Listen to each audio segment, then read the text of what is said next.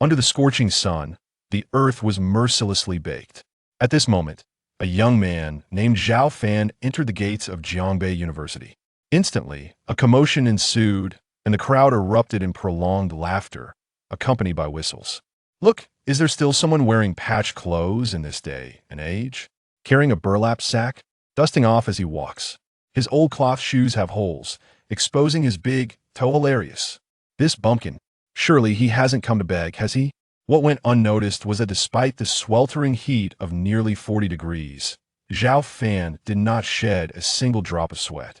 Having walked for quite a while, he felt hungry and rummaged in his pocket for a chive box, eating as his gaze lustfully swept over one girl after another. University girls are such a feast for the eyes. TSK. I just wonder how my uncle's choice for a wife looks. His eyes sparkled with anticipation. However, every girl that Zhao Fan's gaze passed over shuddered in fear, concerned that a pervert had arrived at their school.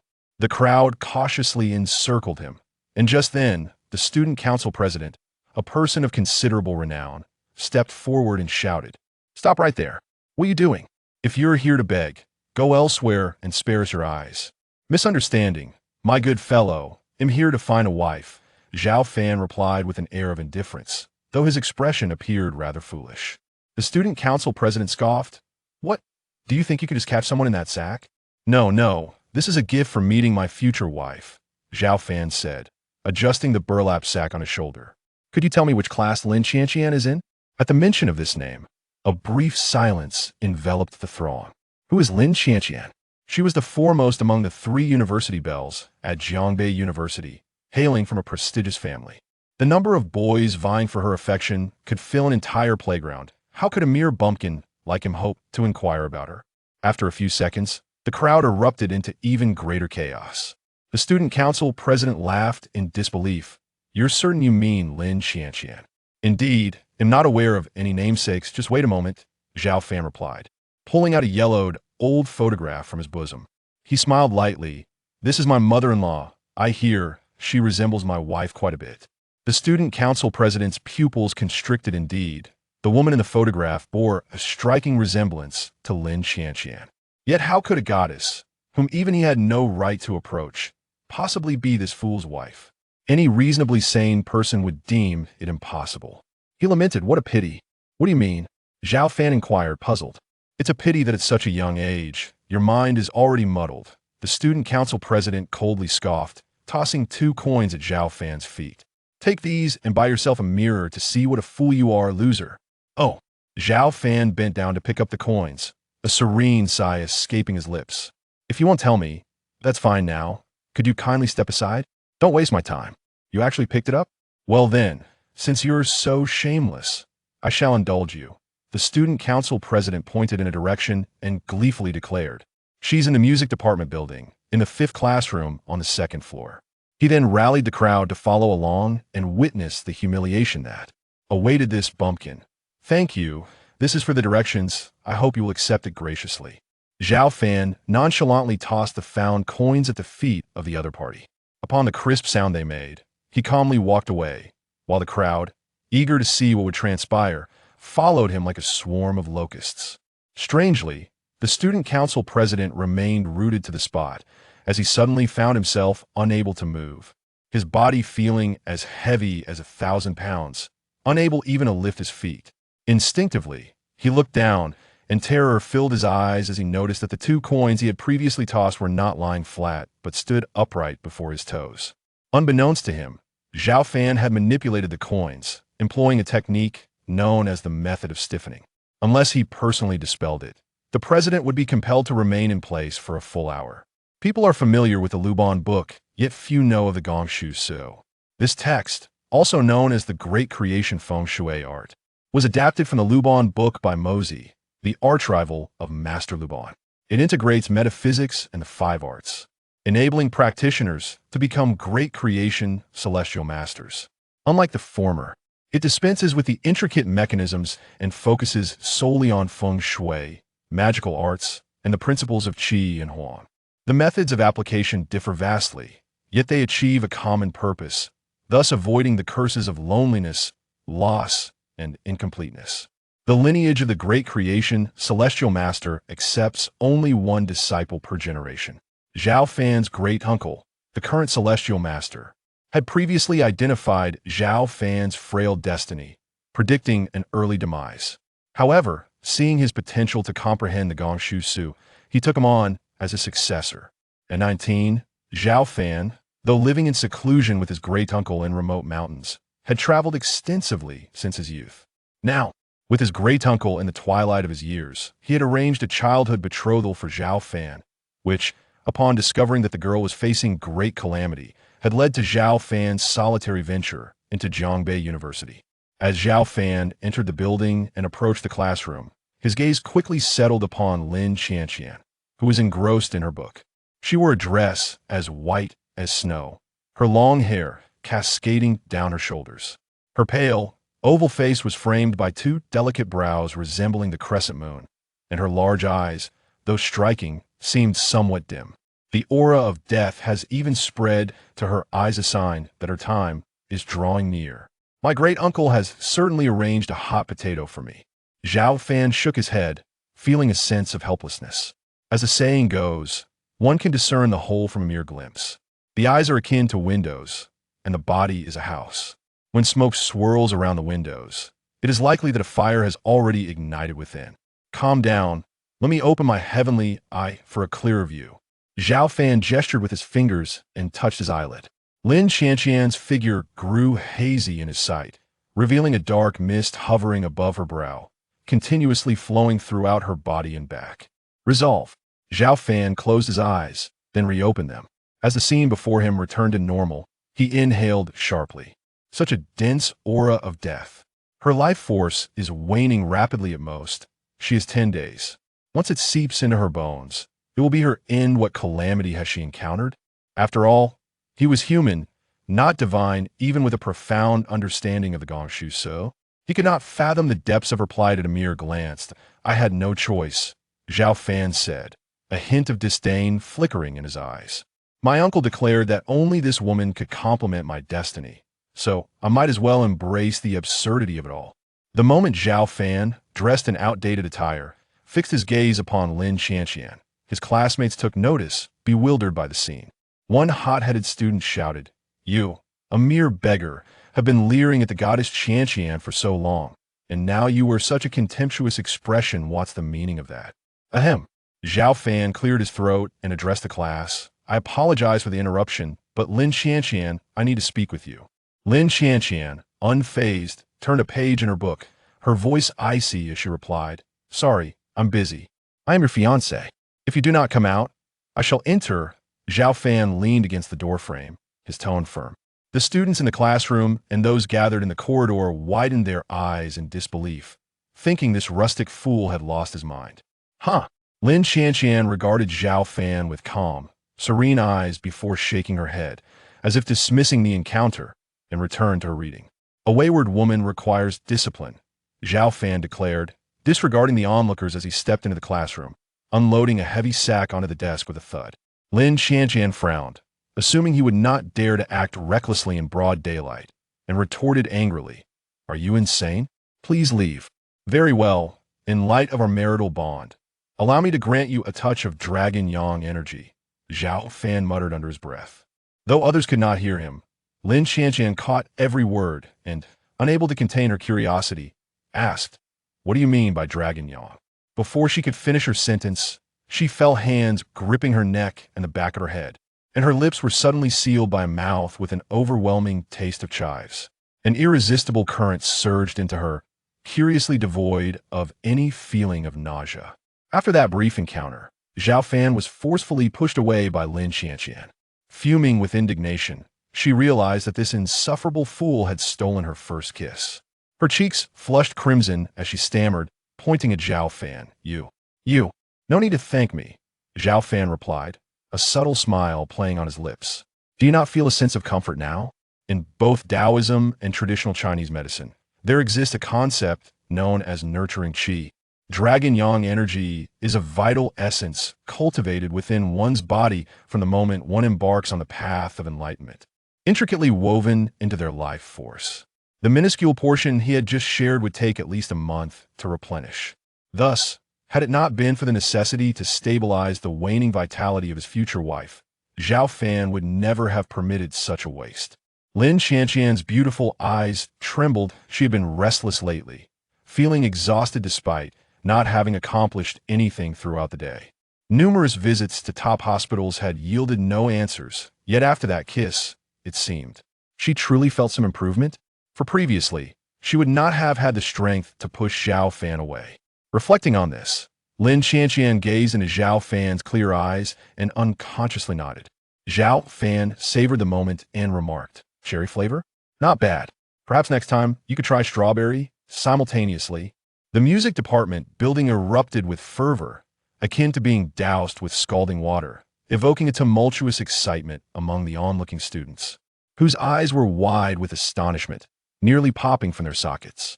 The male attendees, in particular, appeared utterly heartbroken. This unsophisticated fool. My heavens, he truly dares to court the goddess Qianqian. Not only did he take such liberties, but he also claims no thanks are necessary. Cherry flavor. Take note, this is essential. What the devil? Where are the gallant protectors? Let us drag that brute out and administer a sound thrashing.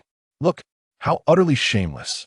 He has the audacity to inquire if the goddess is comfortable after such impropriety. What? Am I seeing things? Qianqian. She actually nodded. Ah. Lin Qianqian regained her senses, hearing the astonished exclamations of her classmates, and realized something was amiss. She glared at Zhao Fan, her teeth clenched in frustration. What a scoundrel. Zhao Fan smiled and said, "It doesn't matter what you call me. I'll wait for you downstairs. What do you want? To accompany you home after school. Get lost. Who wants to take you home, you shameless wretch?" Lin Qianqian felt on the verge of losing her mind. At that moment, the back door of the classroom was forcefully kicked open, and a brazen voice shouted, "Everyone with eyes, shut your mouths. Huang Shao is here." Following this proclamation, 5 lackeys escorted a sullen-faced man into the room. The raucous chatter of the students both inside and outside the door abruptly fell silent, as if a pin could be heard dropping. The man's name was Huang Renxing, a well-known young scion from Jiangbei City, and very few dared to offend him. Previously, a freshman had accidentally bumped into Huang and uttered a curse, only to find themselves in the hospital the next day. Their parents had to kneel in apology and offer a bribe of 100,000 yuan to settle the matter. Huang Renxing had been meticulously pursuing Lin Qianqian for over half a year without even touching her hand. Recently, he had finally begun to make some progress when his lackeys reported that a country bumpkin claiming to be Lin Qianqian's husband had arrived at the school and even entered her classroom. Clearly up to no good. Knowing an opportunity had presented itself, Huang Renxing led his entourage to confront them. As Huang Renxing approached, unable to maneuver through the throng, he intended to stand at the glass door to assess the situation. What he saw made his eyelids twitch. Lin Qianqian was locking lips with that country bumpkin. The subsequent scene ignited his fury. When Lin Qianqian was asked if she felt comfortable, she nodded. The Huang family and the Lin family held comparable influence in Jiangbei City, being old family friends, which had previously restrained Huang Renxing from acting recklessly. Had he known that a forceful kiss would lead to this, he wouldn't have cared about his image until today. He glared at Zhao Fan with fiery eyes. Laughing in rage, "Very well, you are indeed impressive. I know I'm impressive. Why say it outright?" Zhao Fan replied, his tone reminiscent of a father advising his son. Bang. Huang Renxing felt humiliated. The country bumpkin was brazenly stealing his love right before his eyes. He kicked a nearby chair over in fury and surveyed the classroom, commanding, "Anyone not involved, get out of the way. Don't obstruct matters." Lin Qianqian blinked, caught between an annoyingly persistent suitor and the country bumpkin who had stolen her first kiss. Neither was a commendable character, and she thought it best if they tore each other apart. Thus, she stood by the window, quietly observing the charged atmosphere between the two. Zhao Fan tilted his head towards Lin Qianqian and asked, "Who is this? A rival in love?" She paused, breathless, having never encountered such pure eyes. Recalling the few seconds he had kissed her, brief yet imbued with an unprecedented sense of safety, she did not respond to Zhao Fan. Instead, she took a deep breath, stepped forward, and addressed Huang Renxing. "This is my private matter. Please leave." "Qianqian, after being taken advantage of, you still protect him?" Huang Renxing gazed incredulously at the woman he had long desired, as if struck by a thunderbolt, his heart seething with thoughts of subjugation. "Wretched woman. I shall soon have you beneath me, ravaged." Simultaneously, he directed his ire at Zhao Fan, exclaiming, "You cur, hiding behind a woman is no display of prowess." Cur? Zhao Fan raised an eyebrow, placing a hand on Lin Chanqian's shoulder to gently nudge her aside, asserting that matters of men should not involve women. "Today, you shall learn a lesson. At times, courage may usher in nightmares." Huang Renqing clenched his fists. "Young Master Huang, temper your rage. It would be unwise to soil your exquisite attire," one of his lackeys interjected with a sycophantic grin. "We can pin this cur to the ground, and you can stomp on his head. How delightful that would be." Huang Renqing nodded slightly, finding merit in the suggestion. The atmosphere in the classroom became tense and taut. "Wait," Zhao Fan yawned, "who said I intended to engage you in combat? This is a school, and fighting would reflect poorly." "Bah." The lackey scoffed. "See, young Master Huang. He has already cowered. Haha, too late now." "Actually, I'm merely fatigued from my journey," Zhao Fan replied nonchalantly, noticing a 2B pencil on the nearby desk. He picked it up and, with an air of calm, remarked, "Furthermore, I hold no desire to brawl with a bunch of exhibitionist ruffians." "Exhibitionists?" Huang Renqing paused, sneering, "Cur. Speak carelessly and you may lose your tongue." "Precisely." Zhao Fan's pupils narrowed as he produced a fruit knife, turning to sharpen the pencil at the window while declaring with electric precision, "Please commence your performance." In an instant, chaos enveloped Huang Renqing and his companions, as they uncontrollably began shedding their garments in a brutish display. As Zhao Fan's pencil shavings cascaded down, their shoes, socks, shirts, and trousers were stripped away and tossed to the ground. Onlookers outside the classroom were astonished by the absurdity within, finding it even more eye-catching than Lin Chanqian's forced kiss. And whispers ensued. "What kind of madness has befallen young Master Huang? Do they truly possess such peculiarities? At last, I possess something that can rival young Master Huang. His prowess pales in comparison to my thumb." "Shh, lower your voices. Do you not fear retribution?" Among them, a few curious souls stealthily recorded the scene on their phones. This exhibition of undress continued for over 10 seconds until Huang Renqing and his lackey stood completely bare, flailing about chaotically, causing many outside to nearly retch. Lin Chanqian had already turned her back, though she could not see what the ragged man was doing. The silhouette he cast was imbued with an air of mystery. She understood well that Huang Renqing was of sound mind. Yet, how could this enigmatic man so effortlessly reduce him to such a state? At that moment, an elderly man with white hair, carrying a birdcage, paused below, lifting his head in displeasure at the cacophony above, questioning the chaos that ensued. Immediately, the elderly man with white hair was taken aback upon noticing the young man hunched over by the window, particularly by the fluidity of his movements. Initially, he doubted his own eyes and instinctively rubbed them, then, filled with excitement, muttered to himself, "This is, without a doubt." Each piece of wooden shavings was identical in size, perfectly uniform, resembling fallen willow leaves that danced gracefully as they descended. The old man was utterly captivated, so much so that he did not even notice the birdcage slipping from his grasp and crashing to the floor. Meanwhile, in the office of the Academic Affairs Department, Director Li, who was engaged in a conversation via WeChat with a female teacher, received a phone call. The caller was Huang Renqing's maternal uncle. In an effort to ingratiate himself with the Huang family, Director Li had often acted as a protective shield for his nephew, shielding him from numerous transgressions that warranted expulsion. Now, however, he was informed that his nephew had gone mad. Director Li, suddenly devoid of any interest in flirting with the female teacher, hastily summoned a group of security guards and rushed into the music department building, panting heavily as he ascended the stairs. Upon seeing the director's arrival, the students all stepped aside. Upon entering the classroom, Director Li was immediately rendered speechless by the scene before him. Grabbing a nearby student, he inquired about what had transpired, then stripped off his outer garment to tie it around Huang Renqing's waist, desperately saying, "My little ancestor, what has happened to you? Get away." Huang Renqing shouted irritably, forcefully pushing the already weakened Director Li to the ground. He then yanked the coat that was hastily draped around his waist and threw it to the floor, continuing his wild flailing. Lin Chanqian pondered for a moment before softly addressing Zhao Fan. "Hey, the director is here. You scoundrel. I have a feeling this is connected to you. Is there any way to make them stop? If this escalates..." Before she could finish her sentence, Zhao Fan interrupted, "At your command. Thank you for your concern, my dear wife." "Who is concerned for you? Besides, I am not your wife." Lin Chanqian gritted her teeth in frustration. This rascal was utterly incomprehensible. In the next moment, Zhao Fan tossed aside the pencil he had been toying with and turned with a grin, saying, Shameful wretches, why do you not cease at once? At that moment, Huang Rinqing and his followers felt their bodies stiffen, collapsing onto the ground, panting heavily, drenched in sweat, as exhausted as if they had just completed a marathon. Young Master Huang, what happened earlier? Why is it so cold on the ground? Damn it, why are all our clothes gone? Once Huang Rinqing and his companions regained their senses, their first instinct was to grab their clothes to cover their modesty. It was unbearably humiliating to find themselves in such a predicament in public, a situation that would cause anyone to be mortified. Director Li, it's him. He is the one who caused us to be like this.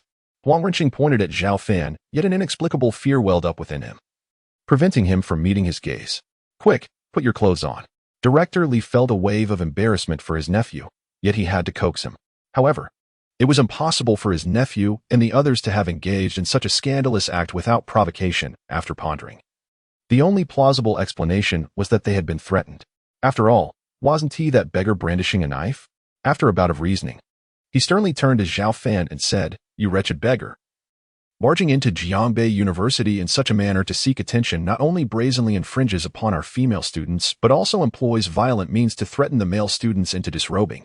This constitutes a crime, and I advise you to lay down your weapon and surrender." Zhao Fan, maintaining a serious demeanor, casually tossed the fruit knife aside. The blade sliced through the air in an arc, narrowly missing Huang Rinqing, before clattering to the ground. The latter, struck with terror, turned pale as death. Upon realizing it was merely a false alarm, his tense body relaxed, resulting in an embarrassing loss of control.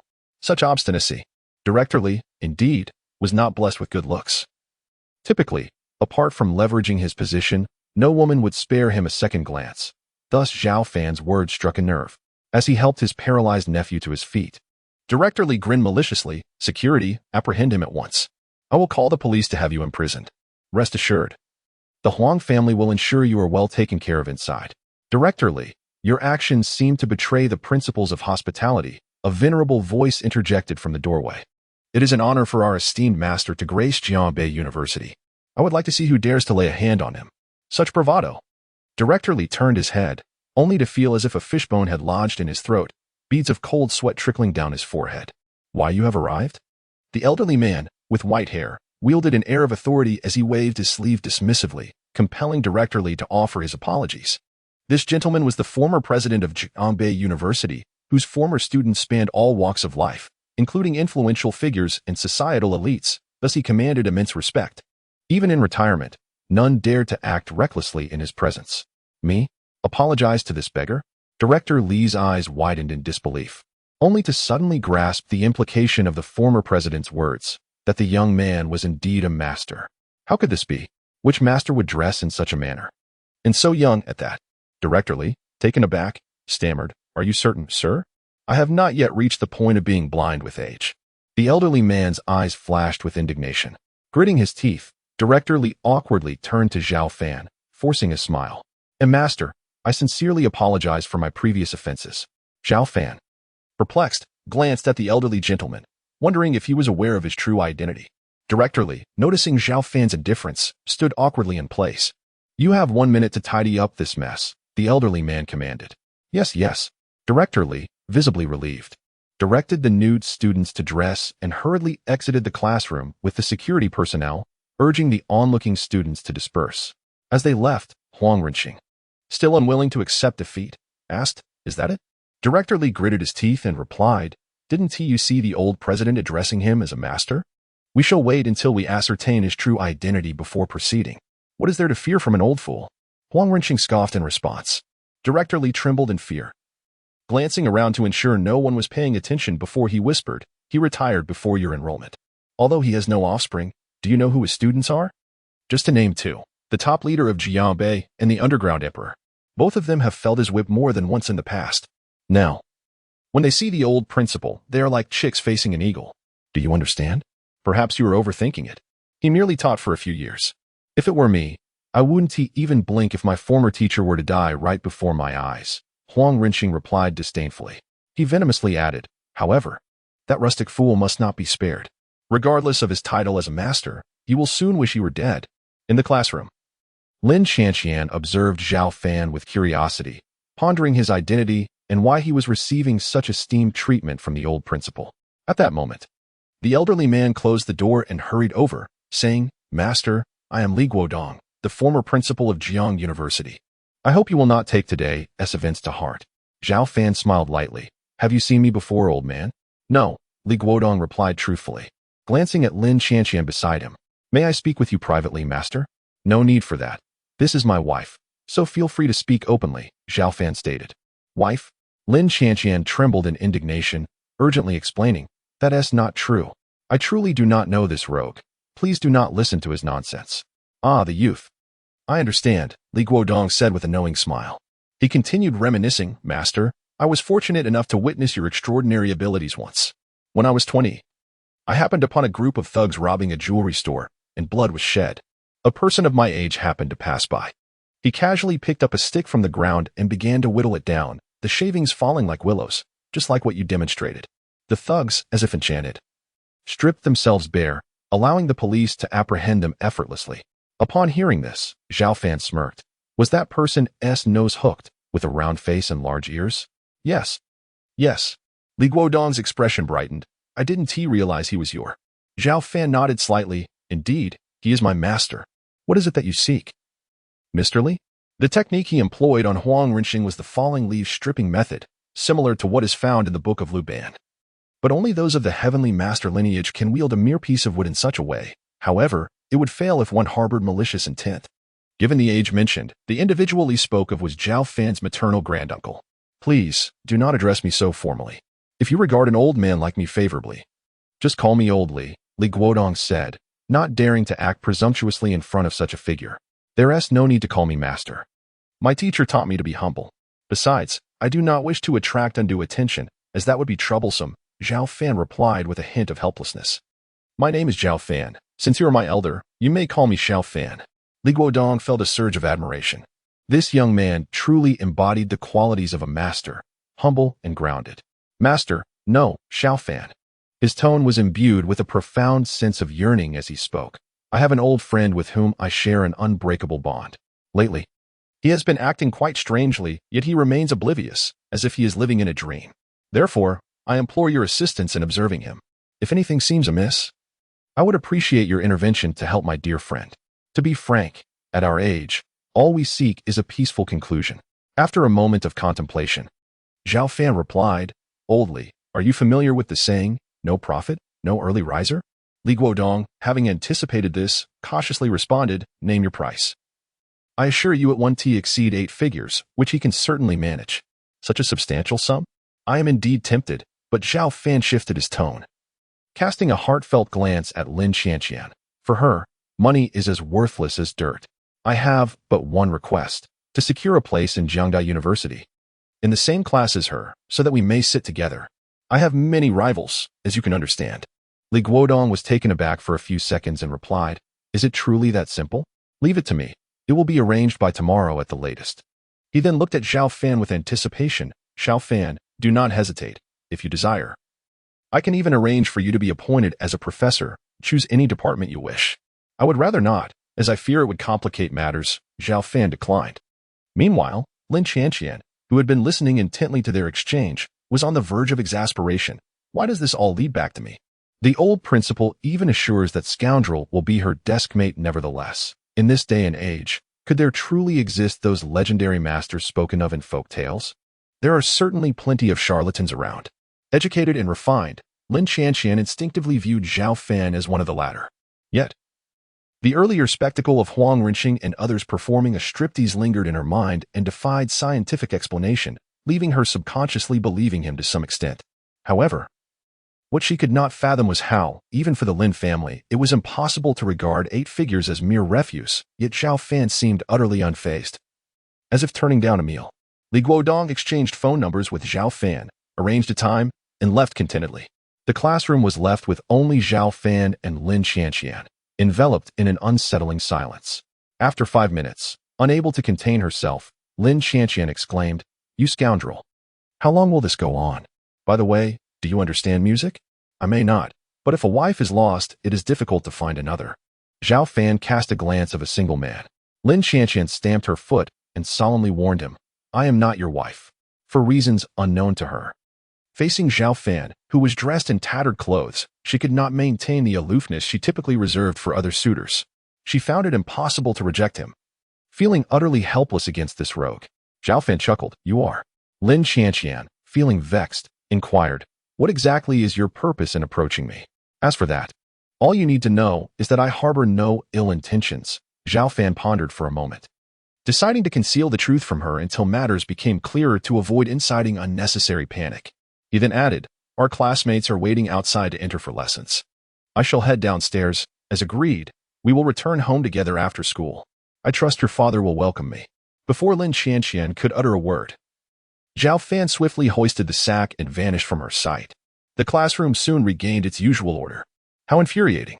Lin Qianqian bit her lip in frustration. At long last, the final class concluded. She cautiously approached the window to gaze below, where the scoundrel appeared to be soundly asleep against the sack. Lin Qianqian sent a message to the driver and blended into the throng, making her way to the side entrance of the school, where a Bentley approached. Uncle Wang, please drive, she urged, her heart racing as she slipped into the car. Once it started, she cast a worried glance behind her, and upon not spotting Zhao Fan, she exhaled a sigh of relief. Qianqian, what is the hurry? Asked Uncle Wang, one of the Lin family's bodyguards, who had served Lin's father for many years. Nothing. Nothing at all, Lin Qianqian replied, her smile blossoming as she resolved to take an indefinite leave starting tomorrow, thereby freeing herself from that persistent nuisance. In one of the premier villa districts of Jiangbei City, the Shenglong Mansion, Uncle Wang parked the Bentley slowly in front of the 7th residence. After Lin Qianqian exited the car, her smile abruptly froze, as if she had seen a ghost. How could he be here? At the entrance, a disheveled Zhao Fan lay lazily against the sack, snoring softly, the sound grating on her ears. Chapter 4, Divination and Observation of Moles. What sort of security does Shenglong Mansion have, allowing a beggar to enter? Uncle Wang muttered, initially intending to rouse Zhao Fan and send him away. However, noticing Lin Qianqian's unusual demeanor, he asked curiously, Qianqian, do you know him? Lin Qianqian clenched her fists. This scoundrel had been pestering her all day, and she couldn't shake him off. With that thought, she angrily picked up a stone from the ground and hurled it at Zhao Fan. Just as the stone was about to strike his head, Zhao Fan, without even opening his eyes, swiftly raised his hand and caught it with precision. Then, Zhao Fan slowly opened his eyes and remarked, am I so sincere to you that you wish to murder your husband? Don't say such nonsense. Lin Qianqian retorted, her anger boiling over. How did you find out my address? And you were sleeping when I got out of school, yet you arrived before I did. Are you a ghost? Good kidneys, swift runner. And I even took a little nap, Zhao Fan replied, sitting up with a smile. As for the address, I simply calculated it. You. Lin Qianqian was at a loss for words. At that moment, the burly Uncle Wang stepped in front of Zhao Fan, rolling up his sleeves. Calculated, you say? Young man, why not calculate my surname? I've encountered many like you, and I have a short temper. I advise you to stop harassing Qianqian and vanish from my sight if you know what is good for you. Zhao Fan casually dug his finger into his ear. Your surname? As simple as eating and drinking. Huh. Then go ahead and calculate. Anyone can boast. If you get it right, I won't stop you, Uncle Wang challenged. Uncle Wang squinted, a glimmer of icy murderous intent flickering in his eyes. He had watched Lin Qianqian grow up, regarding her as if she were his own daughter, and he would tolerate no slight regarding matters that involved her. Zhao Fan tossed a stone to Uncle Wang and said, write a word on the ground. Anything will suffice. Isn't this merely a direct calculation? I thought you possessed greater capabilities, Uncle Wang scoffed, kneeling to write with the stone. Glancing at the courtyard gate, an idea struck him, and he inscribed the character for gate. Zhao Fan stared at the character on the ground for several moments before speaking. Might I inquire if you are surnamed Wang? Ah? Uncle Wang was taken aback, then disdainfully replied, care to elaborate? After all, Wang is the most common surname in the world. Perhaps you are merely confused. According to your logic, Zhao Fan's voice resonated with authority. The character gate consists of a horizontal stroke at the top, another at the bottom, and a short latch in the middle, with a vertical gap, which precisely forms the character Wang. That does indeed make sense, Uncle Wang contemplated, nodding slowly. Wait, I believe. Lin Qianqian pointed at the courtyard gate and said, the character gate has vertical lines on both sides. Why isn't it field? Uncle Wang agreed. Yes, Qianqian is indeed clever. Why do I bear the surname Wang instead of Tian? Are you truly interested in hearing? Zhao Fan blinked, gazing at him. Speak plainly, Uncle Wang urged. Then do not blame me for unveiling your family secrets, Zhao Fan began. Your ancestor bore the surname Tian, but during a time of famine, they changed it to Wang. And from that point onward, the family prospered. Zhao Fan yawned, while Lin Chanqian laughed, finding the scoundrel's audacity amusing. However, Uncle Wang stood frozen. For it was true that his ancestry was indeed Tian, and they had once fled a famine, leading to years of prosperity. Yet now, he was the last of the Wang lineage, a fact even Lin's father was unaware of. How could this beggar-like youth have known? Could it be that he divined this merely from his spontaneous writing? Master, Uncle Wang bowed his head, swallowing hard. I was blinded by what I saw. Should I have offended you? I beg your forgiveness. Lin Chanqian shook Uncle Wang's arm in astonishment. Uncle, even you call him master? Is what he says true? Uncle Wang nodded cautiously, appearing rather apprehensive. Scoundrel, how did you come to this conclusion? Lin Chanqian gasped in disbelief, finding it all rather uncanny. Though it was a taboo, sharing it among family was harmless. Zhao Fan smiled and elaborated. The character gate originally represents field. However, with walls on both sides, it becomes confined. Furthermore, there is a gray mole beside his carotid artery, known as the poor ancestor mole, symbolizing the impoverished origins of Uncle Wang's lineage. If I am not mistaken, the Tian family once consulted a truly skilled fortune teller during their hardships, who advised that to prosper, they must first relocate and change their surname from Tian to Wang. Transforming a dead field into a thriving king, success would be inevitable. Pausing for effect, he continued, however, this change seems rather superficial. Wealth may be fleeting, and over time, one might revert to their original state, correct? As Wang Shu gazed at Zhao Fan with astonishment, he stood frozen in place. The master's words were entirely accurate. Although he struggled to comprehend fully, he sensed an undeniable power emanating from Zhao Fan. Lin Chanqian's perception of Zhao Fan seemed to shift, rendering him less odious in her eyes. With anticipation, she inquired, Hey, rogue, could you perhaps teach me? Certainly, but only if you bear me a child. Then I'll impart to you a mere fraction of my knowledge, Zhao Fan replied, raising the stakes. Get lost, Lin Chanqian exclaimed. Feeling as though a bucket of cold water had been poured over her head, she vigorously shook her head, lamenting how this insufferable person had become somewhat less annoying. A testament to his unchangeable nature. At that moment, Zhao Fan suddenly addressed Wang Shu with an enigmatic statement. We shall be family from now on. And I will refer to you as Uncle Wang, just as Chanqian does. Have you been experiencing nightmares every few days, waking up cold and drenched in sweat, only to find the hospital unable to provide answers? Allow me to remind you, this is not an illness. Every year on September 16th, remember to burn some paper money at that location. Lin Chanqian tilted her head curiously at Wang Shu, asking, Do you experience those symptoms as well? Yes, indeed. Wang Shu stammered, his throat trembling. It felt as though Zhao Fan had laid bare his very soul, causing a cold sweat to break out across his body. He understood that aside from Lin's father, he alone knew the significance of that date. 2 years prior, in an effort to aid Lin's father in suppressing a rival, he had forged scandalous photographs of the opponent's supposed infidelity, never anticipating that the rival's wife, who was pregnant and suffering from depression, would tragically leap to her death on September 16th, resulting in the loss of both her life and that of her unborn child. The vengeful spirits were undoubtedly seeking retribution from Wang Shu. Zhao Fan discerned this by observing the pair of dark moles beneath Wang Shu's cheekbone, known as fateful debt moles, which indicated a grave karmic burden. However, out of consideration for Wang Shu's reputation in Lin Chanqian's eyes, Zhao Fan chose not to divulge the truth. Wang Shu, a perceptive man, knelt heavily before Zhao Fan, expressing profound gratitude for the master's guidance. I have already mentioned that we shall be family. There is no need for such formalities. Please rise, Zhao Fan urged, gesturing dismissively. What are you waiting for? Are you going to let me, your future son-in-law, starve outside? Yes, I shall open the door to welcome the master, Wang Shu replied, his heart racing with excitement.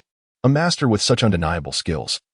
If he truly became a son-in-law of the Lin family, it would undoubtedly bring benefits beyond measure. Many would seek such a connection but find no means to attain it. Lin Chanqian watched helplessly as Zhao Fan was ushered through her family's grand entrance, with Wang Shu offering no resistance. Who could possibly stand in the way? The courtyard was expansive, featuring a garden, a swimming pool, and a pavilion, all amenities one could desire. The 3-story main villa stood on the northern side, attended by 2 maids, one cleaning the pool and the other tending to the flowers.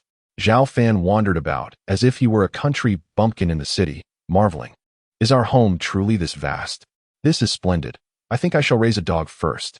If you dare to keep a dog, I shall stew it. Lin Qianqian retorted, her delicate features twitching in irritation, while Gong Shu suppressed a chuckle.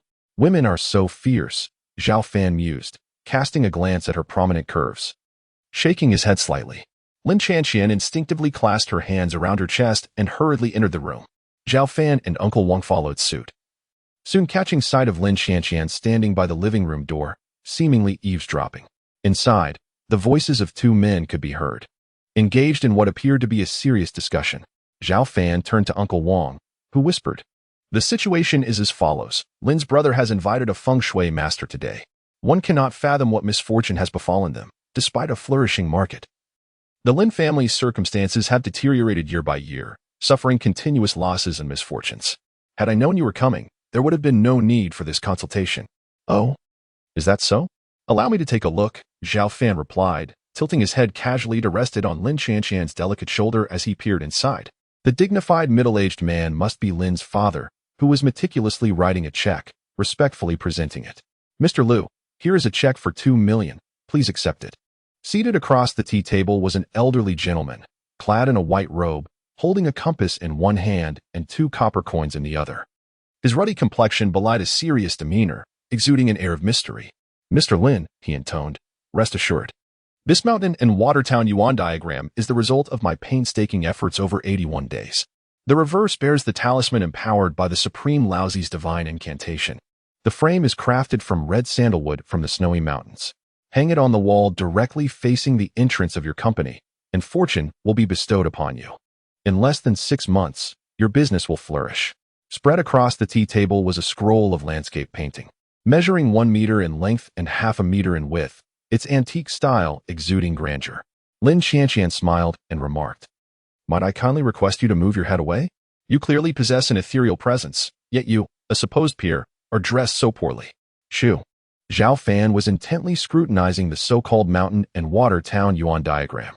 Although it had a form, it lacked spirit. The brushstrokes were rigid, devoid of any vibrant energy. He shook his head with a sigh, lamenting, "My future father-in-law truly has money to burn. I wouldn't even pay $10 for this wretched painting. If it were offered for free, I might consider it merely as a soft tissue for practical use." At that moment, Mr. Liu felt jubilant. Sealing a deal of 2 million was indeed gratifying. However, seasoned and shrewd, he maintained a stoic expression, as if he were at a loss. Just as he prepared to accept the check, he caught a hint of dissent from outside. Mr. Liu slammed his hand on the table, his anger palpable. "Who dares to speak ill of me from the shadows?" Lin's father furrowed his brow in displeasure.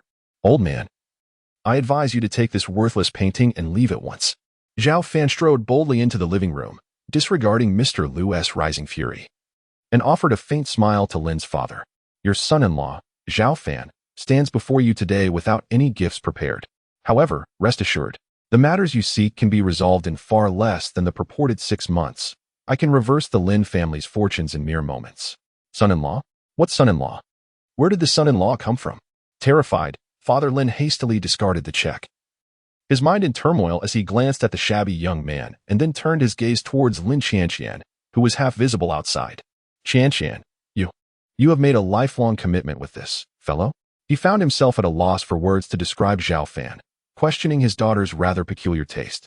With an expression of innocence, Lin Qianqian replied, "Dad, he has been persistently following us, claiming that you would welcome him. Even Uncle Wang has been rendered powerless against this rogue master."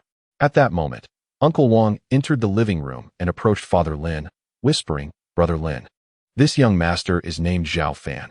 He speaks with striking certainty and possesses considerable skills. What puzzles me is his claim of being your son-in-law." "Oh." Father Lin scrutinized Zhao Fan. Mr. Liu, feeling slighted as the check remained unreceived and being disregarded, decided to assert his presence. He forcefully slammed his hand on the coffee table, rebuking, "How dare you speak so boldly without proper credentials? You dare to dismiss my painting as rubbish? If you can effortlessly reverse the Lin family's decline, I, Liu, will willingly put a chamber pot on my head." Zhao Fan, intrigued, responded, "Is that truly the case?" "Indeed. More genuine than gold." Mr. Liu retorted with an angry laugh. "However, you have violated the rules of our profession, If you fail to accomplish this, you know the consequence. Don't you? Zhao Fan extended his fingers towards the former, gesturing lightly. At that moment, you may choose any finger to sever. This was an unwritten rule. Whether one was a genuine master or a charlatan, no one tolerated disruptions at their venue. If a newcomer could not prove their superiority over the established figure, they were expected to sacrifice a finger to uphold the integrity of the craft. This was quite reasonable, if one were to compare past achievements. The disgrace of the earlier figure would remain unredeemed, akin to shattering one's livelihood, making it difficult to continue in this field. As the saying goes, a Buddha relies on golden adornments, while people depend on their attire. Mr. Liu, confident in Zhao Fan's youth and shabby appearance, presumed he possessed little capability, likely just trying to impress Father Lin with grandiose claims. Father Lin quietly sipped his tea, choosing to remain taciturn, pondering the possibility that this young man might indeed reverse their downward trend. If he could elevate the modest Lin family to prominence in Zhongbei City, his character must be anything but simple. The inexplicable Zhao Fan's audacity to present himself, coupled with accolades from sworn brothers, indicated he was not as uncomplicated as he appeared.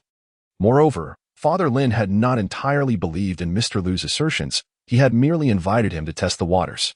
What does the master propose to change our family's circumstances? Father Lin mused. If you require anything, do not hesitate to voice it. I shall wholeheartedly cooperate. There is something. First, bring me a hammer. A small one will suffice. Zhao Fan calmly stated. A hammer? The crowd was momentarily stunned. What do you need a hammer for? Who do you intend to strike? Mr. Liu felt his heart leap to his throat, fearing this beggar might not be able to handle the situation. Given his frail physique, he could not compete with Zhao Fan. Is it necessary to be so anxious? I merely wish to dismantle a concealed feng shui arrangement, Zhao Fan remarked, puzzled by their expressions. Mr. Liu, relieved, scoffed dismissively. Young man, have you watched too many movies? You think you can dismantle a feng shui arrangement? For many years, I have immersed myself in the esoteric arts, reaching a depth of knowledge that would astonish you, yet I had not discerned any part of this residence that required a hammer.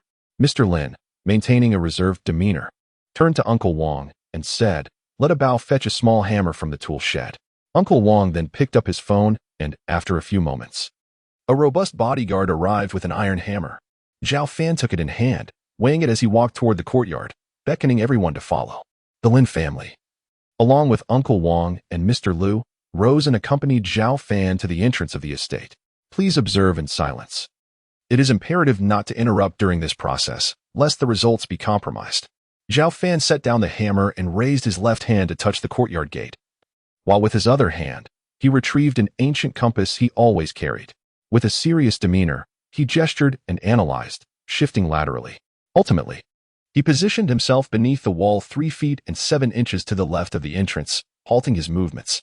He then used a stone to mark an X 10 centimeters above the ground. In truth, Zhao Fan was merely putting on a show, for upon entering the estate, he had already discerned that the feng shui configuration of the Lin residence was intended to attract wealth and prosperity. However, upon opening his spiritual eye and surveying the surroundings, he sensed an imperceptible void in the overall layout, akin to a gaping hole through which financial energy could not coalesce, causing any influx to continuously drain away. Instead of performing its intended function, the arrangement had transformed into a conduit for financial loss. Zhao Fan quickly identified the invisible void at the marked position. The elaborate steps he employed were not without purpose. They served to create an air of professionalism, which would instill greater confidence in the onlookers. After retracting the ancient compass, Zhao Fan grasped the hammer once more and declared, the source of the Lin family's decline lies within. I shall commence my work. Is it truly here? Lin Qianqian could not help but inquire. Mr. Liu scoffed derisively. You are young yet, but your pretense is quite impressive. Let us see how you manage when your tricks run dry. Silence. Suddenly, an overwhelming aura emanated from Zhao Fan as he cast a piercing glance in Liu's direction. What kind of gaze was that? Mr. Liu felt a shiver run down his spine, instinctively retreating 3 large steps before collapsing to the ground, gasping for air. His heart gripped by fear as if confronted by an insurmountable force. Mr. Lin nodded inwardly, recognizing that this young man was indeed no ordinary individual.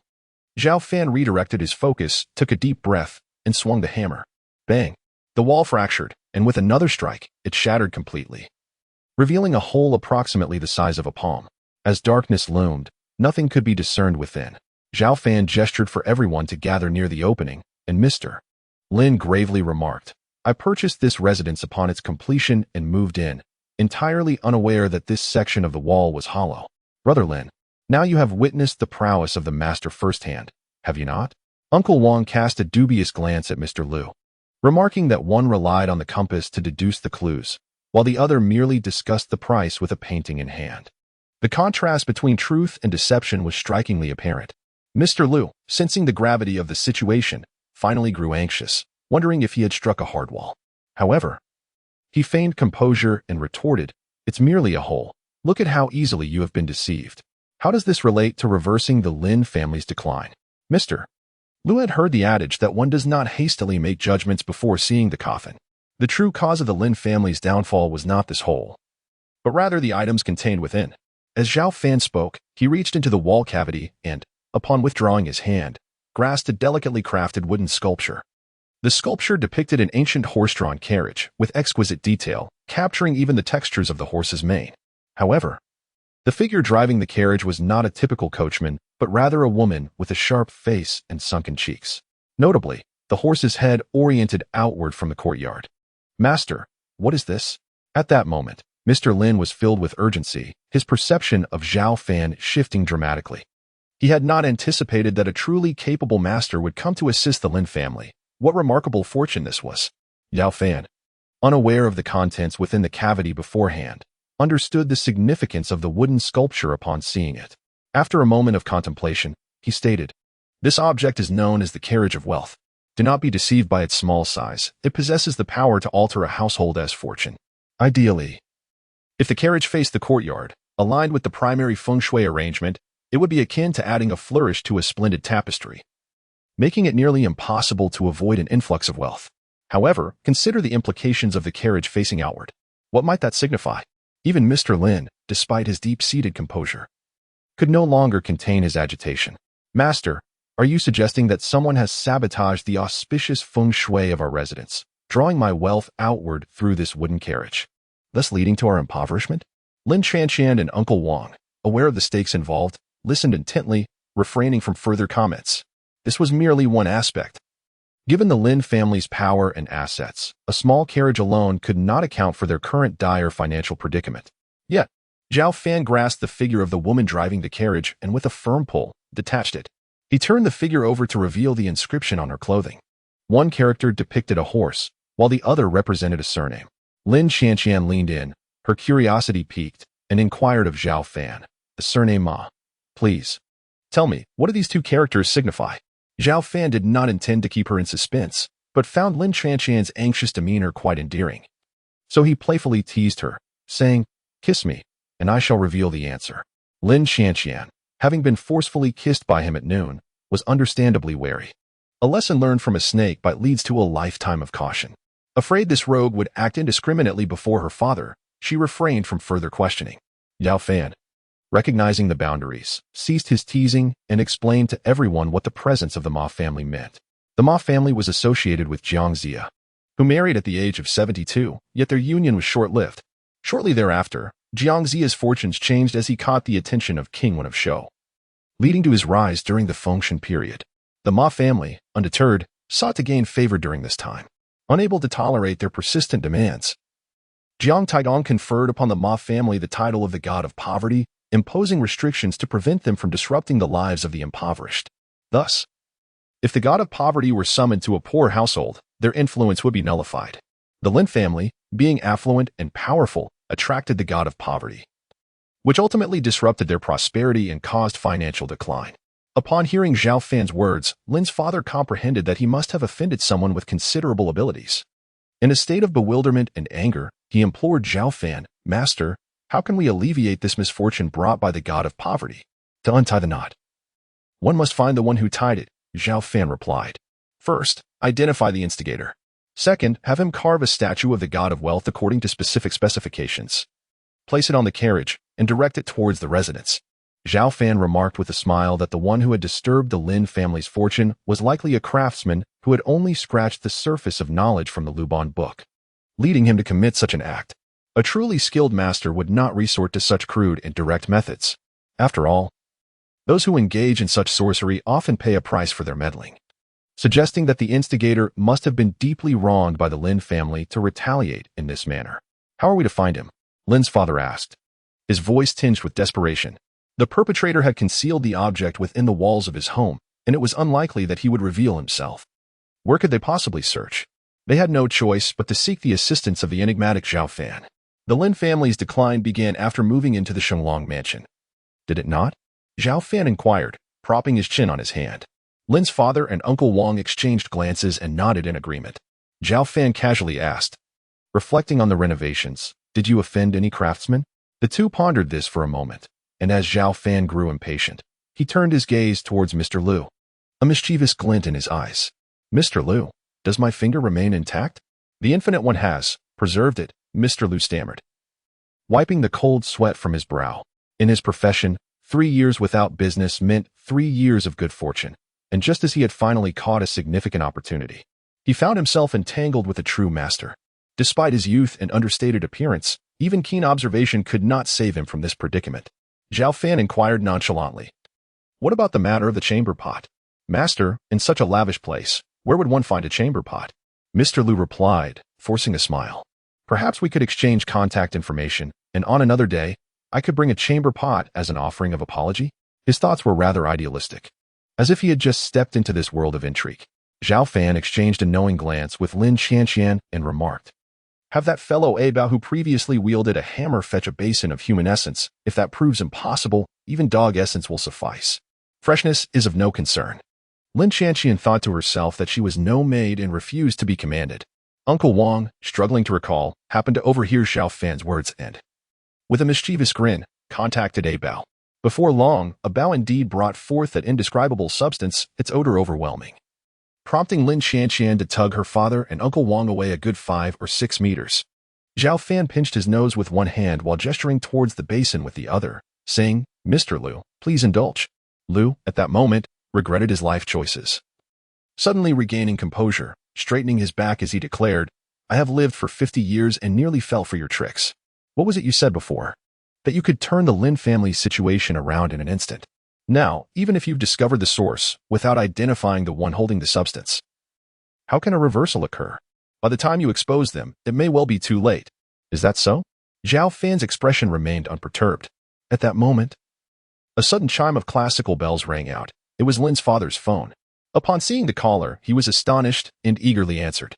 After hanging up, he approached Zhao Fan with excitement, saying, Master, I cannot thank you enough. Just as I retrieved the wooden carving, a lucrative collaboration worth nearly $1 billion suddenly materialized. This is with a multinational company I had pursued for months without success. Zhao Fan nodded slightly, offering no further words. He took down the wooden carving, and the seemingly bottomless pit of wealth began to restore itself, halting the decline. The effect was immediate. Had he carved the god of wealth in its place, the Lin family's past financial losses would swiftly return, heralding a significant transformation. Lin Qianqian and Uncle Wang were utterly astonished. Was it truly possible to reverse fortunes with just a single hammer strike? Meanwhile, Mr. Liu's face flushed, resembling an inflating frog, his limbs trembling uncontrollably. In dire straits, individuals often struggle, tearfully pleading, Little Master, Heavenly Master, esteemed heir, though I, Liu Wanfeng, am a fraud, I also possess my pride. I truly do not wish to be subjected to this human essence. Please spare me, and I will accept any terms you propose. Zhao Fan was not one to be overly aggressive. After all, he needed to leave a good impression on his father-in-law and Lin Qianqian. He had no intention of forcing Liu Wanfeng into an embarrassing situation and suggested, how about this? I find myself rather bored and do not wish to rely on the Lin family in the future. You strike me as someone experienced in business. What ventures do you engage in? Indeed. Liu Wanfeng nodded vigorously. I own a shop on Dingjiao Road, which has been closed for quite some time. However, I cannot procure genuine goods. In this era of advanced information and widespread knowledge, people have become quite astute, making business exceedingly difficult. Otherwise, I would not have resorted to deceiving the Lin family. Dingjiao Road is a renowned antique street in Jiangbei City. The current market conditions are indeed dismal. Out of every 100 items sold, 99 are counterfeit. Most transactions involve buying low and selling low just to make ends meet. Yet many still venture in hopes of discovering genuine treasures. In an antique shop, Zhao Fan deliberated for a moment before stating, from now on, I shall hold 70% of the ownership, while you will possess 30%. Are you agreeable to this arrangement? I could transfer it all to you if you wish. Lu Wanfeng exhaled in relief. A shop with little profit was tasteless yet regrettable to abandon. Since the young master desired it, he considered it a favor to comply. Wanfeng, if you follow me, I cannot guarantee much, but you will undoubtedly earn more than through deceitful means, Zhao Fan declared, issuing a hollow promise. I typically accompany my wife to school, so I require someone to manage the shop. I initially intended for that 30% to serve as your dividend. Are you certain you wish to relinquish it entirely? Lu Wanfeng was momentarily taken aback, but then, as if he glimpsed the prospect of wealth filling his pockets, he comprehended Zhao Fan's prowess. Following this true master would indeed offer great prospects. With a beaming smile, he responded, I will await you at 17, Dingjia Road, young master. Very well, I shall make time to discuss the specifics within a week, Zhao Fan replied, waving his hand. You may return now, but do remember to take the items on the floor and dispose of them. Consider it done, Lu Wanfeng cheerfully remarked, picking up the filthy basin and humming a tune as he exited. Lin Chanqian inwardly scoffed, reflecting on the shamelessness of the individuals involved. For one had encountered another of even lesser integrity. Zhao Fan, oblivious to her thoughts, cast flirtatious glances, all of which went unnoticed. After a while, Uncle Wang recalled an incident from when the estate was being renovated, wherein a craftsman had a dispute with one of his bodyguards, resulting in injury and hospitalization for several days. The craftsman had also lost a significant portion of his wages to the decorating company. Initially, he regarded the matter as trivial and did not dwell on it. Upon recounting the incident, Zhao Fan nodded, saying, It is quite likely that the craftsman is the one in question. It would indeed be strange if he bore no resentment towards the Lin family after suffering both blows and financial loss. Lin's father took this matter seriously. He instructed, Old Wang, please contact the decorating company later to ascertain the craftsman's address. After we have dined, let us take along some cash and personally apologize, ensuring he has no grounds for complaint. Understood, Wang replied. Even if the craftsman refuses to carve a deity for you, we must not resort to force, Zhao Fan cautioned, emphasizing that resolving the ill-fated connection was sufficient. In truth, he could carve it himself, but he lacked the motivation to expend such effort. Master, I have an inquiry that perplexes me. May I ask the purpose of your visit today? Lin's father could no longer contain his curiosity. Perplexed as to why Zhao Fan had proactively come to alter the Lin family's circumstances and even referred to himself as his son-in-law, Zhao Fan shrugged, responding, Addressing me as master feels overly formal. You may call me Xiao Fan instead. Truth be told, I did not wish to come, but my teacher insisted on discussing childhood betrothal matters, leaving me with no choice. Childhood betrothal? Lin's father straightened in astonishment, his voice trembling. Could your master be the renowned Li Sanjiao, the celestial master? Do you possess a token? I do. Zhao Fan retrieved an old photograph of his mother-in-law from his pocket and handed it to Lin's father. As he tenderly caressed the woman's face in the photograph, countless memories flooded his mind. He then carefully tucked the photo away and, grasping Zhao Fan's hand with warmth, inquired, Son-in-law, how is Master Li's health these days? Rest assured, esteemed father-in-law, he is quite robust, Zhao Fan replied with a smile. Son-in-law? Lin Chanqian had never heard of an arranged engagement before, and her mind raced with disbelief. Her father, basing his assumptions solely on a photograph, had audaciously referred to that unscrupulous master as son-in-law. This revelation left Lin Chanqian momentarily stunned. The warmth her father displayed toward Zhao Fan seemed more affectionate than toward her. That night, the seventh residence was more boisterous than during the New Year's celebrations. Lin's father hosted a grand welcoming feast for Zhao Fan, complete with fireworks and firecrackers, nearly transforming the place into a festive spectacle. A lavish banquet of exquisite delicacies and a treasured bottle of 1982 red wine were prepared, but after taking a small sip, Zhao Fan remarked, Like my master, I am unaccustomed to foreign wines. I have a fondness for erguotu. My son-in-law, I completely overlooked that detail. My apologies for the oversight. Lin's father promptly declared, removing the red wine and instructing his staff to procure a case of erguotu. He opened 2 bottles, handing one to Zhao Fan, saying, Let us toast together. Lin Chanqian and Uncle Wang watched in astonishment as the 2 men, akin to long-lost father and son, continued to drink as if it were mere water. Once the dishes had been mostly consumed, they began to engage in a drinking game, showering each other with praises and expressing brotherly affection. Eventually, both Zhao Fan and Lin's father succumbed to inebriation, losing consciousness.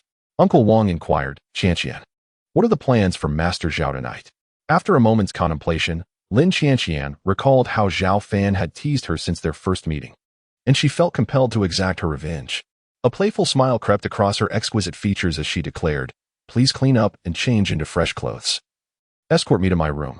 Uncle Wang hesitated, taken aback by the rapid progression of events. Given Lin's father's attitude, it was clear he had accepted Zhao Fan as a son-in-law, yet the innocent Lin Qianqian hardly seemed eager or desperate. After all, this was their first meeting, and the notion of sharing a bed felt premature. "Fear not, I shan't give him any advantage," Lin Qianqian winked mischievously. "Very well then," Uncle Wang acquiesced to her request. In a state of oblivion, Zhao Fan was carried away, and when he was brought to Lin Qianqian's room, he had been transformed in luxurious attire. Lin Qianqian examined Zhao Fan's clean visage. At first glance, he appeared quite ordinary, lacking any striking handsomeness, yet the more she observed him, the more appealing he seemed. However, she remembered that this scoundrel, now with closed eyes, possessed a pair of innocent, crystalline eyes, reminiscent of twinkling stars in the night sky, inherently deceptive. "You are both young. Please exercise caution," Uncle Wang advised, noticing Lin Qianqian's captivated gaze upon Zhao Fan as he entered. He then rummaged through his pocket, producing an unopened small box, which he handed to Lin Qianqian before departing to contact the renovation company regarding the craftsman's address. Unfortunately, Lin's father was already intoxicated, and any apologies would have to wait until the following day. Initially, Lin Qianqian could not comprehend the meaning behind Uncle Wang's words. In confusion, she brought the small box closer to her eyes, the prominent Durex emblazoned across it, making it apparent that there was no escaping this predicament. Anger surged within her, causing her chest to rise and fall. She truly wished to catch up with Uncle Wang to clarify that this was nothing more than a grand misunderstanding. The following morning, after indulging a bit too much, Zhao Fan awoke with a throbbing headache and heavy eyelids. As he slightly opened his eyes, the ethereal chandelier on the ceiling came into view, and glancing around, he realized that the decor was decidedly feminine. Zhao Fan recalled the events but found himself unable to move, as he was bound tightly in the center of a soft, fragrant bed, clad only in his undergarments. He lamented to himself, pondering the folly of his actions. Who would have thought that Zhao Fan would find himself in such an ambiguous situation? How could he possibly explain this to his uncle? Lost my virtue? Am I overthinking this? He mused. After all, it took a great effort for that young lady to fall asleep. Why must she wake now? From beneath the bed, a drowsy figure emerged, Lin Qianqian. After tying Zhao Fan up the previous night, she had nowhere to sleep and had made do with a makeshift bed on the floor, leaving her well rested. As she rubbed her eyes and her gaze fell upon Zhao Fan, she was momentarily entranced. In her haste to tie him up, she had not taken a good look. Now, however, every detail was laid bare before her. This rogue master had no excess flesh. His muscles were defined yet not exaggerated, radiating a subtle power. And his streamlined physique was a testament to nature's artistry, exuding a unique charm without the need for embellishment. Never before had she seen a man so nearly bare and so perfectly sculpted. Even as the esteemed daughter of the Lin family, Lin Qianqian felt her cheeks flush and her heart race. Yet she could not resist the allure of admiration. What she did not realize was that Zhao Fan had spent every day on the mountain, rigorously trained under his uncle's watchful eye, which had naturally resulted in his impressive physique. "Help! Miss Lin is acting shamelessly," Zhao Fan exclaimed in a panic, feigning a victimized demeanor. Deep down, however, he felt quite distressed, for he was not an escape artist but rather a novice in celestial arts, still learning from his uncle. Bound by coarse ropes, he felt as helpless as a zongzi, unable to utilize any extraordinary skills he possessed in this predicament. Miss Lin referred to Lin Qianqian, who had an elder sister studying abroad. "Be quiet," Lin Qianqian snapped back, hastily covering his mouth with one hand while gripping a belt with the other. "Unless we clarify the matter of our betrothal, I shall whip you until you are black and blue. Dear, you might end up being divorced with such threats." Zhao Fan replied with a forced smile. "Could you be a tad gentler?" Lin Qianqian raised the slender leather belt, warning, "Don't blame me if I get serious. Actually, I only learned of this recently. Please just let me go." Zhao Fan's carefully chosen words were cut short as Lin Qianqian inexplicably raised her hands to cover her eyes, dropping the belt in the process, and in embarrassment, she exclaimed, "Quick, let him lie down." Lying down? Zhao Fan, filled with perplexity, craned his neck to examine himself and soon detected an anomaly. With a resigned tone, he remarked, "Do you truly believe it will heed my commands? The heavens may rain and mothers may remarry, yet I cannot halt the soaring of the rock. Who could blame me for being so enchanting? and clad in such a delicate nightgown. Lin Chanqian, having not foreseen such circumstances, felt her cheeks flush with embarrassment. Her modesty overwhelmed. With no desire to engage in any further interrogation, she hurled a pillow at Zhao Fan, covering his eyes. Unable to endure the discomfort of sharing the same room with him in such a state, she hastily changed her attire and fled from her quarters, muttering curses under her breath as she descended the stairs. "Who is cursing me?" Zhao Fan sneezed, shaking his head to dislodge the pillow. "At least untie me before you leave." He, however, remained unperturbed. Given the situation, he felt it futile to seek escape. So he closed his eyes and indulged in a brief slumber.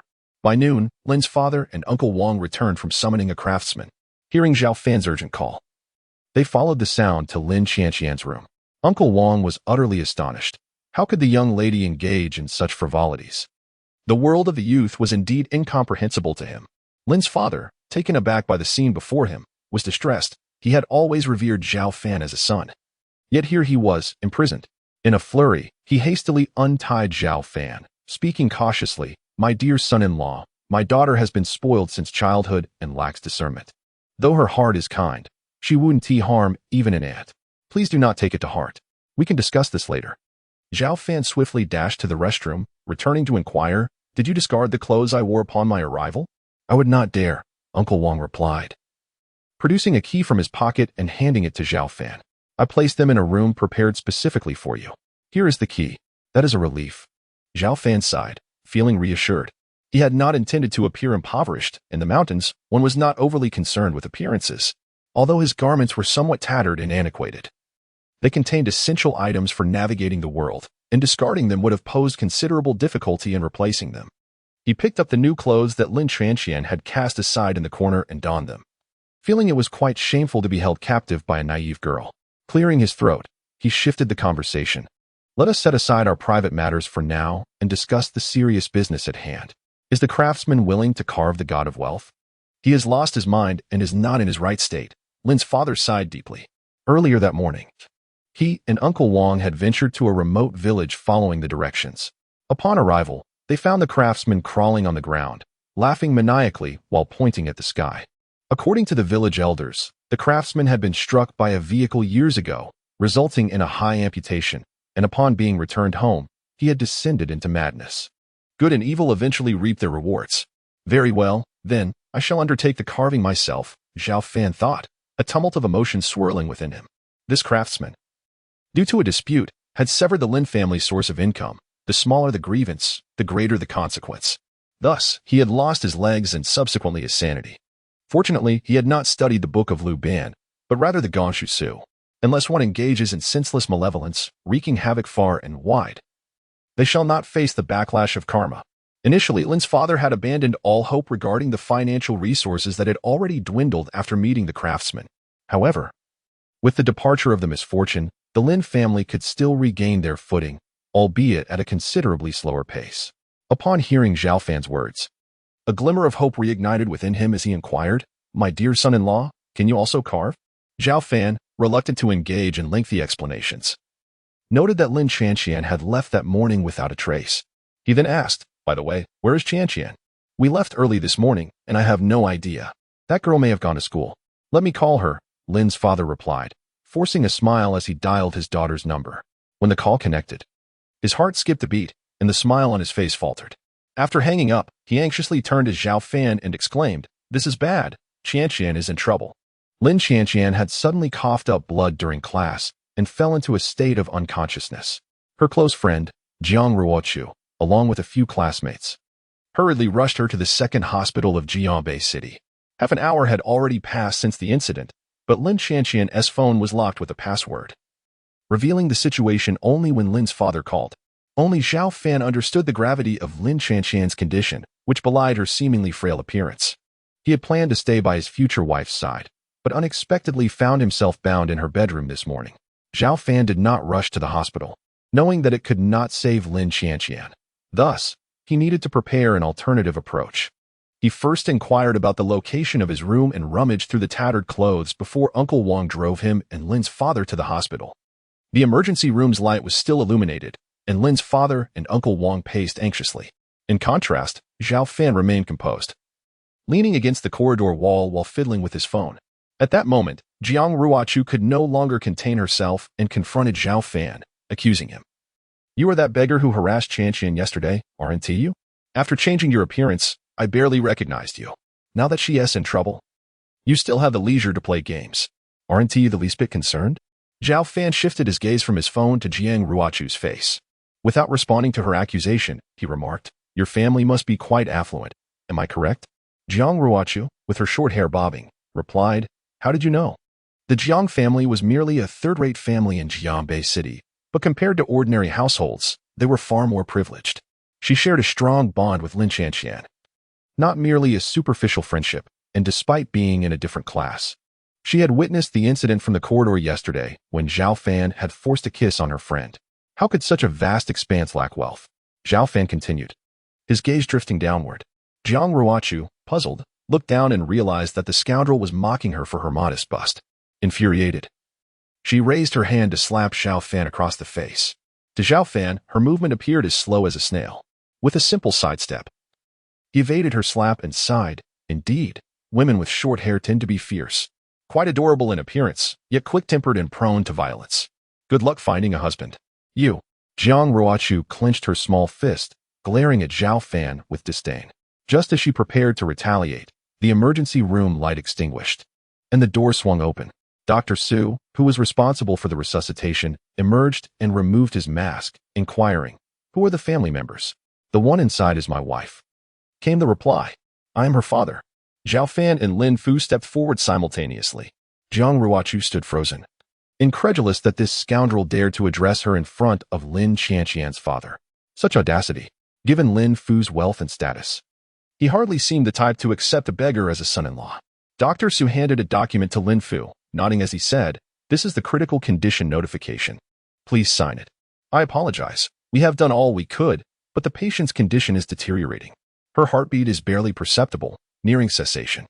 Strange dark lines are appearing on her arms and are spreading toward her torso and head, resembling poisoning yet not quite. There is no longer any need for resuscitation. She is expected to suffer brain death within half an hour. It would be prudent to prepare for her final arrangements. That is impossible. Lin Fu, losing control of his emotions, grasped Dr. Su tightly. As a father, he could not believe that his beloved daughter would perish in such a manner. And he shouted in agitation, Quack. I am Lin Longtu. Bring the best doctor in your hospital to save my daughter. Please retract the term quack. If you can find someone more skilled, by all means, seek their counsel, Dr. Su replied, an air of scholarly authority emanating from him. He was well acquainted with the name Lin Longtu, one of the elite few at the pinnacle of Jiangbei City, often a topic of discussion among the common folk. At nearly 60 years of age, Dr. Su was a master of his craft, having conquered countless complex ailments, and was a towering figure in the medical community. In the provincial capital, one could hardly find a more esteemed physician. However, he had never encountered symptoms like those of Lin Qian. Every viable method had been exhausted, making the announcement of imminent death both rational and justified. Thus, he faced Lin Longtu without fear. This is not the fault of the doctor. Do not act impulsively. Zhao Fan interjected, pulling Lin Longtu back. With a calm yet powerful confidence, he asserted, As long as I am here, Qian will be fine. Yes, yes. And there is Zhao Fan. Lin Fu seemed to regain his composure, no longer in a panic as he asked, Zhao Fan, I entrust her to you. Indeed. Zhao Fan nodded. Alas, young man, I have seen much in my time. The situation has reached this point. It is time to accept reality, Dr. Su said, shaking his head in resignation. It seems only a miracle could save the young lady inside. If there are indeed miracles in this world, then I am one.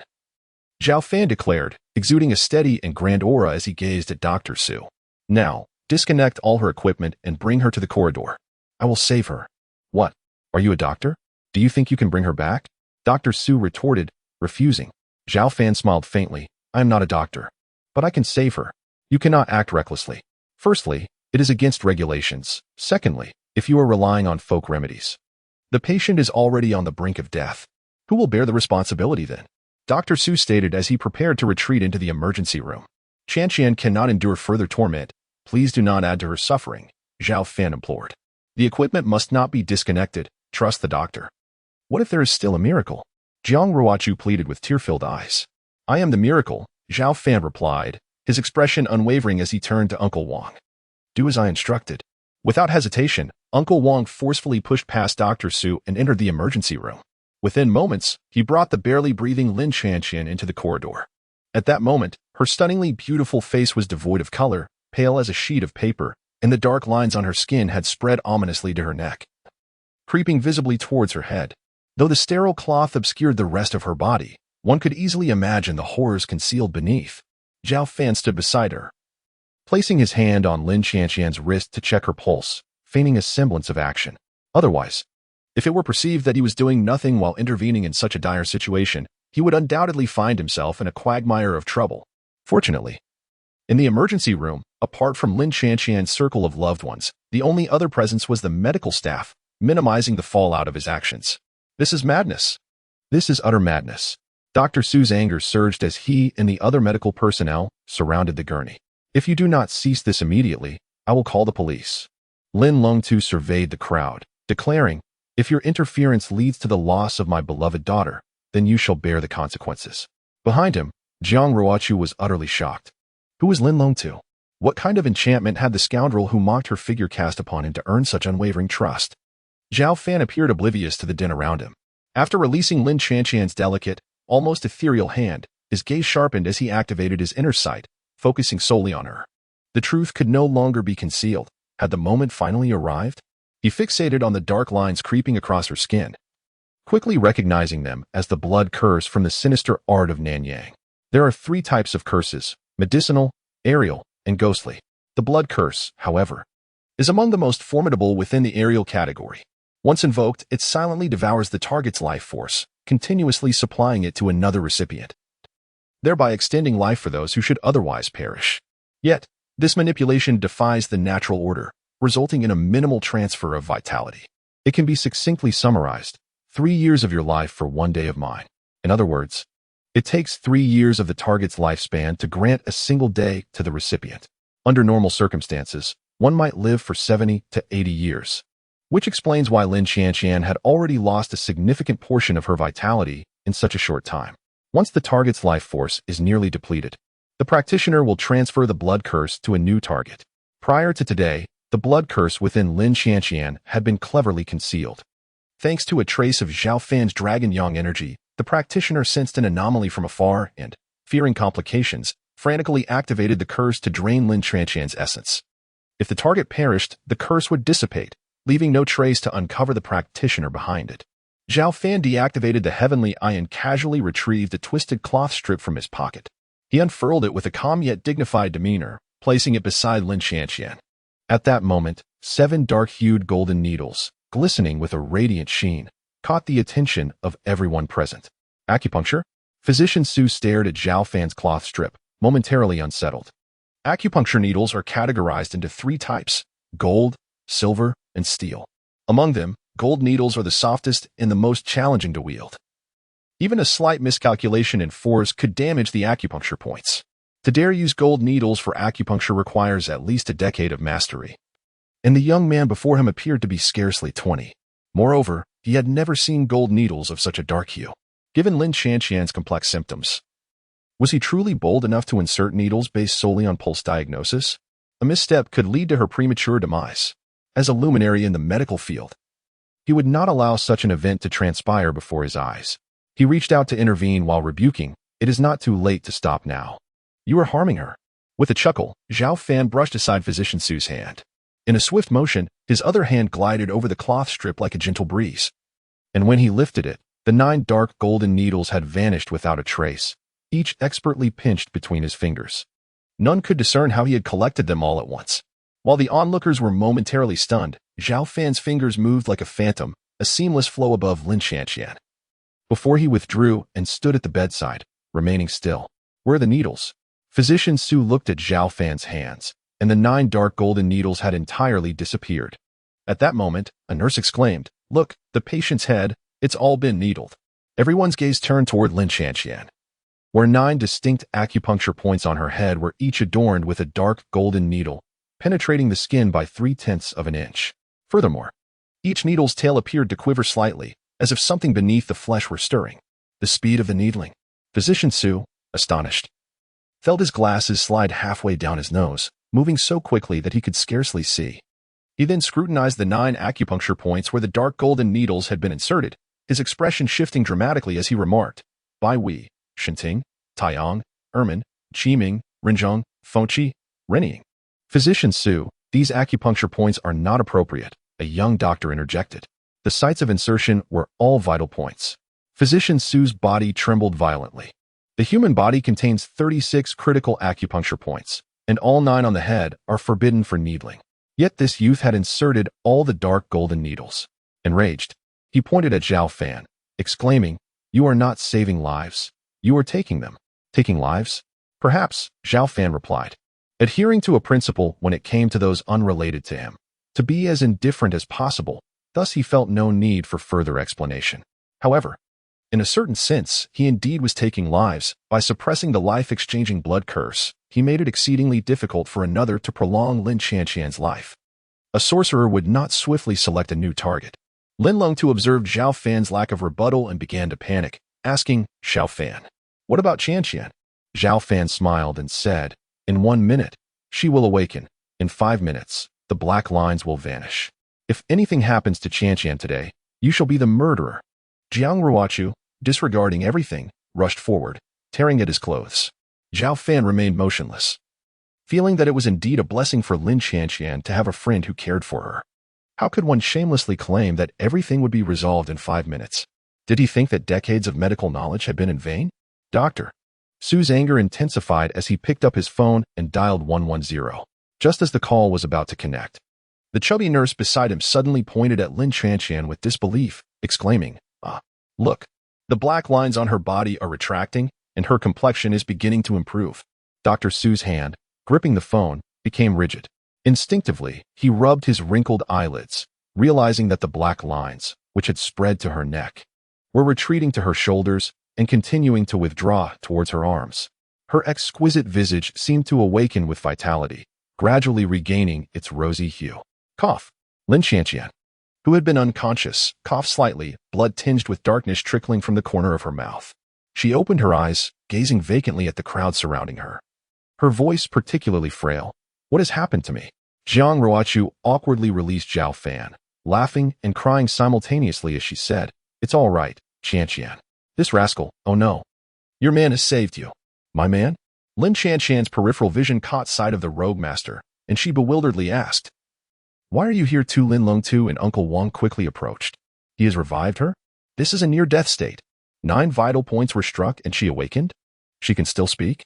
The medical personnel murmured among themselves, their gazes toward Zhao Fan transformed entirely. His face seemed to bear 2 characters, on the left, divine, and on the right, healer.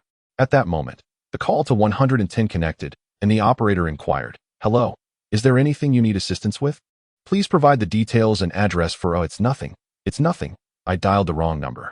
Dr. Su was dripping with cold sweat. "Please refrain from making unnecessary emergency calls. What if it delays someone truly in need of help? Are you prepared to take responsibility?" The operator reprimanded before hanging up. In just a matter of moments, the black lines had nearly retracted to her elbows. "Doctor." Su's trembling hand fell limply to his side as he glanced at the increasingly normal Lin Qianqian, then looked at Zhao Fan with guilt, his lips moving as he said, "Young friend, may I inquire your esteemed name? I previously acted without discernment and nearly jeopardized her life. I hope you can forgive me." What? Dr. Su, of all people, was apologizing with such humility? The medical personnel involved in the rescue were astonished. When had Dr. Su, a role model and paragon, ever been so deferential? Zhao Fan, not bearing any grudge, merely smiled faintly. "I understand. The magnanimity of the young friend puts me to shame." Dr. Su sighed in relief, realizing Zhao Fan did not hold him accountable for the disturbance during the acupuncture. Suddenly, he recalled an old legend circulating among the elder practitioners of traditional Chinese medicine. His pupils dilated, and he grasped Zhao Fan's hand excitedly, whispering, "Master, your acupuncture technique earlier was as swift as a phantom. Could it be the long-lost ghost gate 9 needles? And the 9 vital points struck on the head, could they be the upper 9 needles, known as stabilizing the universe?" Indeed, Zhao Fan nodded slightly, a hint of surprise flickering in his heart. He did not expect that there were still individuals capable of recognizing such acupuncture techniques. There was nothing wrong with acknowledging it. After all, their conversation was inaudible to others. and he trusted that the other party would not dare to divulge the matter of the 9 needles of the Ghost Gate without his permission. The 9 needles of the Ghost Gate consist of 4 chapters: stabilizing the universe, resisting the underworld, breaking the inferno, and treading the firmament, each containing 9 needles, targeting the fatal acupoints that operate in reverse. This extraordinary medical art had long been lost to the world since the Ming Dynasty, while the 13th generation of the Daizhou Hua lineage had incorporated it into the Gong Shu Ce much earlier. Zhao Fan's response stirred a tempest within Physician Su, who struggled momentarily before brushing off his sleeves and kneeling before Zhao Fan with a softening of his knees. He earnestly declared, "I am Su Qingyin, humbly beseeching the divine physician to take me as your disciple." This declaration sent shockwaves through the emergency room, particularly among the medical staff, who were utterly petrified, while Lin Chanshan's entourage was equally astonished by the spectacle. Physician Su not only apologized humbly but was now intent on kneeling to pay his respects. Kneeling to become a disciple? Perhaps not. Zhao Fan bent down to assist Su Qingyin, but the latter seemed resolute, kneeling heavily as if rooted to the ground. Zhao Fan thought to himself that his sincerity was commendable. He channeled the dragon yang energy within him to flow into his hands, and with a gentle lift, Su Qingyin rose effortlessly, like a balloon ascending into the air. "You, with your stern visage and benevolent heart, are undoubtedly a paragon of virtue, having saved countless lives. How could I, a mere fledgling, be worthy of your mentorship?" "No, a true master is one who imparts wisdom," Su Qingyin insisted.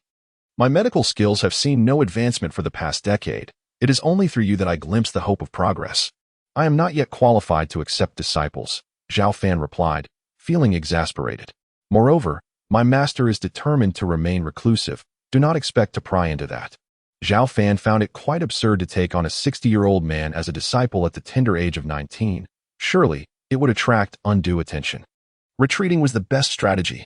He patted Lin Longtu on the back and said, "Father-in-law, I shall take my leave for now. Do not remove the needles. Remember to return Chanshan home within the hour. I must further her treatment."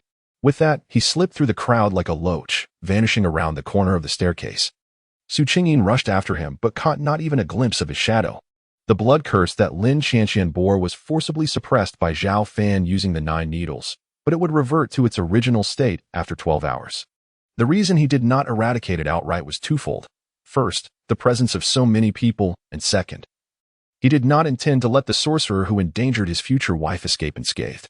He aimed to trace the blood curse back to its origin, as reclaiming Lin Chanshan's stolen lifespan was of utmost importance. Otherwise, even if she were to recover, her time would be tragically short. After leaving the hospital, Zhao Fan hailed a taxi back to Shenglong Mansion. During the journey, an unfamiliar number called his phone. He answered, "Who is this?" "Master, it is Su Qingyin." Zhao Fan, growing impatient, replied, "If there is nothing urgent, I shall hang up." He did not inquire how the other party knew his phone number. It could easily be guessed, likely by either Lin Longtu, Uncle Wang, or Lin Chanshan. After all, no one could resist the persistent entreaties of such a fervent old man. "Wait, can I opt not to become your disciple?" Su Qingyin hastily exclaimed. Zhao Fan nodded. "That's agreeable. Is there anything else? Do you have time this Sunday? I would like to invite you to." "Apologies, the signal is poor. Goodbye," Zhao Fan interjected, abruptly terminating the call before Su Qingyin could finish. Unless he were utterly daft, he would not entertain a rendezvous with an elderly man. Shortly thereafter, Zhao Fan's phone rang again, still Su Qingyin, seeking tranquility. He simply turned off the phone. Upon arriving at Shenglong Mansion, Zhao Fan entered courtyard number 7. The maids, recognizing him as the new son-in-law of the Lin family, warmly offered him tea and attended to him with great care. As he ascended the stairs with a cup in hand, he instructed, "Thank you, but please refrain from disturbing me unless necessary." The maids nodded and withdrew. Lin Chanshan had been subjected to a life replacement blood curse, known as Fei Jiang. In the Southern Hemisphere's voodoo practices, the execution of this curse requires 3 conditions. First, a medium such as a mirror, glass, or toxic substances like snakes, bats, or centipedes. Second, the target's birth date and time. And third, manipulation of an object, not limited to fingernails or hair, but including items found in the bedroom, such as flowers or pillows. Each element is indispensable. Zhao Fan was eager to return to examine Lin Chanshan's room. The medium was of little consequence since the curse had already been cast. What he truly sought were the objects that had been tampered with by the practitioner of the curse. The life replacement blood curse remained in full effect, undoubtedly still present. However, even with heightened perception, the intricacies eluded him, prompting him to commence a manual search. As he opened the wardrobe, a delightful fragrance wafted forth, revealing a neatly arranged collection of Lin Qianqian's outerwear, stockings, and elegantly styled intimate apparel. Oh dear, what a transgression, Zhao Fan thought, feeling a twinge of guilt at rummaging through a woman's wardrobe without her consent.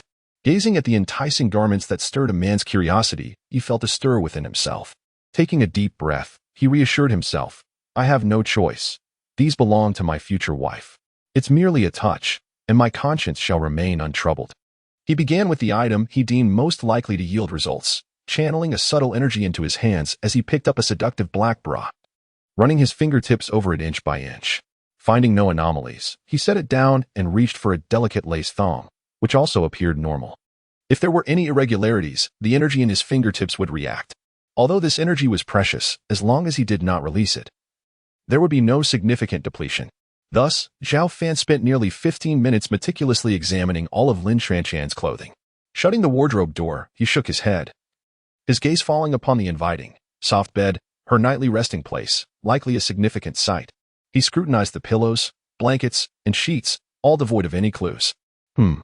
Zhao Fan once again lifted the mattress, and as his fingertips grazed a specific spot on its underside, a surge of dragon yang energy reverberated. He raised an eyebrow, scrutinizing the area, and upon slicing it open with scissors, a strand of hair coiled in several loops emerged. Retracting his dragon yang energy, he straightened the hair, which matched the length of Lin Qianqian's tresses. It was evident that the sorcerer had manipulated this very hair to cast a life replacement blood curse upon her.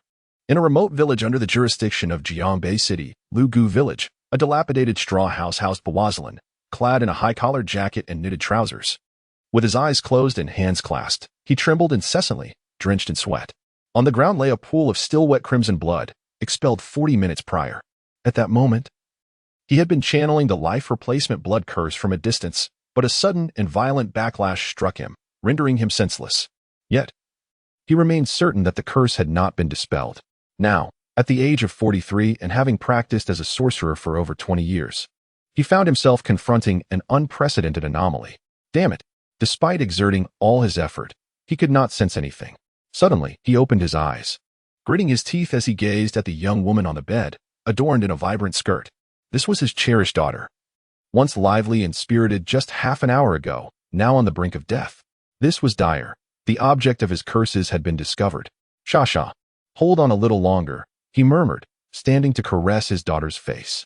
The vitality he had frantically siphoned could only sustain her for a day at most. A glint of fierce determination flickered in his eyes as he seized a nearby mirror and began chanting an incantation.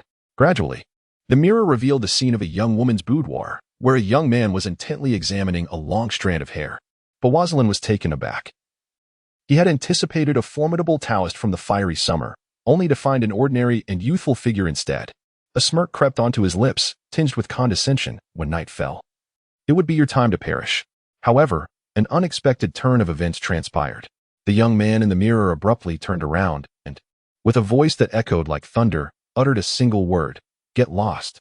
It was as though a powerful gust of energy surged through the air, causing Bawazalin to spew blood and be hurled 3 meters back, only stopping when his head collided with the wall. In terror, he stared at the mirror, which now bore a spiderweb of cracks shattered. Bawazalin was deeply shaken. That seemingly inconsequential young man had become increasingly enigmatic in his eyes. His earlier disdain had led him to overlook necessary preparations, resulting in his abrupt detection. The force behind that command had instilled a delusion in him, making him feel it surpassed any incantation he had encountered back home by a significant margin. At the Shiluan mansion, in the 7th courtyard, a mere imp dared to spy. He was truly courting death. Zhao Fan, irritated, turned back to examine the hair, knowing that if Bawazalin were aware of his thoughts, he would undoubtedly be enraged to the point of spitting more blood. Initially, Zhao Fan merely sensed an entity lurking behind him, yet he felt no sense of threat whatsoever. He could not be bothered to activate his celestial sight, assuming it to be a feeble spirit, and thus casually uttered a dismissive remark. He carefully wrapped the long strand of hair in paper and tucked it into his pocket, recognizing it as a ritualistic item. Having traveled extensively with his great-uncle, he was well aware of the vengeful nature of practitioners of curses, especially when their machinations are thwarted, which they regard as a profound humiliation. Given that the life of the host was precariously hanging by a thread, it was highly unlikely that the adversary would relent easily. Therefore, Zhao Fan resolved to document the blood curse of Lin Qianqian, enabling him to utilize the ritualistic item to trace back to the hidden practitioner. After a time, Uncle Wang returned Lin Qianqian, while Lin Longtu proceeded to the corporate headquarters to oversee matters. Zhao Fan descended to the courtyard, first removing the 9 dark gold needles embedded in Lin Qianqian's head, causing the blood curse to revert to its original form. Continuing to pierce would serve no purpose. He inquired, "How are you feeling now?"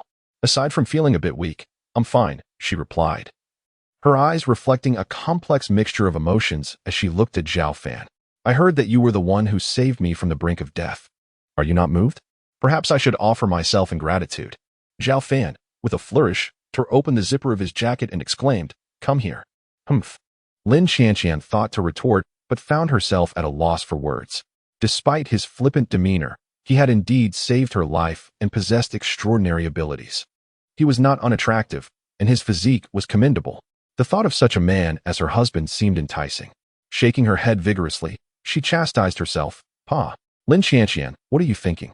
This rogue master is anything but serious. What is there to admire?" Noticing her prolonged silence, Zhao Fan shook his head and turned towards the villa. The situation was urgent, and he wished not to waste any more time, for he needed to prepare to document the blood curse in his room. Just as he approached the door, Lin Qianqian called out to him from behind. I apologize for what happened this morning. It was not my intention." "I know, it was deliberate," Zhao Fan remarked as he slipped through the door. "You." Lin Qianqian stamped her foot in frustration. After mustering the courage to apologize, was she to be met with such disregard? Uncle Wang approached and gently patted her shoulder. "My dear, seize this opportunity. The Lin family holds weight in Jiangbei City, but in the broader context of the province and the entire land of Yinxia, it is of little consequence. Our engagement with Master Zhao is, in fact, a boon for us." At a loss for words, Lin Qianqian retreated to her room. After a tumultuous morning, her clothes were soiled, and she wished to change. However, upon opening her wardrobe, her pupils dilated in shock. The neatly arranged garments, particularly her intimate attire, now lay in disarray. Her face paled in astonishment and anger. "All of those have been rummaged through, with bodyguards stationed throughout the estate. There was no possibility of a thief entering." Biting her lip to regain composure, Lin Qianqian deliberated, concluding that Zhao Fan was the only suspect. A flush of crimson rose to her cheeks as she whispered, "That scoundrel has such peculiar habits, and he doesn't even bother to restore things to their original state. This is truly excessive." After Zhao Fan entered his room, he untied the burlap sack and retrieved a book, lying on the bed to peruse its pages. The tome, approximately 10 centimeters thick, displayed a gradient of colors along its spine, transitioning from white at the top to a weathered yellow at the bottom. In truth, it was a compilation of numerous thin booklets, each meticulously inscribed by the esteemed celestial masters of various dynasties, documenting their experiences and insights to aid future generations in their growth. Even if he were to read it thoroughly, he could not hope to comprehend every detail. Thus, he opened the 6th volume from memory, which contained information pertaining to the voodoo practices of the South Seas, including the method for imprinting a life replacement blood curse. The ingredients listed were 1 dough of yellow wine, 7 qian of grain flour, a stack of qian paper an inch thick, and 1 liang of rooster blood. Zhao Fan nodded, closing the book with care and returning it solemnly to the burlap sack. He then retrieved a pen and crafted a detailed list of the required materials, specifying that the grains referred to rice, wheat, soybeans, corn, and potatoes. He sought out Uncle Wang, instructing him to procure these items promptly. Aware of the significance of the task at hand, Uncle Wang asked no further questions and drove away from Shenglong Mansion. After about an hour, Uncle Wang returned, delivering a large bag to Zhao Fan's room. Zhao Fan methodically arranged the items on the floor. The grain flour was already prepared, sparing him the effort of grinding it. He divided the qian paper into 2 portions, each half an inch thick, and evenly sprinkled a layer of grain flour atop them. He then placed a bowl containing the rooster blood on the table. Following this, he knocked twice on Lin Qianqian's door, inquiring, "Are you there?" After a few seconds, a weary voice responded from within, "Yes. Don't rush to sleep just yet. Come to my room. I have further treatment for you before you can rest well." Zhao Fan called back, returning to wait. 3 minutes later, Lin Qianqian opened his door, her imagination conjuring a vision of him handling her undergarments. causing her cheeks to flush with embarrassment as she exclaimed, "What? Treatment? Oh, have you caught a fever? Why is your face so red?" Puzzled, Zhao Fan approached and placed his hand on her forehead, saying, "It's quite warm. Should we have Uncle Wang come up to take your temperature?" "No. There's no need." Lin Qianqian rolled her eyes, thinking to herself, "This rogue, doesn't he know what's going on?" She felt a sense of dread as her eyelids fluttered. Zhao Fan took her wrist and checked her pulse, shaking his head in confusion. "You're not feverish." Lin Qianqian, exasperated, said, "Hurry up with the treatment." "All right." Zhao Fan cleared his throat and instructed, "First, take off your clothes." "All of them?" Lin Qianqian's eyes widened in shock. Zhao Fan nodded, "Yes, all of them." "Should I close my eyes?" Lin Qianqian awkwardly requested. Zhao Fan agreed and shut his eyes. After a moment of internal struggle, she felt as though her life was unraveling in his hands. First, her intimate garments had been disturbed, and now she was to be fully exposed to this scoundrel. With no choice left, she repeated to herself that this was merely a professional relationship between doctor and patient, and like one walking to the gallows. She reluctantly unzipped her jeans. As she retreated to her knees, Lin Qianqian noticed that Zhao Fan had opened his eyes at some point, causing her movements to abruptly freeze. Coughing softly, Zhao Fan wore a rather mischievous expression and remarked, "It doesn't matter if you don't take it off. It's quite dull." After putting her pants back on, Lin Qianqian expressed her disappointment. "Is it really amusing to bully a girl like this?" "No, you misunderstand. I merely wanted to see whether you habitually remove the upper or lower garments first," Zhao Fan explained. "And how is this related to treatment?" Lin Qianqian responded with a cold glare. "There is a connection," Zhao Fan continued. "To speak frankly, what you are experiencing is not an illness, but rather the result of a curse, one of the most sinister and oppressive types." Lin Qianqian gazed at him as though he were recounting a fantastical tale. Zhao Fan gathered his thoughts and elaborated. "In simpler terms, when your body begins to weaken and you feel powerless in your actions, someone is siphoning your life force to prolong another's existence. However, your 3 years can only exchange for a single day of theirs. Now, you may only have 10 days left before you meet your end." "What?" Lin Qianqian was left dumbfounded, her fear evident as she asked, "Am I going to die?" "You won't, because I am here," Zhao Fan replied, gesturing to the array of materials laid out on the ground. "The curse has been suppressed in your hands and feet. The clothing you habitually remove first from the upper part begins with your hands, while the lower part starts with your feet." "Why is that?" Lin Qianqian, now curious, calmed down upon realizing he was not mocking her but rather speaking with purpose. Zhao Fan stated earnestly, "The manner in which one undresses reveals their character. Those who start from the top tend to be sensitive and gentle, possessing a romantic inclination. In contrast, those who begin from the bottom are often impatient, acting decisively without unnecessary delay. They may be rational, yet they are prone to impulsiveness in critical moments." Lin Qianqian nodded, seemingly in agreement. "That does seem quite accurate. I belong to the latter category. I must inform you of a truth. The aforementioned analysis pertains solely to intimate matters. In other contexts, it is mere nonsense." Zhao Fan said with a cheeky grin. "The former seeks to flirt, while the latter desires expediency. Regarding intimate matters?" Lin Qianqian was momentarily puzzled, lost in thought. Then, realization dawned upon her. Intimate matters referred to the indescribable interactions between men and women. Her eyes blazed with indignation as she exclaimed, "Zhao Fan, how can you be so shamelessly suggestive?" In response, Zhao Fan maintained his innocence, observing that she was no longer as tense as when she first heard about the curse. He spoke candidly. "If we eliminate this curse, since it has both mental and physical components, breaking one will provoke a backlash, but the other will not react. Therefore, if we start with the mental aspect, you will likely experience intense agitation for about 3 days. The physical aspect will cause considerable pain for a time. I believe your undressing habit suits the latter. It's merely a suggestion. The choice between beginning with hands or feet lies with you. Then let's begin with the feet." Lin Qianqian pouted, saying, "You almost had me fooled. After all, you still intend to bully me."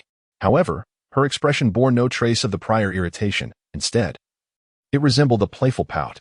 She had removed her socks, her bare feet pressing against the surface. Zhao Fan pointed to a thick piece of rice paper on the ground, already dusted with a layer of grain flour. "All right, I shall heed your words." Lin Qianqian resolved to go all in, tightly shutting her eyes as she stepped onto it. In that instant, a sizzling sound erupted, and wisps of dark energy encircled her feet, rising and dissipating above. Simultaneously, she felt a piercing pain, akin to countless steel needles pricking her skin, as if a barbed knife twisted within her flesh. Her delicate form swayed precariously, on the verge of collapse, tears streaming uncontrollably down her cheeks. Yet, she did not surrender, striving to remain upright. Zhao Fan refrained from offering support, silently observing from the side as the evening's rooster blood lay still. Lin Chanshan's teeth chattered, and after approximately 10 seconds, when no more dark energy emerged, the pain vanished entirely. It was as though a warm current surged from the soles of her feet up her legs, halting at her waist. A sensation as delightful as the warmth of spring following the harshness of winter, prompting involuntary soft moans of pleasure. Suddenly, realizing Zhao Fan's presence, she was jolted awake, not daring to open her eyes. She lifted her hands to cover her flushed cheeks, inwardly panicking. What should I do? He must have heard that. I can never face him again. Rest assured, I heard nothing, Zhao Fan replied, feeling moved within. Given Lin Chanshan's tenacity, she was undoubtedly more than just a pretty face. Moments later, he calmly instructed, after you come down, crouch on the ground and press your hands on another piece of rice paper. The curse has already lost its potency. There will be no pain this time. Really? Lin Chanshan, still skeptical, opened her eyes and cautiously descended, placing her delicate hands upon the new sheet of rice paper. The previous paper bore 2 footprints as dark as peat where she had stood, and as she gazed at them, her worldview was turned upside down. Her cherry-red lips trembled as she stammered in shock. Why? Is it black there? Do not fear. This is merely the second half of the curse being lifted. While simultaneously being imprinted onto the paper, Zhao Fan reassured the novice experiencing such phenomena for the first time. He then lifted the bowl containing the rooster blood above the rice paper, tilting it slightly as he recited an incantation. When the rooster crows, the world turns white. Do not think the eternal night is unending. Spill. The crimson rooster blood fell like a line of blood, cascading onto the black footprints amidst the grain flour. Once half had been poured, Zhao Fan flipped his wrist, leveling the bowl with the ground, and astonishingly, not a single drop of blood remained on the outer rim, its surface gleaming as if freshly washed. In the next moment, the falling rooster blood did not seep into the rice paper but merged with the black footprints, transforming them into a deep red-black hue.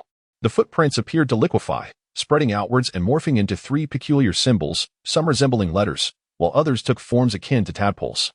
It truly doesn't hurt at all. Lin Chanshan pressed her hands against the rice paper, and akin to before, a similar dark aura began to rise. This time, however, she kept her eyes open. Having encountered the ominous black footprints previously, she felt no fear in the face of the dark energy.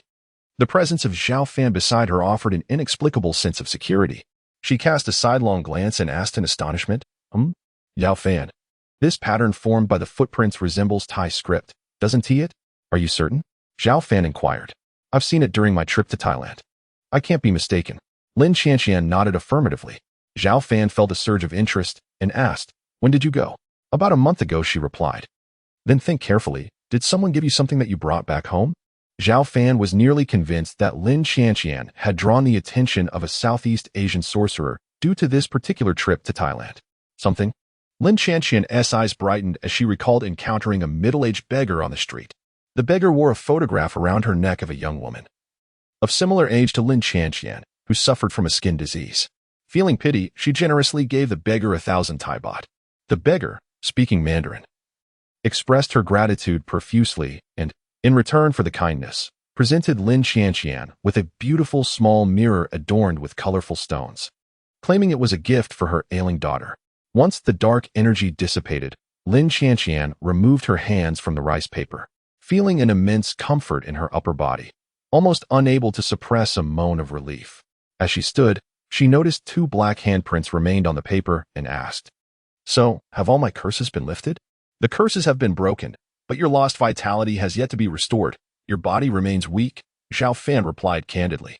However, I did not come empty-handed this time. I have brought many medicinal herbs in my bag, all gifts for you. Shortly, I will refine a batch of vitality pills from some of them.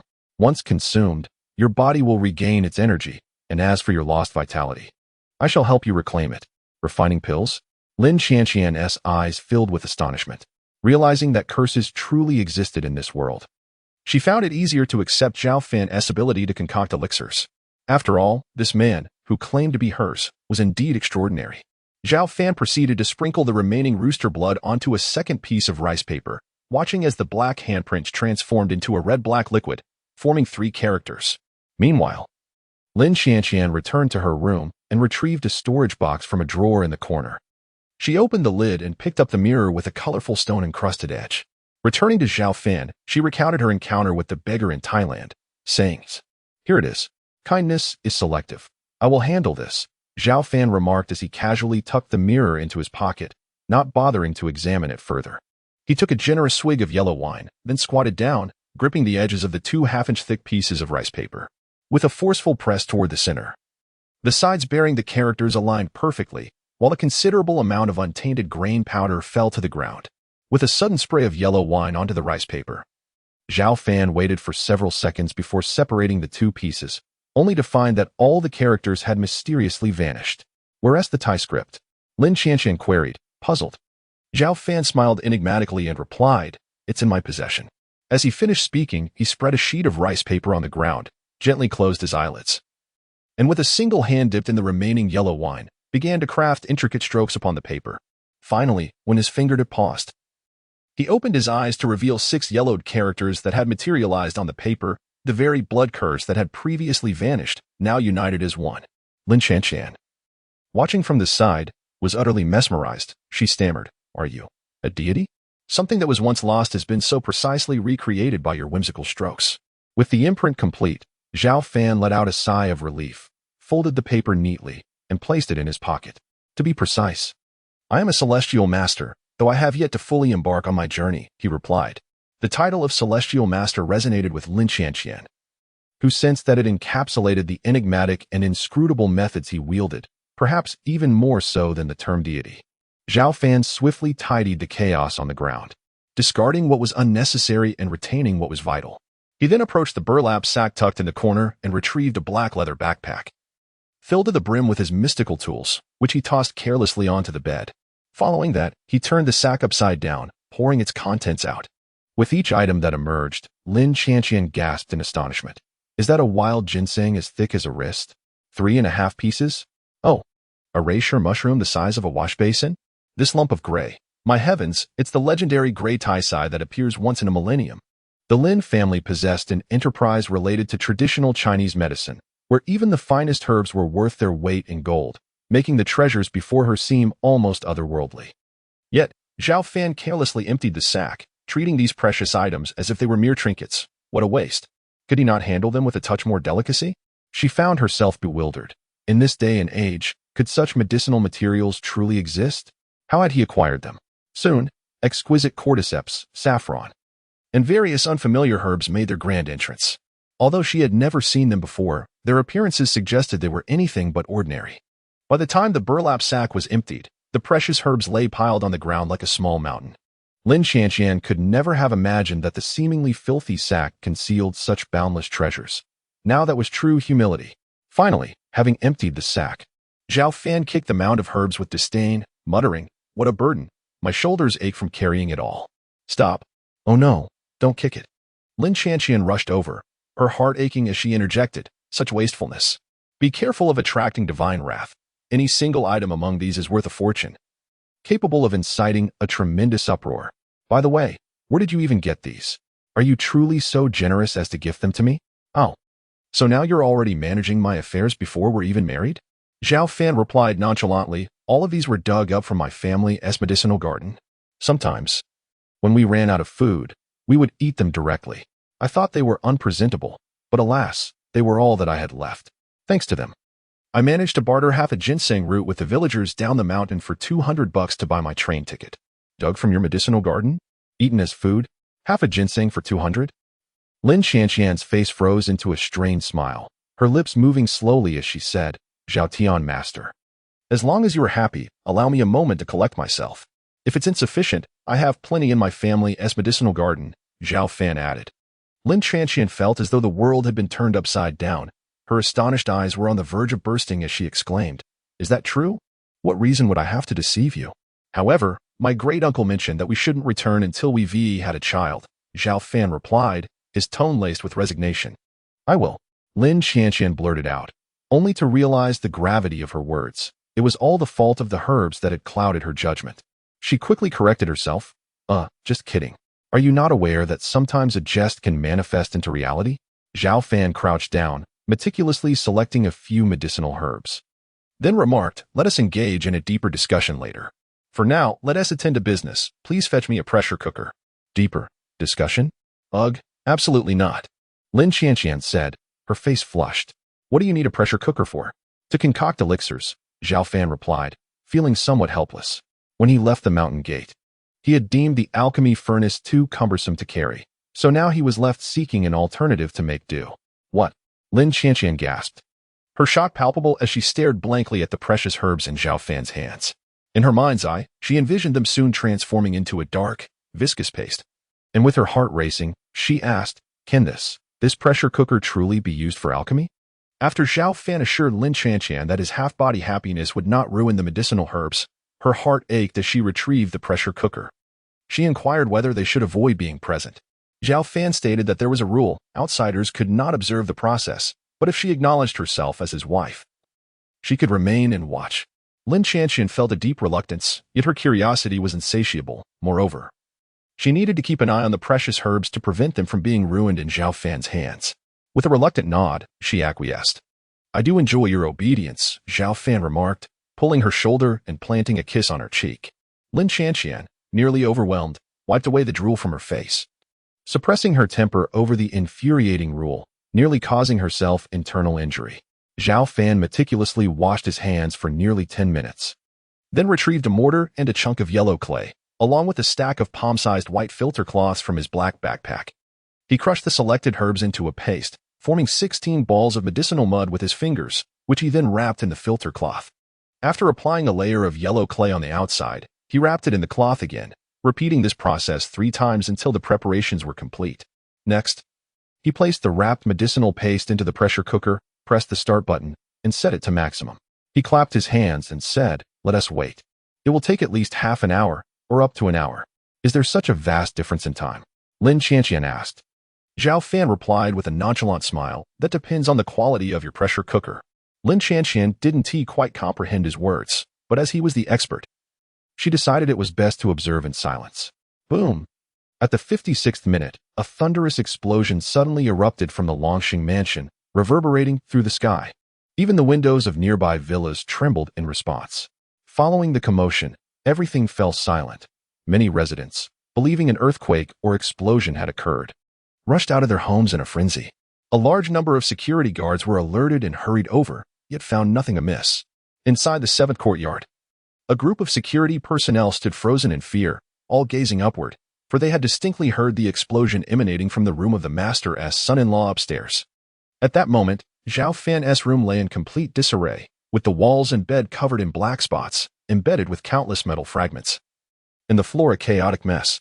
In the midst of the incident, Lin Qianqian instinctively clung to Zhao Fan, burying her head in his embrace. Once silence returned, she stood up, agitated, hands on her hips, pointing at him, and exclaimed, I knew it was unwise to use a pressure cooker for alchemy. Look what happened. It exploded. You nearly blew me to bits. She unleashed a torrent of complaints. Zhao Fan quietly waited for her to finish, then chuckled, I was here too. If we were to perish, we would do so together, wouldn't we? A couple, united in the afterlife. Wait. Lin Qianqian suddenly noticed something amiss. She looked around and asked, why are we and this pile of herbs not affected by the explosion? Is it possible that I am favored by fate? Blessed by the heavens? We weren't embracing warmly enough. Let us hold each other a little longer. As Zhao Fan cast flirtatious glances while laughing, he had already calculated that the pressure cooker would explode. He had preemptively employed the technique of immovability on the cooker's orientation and the surface of the medicinal paste.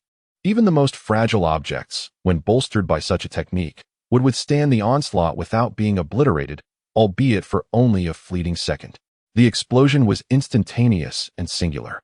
Thus, both he and Lin Qianqian, along with the medicinal herbs, emerged unscathed. Humph! How dare she still smile? Just as Lin Qianqian's anger surged, she was suddenly enveloped by an enchanting fragrance. Upon inhaling deeply, her fury dissipated entirely, her gaze turning somewhat entranced. What is this? It smells divine. Zhao Fan raised a finger and pointed towards the remnants of the pressure cooker. Lin Qianqian's gaze followed. and she saw that only the base and a third of one side of the cooker remained intact. Curiosity piqued, she approached, the aroma growing more intense with every step. Finally, she reached the front, beholding 16 lustrous pills resting calmly atop the base of the cooker. Their pale white hue appeared exceptionally pure, and upon closer inspection, several bore intricate, ripple-like patterns on their surfaces, still emanating warmth. In disbelief, she turned to Zhao Fan and asked, "Is this the vitality pill? Did you truly manage to refine it with the pressure cooker?" Zhao Fan nodded slightly. His method of utilizing the pressure cooker for alchemy had been taught to him by his great-uncle, and this was his inaugural attempt, which resulted in success. In terms of quality, medicinal pills are categorized into 5 grades: supreme, superior, medium, inferior, and waste. The further down the list, the lower the efficacy and the greater the side effects. However, these freshly minted vitality pills were all of the supreme grade. What does this signify? The loss of medicinal potency was minimized and the efficacy maximized, with absolutely no side effects. Moreover, 6 of them bore patterns that even his great-uncle rarely produced. Such pills with patterns dissolve instantly upon ingestion, allowing for complete absorption without any loss within the body. If left uneaten, they would not expire, regardless of how long they remained exposed to air. Zhao Fan was pleasantly surprised by his fortune today. He stood up and retrieved a delicate blue and white porcelain vial from his backpack, carefully placing each vitality pill inside. He sealed the vial, leaving one pill adorned with a pattern, which he offered to Lin Chanqian before her lips, declaring it a product of a true master, delicious and entirely safe to consume. Lin Chanqian chuckled at this, having long since transformed her perception of Zhao Fan into something fantastical. Without hesitation, she consumed the pill, chewing thoughtfully as she remarked, "No wonder when I asked you about the significant time difference, you mentioned the quality of the pressure cooker. You already knew the pills would be successful, didn't you? Why didn't you tell me? You nearly scared me to death." Zhao Fan felt an innocent bewilderment. He had not been entirely certain of achieving success on his first try and had merely intended to test the waters. If he had mentioned the potential for an explosion, and it had either not exploded or, worse, had failed to produce the pills, it would have been quite embarrassing. He chose not to elaborate further, finding beauty in this delightful misunderstanding. At that moment, the vitality pill in Lin Chanqian's mouth transformed into a warm current, sliding down her throat.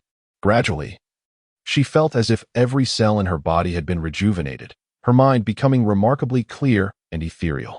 Zhao Fan gently grasped her hand and presented her with a bottle of vitality elixir, saying, "Although your spirit has been restored, consuming one every week for 10 consecutive times will render you impervious to illness and weakness."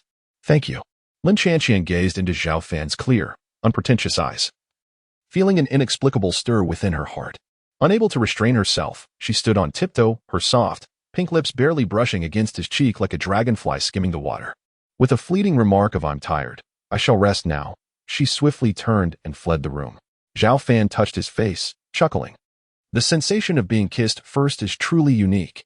Soon after, his expression grew sharp as he reached into his pocket for the life-replacing blood curse.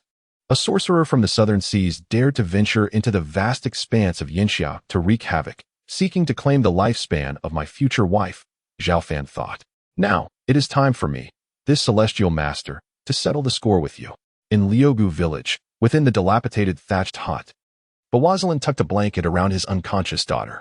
His gaze was dark and brooding as he remarked, though the life-replacing blood curse has not yet been discerned. It has also not been dispelled, indicating that the youth possesses less capability than I. He had long since recovered from his initial shock. Likening the situation to the saying in Yinxia, the black donkey has exhausted its tricks. The tiger, upon encountering the donkey for the first time, was startled by its bray and refrained from striking out with its claws. After several tests, realizing the donkey posed no real threat, it became the tiger's meal. Bawazalin perceived himself as the tiger, momentarily intimidated by the youth without knowing his true nature. Now, the pride of the sorcerer reignited his confidence. However, unbeknownst to him, the life-replacing blood curse had silently transferred from Lin Chanqian's body onto the rice paper, akin to a simple relocation. At present, Bawazalin awaited the nightfall over the Jiangbei region, planning to eliminate the youth who disrupted his daughter's lifeline and extract Lin Chanqian's vitality to extend his daughter's life for 72 hours. By then, he had already identified a new donor, allowing ample time for Bawazalin to forge a new life-replacing blood curse. Unbeknownst to him, as the sun set and the moon rose, The sparse starlight sprinkled across the night sky. Bawazalin gently addressed his daughter. Shasha, father will be back shortly. Shasha, I still believe I shall see your smile again. With that, he turned, picked up the golden wooden box from the ground, and made his way to the door. Yet, just as he reached for the doorknob, the door was suddenly shattered in half by a swift kick, crashing heavily to the ground. The very youth from Yinxia, who had ignited his murderous intent, stood outside on the grass, smiling as he said, checking the water meter. What in the world is this? How did he find me without my knowledge? Bawazalin's hair stood on end in shock, realizing he had been tracked without a hint of awareness. Having weathered many storms, he quickly regained his composure and inquired with bewilderment. Checking the water meter? Fear not, my international friend. This is a specialty of the great Yinxia. Zhao Fan grasped a stout brush in his right hand, while his left remained empty, presenting an air of harmlessness. Bawazaluan, unable to comprehend the situation, sneered, Perfect, you've come to deliver yourself to death, sparing me the trouble. As a practitioner of southern sorcery, his command of the Chinese language was commendable. Zhao Fan nodded, an overwhelming aura emanating from him as he declared, You now have two choices. First, return the years of your life and leave Yinxia. Second, face death. Bawazaluan found it hard to fathom the confidence exuded by this youthful figure. He lifted a golden wooden box, opened its lid with one hand, and proclaimed, I choose a third option. You die. Very well, but only if you possess the requisite strength, Zhao Fan replied. His gaze fell upon a young woman lying unconscious on the bed of the thatched hut, quickly surmising that she was Lin Qianqian's vessel for life essence. Though he was unaware of the relationship between her and the sorcerer, it was evident it was deeply intertwined. Not wishing to involve the innocent, he turned aside and gestured. Please proceed. Bawazaluan glanced back at his daughter, Shasha. With a shift in his gaze, he stepped out of the room, admiringly stating, You are quite principled. Do you know why I acted thus? Enough with your ramblings, Zhao Fan interjected, raising his hand and pressing the brush against his lips. I hope you unleash your most formidable abilities at once. Otherwise, you won't even have the chance to strike. Bawazaluan was taken aback, his expression gradually growing grave. He had sensed an extraordinary presence emanating from this youth. Truth be told, he regretted underestimating him due to his age. Had he not been blinded by his own assumptions, he might have retreated when his sorcery could not be summoned. Nevertheless, he merely equated Zhao Fan's strength with his own, believing that when two tigers contend, one must inevitably be injured. In such a state, he knew he could not concoct a new life-sustaining blood spell for his daughter in a short span of time. Unbeknownst to him, he was facing a being beyond his comprehension. At that moment, a silver skull began to rise from the golden box, its surface translucent, with luminous energy swirling within, as if crafted from liquid mercury. This was the head of his master, whom Bawazaluan had suffocated in his sleep, severing the head and pouring mercury into the neck cavity, a process that took 3 years, thus bringing forth the formidable silver-headed ghost.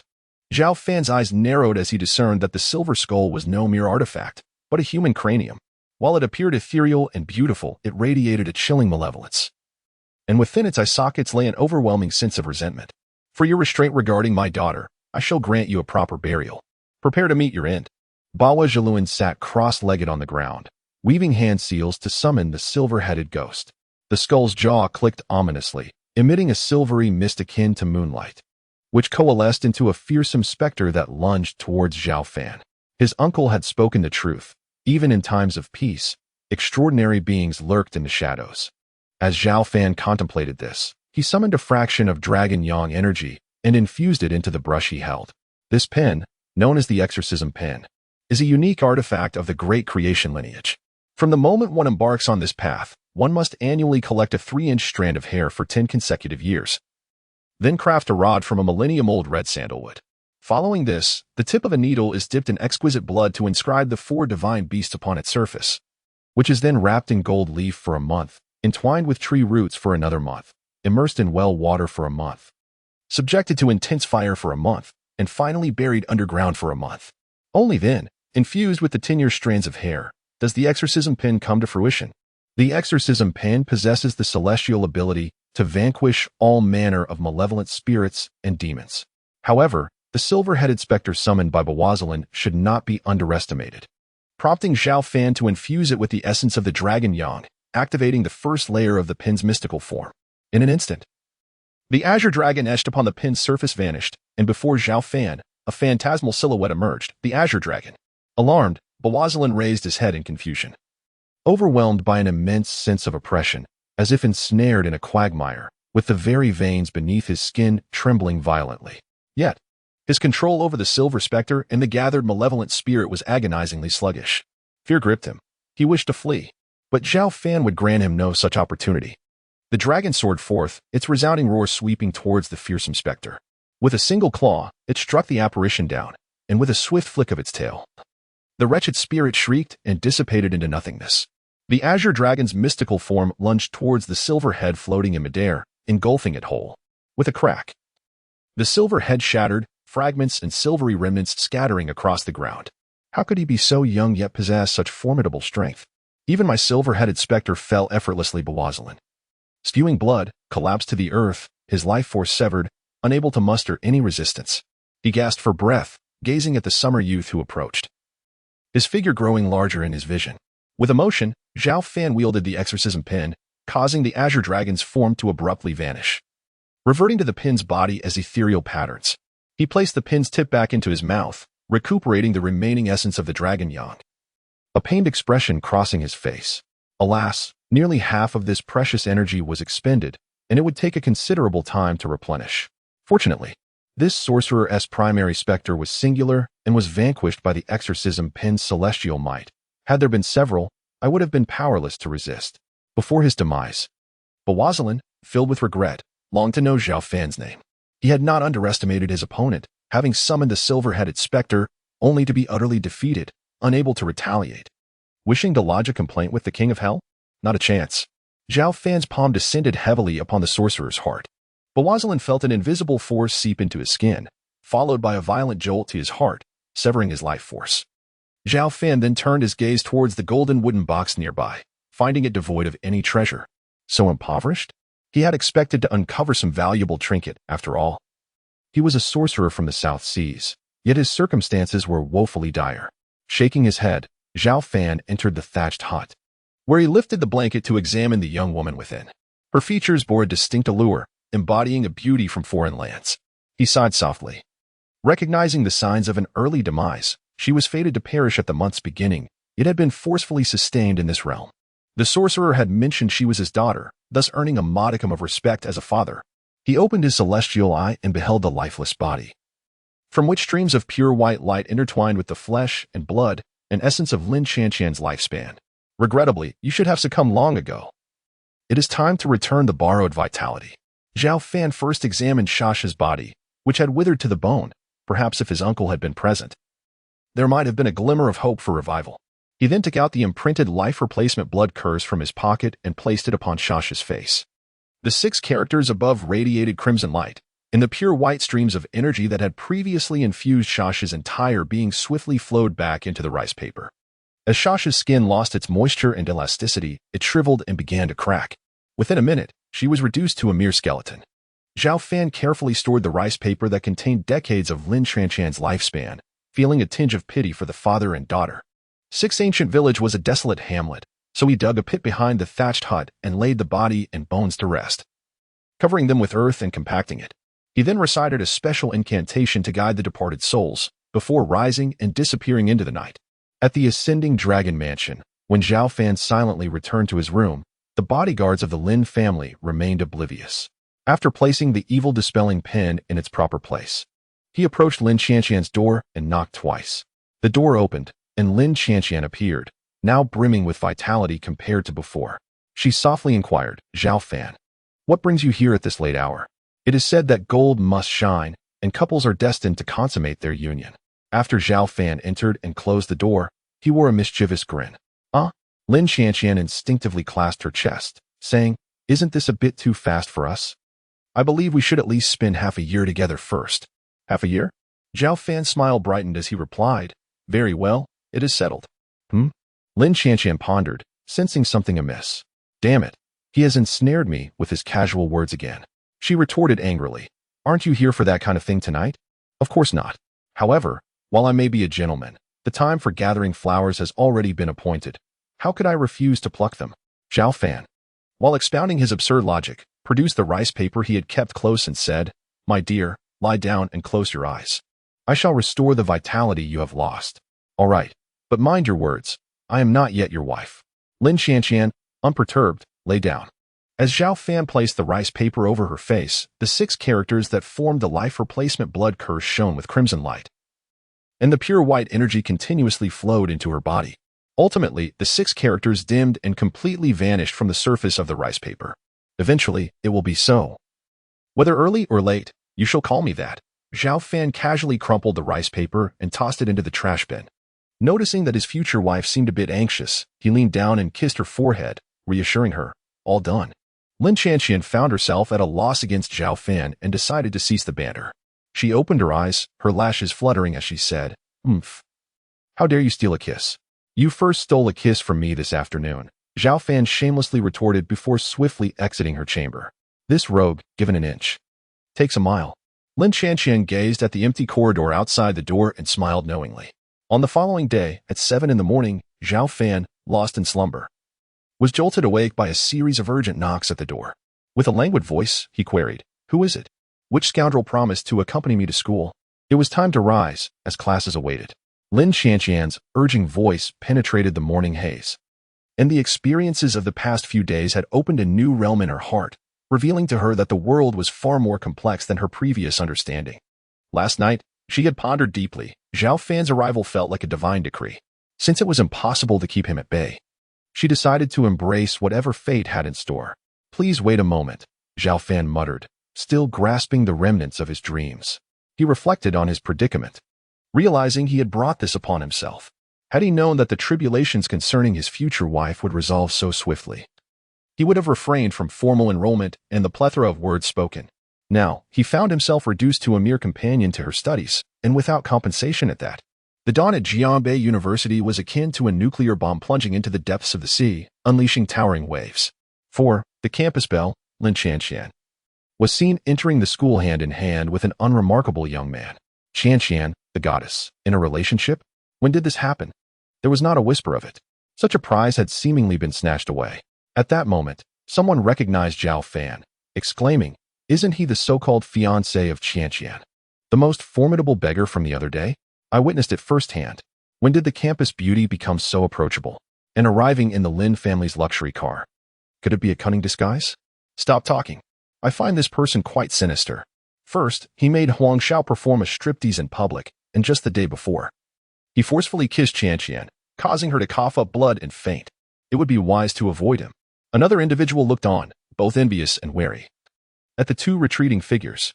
Unbeknownst to Zhao Fan, he had inadvertently ascended to the prestigious red list of Jiangbei University, a status not easily attained by ordinary students. "Rogue. Release my hand," Lin Qianqian whispered, her nails digging into his palm, yet he held on firmly. With her cheeks flushed, she lowered her gaze, unable to meet the curious stares of those around them. "I won't let go. This is a benefit of accompanying you to school," Zhao Fan declared, striding forward in his flamboyant floral shorts, exuding an air of confidence. To onlookers, he appeared like an unheralded lion intruding upon another pride's territory, claiming the noble lioness as his own. The journey to the classroom felt interminably long, akin to a century, until they finally arrived. Zhao Fan and Lin Qianqian approached their desk, where a pristine student ID lay waiting. Upon opening it, he found his name and photograph. Lifting his gaze to the intrigued crowd, clearing his throat, he announced, "Esteemed classmates, I am here to accompany my wife to school. Henceforth, we shall be classmates." At that moment, Lin Qianqian regretted her decision from head to toe. Inviting him had been a grave error. However, it was too late to retract her words. She opened her book, resting her head upon it, appearing utterly disenchanted. Prior to this, Principal Li Guodong had informed the class teacher and the music department instructors that no matter what Zhao Fan did, they were to ignore him. Consequently, the morning passed in serene tranquility as Zhao Fan slept soundly through it all. In the afternoon, with no classes to attend, Lin Qianqian's close friend Zhang Ruochu invited her for a shopping excursion. Initially, she had hoped that Zhao Fan would accompany them to carry their bags. However, nothing terrified him more than the prospect of shopping with women. In the past, when he had followed his uncle on his adventures, he had been tasked with watching over the daughter of a client. After an exhausting afternoon, she was still eager to visit the night market, while he was utterly fatigued, his legs feeling as if they might give way. Using the excuse of selecting wood for carving a deity of wealth for the Lin family, he made a discreet exit. although this had indeed been his intention all along.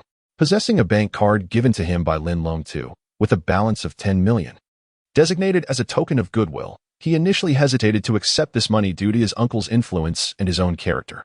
However, realizing that one cannot traverse the world without funds, he decided to treat it as a temporary loan. He withdrew 10,000 to keep on his person and then remembered that Lu Wanfu was awaiting his arrival to take over the antique shop. He hailed a taxi to Dingjiao Road, hoping to find suitable wood for the deity's carving.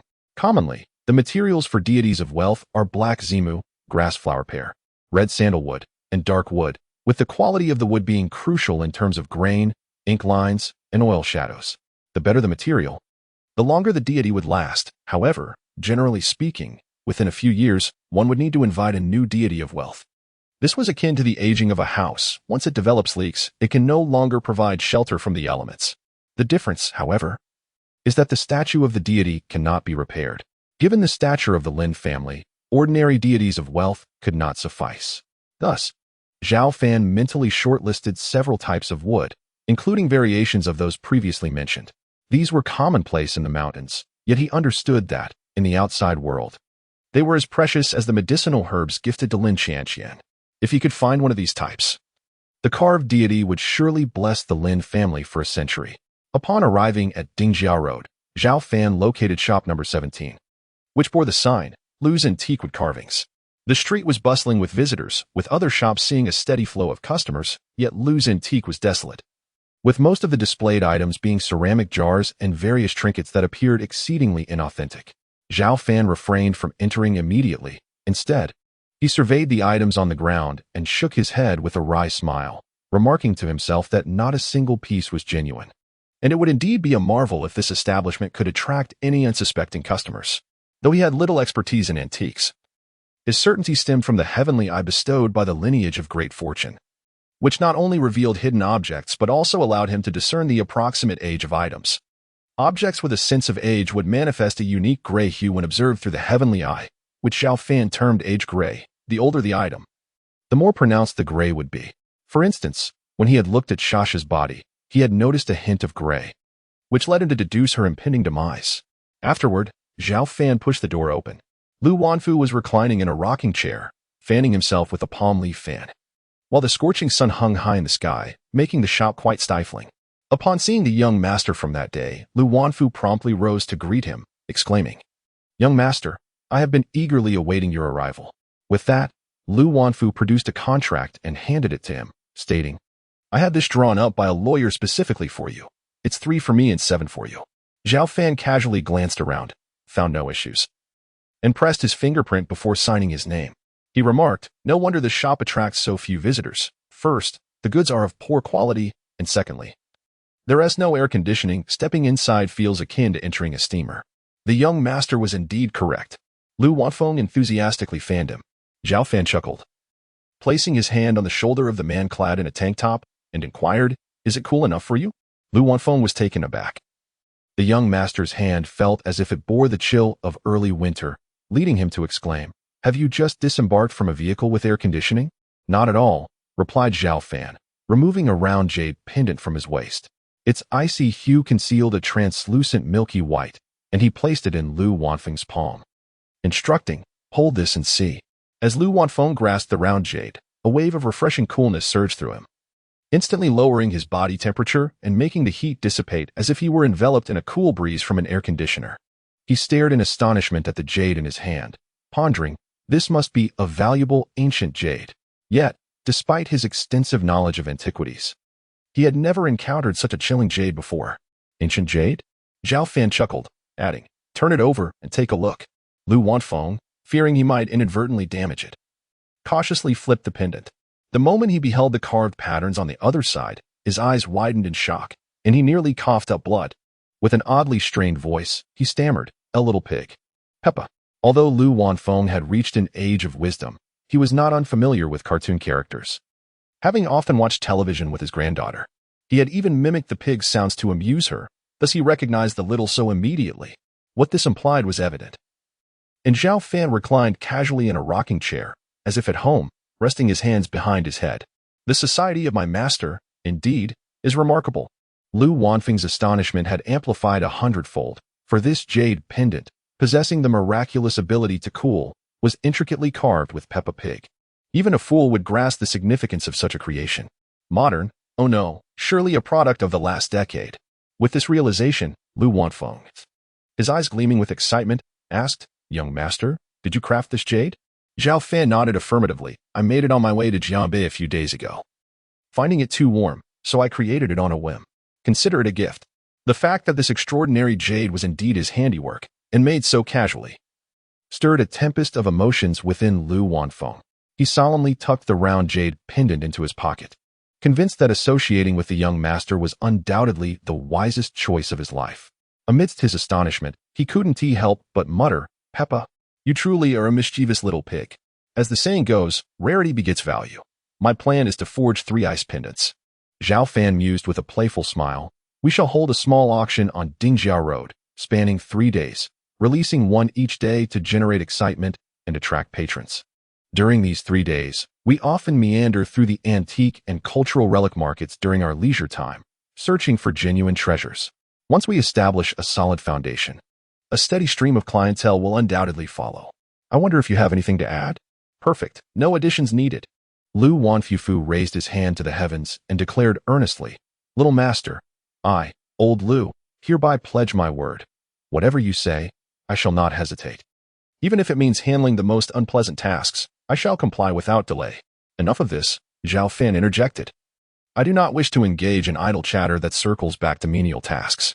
What I seek is not a sycophant, but a truly capable assistant." As Zhao Fan spoke, he pondered why this old fellow seemed so fixated on the unpleasantness of certain duties. Lu Wanfufu recalled that night's events, and his face flushed with embarrassment. Zhao Fan continued, "I have another matter to discuss. Which shop on Dingxia Road sells ancient wood?" "Ancient wood?" Lu Wanfufu waved his hand and chuckled. "As it happens, there is indeed such a shop, and the owner explicitly states that it is one genuine piece among 9 fakes. Yet they conceal them within boxes, allowing customers to gamble on their luck at a cost of 10,000 per attempt. I advise you not to let your excitement cloud your judgment. In my opinion, not a single genuine piece exists there. This is purely a scheme to ensnare the foolish into spending their money for a thrill." Upon hearing this, Zhao Fan inquired with great curiosity, "Isn't it logical that the gambling wood isn't entirely secured?" The young master, displaying keen insight, nodded in agreement. Lu Wanfeng elaborated, "The box is larger than the wood, but not as tall, covering it from above. With a height of merely 1 centimeter at the base, it cannot be completely sealed. The buyer can reach and touch and even smell, but they are strictly forbidden from looking. That is not all. Recently, I witnessed a customer winning a piece of Wang Wali. Guess what? When it was split open, it was completely rotten inside, at most yielding a few beads. Is this not a scam? Come, take me to that shop," Zhao Fan declared as he dismounted from his seat. "Hey, young master, do not act impulsively." Lu Wanfeng attempted to dissuade him, but upon seeing Zhao Fan's resolute demeanor, he pondered that this young master possessed remarkable skills and might not suffer losses. Thus, he locked the shop and led the way. The gambling wood shop was located at the end of Dingxia Road, number 76. At that moment, around 10 individuals were gathered inside the shop, examining boxes of varying sizes, touching and smelling them. The shopkeeper, Wan Yuha, sporting a goatee, leisurely leaned against the counter while listening to the radio, unperturbed by the customer's antics. His son, with broad shoulders and standing at nearly 2 meters tall, boasted explosive muscles that served as an imposing deterrent in the shop. Anyone daring to cause trouble would be swiftly thrown out onto the street. Old Wan. Lu Wanfeng greeted the gambling wood shop owner with an exaggerated embrace upon entering. Wan Yuha disdainfully pushed him away, saying, "Lu the bluffer, what brings you here? Let me state in advance, I have no money to lend you, nor any liquor, not even a peanut." Zhao Fan remained silent, secretly amused that Lu Wanfeng's reputation had diminished to such an extent that a stranger might think he was there to ransack the village.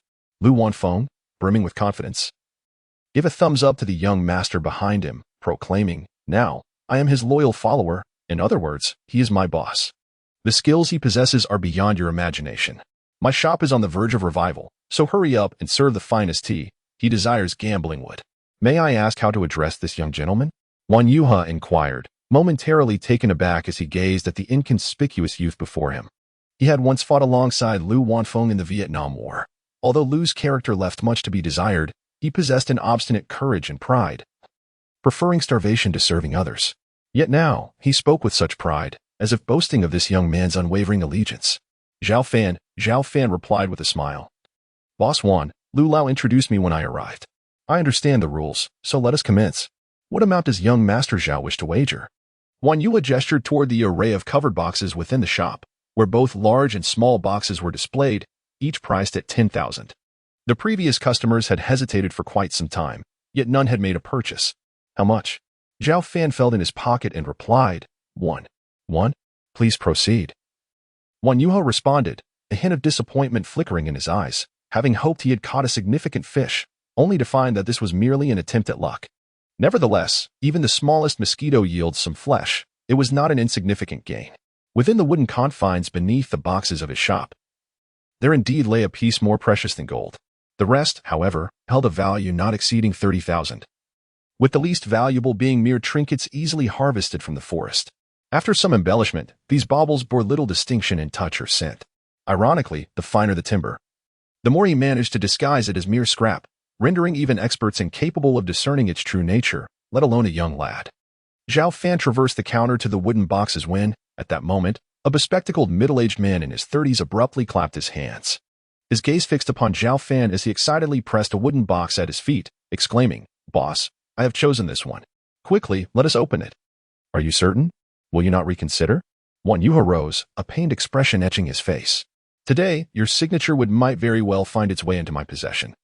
The middle-aged man declared with growing confidence, pulling out a stack of red bills and slapping them atop the box, cradling it in his arms as if fearing it might be snatched away. I shall open it right away, Wan Yuho replied, reluctantly accepting the money and slowly lifting the box.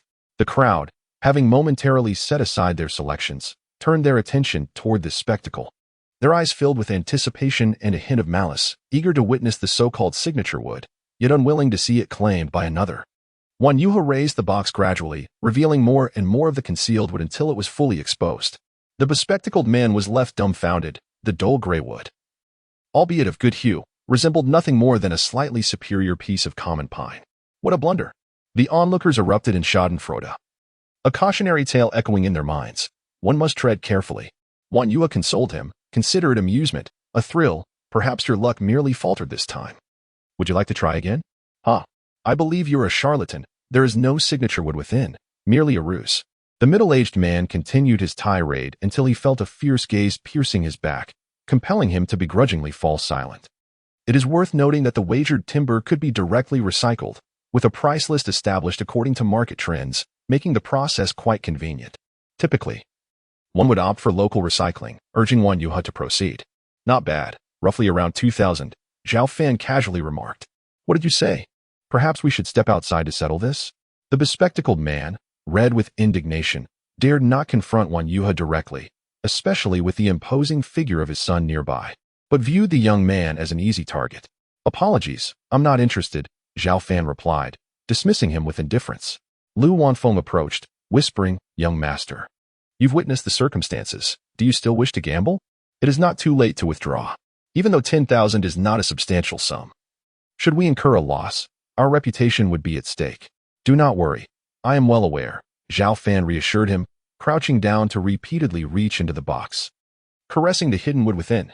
Wan Yuho consulted the price list and weighed the contents, discovering it to be precisely 2,030. A tremor of unease coursed through him. Could it be that Zhao Fan truly possessed exceptional knowledge of wood? His estimation was strikingly accurate. And as this thought crossed his mind, the eyelid on his right began to twitch uncontrollably. As the saying goes, the left eye twitches for fortune, the right eye for misfortune. Wan Yuho sensed an ominous premonition. The middle-aged man with glasses, filled with venomous resentment, remarked, This piece is worth at least 2,000. By the time you unveil it, it might just be a piece of scrap barely suitable as a cutting board. He continued, I advise you to quickly save the 10,000 you earned from half a year of hard labor. Do you truly understand wood? It would be laughable. To which he added, So, may you laugh until your teeth fall out. Zhao Fan merely cast a cursory glance at him before resuming his selection. Meanwhile, Lu Wanfu assumed the role of an advisor, occasionally reaching in to touch a few pieces while uttering ambiguous remarks. In ancient times, he would have been akin to a cunning strategist. Suddenly, the middle-aged man burst into laughter, even sitting on the ground and slapping the wall, tears of mirth streaming down his face. The onlookers speculated whether he had gone mad after losing 8,000. Wan Yuha exchanged a knowing glance with his son. Wan, robust in physique yet sharp in intellect, understood his father's intent. If anything were to transpire in the shop, they would be in trouble. He approached the man with the intent of forcibly escorting him out. Midway, the bespectacled man suddenly exclaimed, "Oh!" He raised his hand to his mouth, only to watch a large yellowed tooth tumble down. In shock, he exclaimed, I usually chew through bones with ease. How did I lose a tooth from laughter?" Lu Wanfu glanced over, then looked at Zhao Fan with awe. Realizing that the young master truly possessed extraordinary abilities, his words had come to fruition for those who offended him. At that moment, the shop door swung open, and an elderly gentleman clad in traditional Tang attire entered. He cheerfully remarked, "Young Wan, your shop is quite lively today, Master Dongfang." Wan Yua beamed as he stepped forward to greet him. "What brings you here today?" The elder, known as Dongfang Zhan, chuckled as he replied, "I found myself at a loose end and decided to wander about. My dear spouse is turning 70 soon and keeps pestering me to string her beads. However, having been retired for so long, I lack good timber and thought I might as well visit your shop." As he spoke, he produced 50,000 and offered it to Wan Yuha. "I bet 5 on it." "This is unacceptable." Wan Yuha quickly pushed the money back, saying, "If you claim to be without attention, that is a misrepresentation. In my view, you are still thinking of my prized wood. As a national treasure and master craftsman of the Yinxia, you possess an unparalleled ability to discern wood. I dare not let you try." The prized wood in question was a piece of 500-year-old golden silk nanmu, invaluable beyond monetary measure, as such grade of timber is exceedingly rare in the world. Even if someone inadvertently selected it, it would not matter, for a concealed mechanism would allow for a seamless replacement during the unveiling. However, such mechanisms are difficult for the untrained eye to detect, certainly not for Dongfang Zhan, revered as a master craftsman of Yinxia. "You have seen through me," Dongfang Zhan admitted with a sheepish smile. "Never mind, I merely came for tea. Once the shop quiets down, I would be pleased to touch your prized wood." Wan Yuha nodded in agreement. "That can be arranged, Master Dongfang.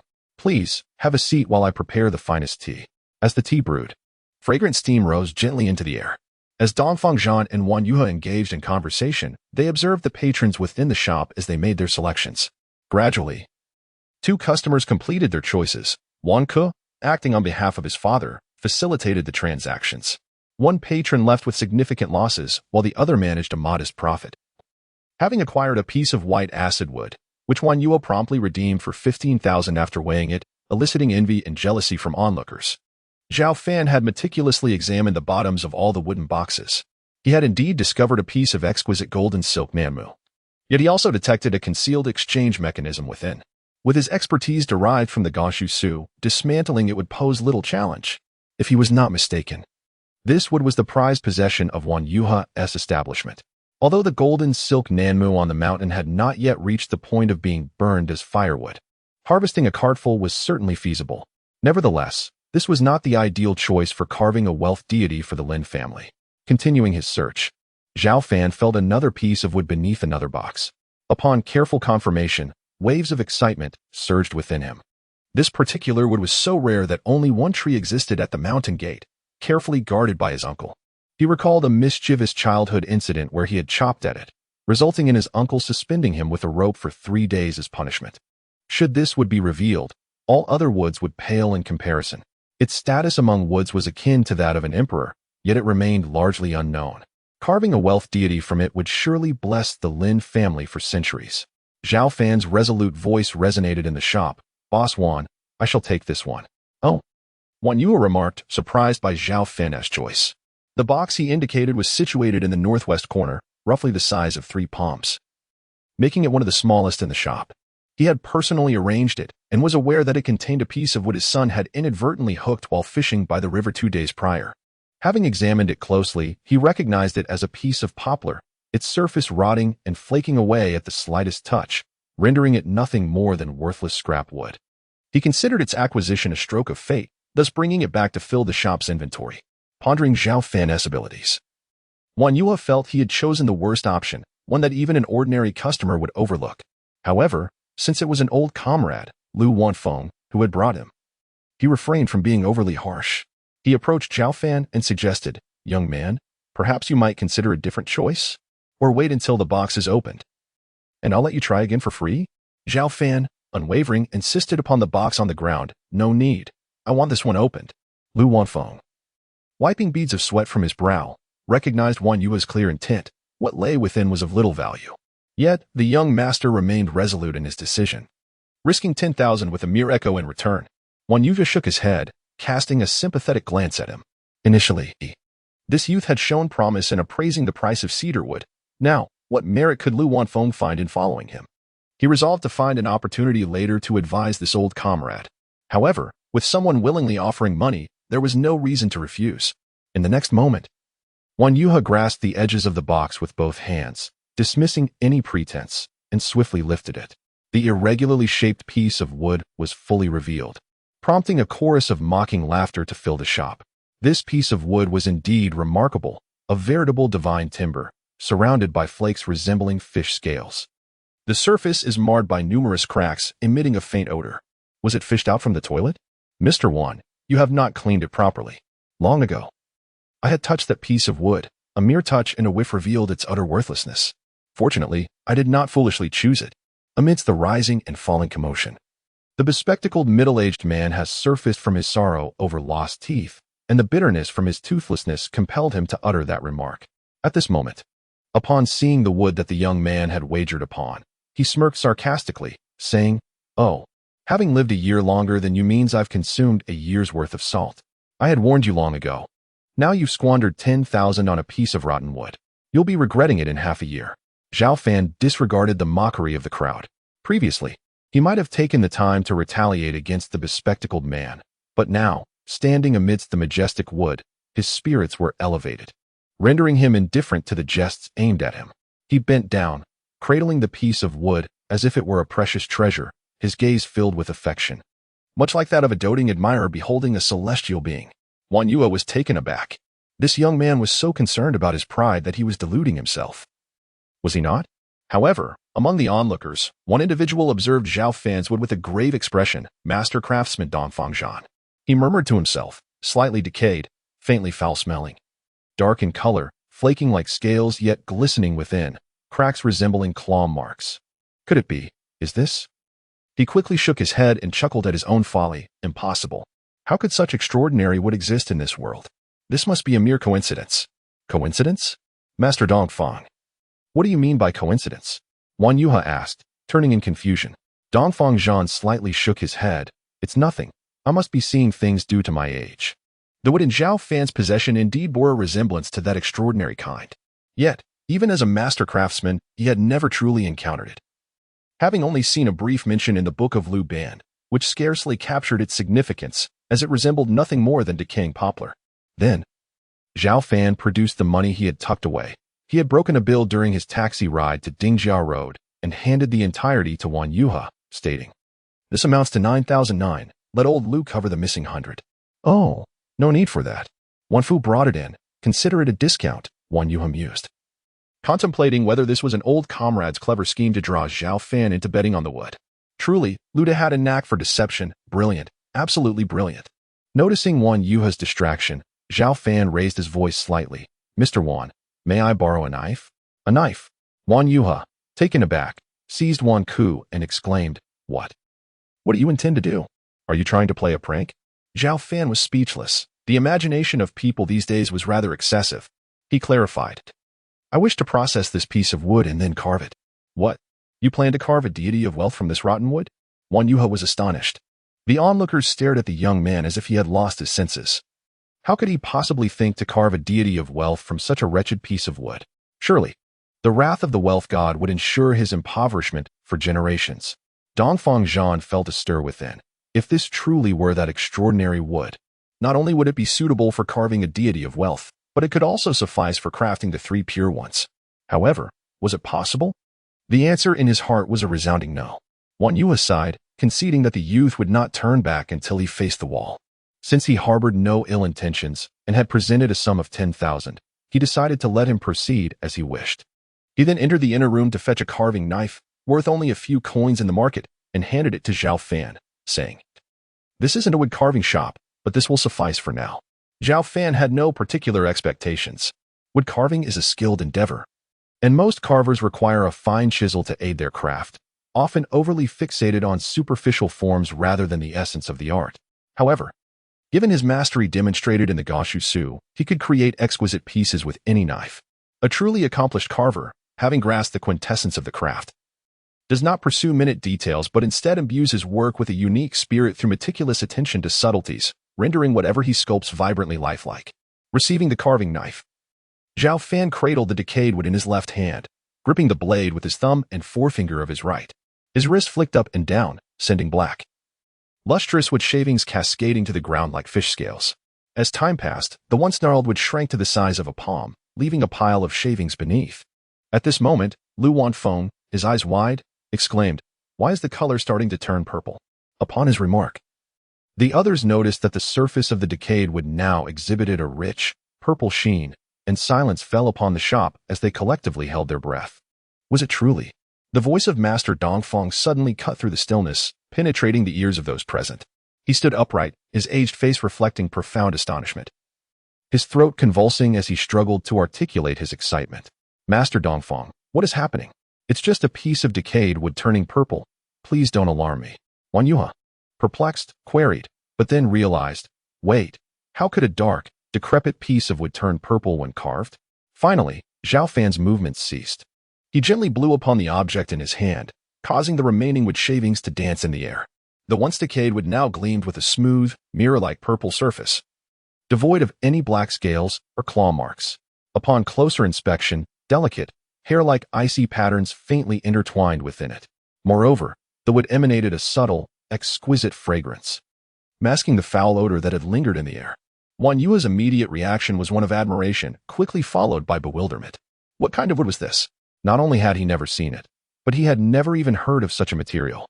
The existence of wood with such elegance, exuding both nobility and majesty, was astonishing. Even the somber hues of golden silk Namu would pale in comparison.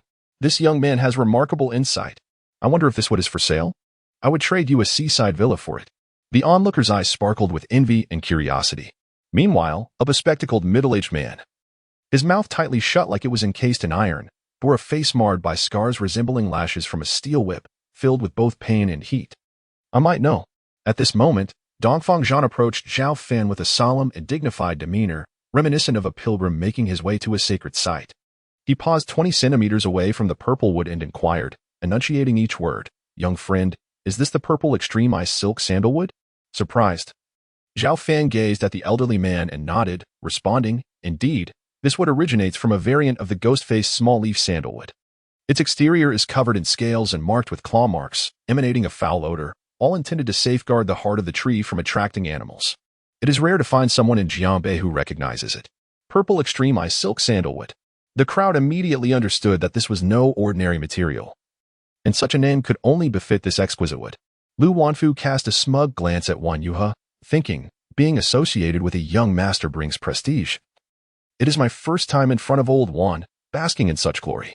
May I be permitted to touch it? Dongfeng Zhan's desire was palpable, akin to a castaway spotting a bikini-clad beauty after 20 years on a deserted island. Zhao Xiaoga, this gentleman is a national treasure-level master craftsman, Dongfeng Zhan. Wan Yue hastily introduced, fearing Zhao Fan would refuse. The reality was evident. The elderly gentleman was no fool, while those present had failed to recognize the extraordinary wood, particularly Lu Wanfu. He lamented having overlooked a rare gem, mistakenly treating it as worthless timber, allowing Zhao Fan to seize an unparalleled opportunity for a mere 10,000.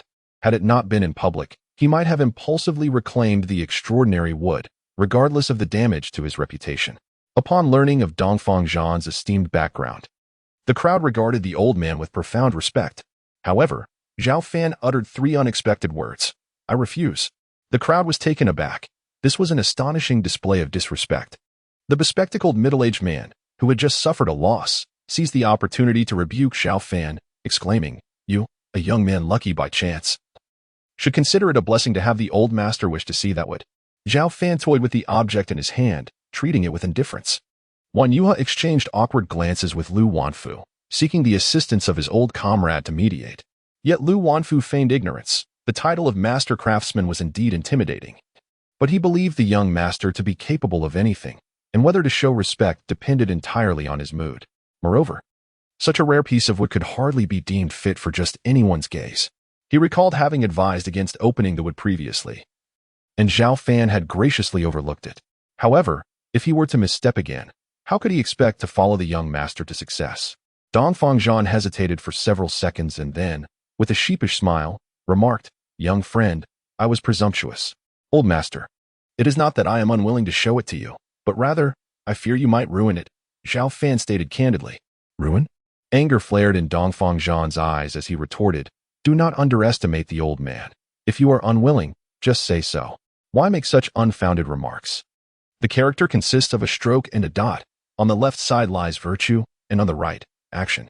I have dedicated my life to the craft, and I believe I have lived honorably. I cherish what is if it were gold. Even a piece of rotten timber possesses its own significance.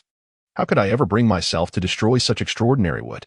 Zhao Fan offered a faint smile, realizing that the master craftsman had misunderstood him. Initially reluctant to explain, he found himself compelled to articulate the truth. He presented the purple extreme ice silk wood before Dongfang Zhan and inquired, "Esteemed elder, are you aware that a century-old tree is akin to a human being?" Dongfang Zhan's body trembled slightly as he nodded in acknowledgement. Indeed, such words hold truth. A century-old material possesses a certain spirit. Yet, what connection does this have with your term destroy? Zhao Fan leaned closer, whispering into the elder's ear. "Since you are aware of the origin of this wood, you must also know its taboos. Those burdened by resentment shall cause it to melt upon contact. As for you, my preliminary calculations suggest you are afflicted by the grievances of 37 restless souls. Were it an ordinary person, they would undoubtedly be in peril by now. Your current safety stems from the accumulated merits of your past. However, the resentment still lingers." Upon hearing the mention of 37 souls, Dongfang Zhan was momentarily struck by painful memories. 10 years prior, he had been invited to serve as the chief designer for a bridge spanning 70 meters across the formidable cliffs known as the Opposing Cliffs, where tumultuous waters surged below. Constructing a bridge in such a location posed insurmountable challenges, hence the invitation extended to this master craftsman. Dongfang Zhan had earned his reputation, successfully creating the design. He vividly recalled the day the bridge opened, as the townsfolk on either side of the cliffs celebrated exuberantly, presenting him with banners and local delicacies, revering him as if he were the living embodiment of Lu Ban, the legendary carpenter. However, the joy was short-lived. 6 months later, the bridge collapsed one morning, with over 20 pedestrians and several vehicles plummeting into the abyss.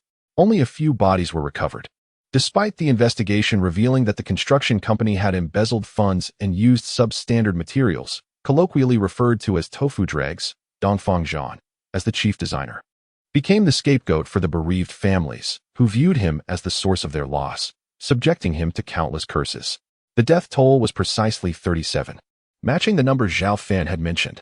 Overwhelmed by despair, Dongfang Zhan renounced his profession and withdrew from all engineering projects, spending his days in idleness at home. 9 years passed, and gradually he emerged from the shadows of that tragedy.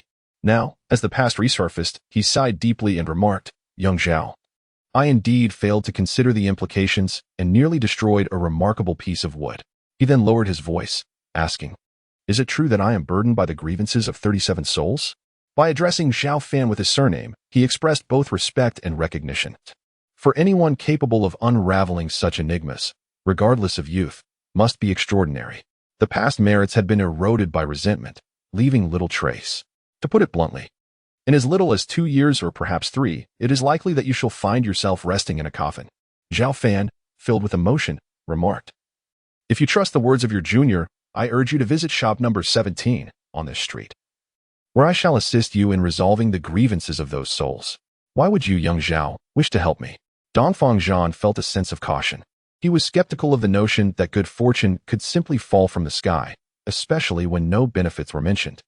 While he believed in the existence of spirits and deities, he had never encountered someone as young as the other party who possessed such remarkable abilities to dispel the grievances of lost souls. It was possible that due to his own fame, stemming from a significant incident in the past, the other party was deliberately pretending not to recognize him, intending to deceive him through a strategy of feigned ignorance. Not for any other reason, but because I am the heir of the Gong Shu Ce, which shares a common origin with you.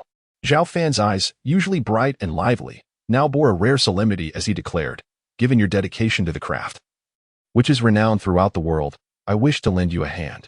Gongshu Ce. Upon hearing this, Dongfang Zhan gasped in astonishment, bowing deeply at a 90-degree angle. I am honored to meet the great craftsman. Please rise. There is no need for such formalities, Zhao Fan interjected, quickly assisting him to his feet while whispering, firstly, I am not yet a master, and secondly, there are too many witnesses present. You understand the etiquette? Yes, yes, Dongfang Zhan replied, wiping the cold sweat from his forehead.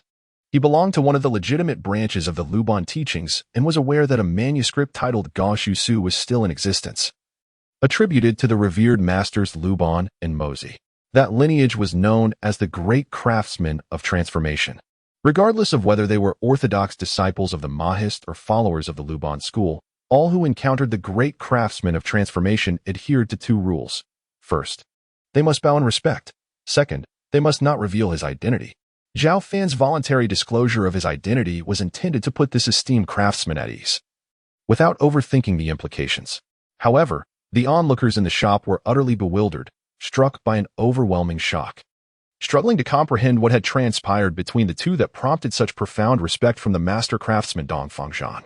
Truly, he is an extraordinary young master, Lu Wanfeng thought, his perception of Zhao Fan becoming even more enigmatic. Wan Yuhe discreetly nudged his old comrade, inquiring, Lu, who exactly is he? Envy all you want, but don't think I don't know about the jar of daughter red you've buried for decades. Unless you bring it out, not a word will escape my lips.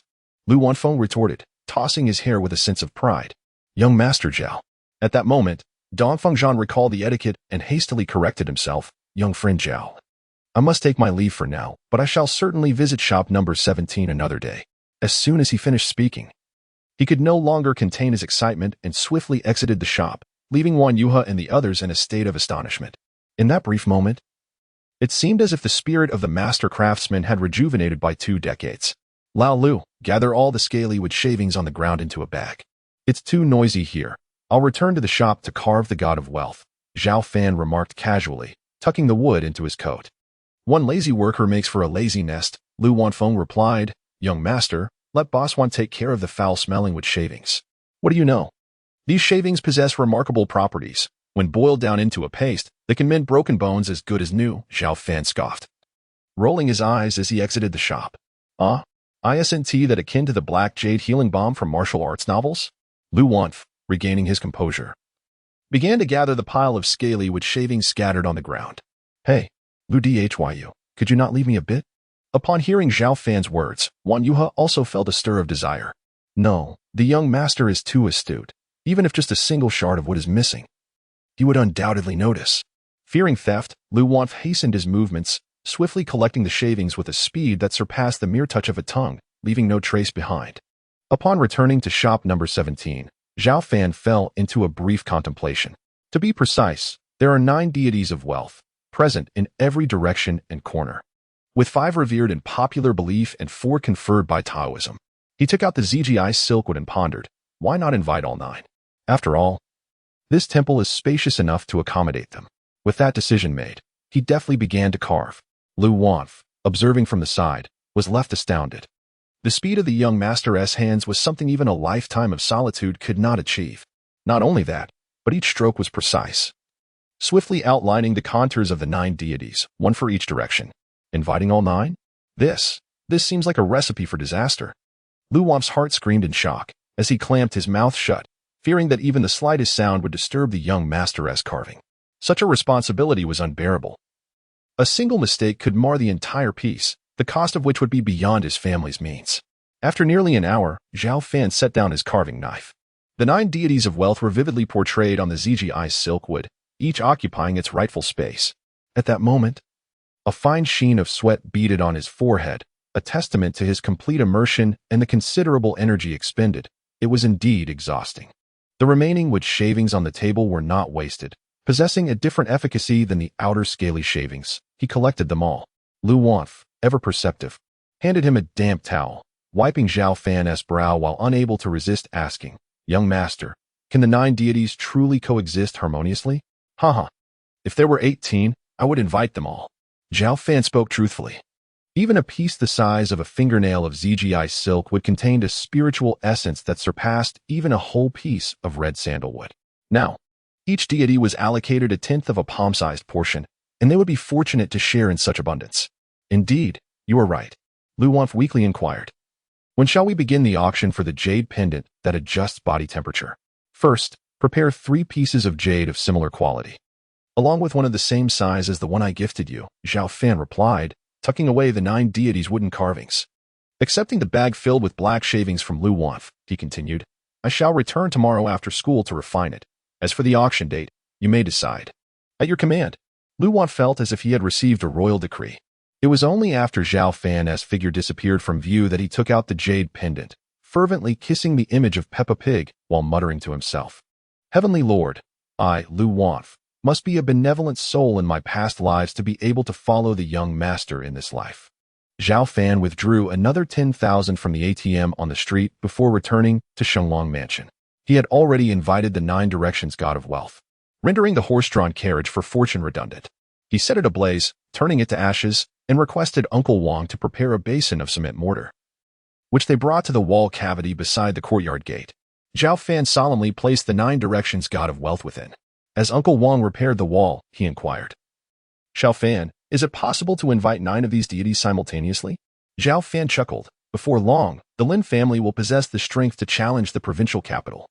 Naturally reserved and disinclined to boast, Zhao Fan refrained from explaining the rarity of the purple extreme ice silkwood. To him, the Lin family was akin to his own. Gifting something of considerable value to a cherished person need not involve discussions of its worth. Uncle Wang, sensing the weight of Zhao Fan's words, surmised that the 9 directions gods of wealth he had inserted were unlike any ordinary deities available in the market. In the evening, Lin Qianqian called Zhao Fan, stating she was at the commercial street in the city center and needed his help to carry some items. Zhao Fan, languidly reclining in bed, imagined she must be burdened with numerous packages and sent Uncle Wang in his stead. An hour later, when Lin Qianqian returned, her first act was to knock on his door and exclaim, Humph, lazy master. I told alongside Chu Chu for an entire afternoon picking out items for you. Yet you didn't even come to help. How disheartening. Realizing he had made a misstep, Zhao Fan quickly leapt from bed, opened the door, and embraced Lin Qianqian.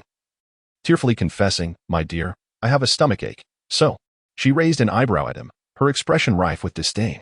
How could a master, who had rescued her from Yama, possibly suffer from a stomachache? Did he think her a mere child? With a stern face, she retorted, Get away, I am angry. Zhao Fan, conceding, released Lin Qianqian and feigned weakness, stating, This afternoon, I carved the 9 directions god of wealth for your family. The exertion was immense, leaving my hands and head occasionally cramping. Uncle Wang chimed in, nodding, Qianqian, temper your little fits, it is indeed as he says. The carving of the deity was extraordinarily demanding, summoning 9 at once. Even the wood, with its rich purple hue and embedded ice silk, is something I have never encountered. It must have taken Zhao Fan considerable effort to procure it. Then I shall forgive you, Lin Qianqian declared, recognizing the gravity of the situation.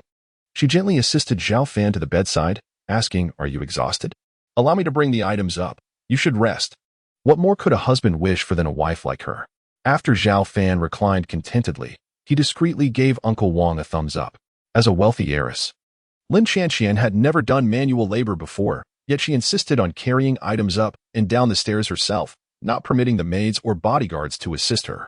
By the time she finished moving the last piece, she was utterly spent, collapsing onto the foot of Zhao Fan's bed to rest. Zhao Fan gazed at the room, now filled with a third of the packaging boxes, his heart swelling with emotion. From computers to toothbrushes, everything conceivable for their household had been diligently gathered by his pampered future wife. He centered himself on the bed, rotating halfway around, and rested his head, unceremoniously, on Lin Qianqian's chest, saying, Qianqian, you have worked so hard. I shall cherish you well. Lin Qianqian instinctively desired to push him away, yet her fatigue rendered her powerless. Moreover, as it was her first experience with such intimate contact, a sensation akin to an electric current surged through her entire being. She lay there, her gaze somewhat dazed as she stared at the ceiling, contemplating.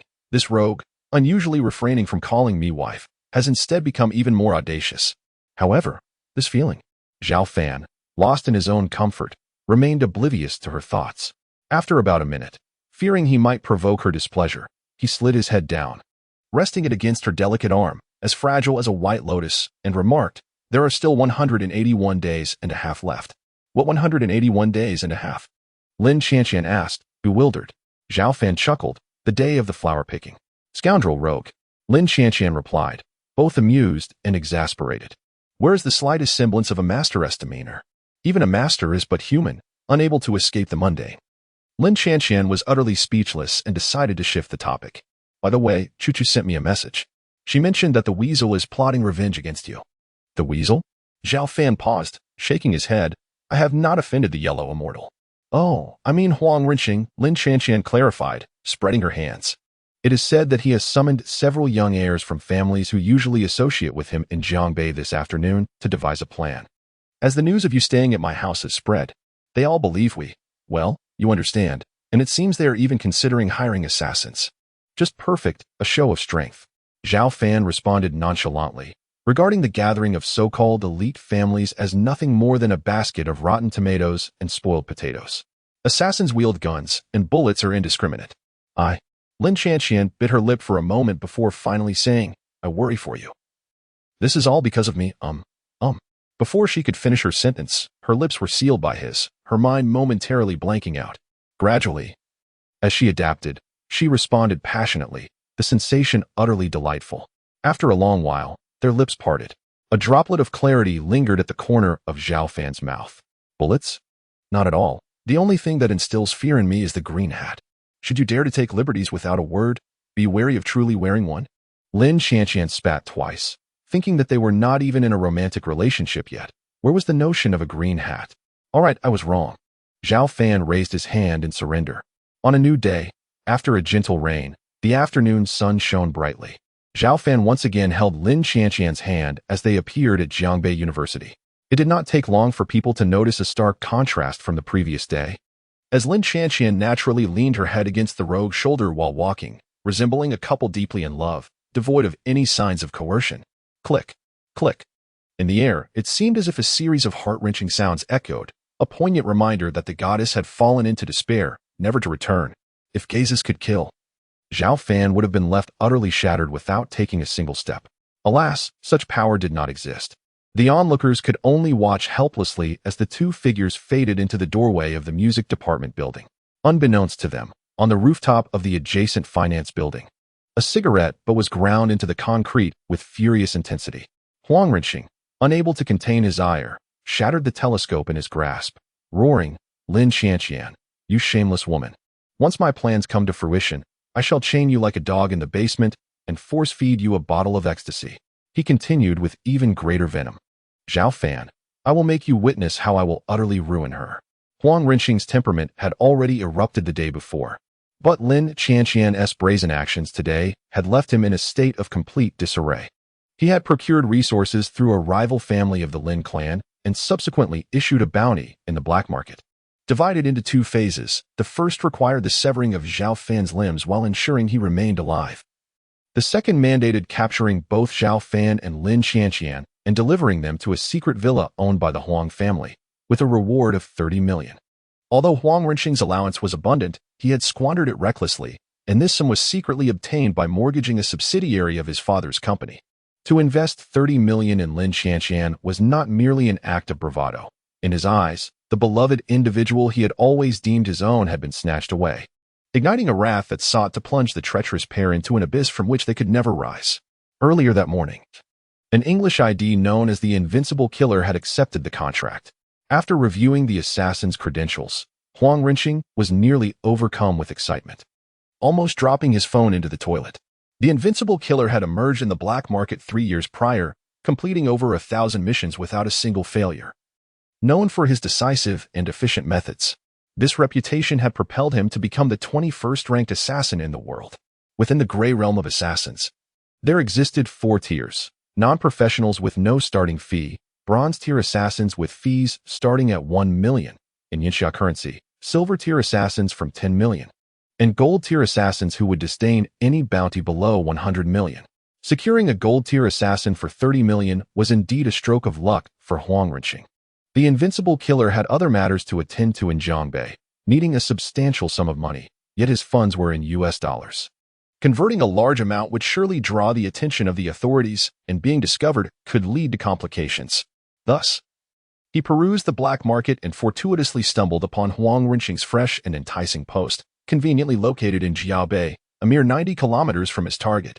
Meanwhile, Zhao Fan, like a lethargic pig, had dozed off in class until the bell rang, only to be jolted awake by Lin Qianqian, who pulled him out into the corridor. Upon entering the hallway, they were intercepted by an elderly hand marked by age spots. Master Zhao Fan, Miss Qianqian, our flowers are about to wither. Zhao Fan widened his eyes, and upon closer inspection, he realized it was none other than the old Principal Li Guodong from Jiaobei. This prompted him to recall their earlier arrangement upon his arrival here. Perhaps it was indeed today. Otherwise, why would the man be waiting for him? Old Master Li. Zhao Fan yawned. I sincerely apologize for keeping you waiting. Why didn't you come inside or call me to rouse me? In ancient times, there was the tale of Qing Min Li Shui. Today, I am merely listening to some music outside your door, which is hardly a matter of consequence, Li Guodong replied. Yet, inwardly, he was perplexed. My old limbs are growing weary from standing, and I dare not further disturb your slumber. Zhao Fan, sensing the man's unspoken thoughts, awkwardly turned his head and inquired, Qianqian, will you accompany me, or shall you return home? Lin Qianqian, however, was quite eager to witness the extraordinary abilities he possessed. But she was also acutely aware that her monthly visitor was imminent. Therefore, she shook her head and replied, I won't be going. Remember to return home early. Nearby male classmates, overhearing her words, were nearly moved to tears. Returning home? The goddess has wholly embraced the role of a devoted wife. Zhao Fan discerned the imminent arrival of Lin Qianqian's monthly cycle from her complexion. He smiled apologetically at Li Guodong and said, Please, Mr. Li, wait a moment downstairs while I see my dear wife off. Go ahead, it won't take long, Li Guodong replied cheerfully. Zhao Fan accompanied Lin Qianqian to the school gate, during which she expressed her annoyance. Zhao Fan, could you refrain from calling me my dear wife in public? It's an antiquated term and rather odd, not to mention unappealing. I can't help it. My uncle is quite an old-fashioned man, and after spending so much time with him, I tend to speak that way, Zhao Fan sighed. By this time, they had arrived at the Bentley driven by Uncle Wang. Lin Qianqian rolled her eyes in exasperation. Well, I shall take my leave now. Do be cautious about the weasel incident outside. Understood, Zhao Fan replied, watching the car drive away before turning back towards the music department building. Li Guodong was stretching and massaging his legs, and Zhao Fan remarked, Sorry to keep you waiting. Where are we headed? The car is ready. We can discuss it on the way, Li Guodong replied as he led Zhao Fan to a black Audi parked nearby. Upon entering the vehicle, Zhao Fan immediately recognized the driver as a seasoned individual, rugged and battle-hardened, likely a former soldier. Li Guodong introduced. This driver is a bodyguard of an old friend of mine. Let me give you a brief overview of the situation. My friend was once a highly influential commander named Tang Yixiang. He has no offspring, and his wife passed away 20 years ago. He never remarried and has only adopted a little girl. The esteemed Commander Tang? Zhao Fan exclaimed, momentarily taken aback, then nodded. I have heard tales of his exploits. They are indeed commendable. You mentioned the other day that he has been acting strangely, as if lost in a dream, yet unaware of it. What is the cause? About a week ago, I visited his home, Li Guodong recounted thoughtfully. His daughter rarely returns from the military, yet the once desolate house has transformed entirely. For instance, the bedding and furniture have taken on a youthful flair, albeit with a hint of antiquity. There are 2 pillows, beautifully embroidered shoes on the shoe rack, and women's clothing hanging in the yard. My sensitive nose detected a faint scent of perfume in the air. Even the longtime housekeeper was dismissed, and the bodyguards have been strictly prohibited from entering the house without permission. In summary, everything about it feels peculiar. He then pointed to the driver, saying, Little Zhao and his team have never seen any woman other than Yixiong enter or exit the premises, nor do they know how these items came to be there. During meals, Yixiong insists on having dishes prepared for 2, yet he eats alone. I couldn't help but inquire, and he shyly shook his head, saying the time wasn't right. However, his demeanor has grown increasingly youthful.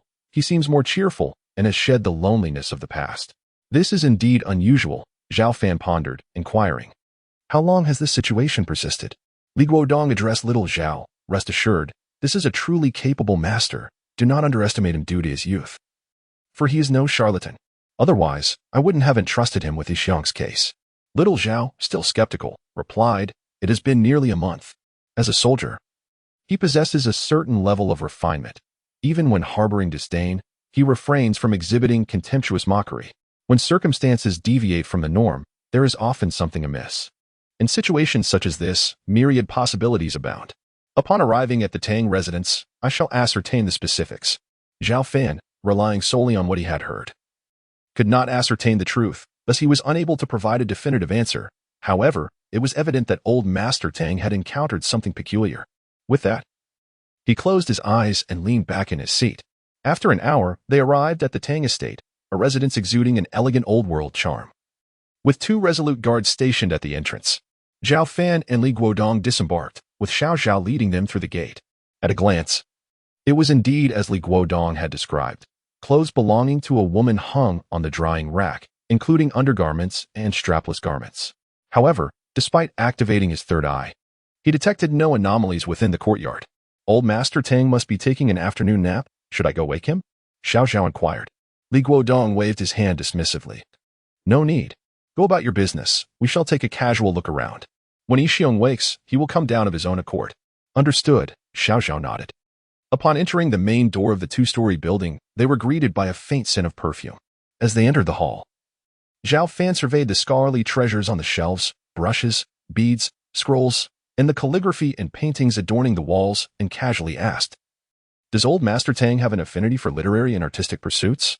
Indeed, Li Guodong sighed. After his retirement, aside from his daughter, this has become his sole passion. He is also the honorary president of the Jianbei Calligraphy and Painting Association. Each day, he engages in writing and painting or collecting art pieces that catch his eye. Most are not from renowned masters, yet they display considerable skill. After all, he has led a frugal life with little wealth.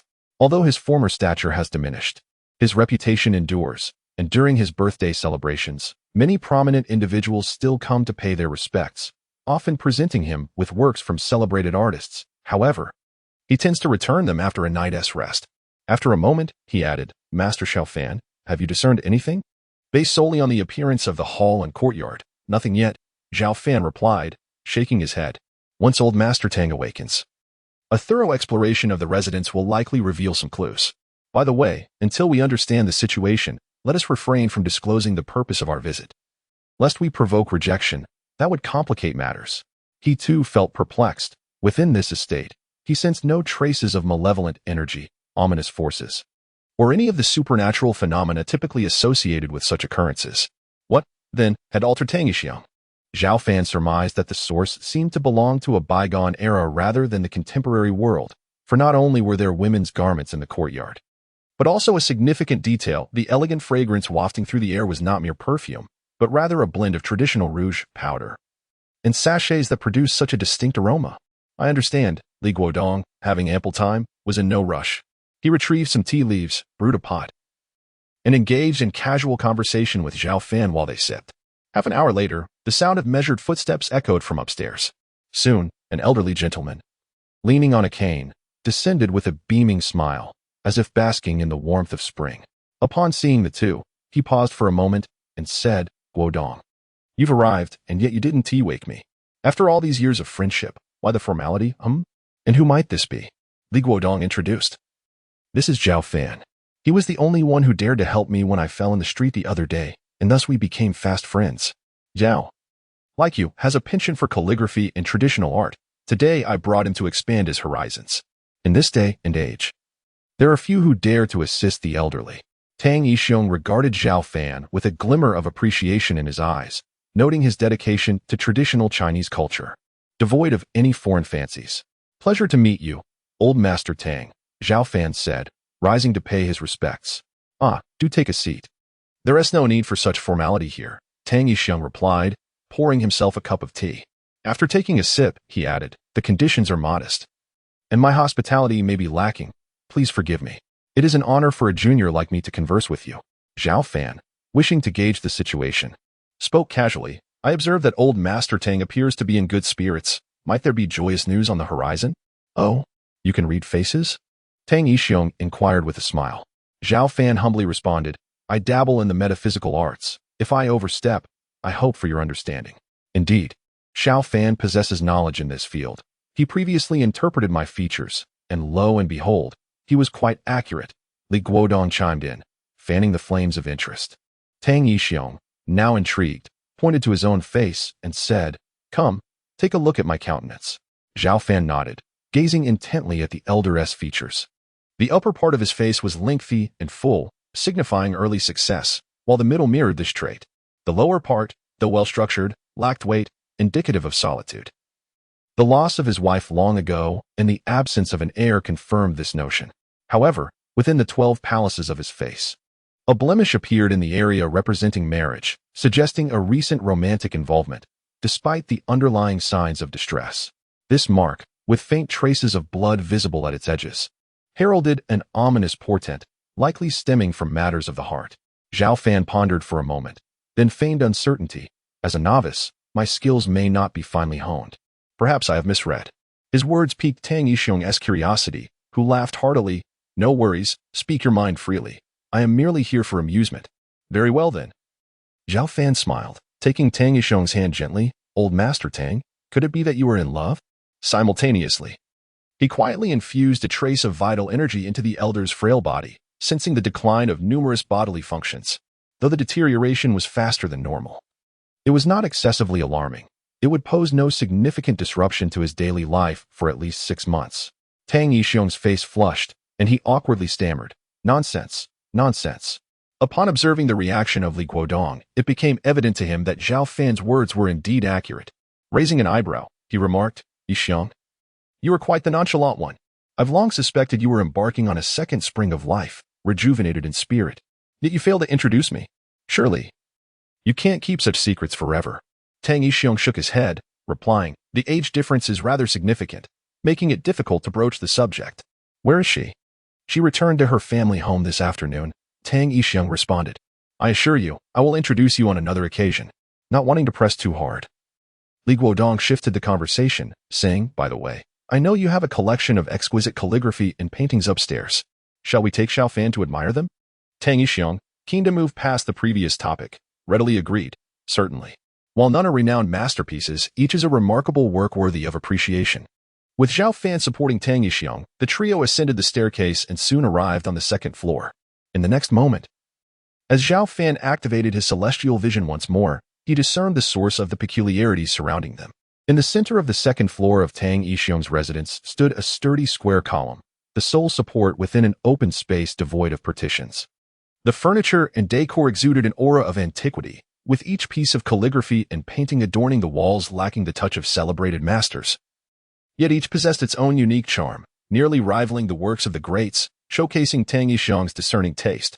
Adorning the sturdy square column was an ancient painting, distinct from the others due to its opulent framing, encased in a gilded border and covered with crystal-clear glass. The artwork depicted an octagonal pavilion, where a charming woman, delicately adorned with a pink floral crown and clad in an elegant gown, sat gracefully, with her chin resting on her hands. She gazed dreamily at the crimson clouds on the horizon, while in the background, a thatched cottage stood. As Zhao Fan beheld this painting through his celestial vision, it transformed into a vivid scene. The woman's every expression and gesture came alive, the smoke curling from the cottage, and even a dragonfly resting upon her floral crown, while the evening glow danced gently in the breeze.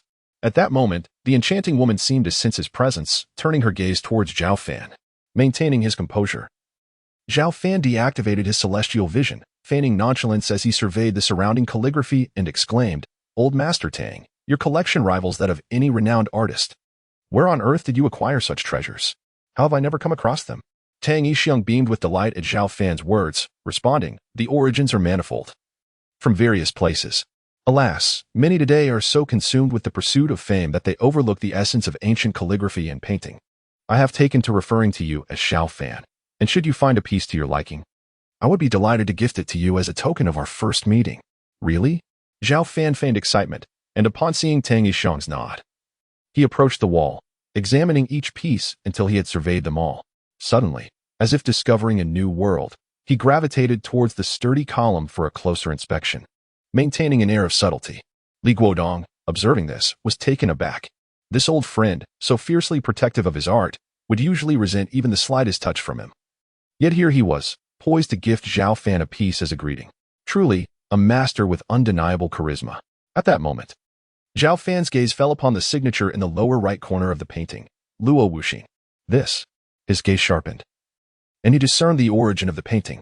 In the ancient manuscript passed down through generations of the great creation celestial master, the name Luo Wuxin had appeared. And not merely once. Every name worthy of being inscribed therein belonged to a figure of extraordinary and enigmatic stature. Zhao Fan recalled a passage from the 17th volume. Luo Wuxin, whose true name remains unknown, hailed from humble beginnings, diligently studying literature yet failing to achieve recognition. Subsequently, he toiled in agriculture until, at the age of 50, during a journey, he was caught in a sudden downpour and sought refuge for the night in a pavilion by the roadside. At dawn, he altered his itinerary and returned home. Thereafter becoming a painter, he excelled in infusing his soul into his artwork, rendering them lifelike, yet he neither sold nor gifted them. The wandering souls and restless spirits within a 100-mile radius found solace in his creations, hence they were dubbed soul paintings. Each artwork contained an octagonal pavilion. A century later, Luo Wuxin inscribed upon a prepared gravestone a couplet, "One painting exchanges for one sentiment exchanges for one life." Thereafter, he reclined within his coffin, allowing his descendants to secure the earth above him. Yet his artworks vanished overnight, leaving no trace behind. The 19th volume also recounted Luo Wuxin, detailing an encounter experienced by that era's great creation celestial master while traversing the world. A widow, having stumbled upon a painting, was captivated by the handsome figure depicted and hung it in her home. Subsequently, the man from the painting seemingly materialized, living with her in blissful companionship night after night. A year later, the widow began to suffer from various ailments, each part of her body plagued by affliction, while the man remained steadfastly by her side, providing care. Another year passed, and one day, the widow's health unexpectedly improved, yet the neighbors never saw the man again. On that day, the widow removed the painting, placing it face down on the street, doused it in oil, and set it ablaze, reducing it to ashes. Strangely, her temperament underwent a radical transformation. Her habits changed dramatically, as she developed a fondness for alcohol and gambling, with whispers of her visiting brothels. Ultimately, that era's great creation celestial master uncovered the truth. The painting the widow had found was indeed crafted by Luo Wuxin, and the man was the spirit residing within it. As the couplet suggested, one painting exchanged for a romantic entanglement, and due to this connection, the widow's infatuation with the ghostly figure, coupled with her prolonged illness and his care, fostered an unconditional trust. In such circumstances, the opportunity for possession arose. The spirit lured her soul into the painting, occupying her vacant and unclaimed body, and subsequently incinerated the painting that had bound her soul, ensuring she could never return, while the spirit took her place and continued to exist in the world. Such spirits dwelling within paintings are collectively referred to as immortals of the painting. When they are inscribed, they merge with the fragrance of ink, making it exceedingly difficult, even for the great creation celestial master, to discern their essence. These immortals specifically target lonely individuals who are easily enchanted, relying solely on their acting skills to earn trust while gradually depleting the victim's vitality. When the opportune moment arises, they ensnare the soul within the painted confinement. With a sigh, Zhao Fan pondered the unfortunate trajectory of events, if allowed to unfold unchecked. It would not be long before the enchanting figure in the painting would be supplanted by the visage of Tang Yixiong.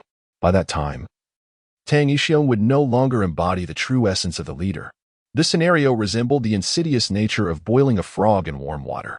All the wandering souls ensnared by Luo Wuxin's soul-into-paint technique were of feeble strength, mere shadows of warriors. Even if Tang Yixiong were to age, he could not forcibly seize a body, for such an act would defy the natural order. Thus, the only means to attain a corporeal form and reclaim life necessitated a particular method. Otherwise, the rejection would be unbearable, leading to utter annihilation of both spirit and form. Old Master Tang. Zhao Fan addressed Tang Yixiong, gesturing towards the painting suspended on the load-bearing pillar, and smiled. "I wish to possess this piece." Tang Yixiong's expression shifted dramatically, and he instinctively shook his head, declaring, "No." Li Gui, sensing Zhao Fan's discontent regarding the painting, interjected, "Why not?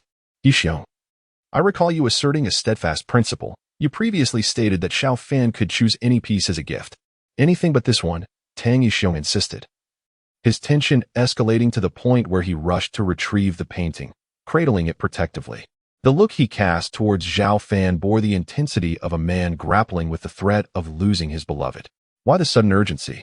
Li Guodong interposed, standing between the two to avert conflict. While caressing the glass covering of the painting, Tang Yixiong remarked, "I am rather fatigued today and shall not linger with you any longer. It is time to depart. Li Guodong found himself in a quandary, unable to leave or stay. Moments later, Zhao Fan's voice thundered like a bolt from the blue. Spirits and mortals are on disparate paths. Must I coax you out? His left index finger, having been pricked, used a droplet of crimson blood, which he pointed menacingly at the painting cradled by Tang Yixiong. What are you doing? If you continue this nonsense, I shall summon the guards. Tang Yixiong's anger surged, his neck flushing with rage. At this critical juncture, Li Guodong implored his old friend, Yixiong, I must confess. I invited Zhao Fan here today for your sake. He is a being of extraordinary capability. You all conspire to deceive me. Is that so? Very well, Li Guodong. Consider our friendship severed. Tang Yixiong seethed.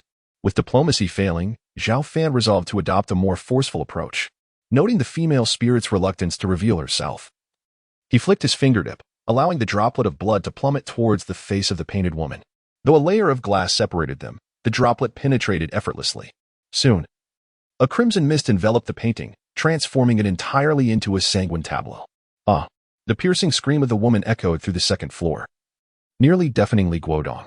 In the next instant, a lovely woman materialized beside Tang Yixiong, her appearance and attire mirroring that of the figure in the painting.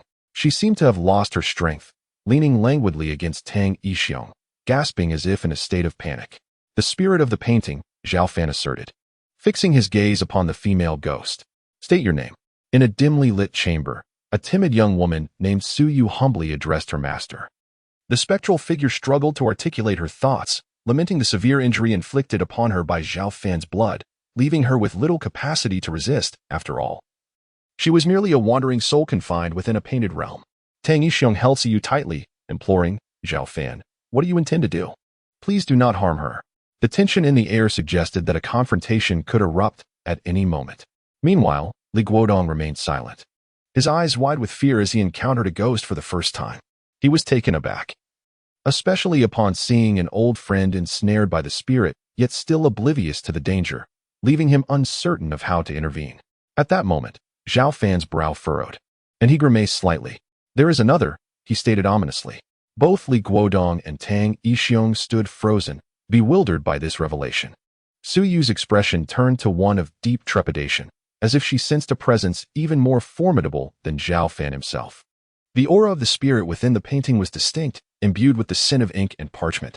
Zhao Fan delved into his backpack, grasping the exorcising pen, and remarked, Yet, the estate of the esteemed Tang is suffused with a delicate fragrance, a blend of rouge and spices, starkly contrasting with that which clings to Su Yu. This implication suggested that not only was there a ghost concealed within the painting, but another entity lurked as well. Li Guodong felt his knees weaken, nearly collapsing to the ground. In his mind, Zhao Fan was an omnipotent master, yet he could not discern the whereabouts of this second ghost. How formidable must it be?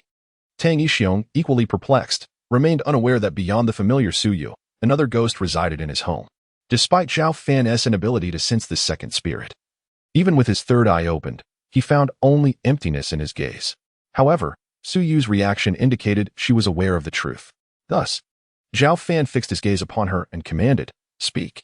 Where is the other one? Su Yu lowered her head, her voice trembling, Master. I dare not say. After a moment of hesitation, Tang Yixiong grasped Su Yu's hand and inquired, Is it indeed as he says? Is there truly another? Su Yu remained silent, resembling a remorseful young girl in need of compassion. Zhao Fan, unwilling to let the situation stagnate, understood the complexity of the matter at hand. The seemingly weak spirit trapped in the painting was merely an appetizer. The hidden second ghost posed the genuine threat. Maintaining his vigilance, he promised Su Yu, If you reveal the identity of that ghost, I shall spare your life.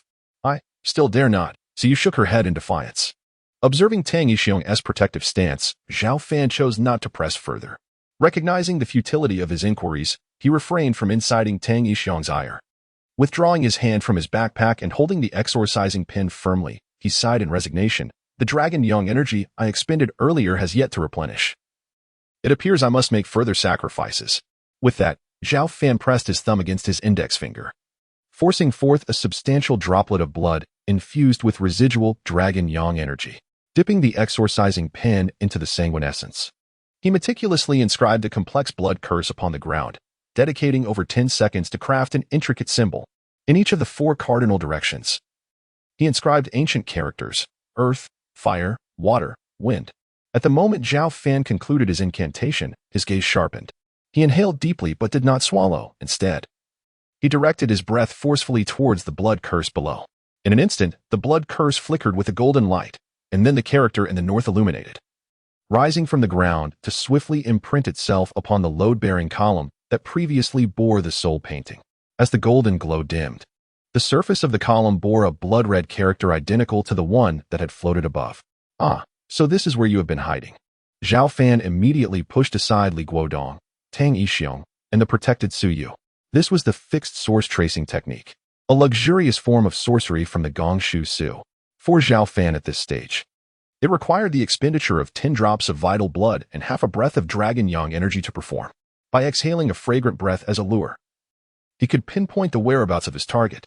However, it was not a loss, as the vast majority of ghostly beings wield sorcery that fundamentally falls into 4 categories: earth, fire, water, and wind. The character that the fixed source tracing technique raised indicated the type of power the target possessed, allowing for preliminary insight. Zhao Fan raised his evil cleaving brush, pointing it at the load-bearing column. "No tears until the coffin is seen. Why do you not come out?" he taunted. As if granting his wish, a mournful feminine voice echoed, and the center of the column suddenly erupted, creating a gaping hole, sending shards of concrete flying and injuring Li Guodong and Tang Yixiong, who collapsed in pain and could not rise. Zhao Fan waved the evil cleaving brush, and the incoming debris fell to the ground like feathers. Within the gaping hole of the column stood a pink skeleton, exuding a rich and peculiar fragrance that radiated outward, reminiscent of the delicate aroma wafting through the air. The pink skeleton regarded them with a queenly disdain, with a mere wave of her hand. The garments drying in the yard, belly bands, bustiers, underpants, and embroidered shoes from the shoe rack, floated towards the hole as if returning to their rightful place, adorning her form. Even more bizarrely, the ghostly Su Yu, held by Tang Yixiong's small hand, transformed into a vibrant red wedding dress, which also entered the hole, enveloping the pink skeleton. This scene left Tang Yixiong's mind in disarray. He stared blankly at the hole, unable to comprehend how his beloved Su Yu had become a wedding dress for a pink skeleton. As for Li Guodong, he succumbed to fainting under the overwhelming visual shock upon the appearance of the main figure. This princess is preparing for the upcoming 3 transformations. Such a critical moment should not be disturbed. The pink skeleton gracefully leaped down from the hole, and as her bony feet touched the ground, the earth rippled as if stirred by a wave before settling back into stillness, a testament to her immense power. "Heart-eating fragrance soul," Zhao Fan uttered softly. Realizing her identity the moment he saw the pink skeleton and associated it with the exotic scent. The heart-eating fragrance soul is an extraordinarily advanced spectral entity. A woman, in her lifetime, must remain unbroken. Thus, during an inauspicious year, month, day, hour, and moment, a ghost master binds her to a frigid iron pillar, allowing her lifeblood to flow into a basin. As her blood ebbs away, she gradually succumbs to death. Within the span of a single incense stick's burning, a meticulously crafted incense rod, composed of various spices and the woman's blood solidified together, is thrust into her, violating her pristine form. Subsequently, the corpse is immersed in a fragrant vat filled with abundant rouge-infused water for a period of 81 days. During this time, her soul, along with her flesh and blood, is entirely absorbed by her bones, transforming her into a heart-eating fragrant soul, with her entire being taking on a delicate pink hue. Initially, this spirit, known as the fragrant soul, was a plaything for the ghost master, either for personal amusement or as a gift. When adorned with a layer of women's skin, it could mimic a living person, purportedly granting men an ecstasy unattainable with ordinary women, thus sowing the seeds of peril. No one was aware that the fragrant soul would, through intimate union, absorb vital yang energy, leading to a gradual metamorphosis.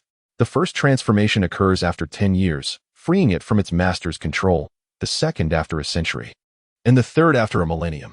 As for a transformation lasting 10,000 years, such a duration has yet to be recorded in history. With each transformation, the fragrance emitted becomes increasingly potent, and its strength grows correspondingly.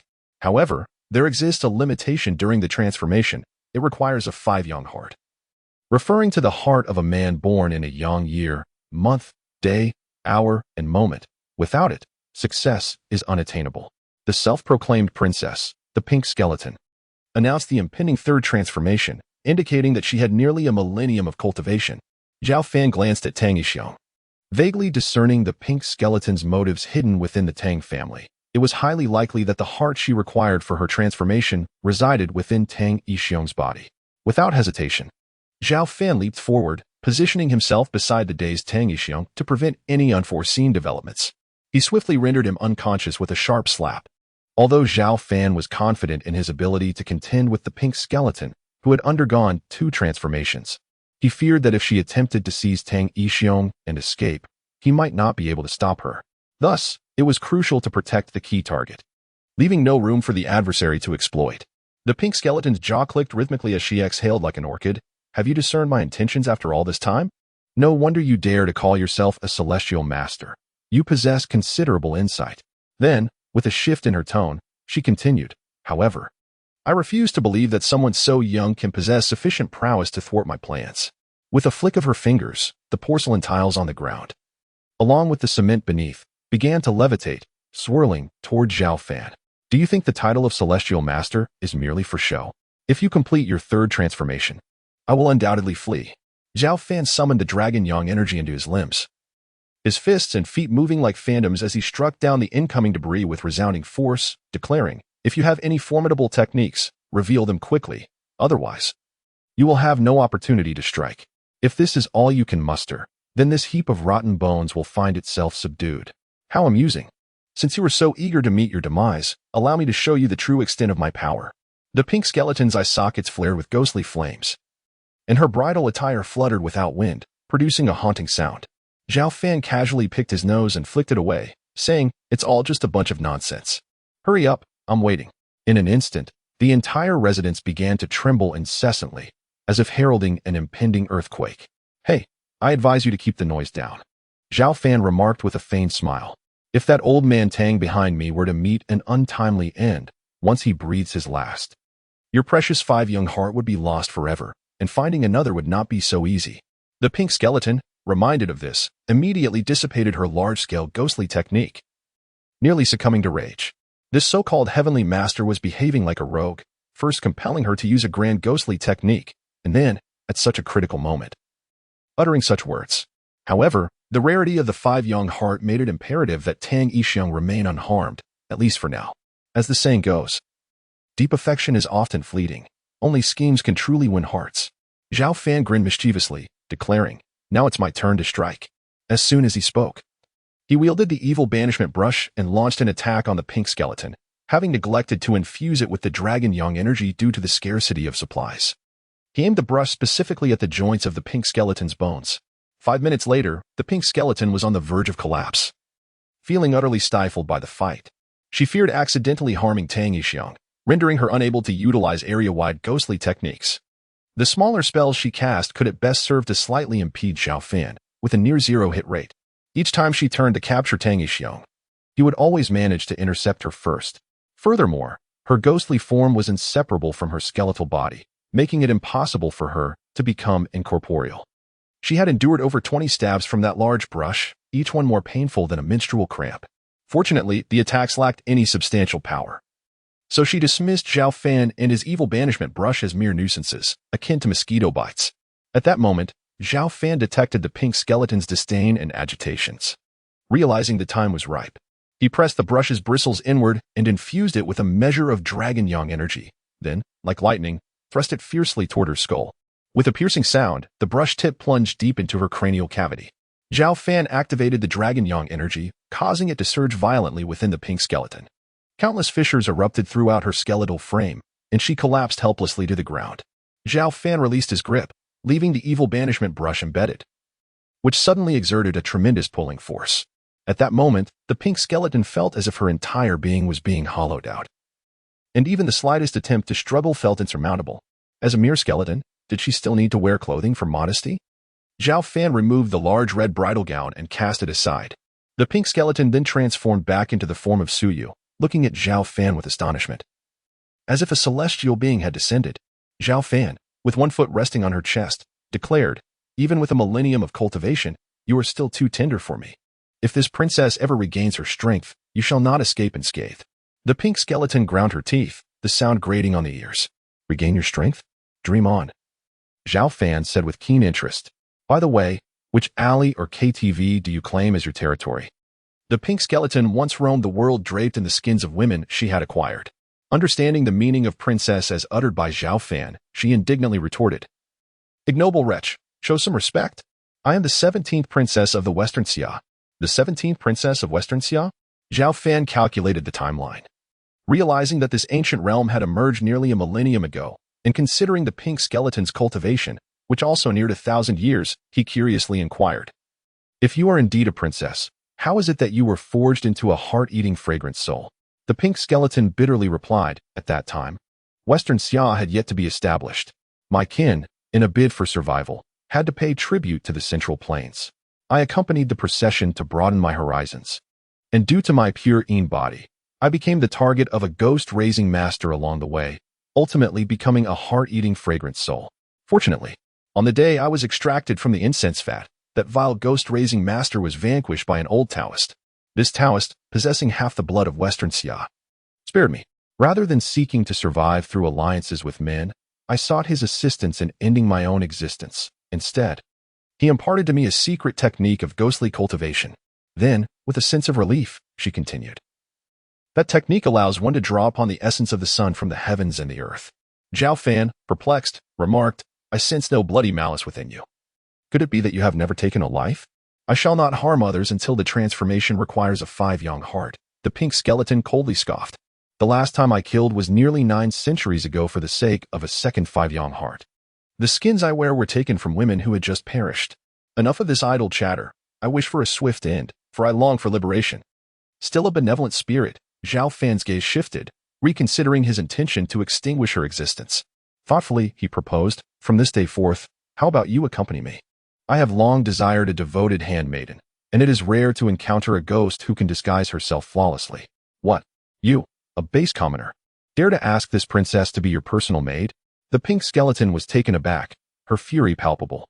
Born in ancient times, her understanding of a maid was one who could attend to dressing, bathing, and even sharing a bed. Zhao Fan continued to entice her. "Death brings nothing. Living is far more enjoyable. Moreover, I promise you, in due time I will procure another 5-yang heart for you to complete your transformation." The pink skeleton felt a flicker of temptation, yet resolutely shook her head, stating, "No, I have upheld my chastity for a millennium. It is far more significant than mere survival." Zhao Fan regarded her as one might observe a fool, lamenting, "How unfortunate that you were once a princess. Your thoughts are consumed with such base desires. As a renowned celestial master, I could have countless beauties at my beck and call. What need have I for you? Besides, I find it difficult to be aroused by a mere skeleton clad in skin. Then, what are your intentions?" The pink skeleton, having been chastised by his righteous demeanor, awkwardly replied, "Even if I am a benevolent spirit, should you slay me, it would still yield merit. Thus you must harbor ulterior motives." Zhao Fan scratched his nose and confessed, "Very well. I keep you around for the sake of the pure Yin Soul Pearl." Within the heart of the soul-devouring spirit lies a ghostly orb known as the pure Yin Soul Pearl, which is the essence of its being. This pearl not only stores ghostly power but also has the capacity to transform yang energy in the essence of the sun, rendering it as vital as the heart of a living being. It is inconceivable that without the pure Yin Soul Pearl, my very existence would be obliterated." The pink skeleton disdainfully remarked, "What difference is there between this and a fool-less errand? It would be far more gratifying to simply extinguish my existence and seize the pearl." Misunderstanding my intentions, I clarified, "I do not seek the pure Yin Soul Pearl. Within me resides a reservoir of supreme yang energy, akin to a unique form of magical prowess. However, its recovery is exceedingly sluggish after each use. During our combat, as we remained in close proximity, the recovery rate astonishingly surged by more than tenfold. The amount I have regained in this brief conversation equates to what would normally take me 2 hours. Thanks to your operation of the secret art associated with the pure Yin Soul Pearl." Initially perplexed, he soon comprehended the situation. Realizing that the pink skeleton's ghostly cultivation technique was perpetually engaged with the pure Yin Soul Pearl, thus creating a dense concentration of solar essence in her immediate vicinity. The source of Zhao Fan's replenishment of dragon yang energy was precisely the essence of the sun. The lineage of the great creation celestial master taught that nurturing energy is akin to refining it. Once the timing is right, it manifests as the dragon yang golden pill. After mastering the corresponding techniques, one can effortlessly absorb the essence of the sun for sustenance. However, at this current juncture, Zhao Fan had no recourse but to endure the prolonged and torturous wait for recovery. Yet, This unique soul-devouring spirit presented him with a tantalizing shortcut. Moreover, the heightened concentration of solar essence around her would enable him to significantly expedite the formation of his golden pill, prompting him to consider her as a potential maidservant. The pink skeleton, enticed by the prospect, mused that if her essence could be utilized to absorb the solar essence, while simultaneously offering 5 young hearts for free, she would have no reason to decline. After a moment, she inquired, "What about the skin of that woman?" "The flesh removed from a corpse begins to rot within a week. As your personal maid, I cannot constantly change my face and physique, can I?" Simple. Zhao Fan exhaled in relief upon her agreement. With a smile, he responded, "I will employ the skin painting technique to create a corporeal facade for you, indistinguishable from reality and highly resistant to both water and fire. Most importantly, I can cater to any appearance and physique you desire." "Really?" the pink skeleton exclaimed with fervor. "I want my appearance and physique from when I was alive." "I have no knowledge of what you looked like," Zhao Fan retorted, rolling his eyes. "If you can manipulate the dust to transform, can you not replicate my likeness?" Upon seeing Zhao Fan nod, she burst forth with joy. "Then you should quickly move your foot and remove the wretched pin from my head." "As you wish," Zhao Fan complied, returning the ghostly power absorbed by the pin. He transformed into a gentle figure, assisting the pink skeleton to her feet, and pointed towards Suyu, who had been petrified as a witness to the entire affair, asking, "What is the story behind that painting maiden?" "I first laid my eyes on Tang Yixiong when she was present here." The introduction of the pink skeleton states, "However, I can ascertain one thing. Xiaoyu is unlike other ethereal beings in paintings. She harbors no intention of seizing Tang Yixiong's essence. Upon learning of my intent to extract his heart, she even knelt to beseech me to entune Tang Yixiong's soul alongside hers within the painting. Finding her demeanor agreeable, I accepted her as my ghostly servant, and previously, any garments left out to dry were taken in her name to absorb the sun's essence." Zhao Fan was momentarily taken aback. It was rare to encounter benevolent spirits, let alone in pairs. He inquired of Suyu, "So, do you truly hold feelings for the elder Tang?" Suyu, roused from her reverie, felt a sense of reverence as Zhao Fan had tamed the pink skeleton as a maid. She rose, suppressing any hint of disrespect, and replied, "Master, in my mortal life, I was lonely and desolate. After being transformed into a painting by Master Luo, my solitude only deepened. It was only upon meeting Tang Yixiong that I initially contemplated seizing his essence. However, feeling cared for by another gradually changed my perspective, rather than continue in solitude. I would prefer to accompany him in his twilight years." Zhao Fan sighed inwardly, yet spoke coldly. "Nonetheless, the paths of the living and the dead are divergent. Even if your intentions are benign, the elder Tang's once robust body is withering at an alarming rate due to your presence. Within 2 years, he shall perish." "What?" Suyu, in her simplicity, believed that abstaining from seizing his essence would negate any adverse effects. She had not considered such dire consequences and wept sorrowfully, "Master, I shall return to the painting at once. Please grant me a flame to incinerate it." Unbeknownst to them, Tang Yixiong had awakened and, upon overhearing their conversation, he struggled to rise and approached Suyu, saying, "Absolutely not. The longer I live, the more I understand the essence of true existence. Rather than languish in solitude, I would rather fill my days with meaning. Even if I were to pass away the very next day, I would do so with a smile." He then turned to Zhao Fan and asked, "Zhao Fan, would you grant this old man his wish?" Suyu stood frozen, torn between feelings of profound gratitude and overwhelming guilt. Zhao Fan offered no reply. He exchanged a knowing glance with the pink skeleton and proceeded to carry Li Guodong down the stairs. Meanwhile, the guards in the courtyard had succumbed to unconsciousness, each with a sizable bump on their heads, likely inflicted by the pink skeleton earlier. Zhao Fan had tacitly accepted Tang Yixiong's decision, understanding that everyone has their own way of living, thus he chose not to intervene further. Locating the car keys on Xiao Zhao, he first escorted Li Guodong upstairs before slipping into the driver's seat. After honking the horn, the pink skeleton leaped through the window into the back seat, inquiring, "Zhao Fan, where shall we go to paint skins?" "The 17th princess of Xixia, correct? From now on, I shall call you 17. Zhao Fan cleared his throat and, with a serious demeanor, remarked, "However, as a maid, you are not entitled to address me by name. Remember your place. You shall refer to me as Master. Now, let us hear you call me that." "Master." Pighead. 17, despite being a princess from a border nation, found the title too lofty to utter, so she resorted to a playful insult instead, declaring, "Pighead, that rolls off the tongue nicely." Zhao Fan, in exasperation, had intended to indulge in a moment of delight as a princess's tutor, but was unexpectedly met with the title of pighead. His expression shifted, and with a cold laugh, he remarked, "Rest assured, just for that remark, I shall adorn your painted visage with a few prominent black moles, the kind that sport dark hair. Then, I will send you to a KTV for a few years of cultivation." Threat? 17 dismissed the notion with indifference, stating, "If you don't mind having an eyesore by your side, feel free to daub as you please. As for being sent to such a place? Splendid. I would rather not have you siphon off the essence of the sun from me.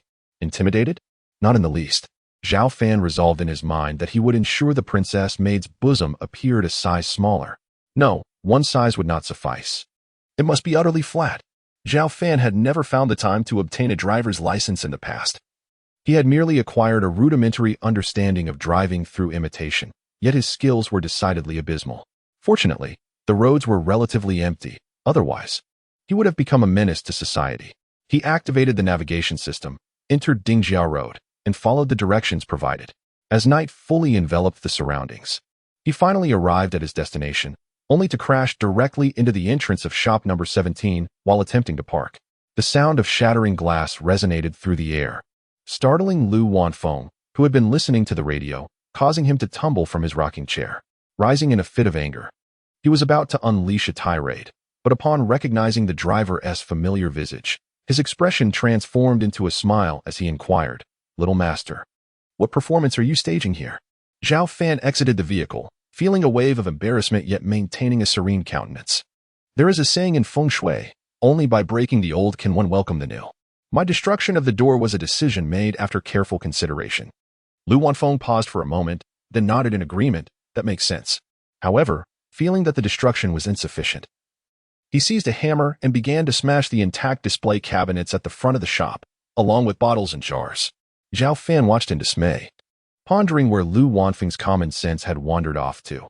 He was usually quite astute, yet somehow failed to see that Zhao was merely seeking an easy way out. After thoroughly demolishing the shop, Lu Wanfeng, panting heavily, asked, "Little master, are you satisfied now? Good. Let us discuss the renovations. The costs will be deducted from your future profits." Zhao Fan observed the bewildered expression on Lu Wanfeng's face and inquired, "Do you have any objections?" Just as Lu Wanfeng contemplated haggling, the back door swung open, revealing a frightening pink skeleton.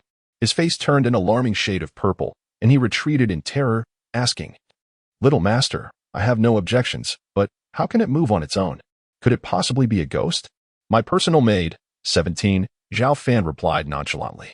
"Now, go fetch a basin of fine sand, a flawless 2-meter by 1-meter sheet of polished white paper, and high-quality paints."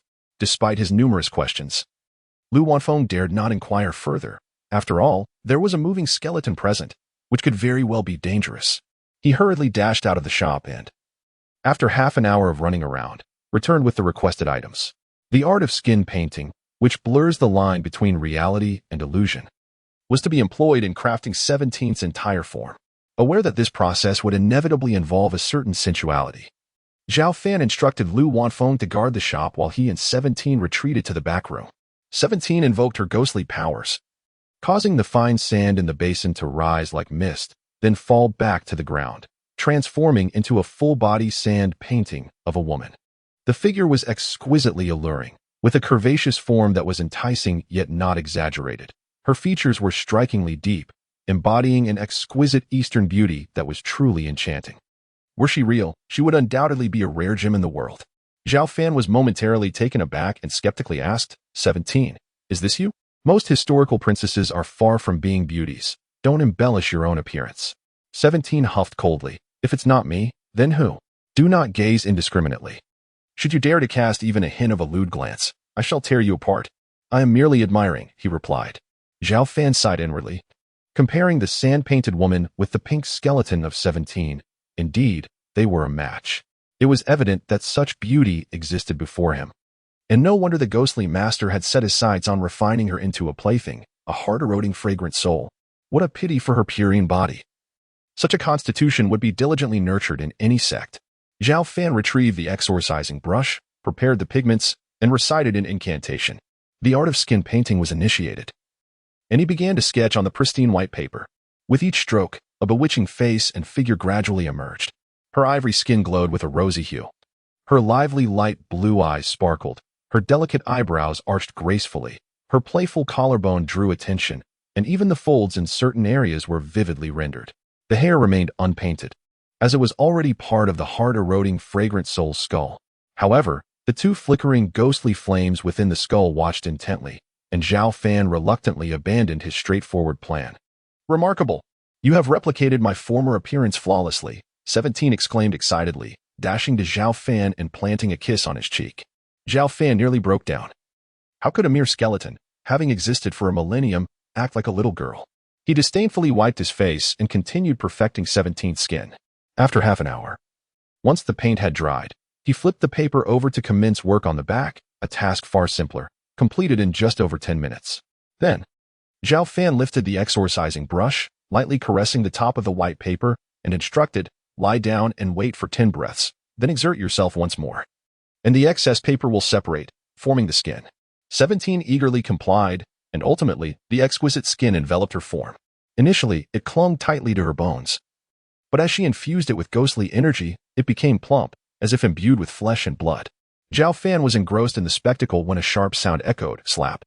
He felt a stinging heat on his face and, feeling aggrieved, remarked, "After laboring to paint you with skin, you offer no gratitude and strike my face instead? Deservedly so. Who told you to gaze upon this princess so indiscreetly?" 17 retorted, having previously pulled a blanket over her graceful body. "Now, go buy me clothes, inside and out.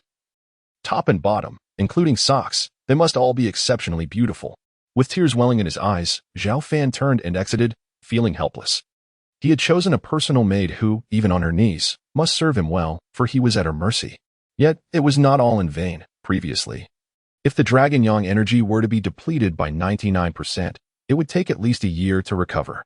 Now, this time had been reduced to 20 days. In recent days, Zhao Fan had utilized approximately 25%, and now he could restore himself in just 5 days. Moreover, should he find a suitable 5-young heart to assist 17 in completing her third transformation, the essence of the sun would become even denser.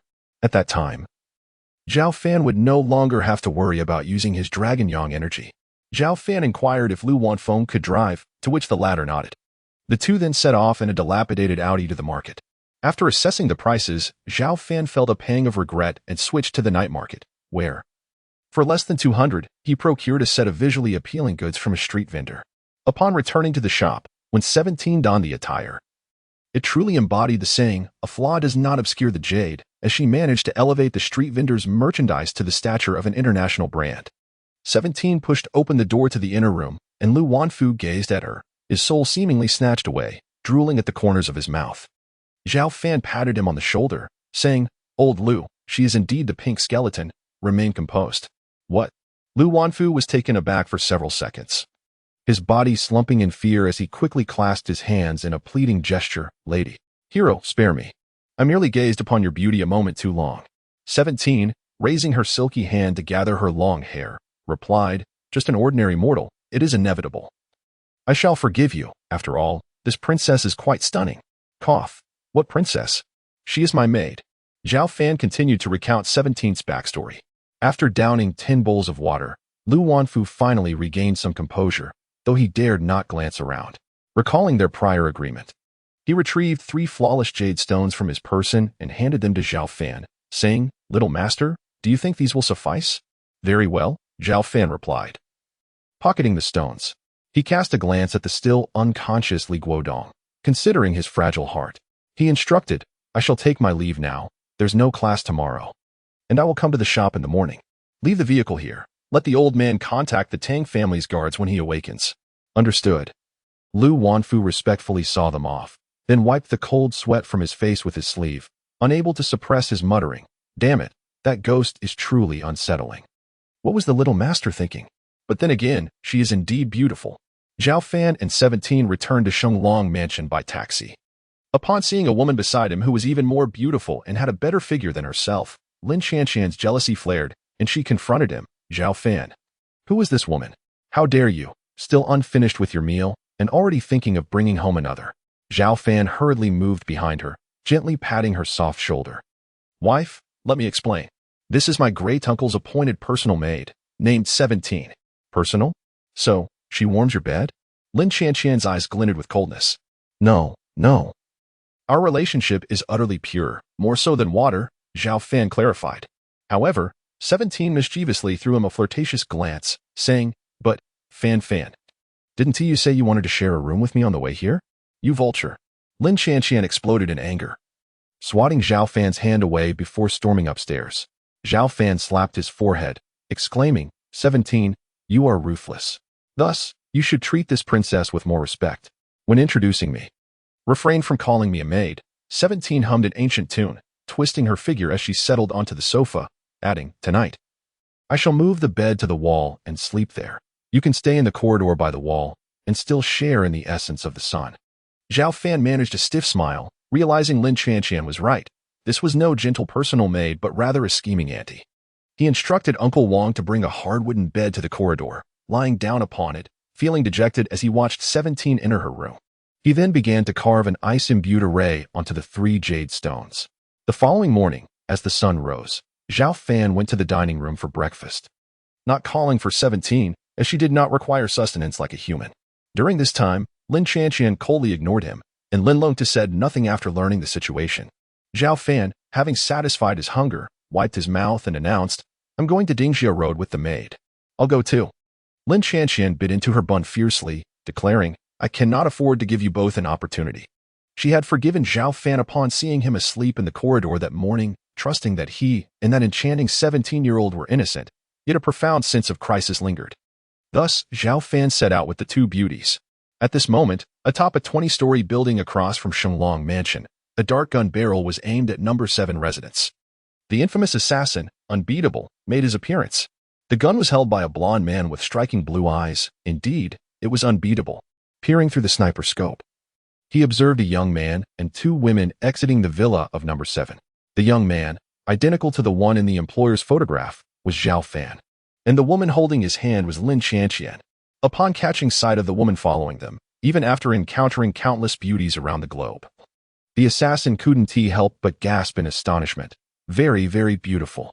His mind wandered, envisioning the exquisite pleasures he could share with the stunning Yinxia beauty. Thus, with a lustful glint in his eyes, he remarked, The employer desires that couple in front. I shall reserve this one for myself. It was not prudent to act here. He would first observe where they were headed. As a renowned assassin, he would not be swayed by beauty, for otherwise, he would have perished 1,000 times over. Meanwhile, Zhao Fan suddenly felt his heart race twice. His instincts were exceptionally sharp, and he vaguely sensed a potent, invisible intent to kill. He scanned his surroundings, maintaining an outward calm while growing increasingly alert, recalling what Lin Qianqian had mentioned that night.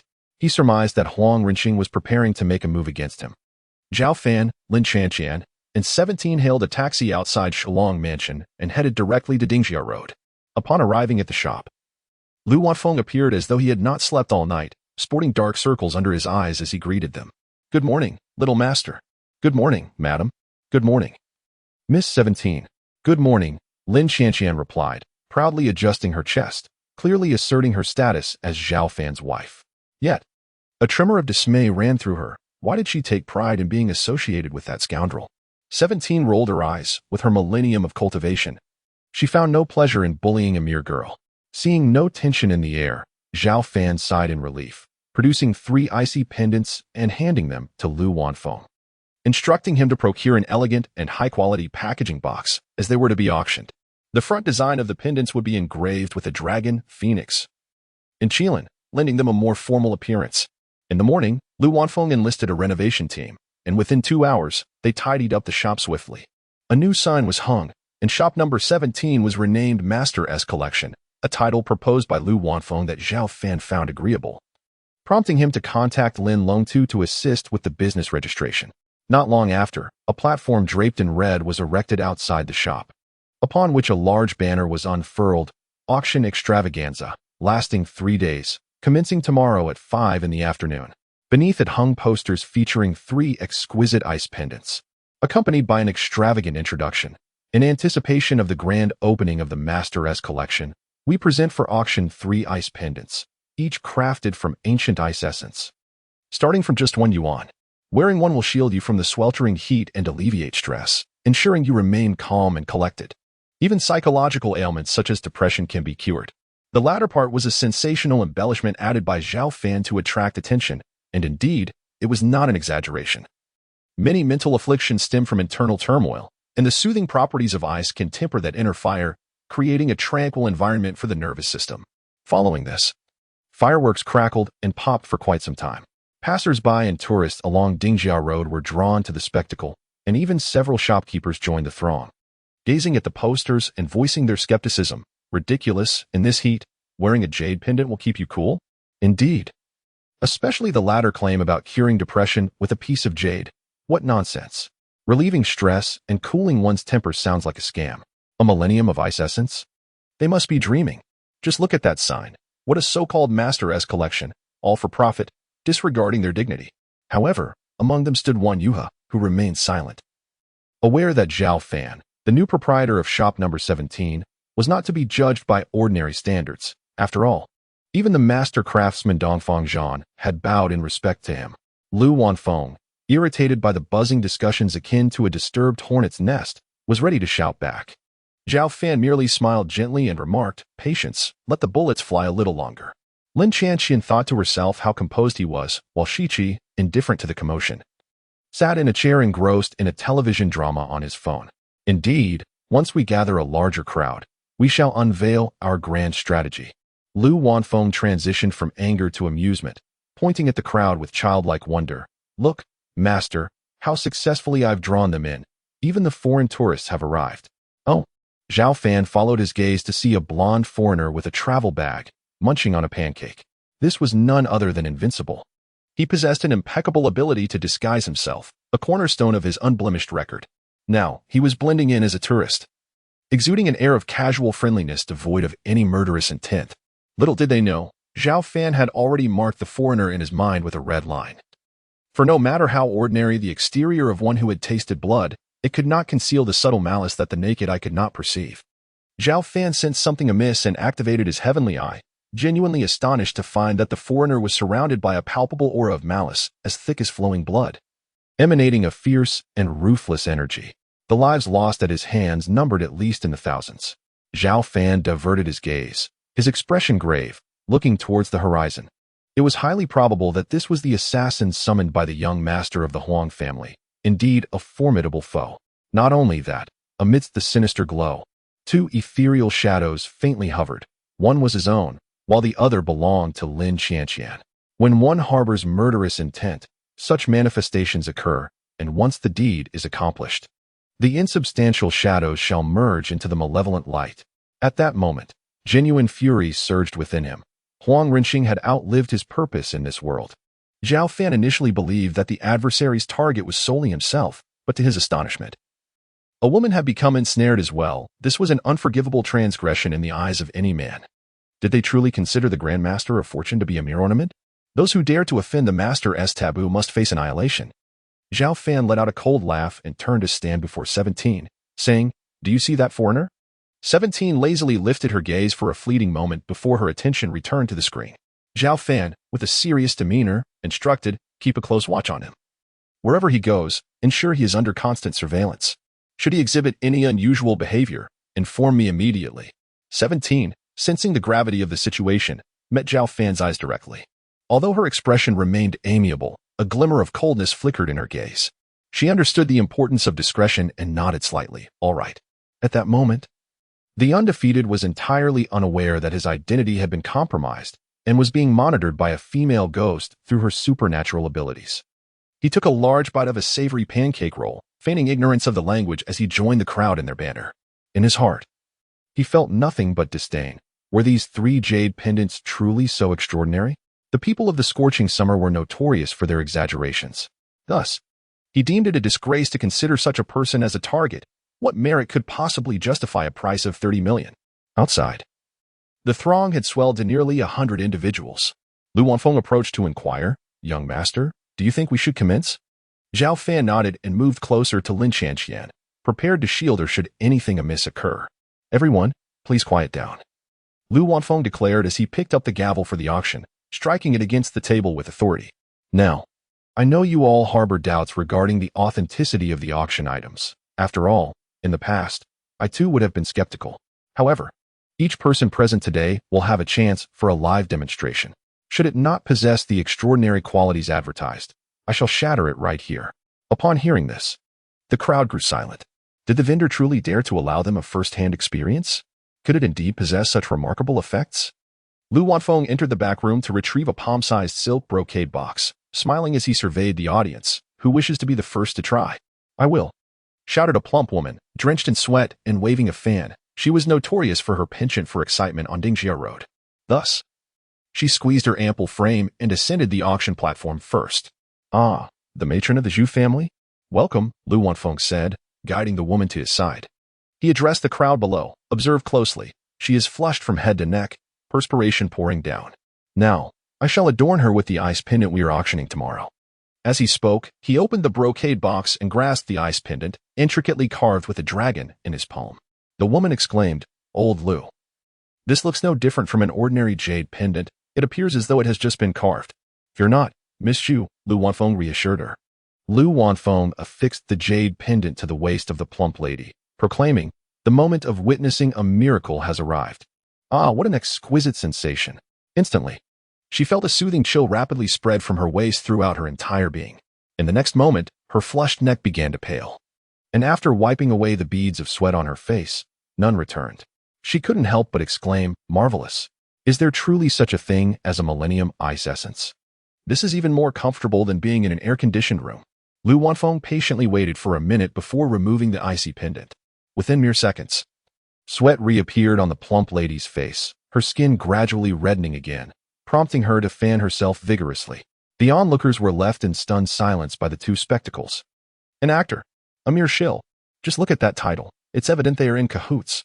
Some shouted, No, no, no, it's all a ruse. Cried another. Yet, amidst the crowd, dissenting voices emerged. Even if it were a shill, how could one suddenly cease sweating only to begin again? Indeed, and her skin, shifting from normal to flushed, is she a chameleon? At this juncture, the crowd had split into two distinct factions, one steadfastly believing it was all a trick, while the other began to entertain the notion that the Millennium Ice Essence might indeed exist. In response, the seasoned con artist Lu Wanfeng dismissed their skepticism as child's play, asserting that the product was authentic and warranted no fear. Meanwhile, the plump lady, insistent on another trial, was promptly shooed away by Lu. He scanned the crowd with keen interest and pointed at a golden-haired foreigner, saying, You there, the one who was shouting incessantly. Was that you? Do you understand the language of the summer heat? What? The bewildered foreigner raised his hand, pointing to his own face, and replied, I understand a bit about fur. That's called skin, mind you. Don't forget to pay your tuition. Lu Wanfeng laughed heartily, exuding confidence. The second contestant to experience this will be you. The crowd, eager for drama, pushed the foreigner toward the auction stage. Had they known he was a cold-blooded assassin, they might have been terrified beyond measure. Lu Wanfeng, ever the opportunist, caught Zhao Fan's eye, who grimaced at the choice. One must understand that an assassin's greatest taboo is to reveal oneself. Even though the foreigner longed to unleash a torrent of violence, he dared not act under the bright sun. Reluctantly, he ascended the stage, calmly observing Lu Wanfeng as he hung the so-called Millennium Ice Essence around his waist. In an astounding turn of events, a miraculous scene unfolded. The refreshing icy flow enveloped him entirely. Beneath the scorching sun, he felt an unparalleled sense of comfort, as if his entire being had entered a euphoric state. Having taken the lives of over 1,300 individuals, a day without bloodshed felt akin to a dire addiction. Yet now, that negative mindset dissipated.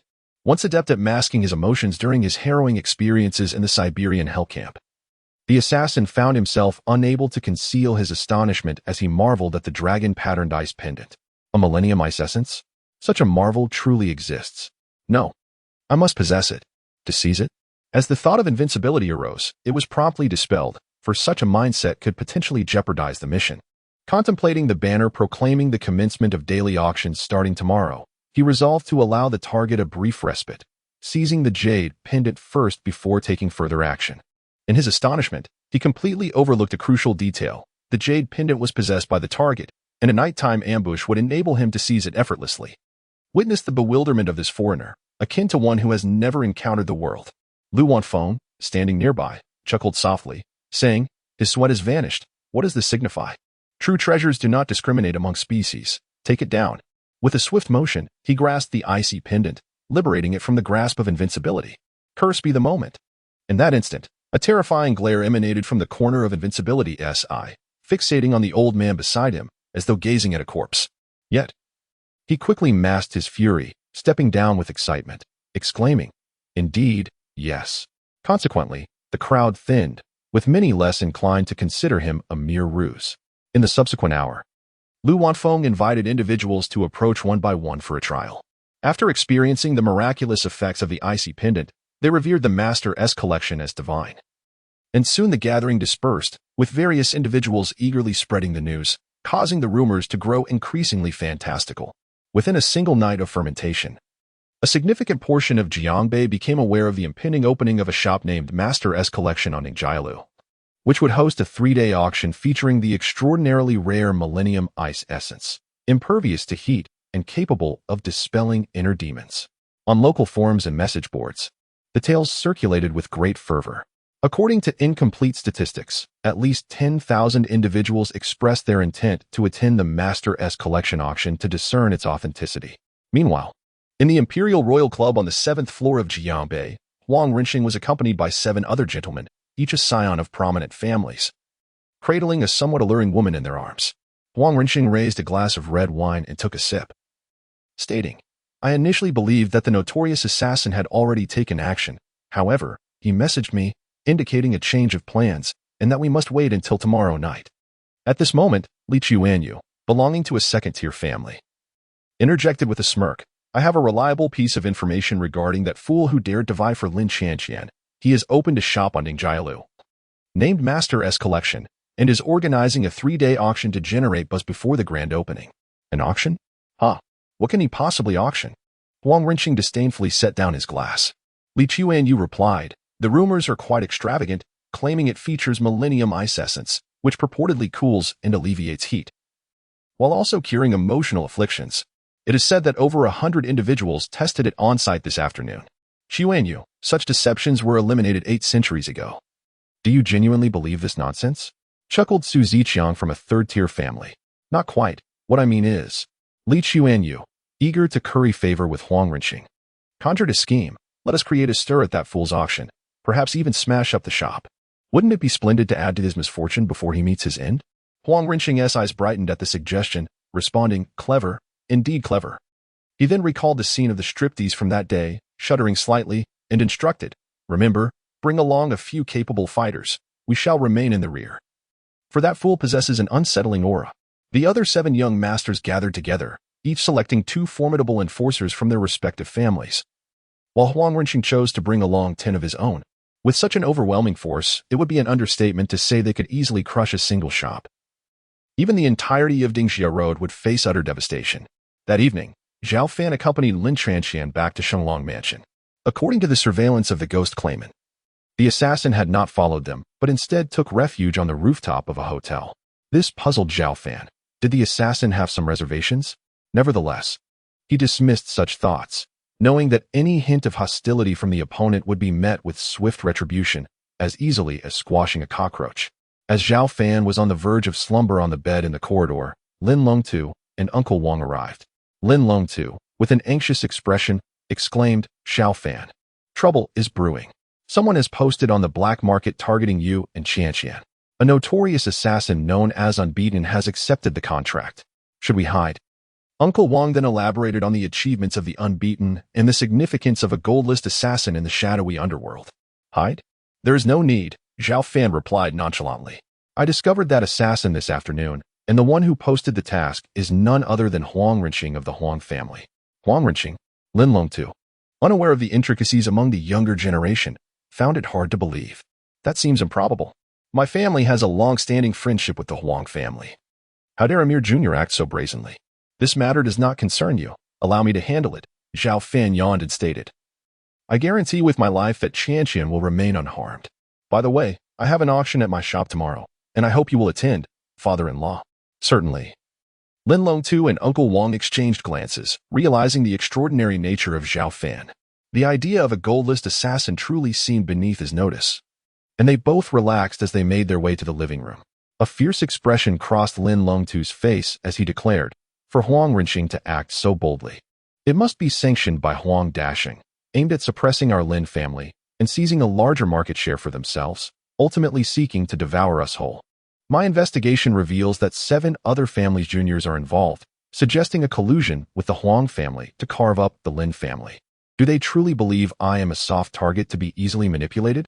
Lin Longtu exclaimed in anger, slamming his hand on the coffee table. I have 9 deities of wealth at my command. We are no longer what we once were. Since Xiao Fan insists on not interfering with the affairs of the younger generation, I shall declare war against Huang Rinxing and the other 8 families. And we shall see whether they are left with nothing or if the Lin family ascends to the throne of Jianbei. Uncle Wang's heart trembled. The ambitious Lin Longtu of the past had returned. He excitedly suggested, Lin brother, I propose we prepare carefully and wait for a while. Although Master Xiao Fan has said little, the fact that Huang Rinxing has hired an assassin against him, and even involved a woman, has certainly provoked him. Thus, if any misstep occurs among the juniors, it will significantly impact these 8 families. We can then leverage the opportune moment to declare war. Agreed. Lin Longtu smiled. For after years of losses, he had tempered his ambitions for stability. Now it was time for a change in Jianbei. Xiao Fan arose from his slumber only at noon. 17, without reporting anything to him, indicated that the assassins from the unbeaten faction had yet to make a move. After satisfying his hunger, he, accompanied by Lin Chanqian and 17, made their way to Dingjia Road. To their surprise, what was typically a desolate street was now bustling with a throng of people. A testament to the fervor surrounding the auction. Among the crowd were not only those seeking to partake in the excitement, but also numerous local journalists, online streamers, and professional skeptics. Lu Wanfeng had positioned his rocking chair upon the auction stage, reclining comfortably and gazing at the vibrant scene on Dingjia Road. A broad smile illuminating his face as he mused that associating with the young master was indeed a mark of prestige. With 4 hours remaining until the auction commenced, he speculated on the forthcoming surge of attendees. As Xiao Fan strolled in with Lin Chanqian and 17, the atmosphere erupted into a flurry of murmurs and excitement. A significant portion of the crowd was captivated by 17's alluring figure, capturing clandestine photographs, while another segment recognized the equally stunning Lin Chanqian, the heiress of the Lin family, being escorted by an unremarkable young man. Their envy mingled with lamentations over the whims of fate. It was only when the trio entered shop number 17, greeted enthusiastically by Lu Wanfeng, that the crowd realized the young man was the very epicenter of the anti-fraud storm and the true proprietor of the master's collection. As time progressed, the throng continued to swell. By 4:50 p.m., Dingjia Road was experiencing an unprecedented spectacle, teeming with people to the point that there was scarcely room to stand. Journalists and streamers had already secured their positions, ready to record and interpret the unfolding events.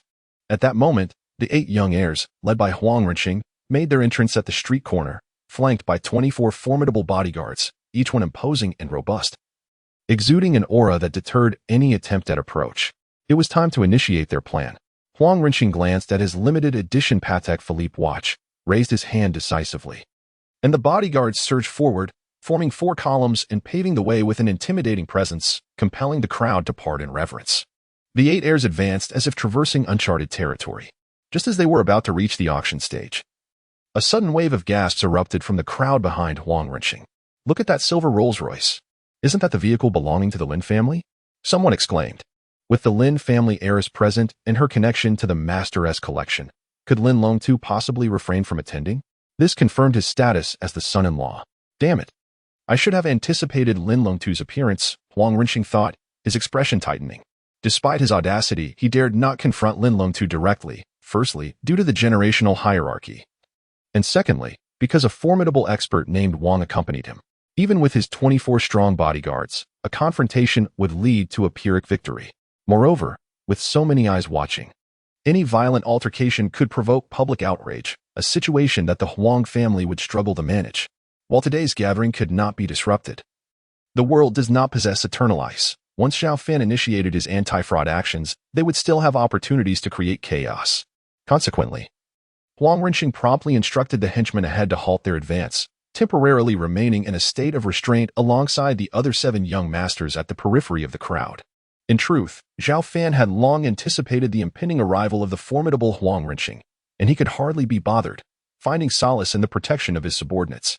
Should anyone dare to stir trouble, he would effortlessly employ the falling leaves disrobing technique, compelling a group of affluent young lords to perform an impromptu striptease to enliven the atmosphere.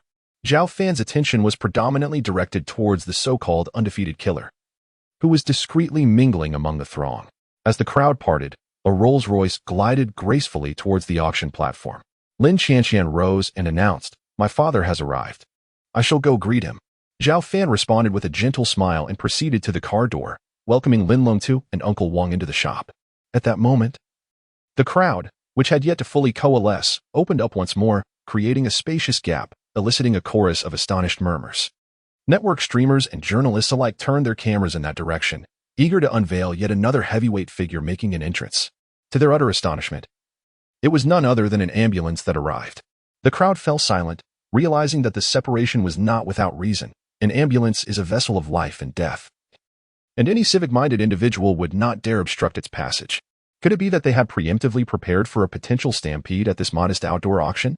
However, the ambulance came to a halt beside Lin Longtu's Rolls-Royce, and as the doors opened, an elderly gentleman emerged, cradling a long, rectangular sandalwood gift box. He called out to Zhao Fan, who stood by the entrance, "Master Zhao, fortunate I am to arrive in time. I hope you won't mind my uninvited visit for a cup of tea." That old man seemed somewhat familiar. Ah! It dawned on Zhao Fan. He was none other than the eminent figure in the medical field, Professor Su Qingyin. Indeed, it was he, renowned for saving countless lives. Often likened to the living Huatua, who exactly is this young proprietor of the Master S collection, that even Professor Su addresses him as Master? His tone suggested he had not even been formally invited. Zhao Fan raised his hand to his forehead in disbelief. What a surprise to see Professor Su arrive in an ambulance. Nevertheless, as the saying goes, a guest is a guest, and given the esteemed reputation of the elder, his presence would undoubtedly bolster the renown of the Master S collection. Zhao Fan hastened to Professor Su's side, exclaiming, "Welcome. You truly honor me with your presence, please. Do come in." The ambulance had yet to be officially deployed, its lights still unlit, so there were no concerns about adverse implications. Seeing that Zhao Fan did not dismiss him, Professor Su felt a weight lift from his heart. He gestured to the ambulance driver and entered the shop alongside Zhao Fan. While the ambulance gradually retreated from Dingjiao Road, not far from the auction platform, the 8 young masters stood in bewilderment, while Lin Longtu's appearance was expected. Why was Professor Su also lending his support to this trivial affair? It is well known that his life brings aging and illness.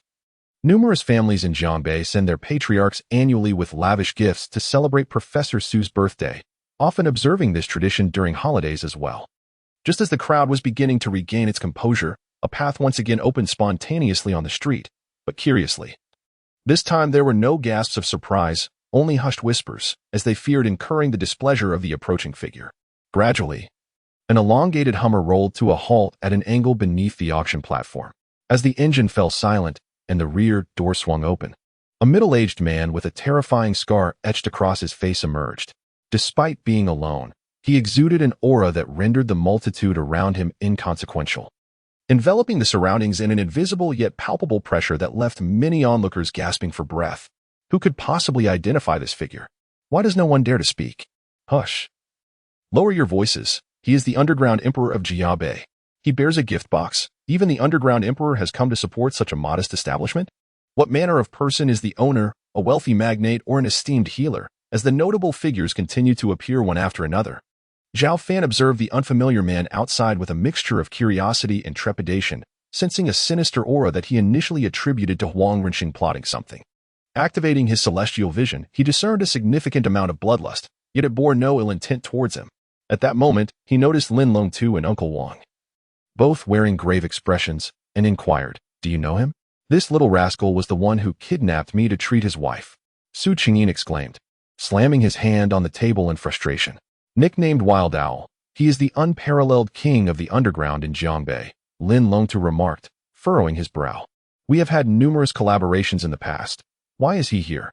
Suddenly, Lu Wanfu recollected an incident and exclaimed, "I understand what's happening."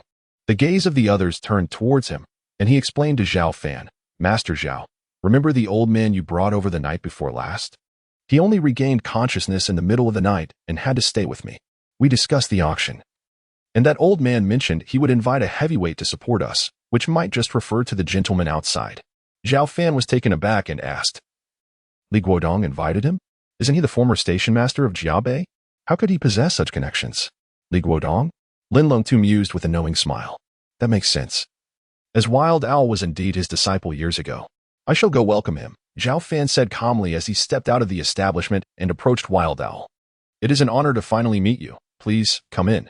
Wild Owl, initially perplexed, recalled how he had been compelled by his mentor to attend this gathering, who had extolled the virtues of this so-called master and asserted that cultivating a friendship would be mutually beneficial. Reluctantly, he had come, but after encountering countless trials, he now found himself unable to discern the essence of this youth. Setting aside his previous disdain, he extended the gift box and remarked, Master Zhao, my identity is rather sensitive. I shall forego entering. Besides, a great figure is expected to arrive shortly. This modest gift is merely a token of my regard. He then raised his voice, proclaiming, Your establishment's feng shui is commendable. 2 words suffice. Harmony. I trust that no one shall bring trouble in the future. Among the crowd, those aware of the identity of this underground emperor recoiled slightly, as if receiving a warning that anyone daring to provoke the Master-S collection would incur Wild Owl's wrath. A great figure? Zhao Fan pondered what greater presence could possibly exist in Jiabei. He accepted the gift box and replied, Thank you. However, I prefer not to owe favors. Allow me to offer you a word of caution. Oh, how intriguing. With great interest, Guang Shu remarked. The teacher holds you in the highest esteem. I am genuinely curious to witness what constitutes a master. As Zhao Fan approached him, he had already scrutinized his facial features. At that moment, he was in a phase of great success, his spirits soaring. However, he had long been stationed in Jiabei, and recently, signs of misfortune regarding his daughter had emerged, which seemed to be connected to food. Thus, he lowered his voice and inquired, Do you have a young daughter? Or perhaps she is your only child? Guang Shu was momentarily taken aback, for he indeed had a singular daughter. Having established dominance in the underworld, he had tread a bloody path, with countless enemies. Consequently, he had taken great care to protect his wife and daughter, sending them to stay with his aunt in the distant harbor district. Not even his most trusted subordinates were privy to this information. He had never disclosed it, not even to his teacher.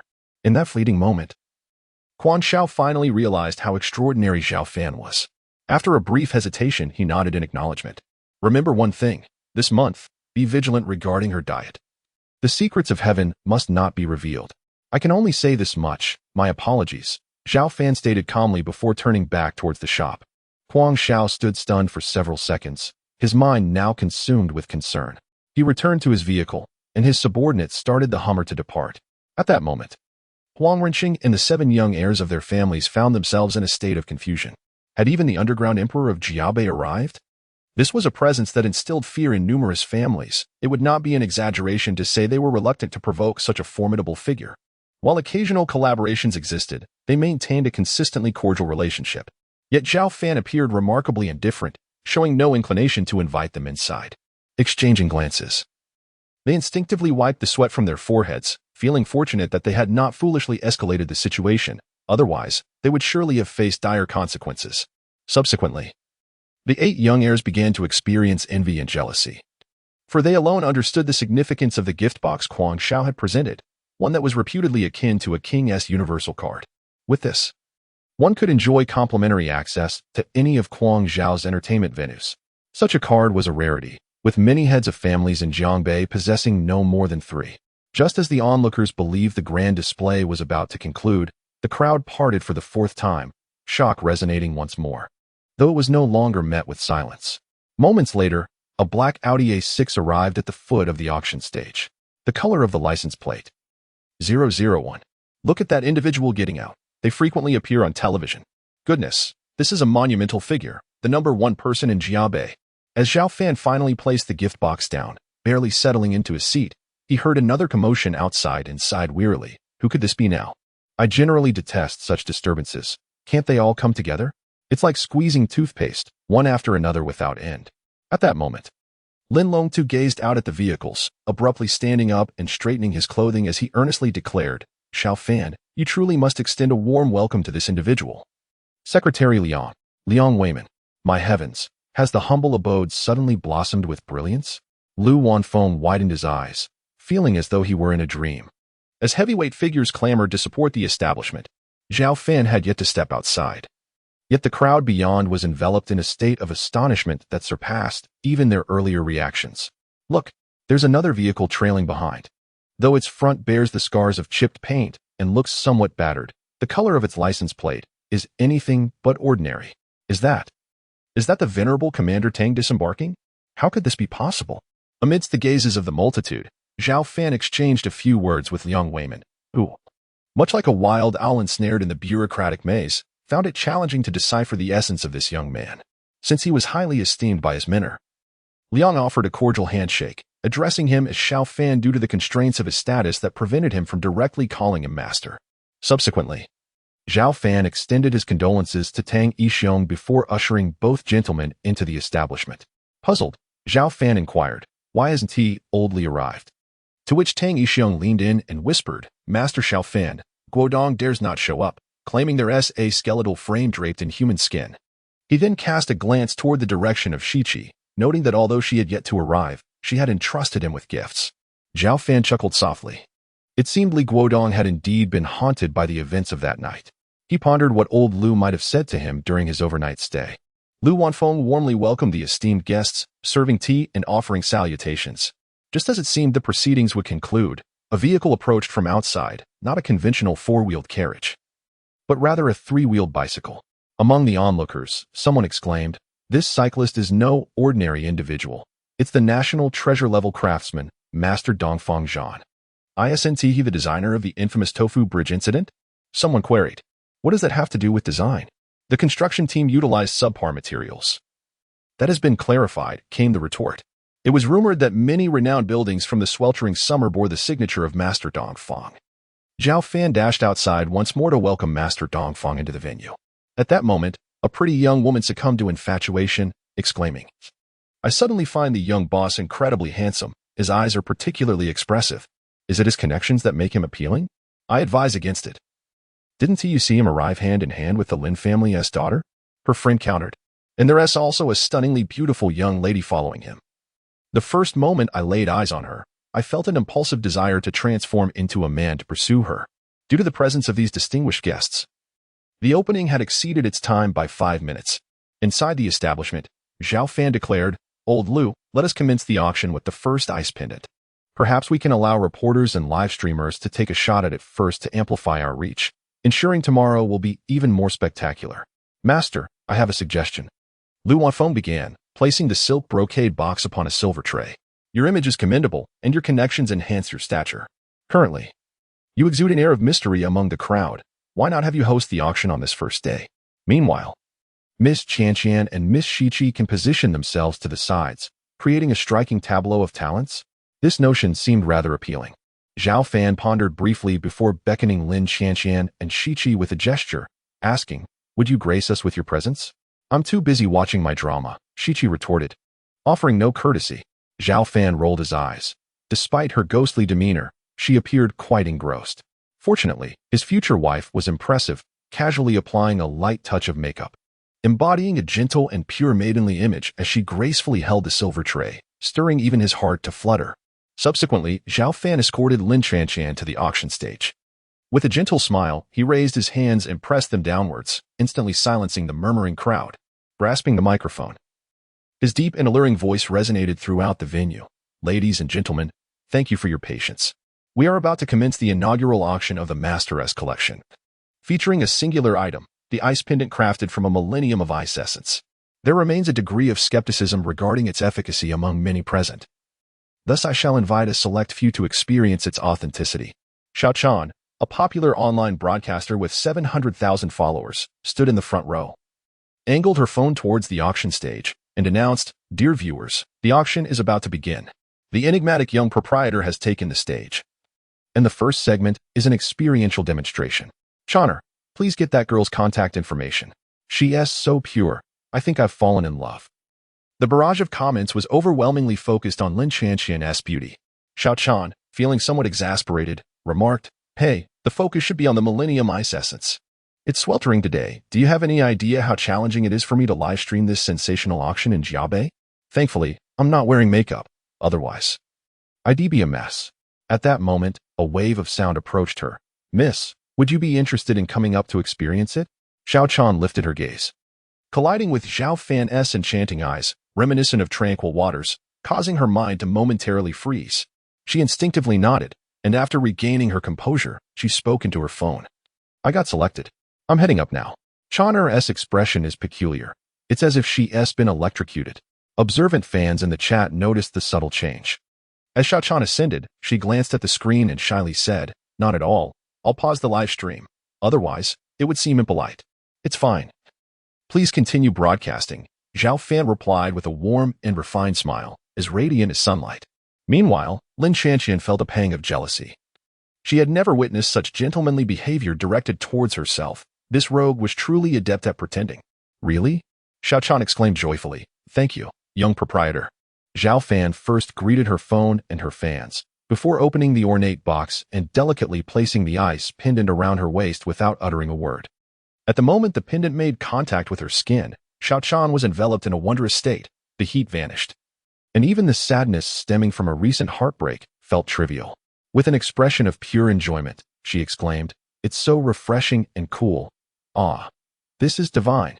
The fans' comments began to flood in rapidly. Chan's acting is spot on, authentication complete. No, look at her complexion. She was flushed from the heat. But after donning the ice pendant, her skin gradually returned to its youthful radiance, and the sweat has ceased flowing. The crowd of onlookers below reacted similarly to the viewers in the live stream, collectively exclaiming their astonishment. To save time, Zhao Fan removed the ice pendant. At that moment, the stark contrast was evident. Xiao Chan began to sweat again, her beautiful face flushing. She fanned herself and asked Zhao Fan, "Is there truly a millennium ice essence?" He nodded slightly. As Xiao Chan descended the stage, she resolutely decided to bid for a piece, starting at merely 1 yuan with no upper limit. On the very first day of the auction, it was unlikely that many affluent individuals would engage in what appeared to be an elaborate ruse. Given her wealth, she should be able to secure it, treating it as an investment for future travel experiences and outdoor live broadcasts. Subsequently, Zhao Fan summoned 3 journalists, whose responses mirrored Xiao Chan's after their experience. At that moment, a resonant voice echoed through the air, declaring that the audience was filled with shills, a meticulously orchestrated scam. Even journalists, who should rely on facts, had sold their integrity for money. Everyone was cautioned not to fall for the deception. Overnight, I had perused numerous specialized texts related to jade and consulted antique experts, asserting that the mythical millennium ice essence was non-existent. The crowd's attention was drawn to a middle-aged man holding a megaphone, clad in a white tank top and black trousers. His face resembling a shoehorn as he surveyed the surroundings, akin to someone on the verge of achieving a monumental feat. Was this Fang Xiaozhou, the professional fraud exposer? Indeed, it was he, frequently appearing on television news, having exposed numerous counterfeit merchants, boasting hundreds of thousands of followers on Weibo. Soon, many recognized his identity. Fang Xiaozhou's influence was profound. Upon his declaration, the previously credulous onlookers began to waver, and a growing chorus of skepticism regarding the Millennium Ice Essence filled the auction venue. Among the crowd, Wang Renqing and 7 other young elites seized the opportunity to incite the brawlers to shout, "Fake! Scam!" After several minutes, Zhao Fan exuded an impressive aura, pressing down with both hands, gradually restoring silence, as everyone curiously anticipated how the master collector's proprietor would respond. Zhao Fan, however, remained composed, gazing at Fang Xiaozhou, and calmly remarked, "Do not mistake your ignorance for leverage." "Is that so? Dare you allow me to verify?" Fang Xiaozhou retorted, shaking the camera in his hand. His smile radiant as a flower, envisioning the forthcoming media storm, with himself at its epicenter.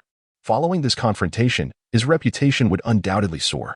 For the wealthy elite of Jiabei, the paramount figure, the underground emperor, and even the revered luminaries of the medical realm, alongside master craftsmen of national treasure caliber, had all gathered to endorse this spectacle. It promised to be sensational news, bound to explode. In the past, Fang Xiaozhou had reaped substantial hush money for his fraud exposures, and this time, regardless of the monetary gain, he intended to release the information, determined to shatter the ceiling of obscurity, ensuring his name became universally acknowledged, thereby attracting a deluge of wealth to his coffers. Inside the establishment, however, the influential figures remained unmoved. Just as Zhao Fan stepped outside, Lu Wanfeng procured the second ice pendant for each of them to experience.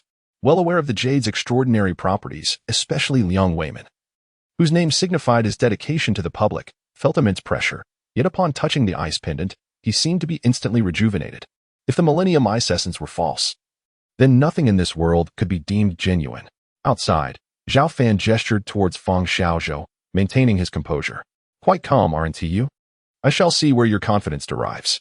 Fang Xiaozhou strode confidently onto the auction stage, his self-assurance stemming entirely from the gaze of the worldly. Yet, unbeknownst to him, he was confronting an extraordinary presence that he would look up to in this life, and perhaps in the next. Zhao Fan, with the icy jade pendant pinched between his fingers, chuckled, I haven't swapped it. This is indeed the one, right? Fang Xiaozhou nodded, his gaze unwavering, and retorted, no need for theatrics. My assistant is miles away. He was utterly unafraid of provoking numerous powerful figures, confident that should anything arise, footage would swiftly disseminate across major platforms, igniting public discourse that would soon become widespread knowledge. I hope, Mr. Fang, that you will first take an oath, assuring us that you will neither lie nor feign ignorance. Zhao Fan said, his eyes gleaming with mockery. Fang Xiaozhou, with practiced ease, declared, I swear, if this so-called Millennium Ice Essence truly possesses the miraculous qualities advertised, I shall kneel in apology and absolutely refrain from uttering a single falsehood or dissenting remark. Otherwise, may my head erupt with festering sores, and may lightning strike me down. He paused. No need to elaborate. The first two suffice. As Zhao Fan spoke, he discreetly formed a hand gesture, and in an instant, a gray light seeped into Fang Xiaozhou's body. He then addressed the audience below. Ladies and gentlemen, a mere spit can drive a nail. I implore you to witness this. Indeed, we have all heard. Rest assured, the eyes of the people are keen. The onlookers responded in unison. Just as Zhao Fan prepared to place the icy pendant at Fang Xiaozhou's waist, the latter waved him off, insisting, to prevent any tricks, I shall wear it myself. Suit yourself, Zhao Fan replied, extending the pendant forward. Fang Xiaozhou took the icy pendant, but before he could secure it in place, he suddenly froze as if turned to stone, his mind a tempest of disbelief. How could this be? It was impossible, absolutely implausible. This pertained to my future. And even if it were white, I would paint it black. A cold, triumphant smirk crept across his face upon touching the icy pendant. His previously held beliefs were appended by a miraculous sensation. He had not anticipated the existence of true Millennium Ice Essence, and everything matched the descriptions on the promotional posters. However, he had long since lost his innocence, having countless times twisted the truth for personal gain to extort businesses. He feigned indifference as he hung the pendant at his waist, then held his breath. Even in the absence of warmth, his face began to flush. Is fake Fang's face still red? Those in front are surely plants. I knew it. How can there be such fantastical things in this world? The spectators cast scornful glances at Zhao Fan, as if sensing that with one leader, they would all rush to destroy the master's collection. At that moment, Fang Xiaozhou tore off the pendant and, rushing towards the edge, shouted, I, having personally tested it, declare it false and utterly ineffective. Wearing it even makes me feel hotter. Remember, I am Fang Xiaozhou, a professional fraud. Before he could finish his sentence, he fell abruptly silent. The crowd looked at him in confusion, wondering why he had stopped. Lead the charge to smash the store. In the eye of the storm stood Zhao Fan, who, like a flash of lightning, swiftly seized the ice essence and then pulled Lin Qianqian and Fang Xiaozhou apart by 3 meters. With a smile, he remarked, Ladies and gentlemen, do you recall the oath he made earlier? It is about to be fulfilled. A chorus of incredulous gazes fell upon Zhao Fan, as attendees regarded him as a fool. Even if he were to lie and contradict himself, how could such oaths possibly come to fruition? In the next moment, a wretched groan pierced the air, emanating from Fang Xiaozhou, who stood in the center of the auction stage. His previously smooth visage was now marred by an array of yellowish, swollen lumps that had inexplicably appeared on his forehead, nose, and jawline, nearly a dozen in total, even extending to his eyelids, which swelled significantly with each blink, ultimately reaching the size of bottle caps. Despite the grotesque expansion of these lumps, Fang Xiao wailed, It itches. Oh, it itches so badly, as he clawed at his face, breaking the skin in mere seconds. Viscous yellow pus streamed down his face, and many in the crowd, unable to withstand the sight, succumbed to nausea. Fang Xiao, now drenched in pus, found his entire face engulfed in an unbearable itch. In a frenzied state, he lost all reason, disregarding everything as he tumbled off the auction stage, leaving a wide berth of terrified onlookers while he ground his face against the floor, creating a grim scene of blood and pus. Eventually, the itch was quelled by the pain, and he glared viciously at Zhao Fan, his mind racing with doubt. Could it be that the oath truly invites retribution? However, as an avowed atheist, he dismissed the notion, clumsily rising to his feet and pointing an accusing finger at Zhao Fan, exclaiming, "You malevolent youth, seeing your lies exposed. You resort to casting poison upon my face. I shall see you imprisoned for this." The crowd, now filled with uncertainty, began to speculate that perhaps this was indeed the truth. "Apologies, but I have done nothing. This is merely the consequence of your own oath," Zhao Fan shrugged. Reflecting on how the so-called expert in debunking had resorted to slandering him, he shook his head, contemplating the cost of defaming a master such as himself. Was he still unrepentant? Believing this was the end of it? In the next moment, the once clear sky darkened ominously as a thick cloud gathered overhead. Looking up, the crowd gasped at the sight of the blackening sky, faint flashes of lightning visible within. A wave of alarm swept through the crowd as they recalled the phrase about thunder striking from the heavens, hastily distancing themselves from Fang Xiaozhou. Yet their gazes were filled with anticipation. If he were truly struck by lightning, it would confirm that the grotesque affliction upon his head was entirely his own doing as a result of his deceit. Simultaneously, many individuals raised their phones to capture the unfolding drama, the atmosphere settling into a tense silence. Should both elements of the oath manifest, they would witness the birth of a mystery yet unsolved. A thunderous crack resounded as if piercing through the very fabric of reality, and a golden lightning bolt, as thick as a wrist, descended with unerring precision, striking Fang Xiaozhou directly. It poured down from above, enveloping his entire being in arcs of electricity. With a horrified scream, he collapsed to the ground, his clothing tattered as if ravaged by explosives, revealing skin charred to a deep black hue. As the arc of electricity dissipated, Fang Xiaozhou did not succumb to unconsciousness. Rather, he convulsed incessantly. The live-streaming room of Shao Chan erupted with fervor, an overwhelming cascade of 666 nearly flooding the screen. The prominent figures within the establishment, including Lu Wanfeng, Lin Qianqian, and Shiqi, stood petrified, acutely aware that the situation was far from straightforward. Yang Weiman fixated on Zhao Fan's silhouette and remarked, "This individual is truly remarkable. Let's retreat, swiftly." Huang Renqing urged the other 7 young lords and their henchmen. Their courage shattered by the spectacle, fearing a fate as grim as Fang Xiaozhou's, they dared not provoke further trouble. Damn it! In the shadows, the undefeated assassin felt a chill run down his spine. Despite his illustrious record, the thought of withdrawing crossed his mind. At that moment, dark clouds in the sky flickered with arcs of electricity, as if they were preparing to unleash a second bolt of lightning. Fang Xiaozhou's pupils constricted. Grasping at a final straw, he trembled and pleaded, I was wrong. For the sake of fame and fortune, I spoke falsely. The Millennium Ice Essence is genuine, unaffected by the heat, and my spirits are elevated. I beseech the heavens to relent. If you strike me again, I shall perish." The black thunderclouds dissipated into nothingness, and the sky returned to clarity. Fang Xiaozhou dared not linger, feeling the collective gaze upon him as though he were a mere jester. He turned and fled. Zhao Fan watched the professional fraud examiner depart. Then, with utmost seriousness, lifted the megaphone and declared, "The Millennium Ice Essence is a celestial treasure. To slander it is to defy the heavens." He was thoroughly satisfied with the audience's reaction, justifying the expenditure of his Dragon Yang energy. Human nature is unpredictable, fortunately. He had been prudent enough to observe Fang Xiaozhou's character, recognizing him as someone who prioritized fame and fortune, prone to contradictions. Thus, he had employed the spellbinding technique to transfer the man's oath into the celestial mechanisms. Now, accompanied by Shiqi, Zhao Fan found it exceedingly effortless to restore his Dragon Yang energy. No one dismissed his words as mere jest. Collectively, they nodded in a stupor. Lu Wanfeng, astutely aware of the opportune moment, dashed to the auction stage and bellowed, "The Millennium Ice Essence, a celestial treasure." The crowd below was ignited with fervor, raising their hands in a frenzy to chant, "The Millennium Ice Essence, a celestial treasure." The sound wave surged, reverberating through Dingjia Road, as if the very establishments were on the verge of shattering. Zhao Fan regarded Lu Wanfeng with approval, stating, "Lao Lu, for the auction proceeds of the first ice pendant, I shall exceptionally grant you 50%. "Thank you, Master Xiao. I adore you," Lu Wanfeng exclaimed, nearly leaping forward for an embrace. Zhao Fan recoiled in fright, avoiding the embrace, and grumbled, "Get away, you old fool." After nearly 10 minutes, Dingjia Road fell silent.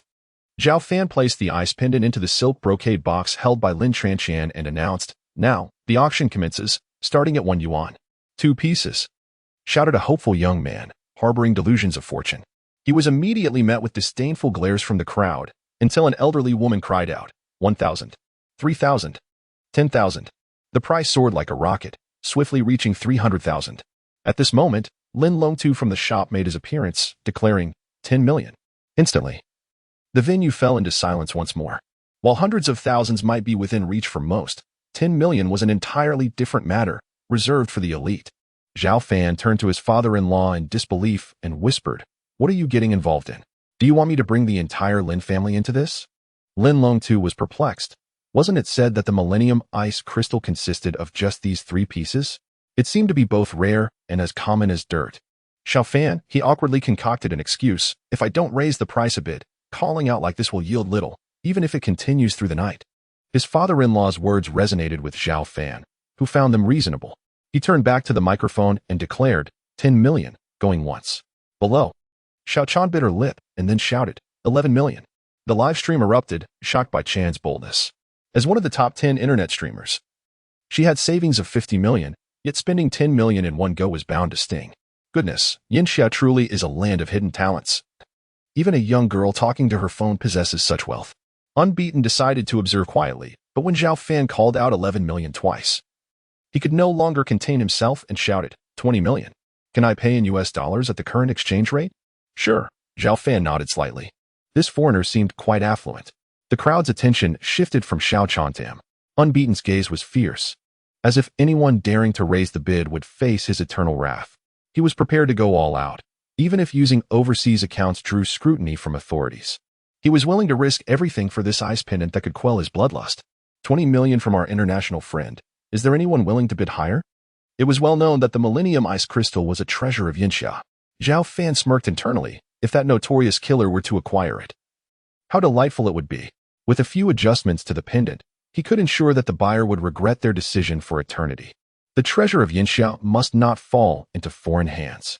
21 million. Xiao Chan, stirred by a sense of national pride, felt her blood surge, increasing her bid by 100,000. 25 million. Unbeaten was on the verge of collapse. Did this young girl find it amusing to raise the bid by a mere 100,000 each time? 26 million. A determined glint flashed in Xiao Chan's eyes. 30 million. Unbeaten's expression turned savage, as if he wished to devour her whole. You're quite something. Xiao Chan, feeling helpless, conceded, all right, it's yours. There will be another auction tomorrow anyway. Zhao Fan had already called out 30 million. At this critical juncture, however, a massive red banner surged through Xiao Chan's live stream. Triggered by a super gift. Chaner, help me call out a bid. 100 million. She gasped, unable to suppress her swallow. Is that the son of the richest family? Xiao Chan felt a surge of anxiety. At that moment, Zhao Fan's voice, calling out 30 million, pierced her ears. Regaining her composure, she immediately exclaimed, 100 million. The mere utterance of these 3 words astonished everyone present. This was merely a street auction, where the majority of attendees were ordinary citizens. Although they were aware that the Millennium Ice Crystal was a treasure of great fortune, the initial bid of 1 million by Lin Longtu had already left many spectators in a daze. Now, the stakes had leapt from 30 million to 100 million. Numerous onlookers began to cast doubtful glances at Xiao Chan, questioning whether a young girl like her could possess such wealth. Zhao Fan's heart raced with excitement. This was the first time he had encountered such a staggering sum. Nonetheless, he maintained an impassive demeanor as he gazed at Xiao Chan, inquiring, "Are you certain?" After a moment of contemplation, she explained, "I am bidding on behalf of the platform's owner, young Master Yi. He witnessed this auction during my live stream." The female streamer had recently gained fame as an outdoor sensation, and her platform's proprietor bore the surname Yi. Suddenly, realization dawned upon the crowd. Wasn't he the wealthy scion from a prominent family? A wave of astonishment rippled through the audience as they swiftly deduced the true identity of the bidder. Zhao Fan nodded and surveyed the crowd, asking, "Is there anyone willing to bid higher than 100 million? Going once." Unbeaten, the competitor stared wide-eyed, his eyes bloodshot. Nearly suffering internal injuries from the shock of losing what he had presumed was a guaranteed win at 30 million. He vaguely overheard discussions suggesting that the son of the richest man in the summer was placing the bid. Even if he fought tooth and nail today, he could not withstand such competition and would have to concede, saving his efforts for the next auction of the second ice pendant. With that thought, he cast a resentful glance at Zhao Fan and Lin Chanshan on stage, silently wishing for their continued ease for just one more day. When Fang Xiaozhou was struck by lightning, the thought of abandoning the task briefly crossed Unbeaten's mind. However, he soon realized that retreating from this deal would be tantamount to failure, a disgrace for a renowned killer, even if not for the sake of money. He felt compelled to uphold his unblemished reputation. Ultimately, no one dared to call out a new price. Xiao Chan emerged as the focal point of attention as a proxy bidder. Zhao Fan ushered her into the shop, while Lu Wanfeng took to the auction stage, engaging the onlookers in light banter before announcing the conclusion of the event. Given the presence of influential figures, the display of divine intervention, and the astonishing bid of 100 million, everyone was convinced that the second auction would be even more exhilarating. Far away in a luxurious mansion in the Magic City, Yi Heng smiled as he set down his phone.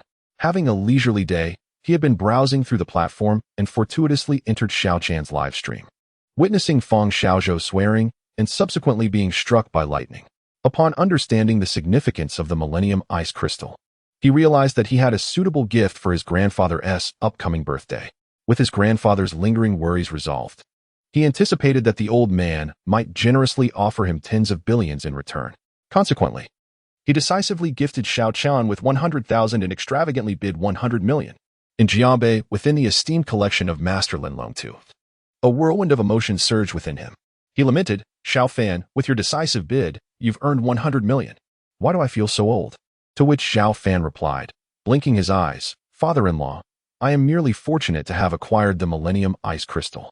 He indicated that there were outsiders present, making it inconvenient to elaborate further. Linlong Tu was an astute individual. Not pursuing the topic further, he glanced at the empty shelves and inquired with a smile, "What will happen after the auction? This shop seems to lack inventory, doesn't it? I happen to have around 10 slightly valuable antiques. I shall have old Wang bring them over this evening. No, as your son-in-law, it is my duty to present them to you. How could I possibly reverse that?" Zhao Fan waved his hand in refusal. Dongfang Zhan took a sip of tea and generously remarked, "I have 6 pieces of cultural artifacts to gift to Master Zhao. As a token of gratitude for your future healing services, how does that sound? A gentleman does not deprive others of their pleasures."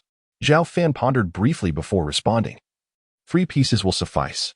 "Very well, it seems I have profited." Dongfang Zhan chuckled heartily. Tang Laoda, feeling somewhat awkward, admitted, "Though my calligraphy and paintings are ancient, they lack renown.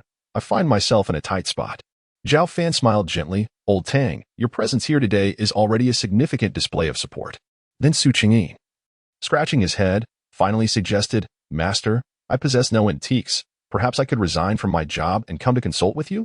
That might bring in quite a bit of clientele." Zhao Fan rolled his eyes in exasperation, saying, "Old Su, this is not a retirement home.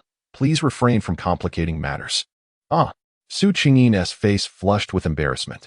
Having failed to become an apprentice, he attempted to seek knowledge in a more clandestine manner. He then said, "If you won't take me in, I shall open a shop across the street, establishing a clinic and gazing at you daily." Zhao Fan nearly stumbled in surprise and quickly asked, "What is your true intention? This Sunday, the day after tomorrow, are you free?" Su Qingyin finally revealed the true purpose of his visit. "I wish to invite you to the provincial capital. There is a patient there, my goddaughter, whose condition is quite dire. I am at my wit's end." He sighed heavily, tears brimming as he lamented, "She calls me godfather.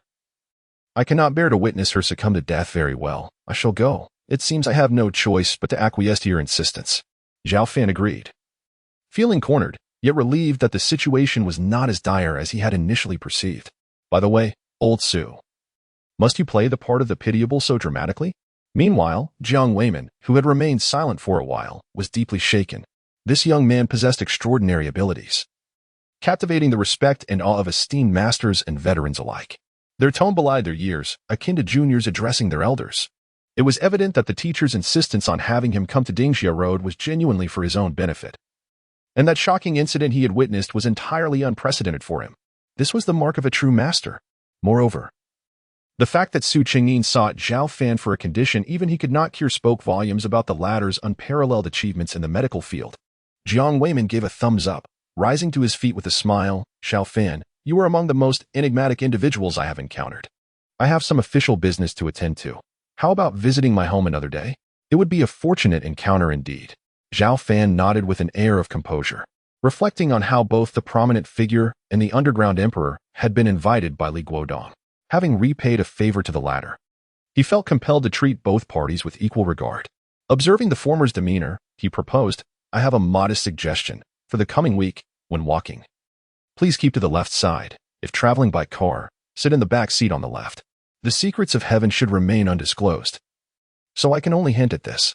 Jiang Weiman paused momentarily, committing the advice to memory, and replied, Thank you, and I wish you prosperous business. As he pondered the implications of Zhao Fan's words, he exited. In truth, Zhao Fan could have remained silent, for Jiang Weiman's career was on an upward trajectory, with recent auspicious signs of promotion. However, he faced a minor calamity concerning his travels. It was advisable to veer left rather than right, lest he encounter misfortune. Though it was trivial, merely a matter of a few stitches and a brief hospital stay before recovery, the esteemed guests exchanged a few more pleasantries before taking their leave. Leaving Zhao Fan, Lin Chanchan, Shiqi, Lu Wanfeng, and Xiaochan, who had captured the first ice pendant, remaining in the shop, Zhao Fan inquired of Xiaochan, Have you made contact over there? Xiaochan had already turned off the live stream upon entering, nodding in affirmation. Yes, young master, Yi sent a private message. I saw you were in discussion and refrained from interrupting. He requested your number. Zhao Fan provided a series of digits, and as his phone rang, he answered. Young master Yi, it is a pleasure to finally connect. Not at all. It is you, boss Zhao, who is truly remarkable. Yi Heng from the bustling metropolis replied courteously. I have dispatched a private plane to Jiangbei, expected to arrive in 3 hours to collect the goods. When my people arrive, please provide an account number for immediate transfer. Zhao Fan was taken aback. The man was sending a private jet for pickup. Such wealth was indeed astounding. Yet, he understood that Yi Heng had additional matters to discuss, as such matters could easily be relayed through Xiaochan without necessitating such extravagance. Boss Zhao, I am quite intrigued by your Millennium Ice Essence, Yi Heng stated, cutting to the chase without wasting time. Such treasures cannot all be auctioned off, which implies you possess more than just 3 pieces, correct? Yao Fan, recognizing the truth in this assertion, replied nonchalantly, and then, 100 million per piece. I wish to acquire all of them, Yi Heng proposed. Believing this to be an unparalleled opportunity, reselling in the circles of the affluent could potentially yield greater profits than the annual net income of his elder. At that moment, who would dare label him merely a profligate? Zhao Fan, well versed in the wisdom of knowing when to withdraw, had 3 reasons for his caution.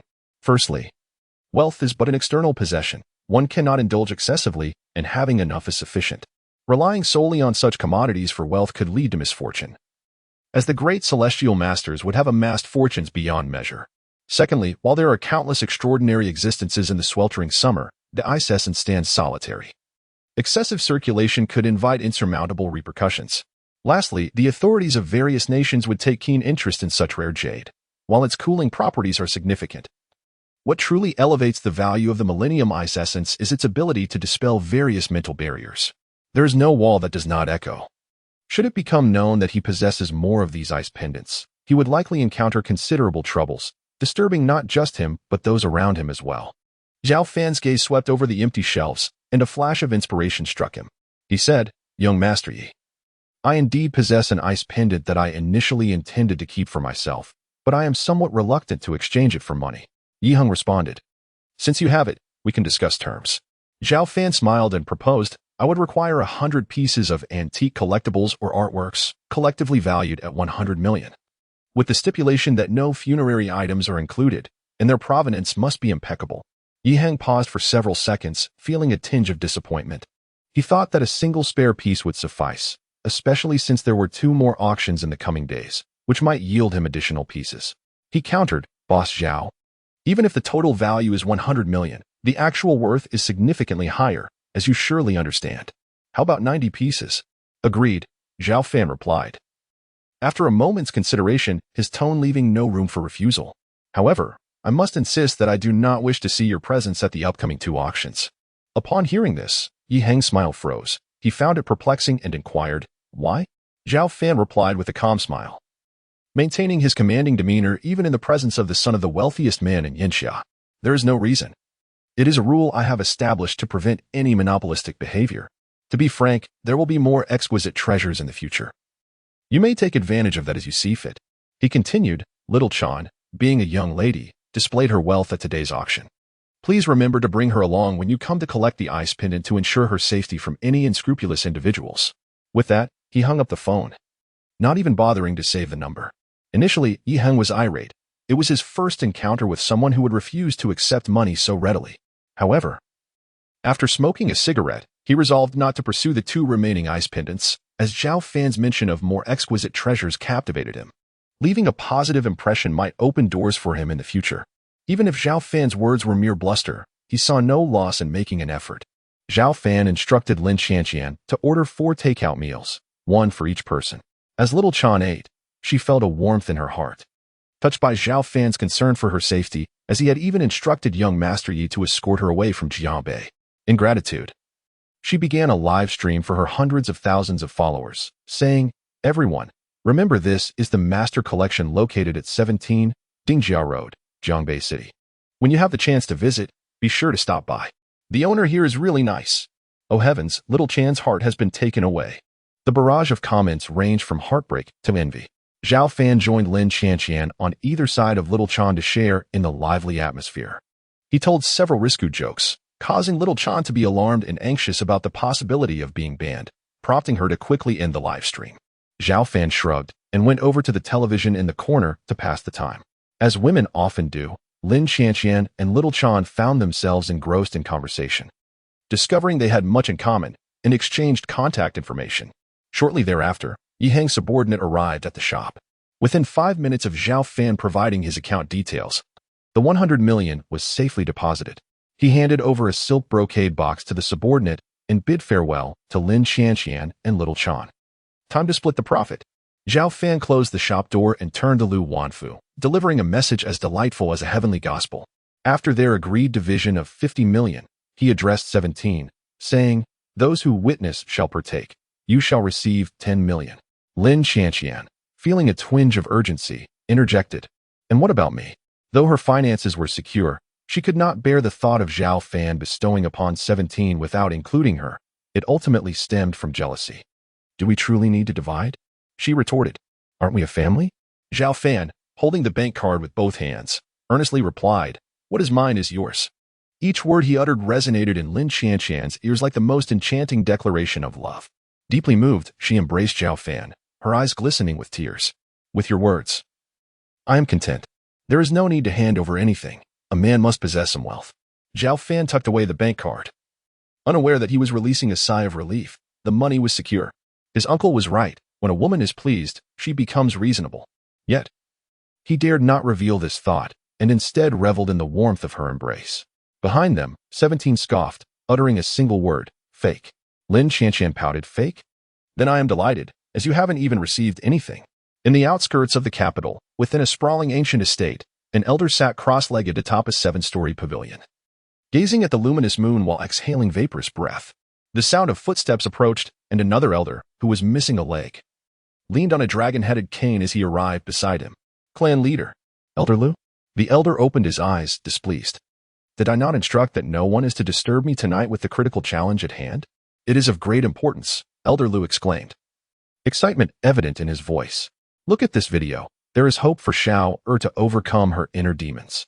The shop in Jiangbei has auctions scheduled for the next 2 days."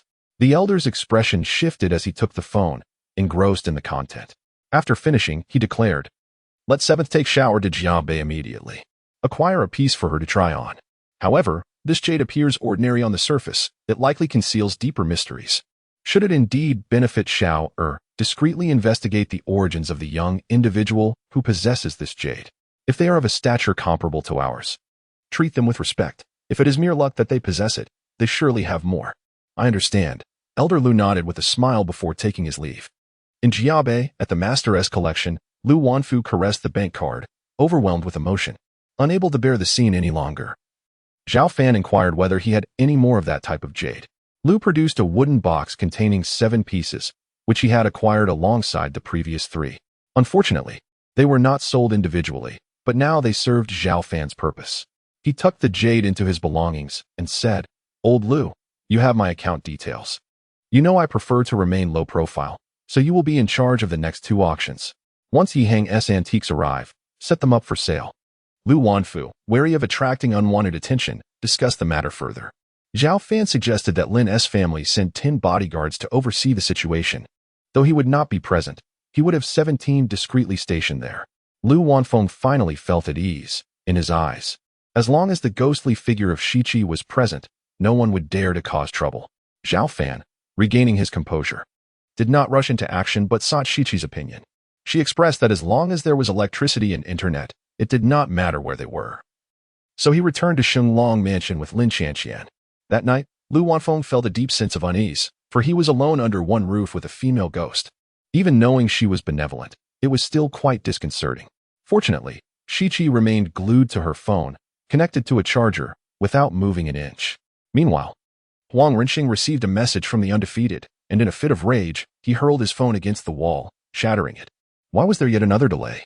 Now, Huang Renxing was acutely aware of Zhao Fan's formidable connections in Jiangbei and had received his father's directive not to confront him openly. Thus, to avenge his humiliation, he could only place his hopes on the infamous assassin. Anger brewed within him, yet he dared not voice it. After all, the assassin was a force to be reckoned with, and provoking them could lead to dire consequences. The following day, Zhao Fan indulged in a leisurely slumber, only to accompany Lin Qianqian to class in the afternoon, devoid of the previous commotion. The heartbroken boys had developed a resilience. They yearned for their goddess to reconsider. Yet the reality was starkly contrary. The goddess was sinking deeper into her predicament, even allowing a scoundrel to kiss her publicly without resistance, merely pinching him in playful jest. How about a bit of sarcastic praise? Someone suggested, leading to a collective blessing for Lin Qianqian and Zhao Fan. As the saying goes, many hands make light work. They hoped their blessings would bring about an end to the couple. In the classroom, after dozing off during a lesson, Zhao Fan was roused by Lin Qianqian, who dragged him to the piano room. She began to play, while Zhao Fan, feeling restless, let his hands wander onto her lap, casually declaring, "This is the best way to test focus. You should play 10 pieces, preferably the longer ones. If you fidget or lose concentration, you'll have to start over. Conversely, if you pass my test, you'll be able to handle any situation, no matter how grand." Lin Qianqian, blushing, pretended not to hear him, her fingers dancing over the keys. While inwardly she lamented, even his lewdness sounds so reasonable. At 5 in the afternoon, the auction at the shop had commenced. As Zhao Fan contemplated making a call to inquire about it, he received an incoming call from Ce. His heart raced. Could something significant have occurred? He stepped into the corridor outside the piano room to answer, asking, "Did something happen?" "Yes," Ce replied tersely, her words succinct. "Two martial artists have arrived. One is in the early stage of innate mastery, and the other has reached peak acquired stage." Zhao Fan narrowed his eyes. The appearance of the ice pendant had indeed attracted extraordinary beings. He had anticipated such an occurrence while considering the Master S collection. Yet he had not expected that among the visitors, there would be martial artists who had attained innate levels. Even in the early stages, they were not to be underestimated. In martial arts, entering the realm of the acquired stage marked the beginning, encompassing the training of skin, tendons, and bones. Once perfected, 90% of martial artists would find themselves limited by innate talent. Without extraordinary opportunities, they would remain stagnant for life. Conversely, one could potentially breach the innate realm. Zhao Fan, hailing from the esteemed lineage of the Grand Master of Transformation, exists in a realm entirely distinct from the system of martial cultivation. Presently, with the essence of Dragon Yang he has cultivated, he can rival the innate realm of martial arts. Should any adversary harbor ill intentions, he remains capable of countering them. Fortunately, the opponent is merely at the initial stage of the innate realm. Had they been at the pinnacle, the circumstances would surely shift dramatically. Even if Zhao Fan temporarily held the advantage, the essence of Dragon Yang is finite, and once depleted, he would be unable to contend solely with his physicality. Zhao Fan regarded the news regarding 17 with utmost seriousness. After concluding the call, he entered the piano room and pressed his hand upon the anxious back of Lin Qianqian's hand. "We shall pause here for today. Let us make our way to the shop." "Very well." Noticing Zhao Fan's unusual demeanor, Lin Qianqian deduced that there might be complications at the auction and obediently rose to accompany him away from Jiang University. Upon arriving at Dingjia Road, the auction remained in full swing, having gained unprecedented attention following the first session yesterday, particularly due to the astonishing expenditure of 100 million by the son of the wealthiest magnate. At this moment, the street was so crowded that there was scarcely a place to stand.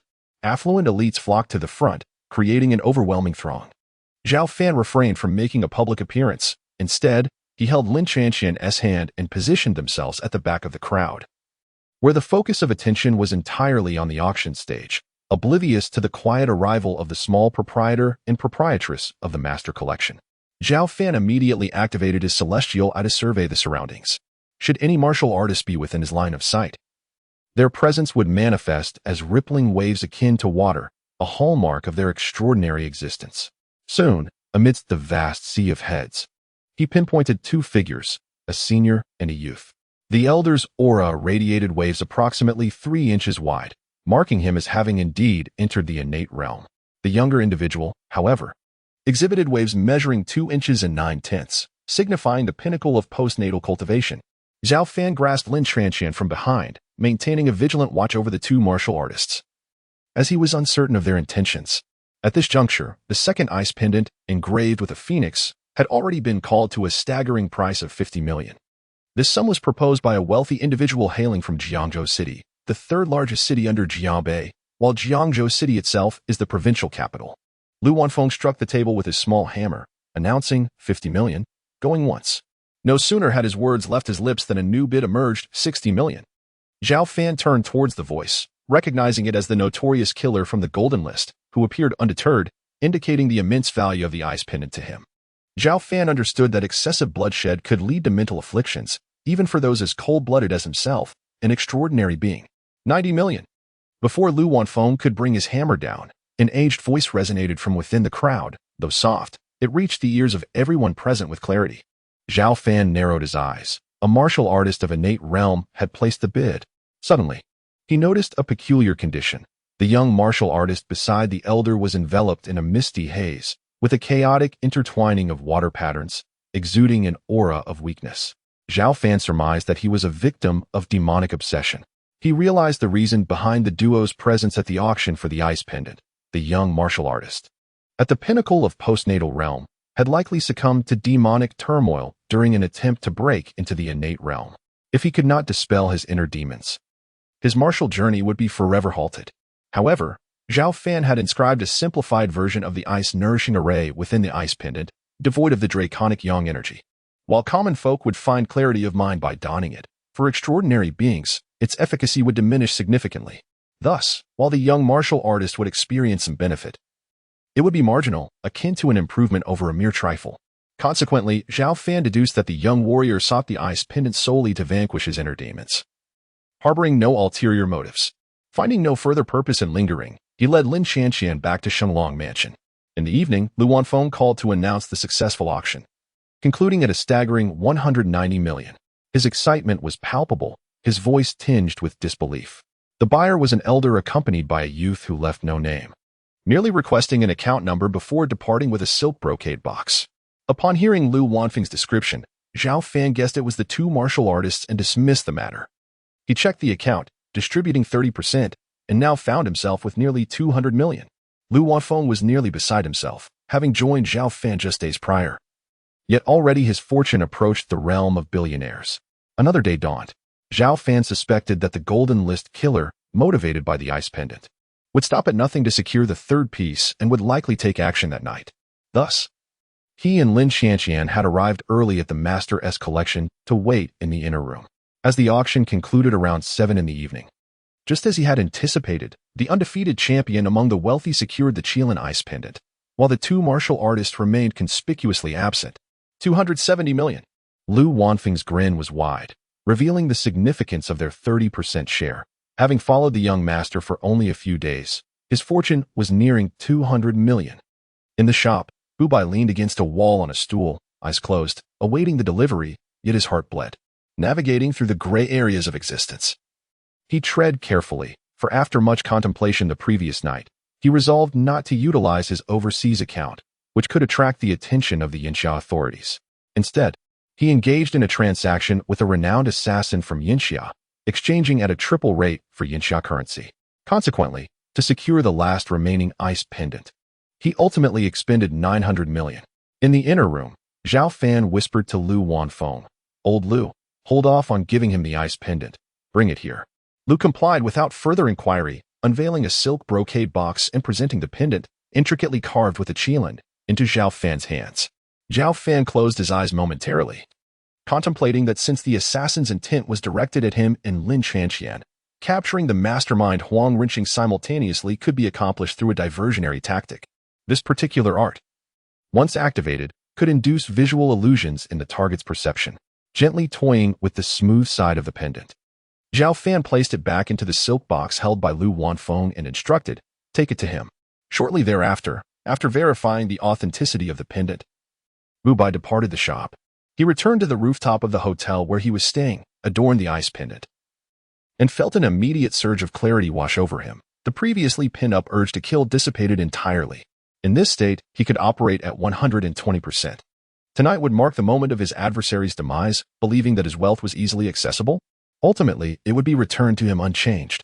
Wu Bai leisurely lit a cigarette, envisioning the scene where he would complete his task and subsequently claim the enchanting Eastern fairy for himself.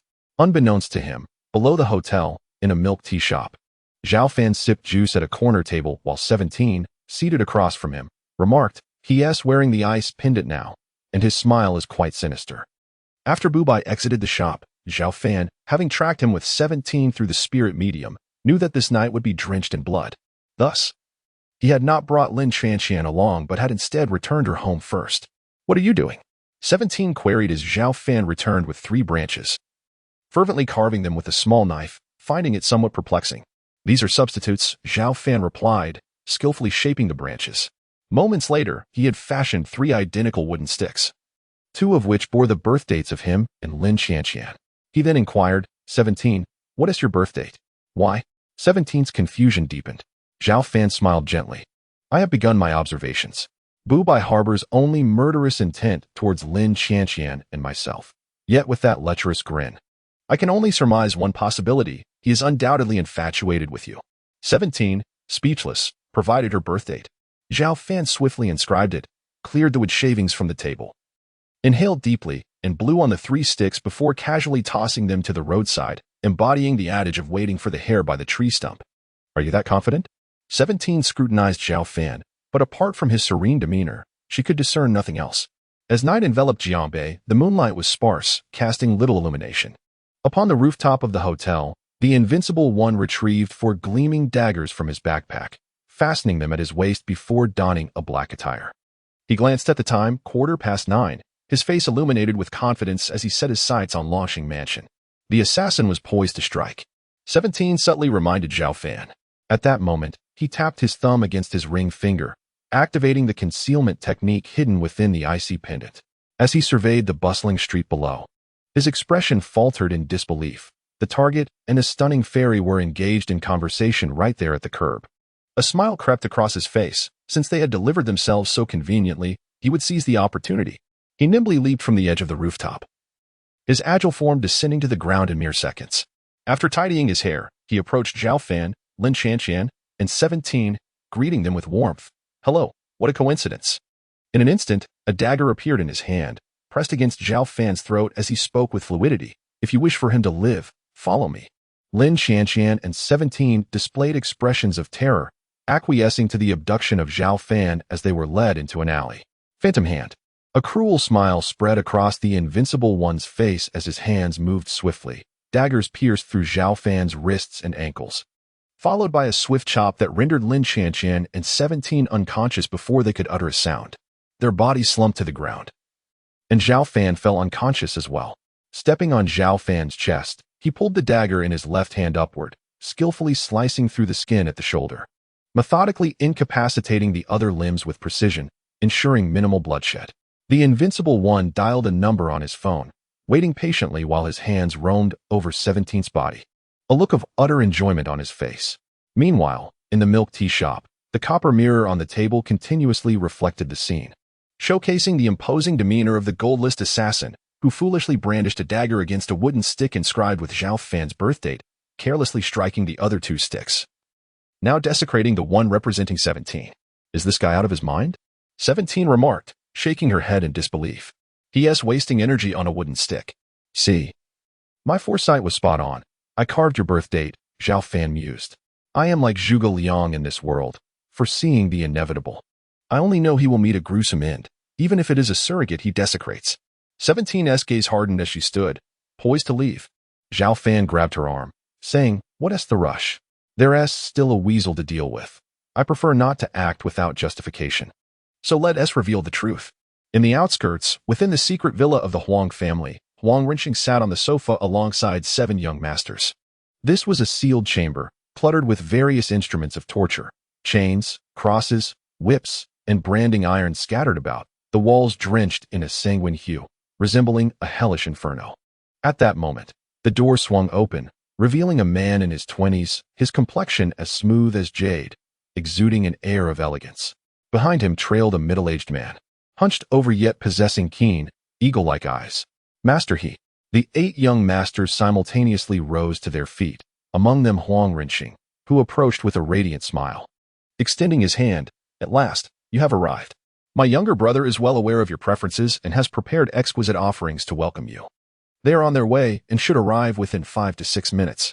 Not just anyone is worthy of shaking my hand, Master," he replied. His gaze laced with disdain as he refrained from reciprocating the gesture, standing with his hands clasped behind his back. He coldly inquired, "Exquisite offerings?" Huang Rinqing's hand hovered awkwardly in midair, his heart sinking in embarrassment.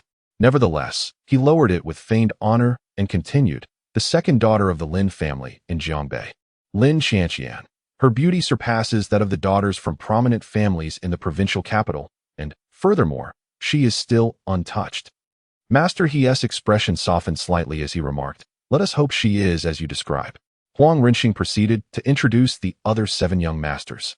To which Master He responded with a dismissive nod before taking a seat on the sofa. He meticulously wiped a white handkerchief for several moments before settling down. Meanwhile, Huang Rinqing exchanged glances with the other young masters, standing respectfully by without daring to voice any complaints. During the wait, the 2 young masters from the Li and Su families stepped out for a restroom break. Su Ziqiang could no longer contain his curiosity and asked, "Brother Huang, didn't he even greet him? What status does Master He hold? He seems overly pretentious. It makes me want to kick him. Are you unaware?" Li Chuanyu responded, "There are 3 leading families in the provincial capital, each possessing unimaginable power. To deal with any of the Jiangbei families is as simple as crushing a bug. Master He is the scion of the He family, known as He Zhiyu. Therefore, we should tread carefully lest we bring trouble upon our families." "I see," Su Ziqiang remarked, puzzled. "But didn't Brother Huang say that once he wins over Lin Qianqian, we would take turns with her? It looks like he wants Master He to take the lead." "Not just that. It seems that even Brother Huang may not have a chance," Li Chuanyu said, casting a glance outside to ensure no one was listening before continuing. "Master He has a peculiar habit. He does not permit any man to touch a woman he has already claimed. After sampling a woman, he promptly eliminates her and collects a piece of her skin as a keepsake. This," Su Ziqiang shivered at the thought, "is Brother Huang truly willing to hand over the long-coveted Lin Qianqian to Master He? It is a matter of greater concern. There is no other choice," Li Chuanyu explained. Coming from a second-tier family in Jiangbei, he was privy to more details than the third-tier Su family. The Lin family has been gaining momentum lately. And with Zhao Fan's formidable connections, even if the Huang family allied with our 7 families, they would struggle to contend. The Huang family seeks to enlist the He family as support, offering 60% of the Lin family's assets in exchange. It is likely that Master He is here on behalf of the He family to negotiate specific matters, while Brother Huang has been compelled by his father to relinquish Lin Qianqian to welcome him. Su Ziqiang nodded in understanding and returned to the spacious room with the others. After a brief moment, Huang Rinqing's phone rang before abruptly disconnecting. He glanced at the number and excitedly smiled at He Zhiyu, saying, "It's here, just outside. Shall we accompany you to retrieve it?" He Zhiyu nodded nonchalantly and followed him, while the vigilant middle-aged man known as Eagle Eye stayed close behind. The other 7 young masters from Jiangbei closely trailed, eager to leave a favorable impression on the prestigious He family of the provincial capital, hoping to establish connections that would elevate their standing in their family's eyes. Upon reaching the courtyard, they found a black BMW without license plates parked there. Standing by the driver's door was a foreigner with golden hair and blue eyes, clad in black attire that emanated an intimidating aura. His gaze was fixed intently on the group. It was none other than the infamous Unbeaten. "Why, you are the renowned assassin, the one from the Golden List?" Huang Rinqing nearly lost control of his faculties, panic gripping him. This was not how it was supposed to unfold, according to the rules of the gray area. An assassin would not make direct contact with the employer unless explicitly requested. The instructions he provided clearly stated that the assassin was to contact him after completing the task and deliver the prepared vehicle. before departing with Lin Qianqian and the incapacitated Zhao Fan. But now, the very assassin who accepted the contract stood before the car. Huang Rinqing was overwhelmed by the impulse to flee, for this was the legendary assassin whose very name sent shivers down the spines of many. Is it, Mr. Unbeaten? Huang Rinqing ventured again, receiving only silence in return. The penetrating gaze of Unbeaten left him feeling exposed. And soon he was beset by an uncontrollable trembling in his bladder, followed by a warm stream trickling down his legs into his shoes. The distinguished young master of the Huang family had been so frightened that he lost control. At that moment, Eagle Eye, standing beside He Jiyu, assumed a protective stance. His expression alert as he scrutinized Unbeaten. After a brief pause, he solemnly remarked, "His aura is completely gone. He is already dead, but the time will not exceed 1 minute." 1 minute? Huang Rinqing and the 7 young masters from Jianbei were utterly dumbfounded. The acclaimed assassin, who had successfully completed over 1,000 missions without a single failure, had perished right before them. Moreover, his eyes remained wide open, and there were no visible injuries on his body. Was this the work of a ghost? Who could possibly explain this? A wave of unknown fear enveloped the young masters of Jianbei, their expressions filled with panic akin to mice caught beneath the gaze of a cat. Silence. He Jiyu, hailing from a prominent family in the provincial capital, had witnessed much in his life. Death was a mere commonplace occurrence for him, especially considering the numerous women he had ruthlessly dispatched. He cast a disdainful glance at the 8 young masters beside him, thinking to himself, fools are merely fools. Why the fuss over a single corpse? Even if the cause of death for the assassin remained a mystery, He Jiyu remained unfazed. The eagle eye he brought along was a martial arts master, impervious to bullets, and his family provided him with an annual salary of 100 million, ensuring his protection wherever he went, unharmed. He shouted, "Are you aware that the deceased is the invincible killer of the Golden List?" Huang Rinqing's teeth chattered incessantly. The Golden List killer? He Jiyu scoffed, saying, "What does it matter? He is dead." At that moment, a voice emanated from the black BMW, declaring, "Well said. The Golden List killer is nothing more than a joke." This unexpected remark startled the 8 young masters of Jianbei, who instinctively sought refuge behind He Jiyu and the middle-aged Eagle Eye. Subsequently, the body of the invincible killer was unceremoniously tossed aside, revealing the car window that had been obscured by his corpse. At this moment, Zhao Fan leaned against the window, casually shaking his somewhat sore hands that had secured the body, and smiled faintly at the crowd, saying, "Good evening, everyone.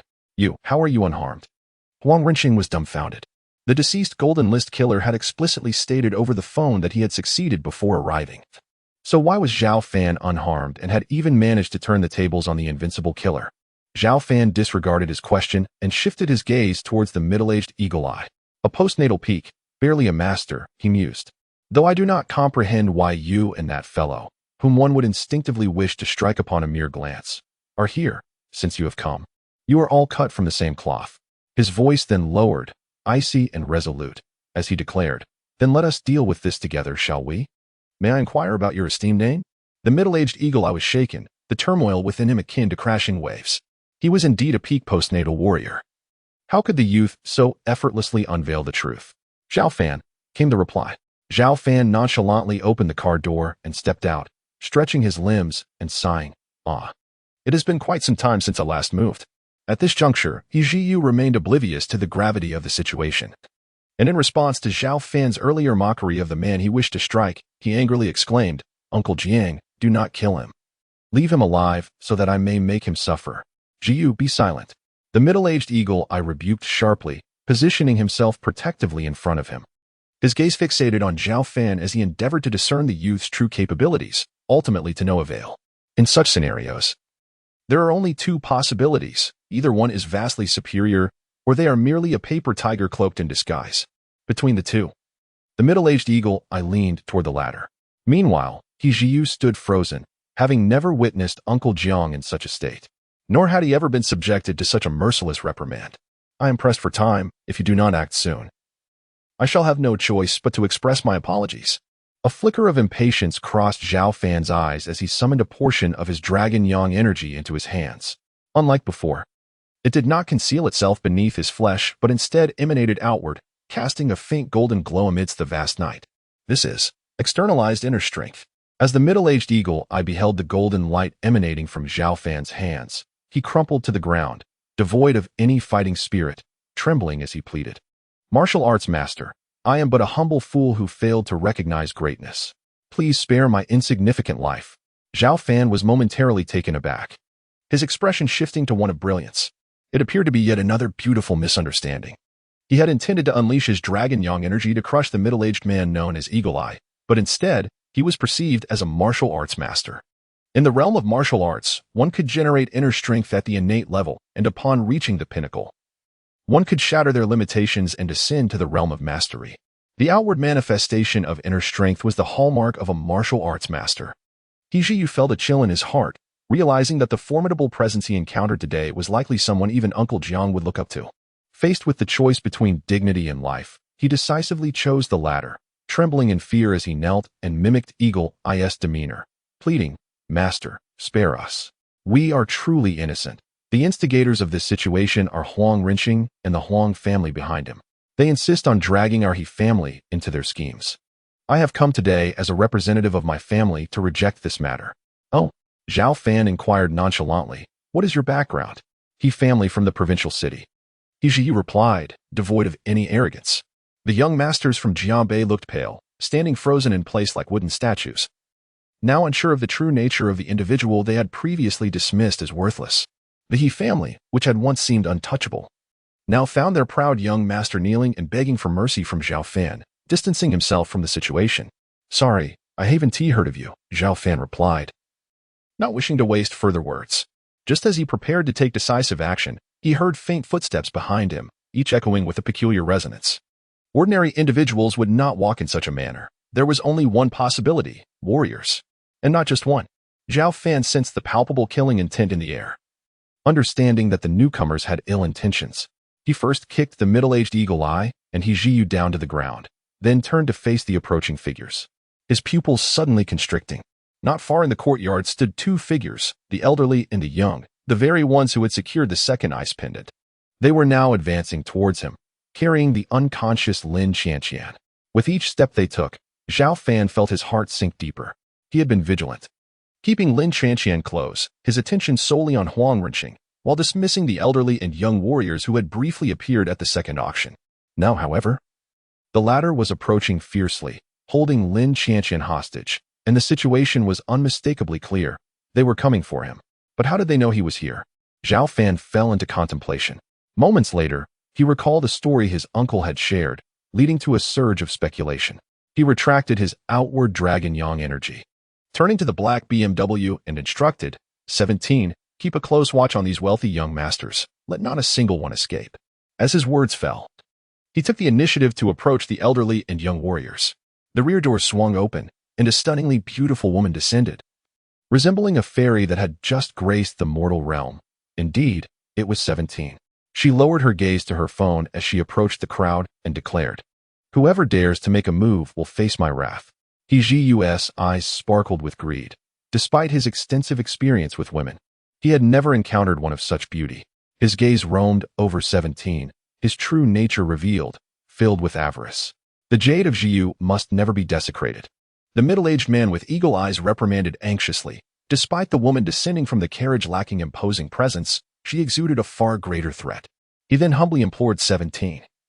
"Spare my life." He did not mean it, but it was too late. In the next instant, 17 raised her hand and delivered a resounding slap that sent the man flying 5 meters, losing 3 teeth and staining his mouth with blood. Subsequently, she flicked her nails toward a sharp stone on the ground and then directed it toward He Jiu. The sharp stone flashed beneath her waist and vanished. He Jiu felt a chilling sensation in his nether regions. Instinctively, he reached down only to find emptiness. Raising his hands, he saw them stained crimson with blood, followed by a surge of excruciating pain. He writhed on the ground, howling, that. The young master of the He family had been castrated for merely casting a few glances. The young masters of Jianbei fell silent, not daring to lift their heads, fearing they might meet a similar fate. As for the middle-aged man with eagle eyes, he was too shocked to assist He Jiu. His astonishment was no less than when confronting Zhao Fan, another martial arts master. He doubted the reality he faced. What on earth was happening in this world? There were scarcely 20 martial arts masters in the scorching summer, a rarity indeed. Most were of advanced age, yet today, 2 had appeared, both astonishingly youthful. and he found himself on the opposing side. With 17's prowess, she could easily crush those at the peak of the acquired stage. Facing someone at the initial stage of the innate realm would be a challenge. Thus, Zhao Fan had entrusted her with overseeing the young masters of Jiangbei and Hejiu. The middle-aged man did not even consider the supernatural, for the fragrance emanating from 17 concealed everything.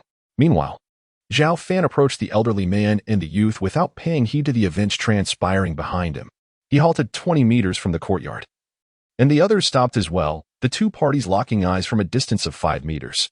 The elder, adjusting the young Lin Shanshan on his shoulder, smiled and said, "It has truly taken me quite a while to find you. I have come to reunite you two. No need to rush into thanks. First, let us discuss the origins of the so-called ice pendant." Not sensing any martial aura from Zhao Fan, the elder perceived him merely as a worldly youth. Bearing the mission of the family head, he had journeyed overnight from the imperial capital to Jiangbei, acquiring the second ice pendant for the young master to wear, which had indeed provided a glimmer of hope. The young master was the most extraordinary genius of their family in a century, yet had stagnated at the peak of the acquired stage due to a misstep in his training. Having searched far and wide for remedies to no avail, he now saw a flicker of hope in Jiangbei. Zhao Fan smiled but did not respond to the elder's words. Instead, he inquired, "Wind, flower, snow, moon, may I ask from which esteemed family do you hail?" The elder and the youth exchanged astonished glances. How could a worldly youth possess knowledge of such secrets?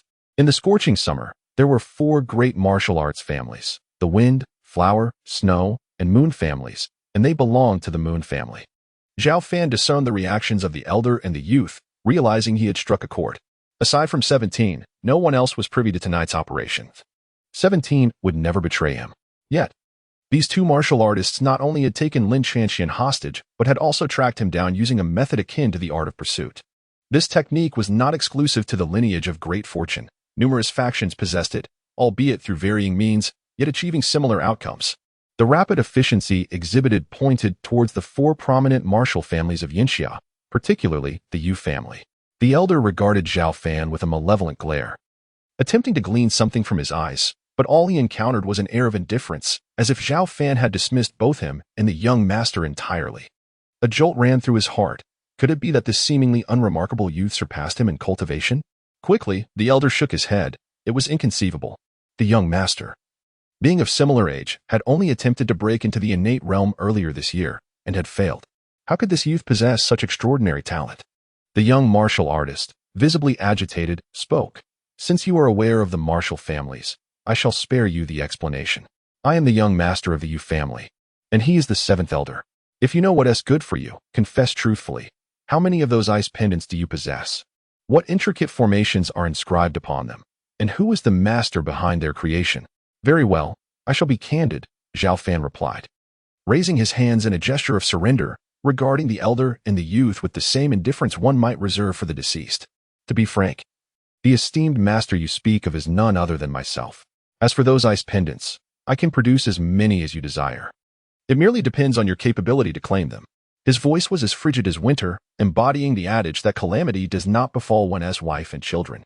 As a master of great fortune, he could not abide threats, especially when the leverage involved was his beloved. Those who transgress against the master's prohibitions must face dire consequences.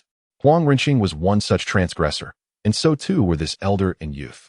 In Zhao Fan's eyes, the young master of the Yu family and the 7th elder had been sentenced to death. Even their lineage from one of the 4 great martial families could not serve as their shield. What audacity! The young master of the Yu family sneered, looking down upon him with disdain. "There are 2 types of people I cannot tolerate, those who revel in pretense, and those who do so in my presence." "Oh," Zhao Fan replied with a casual tone, disinterested in engaging in verbal sparring. He summoned the energy of Long Ong, which enveloped his hands. His left hand transformed into a fist, unleashing a golden fist of formidable power towards the 7th elder. Simultaneously, his right hand formed a palm, as the Long Ong energy morphed into a golden shadow of his palm, striking at the young master of the Yu family.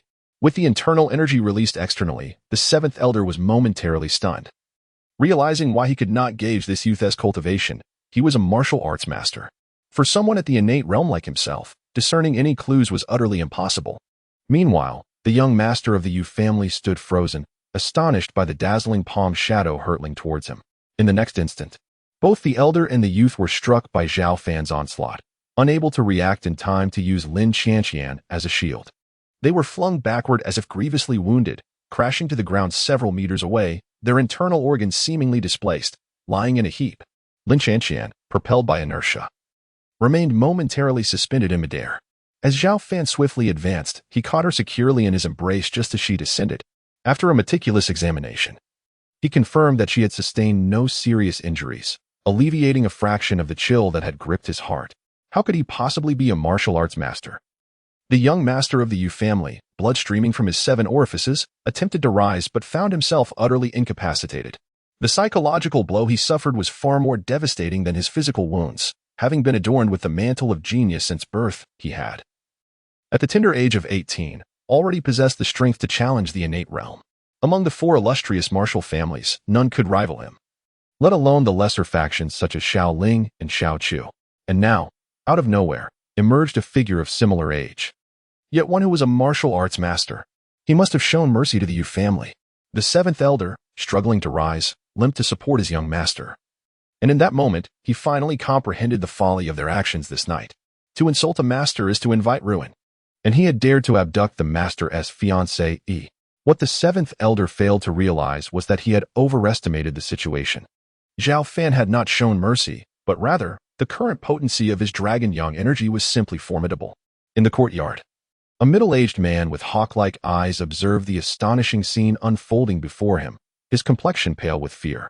Being at the pinnacle of the acquired stage, his hearing far surpassed that of ordinary individuals, allowing him to faintly discern that the elder and the youth hailed from the Yu family. As a martial artist, who among them was unaware of the 4 great martial families of Yinxia? Yet, the 7th elder and the young master of the Yu family stood before Zhao Fan, utterly powerless. Such was the might of a master. The middle-aged man's gaze shifted to Zhao Fan, cradling the lady in his arms, his eyes filled with both admiration and trepidation. Could this young master have begun his cultivation even before birth? A casual punch and palm strike rendered those of the innate realm defenseless, while the pinnacle of the acquired stage bled profusely from his orifices. As these thoughts coursed through his mind, his bones felt weak with a sudden wave of dread. He could scarcely fathom what would have transpired had that palm strike landed upon him. Zhao Fan delicately raised a finger, directing it towards Lin Qianqian's armpit. In that moment, she regained consciousness, her eyelashes fluttering twice before she opened her eyes and inquired, "Where am I?" "That is of little consequence.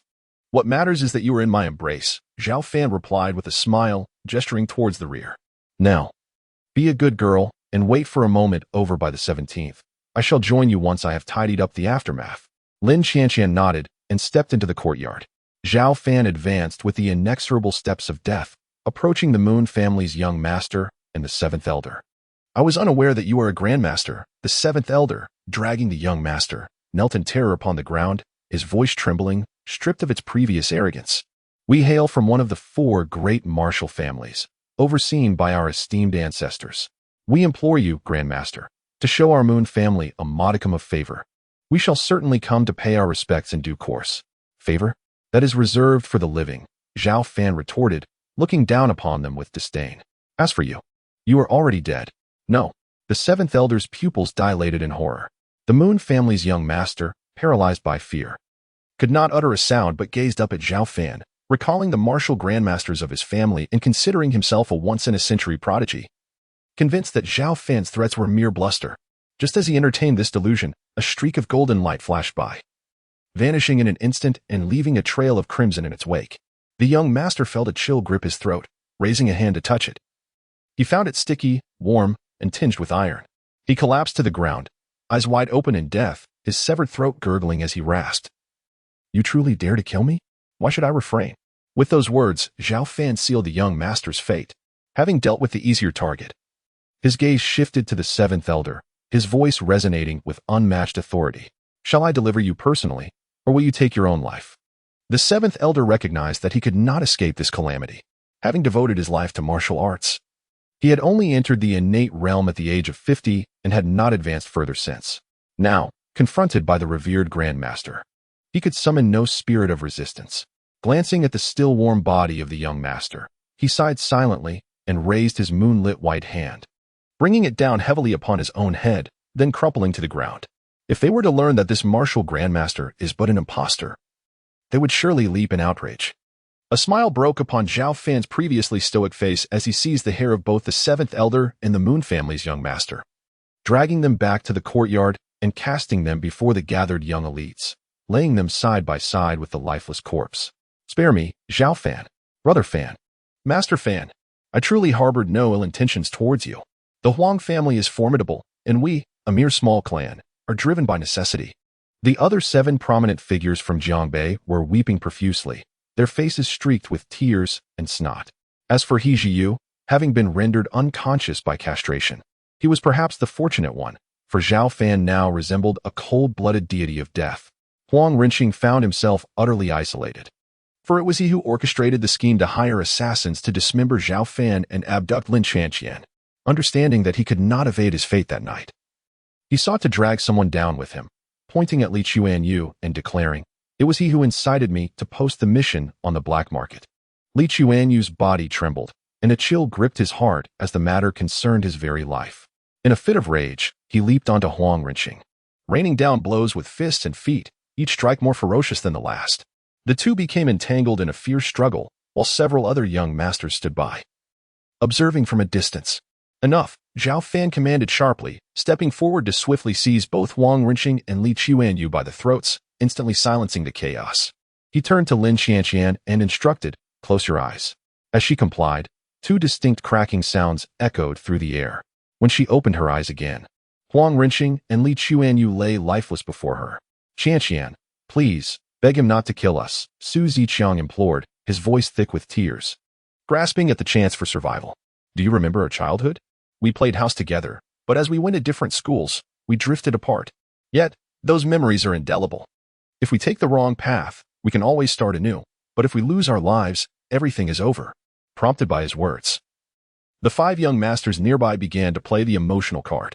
Lin Chanqian, already soft-hearted, looked at Zhao Fan with a pained expression and pleaded, "The mastermind has been dealt with. Can we spare their lives?" Zhao Fan regarded her silently for a full minute before responding gravely, "Very well. I shall heed your request." However, he swiftly shifted his tone, but the young masters, who had just begun to relax, were once again filled with trepidation as he continued, "You can either lose a hand and leave, or call your family for a ransom of 100 million. I respect your choice." The young masters dared not voice their anger. After all, these terms were far more favorable than death. Lin Chanqian's eyes brimmed with disappointment, not towards Zhao Fan, but towards the pitiable state of the others. She approached Zhao Fan and, with a guilty whisper, asked, "Why do you look so grim? Are you angry with me? If so, please disregard my feelings. Their lives combined are not worth more than your happiness." "I am sorry." Zhao Fan could no longer maintain his facade and feigned grievance with a smile. "What vexes me is that I saved you, yet you do not express any gratitude." "You are so mischievous," Lin Chanqian responded, pressing her face against his chest, listening to the steady rhythm of his heartbeat. In that moment, she felt an overwhelming sense of security, free from all worries. "At a time like this, you still think of taking advantage of me? There are too many people around. Let us save that for when we are home. I permit you to be even more mischievous." "Your Majesty, I receive your command." Zhao Fan replied with a calm demeanor, though his heart surged with excitement at the thought of being more mischievous. What could such a concept mean for someone as innocent as he? He resolved to delve deeper into this discussion with her later that evening. If Lin Chanqian had any inkling of his shameless thoughts, she would undoubtedly retort, "You are not pure. Why pretend to be so?"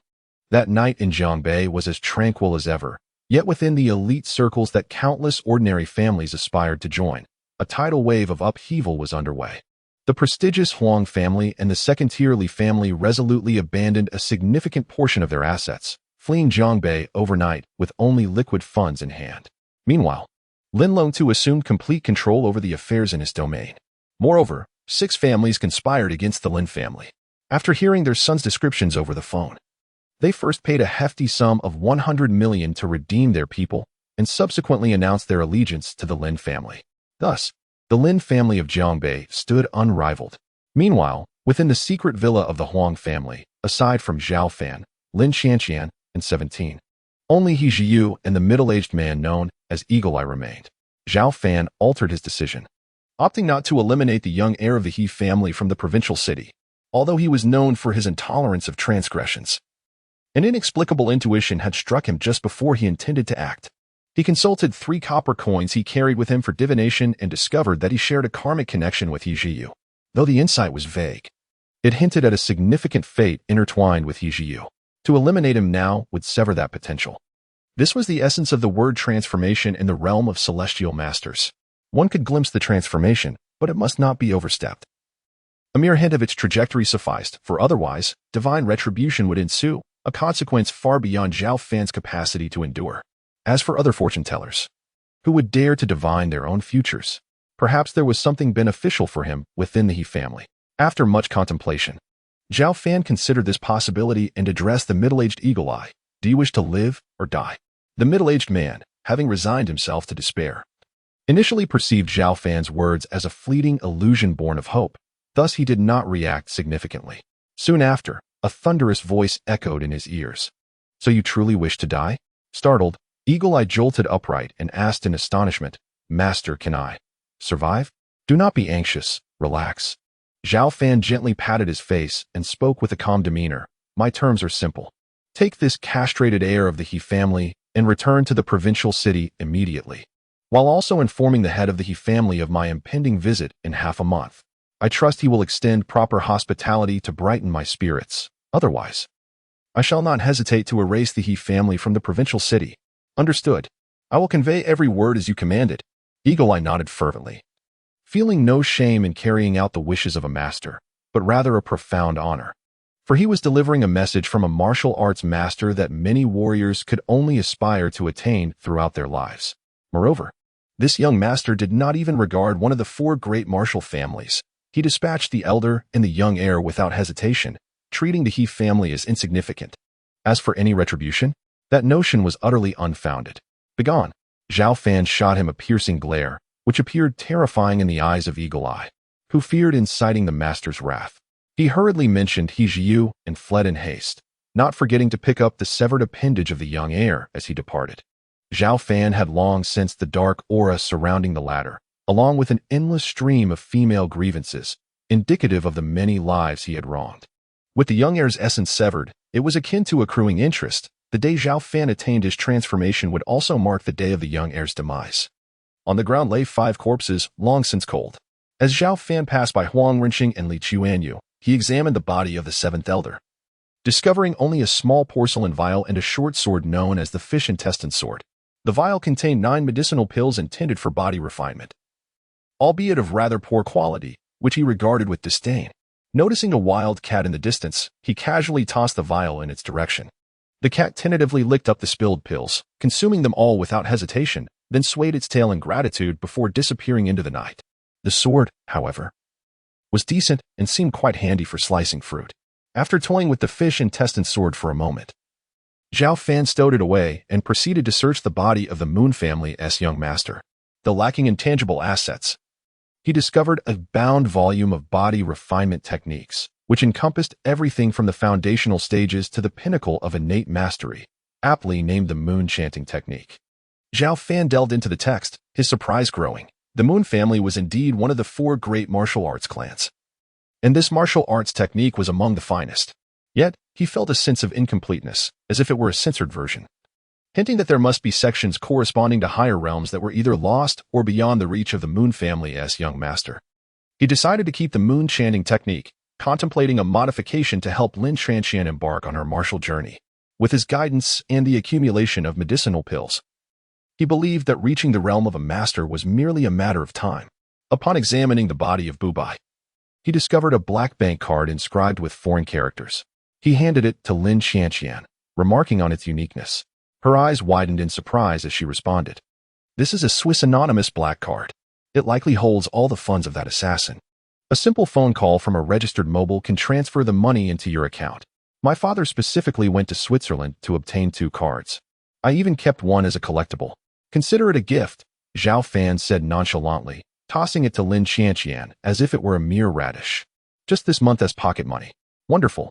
Lin Transhan's smile was as radiant as the crescent moon, undeterred by the corpses around them. She retrieved her phone from Bu Bai's pocket and dialed a number. After a brief conversation, she discarded the phone, and shortly thereafter, her own phone buzzed with a message. Upon reading it, she exclaimed, "Zhao Fan, do you know how much the assassin has in savings?" "How much?" Zhao Fan felt a pang of apprehension at the peculiar joy on his future wife's face. 600 million. That's not too bad. Zhao Fan breathed a sigh of relief. After 3 auctions, he had amassed a fortune of 400 million, so the 600 million didn't seem insurmountable. At that moment, Lin Chanchan added, in Swiss francs. Zhao Fan nearly choked, realizing the gravity of the situation. The exchange rate stood at 1 to 6. 3. Meaning that it amounted to a staggering 37 billion in renminbi. It appeared that all his gains would be surrendered, and it was all Bubai's fault. It was ridiculous that a so-called undefeated assassin, whose skills only matched that of a peak-acquired martial artist, had been dispatched by Zhao Fan as easily as one would butcher a chicken. His subconscious registered that such a mediocre assassin could hardly possess substantial wealth. Hiki. Zhao Fan, you were quite generous, gifting me half of the Lin family fortune. Lin Chanchan's words struck him like a dagger to the heart, delivering a critical blow. Let us not say anything more, just hold steady. Yes, a kiss is definitely in order. Zhao Fan's heart bled profusely, having missed out on billions. And even the act of breathing became a source of agony. In a sudden surge of emotion, he lifted Lin Chanchan into his arms. What are you doing? Lin Chanchan gasped, her countenance pale, sensing impending doom. Zhao Fan fervently kissed her for several seconds, a wicked smile emerging on his face as he declared, "Come. Let us return home to indulge in even more nefarious deeds." Striding forward with resolute steps, he called back over his shoulder, 17. The task of erasing all traces is yours. Meanwhile, at the Moon family estate on the outskirts of the capital, an elderly man atop a towering pavilion abruptly opened his long-closed eyes. His aura surged, escalating as if undergoing a profound transformation. Minutes later, he exhaled deeply and laughed heartily. Living up to the expectations of my ancestors, I have finally entered the realm of the Grandmaster. Now, with the Elder and the Third. The Moon family boasts 3 martial arts Grandmasters. Once the heart demon plaguing Xiao Heir is vanquished, we shall soon add another to our ranks. And the rankings of the world will surely shift. At that moment, a middle-aged man, visibly alarmed, rushed towards the pavilion. Before he even arrived, his voice echoed, "Patriarch, Patriarch. Something terrible has happened." What is so alarming? As a newly appointed elder of the Moon family, such recklessness is unacceptable, the elder reprimanded. The life lanterns of Elder 7 and Xiao Heir have extinguished almost simultaneously. Moreover, Elder 7 managed to send a message just before his fall. What did it say? The elder rose abruptly, his heart racing. Elder 7 was his younger brother. Although their bond was not particularly deep due to differing maternal lineage, he was still family. Furthermore, he was deemed a failure, destined to remain at the mid-stage of innate cultivation. Yet, Moon Qishao was his beloved grandson, a prodigy who had been entrusted with the family's hopes, securing the position of heir long before entering the innate stage.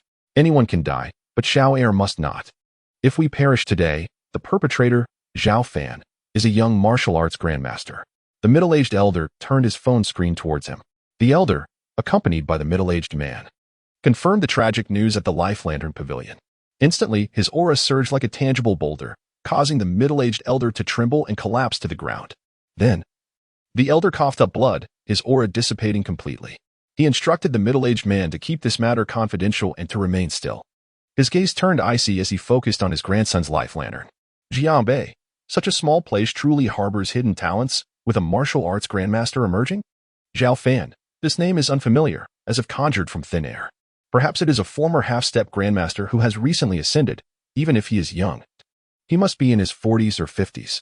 How dare he kill my Xiao Heir? Now that I have just entered the grandmaster realm. Once my foundation is solidified in a month's time, I shall personally visit this place with the Third and slay 100 martial artists to accompany Xiao Heir in death. If Jiabei is insufficient, the entire Jiangzhou martial arts community will be summoned to compensate. The following day, a true transformation swept through Jiabei. Once, there were 3 prestigious families. But now the Huang family had been absorbed by the Lin family, leaving the remaining family in a rather awkward position. Consequently, the Lin family ascended to the status of a universally acknowledged top-tier family, albeit only within the confines of Jianbei City.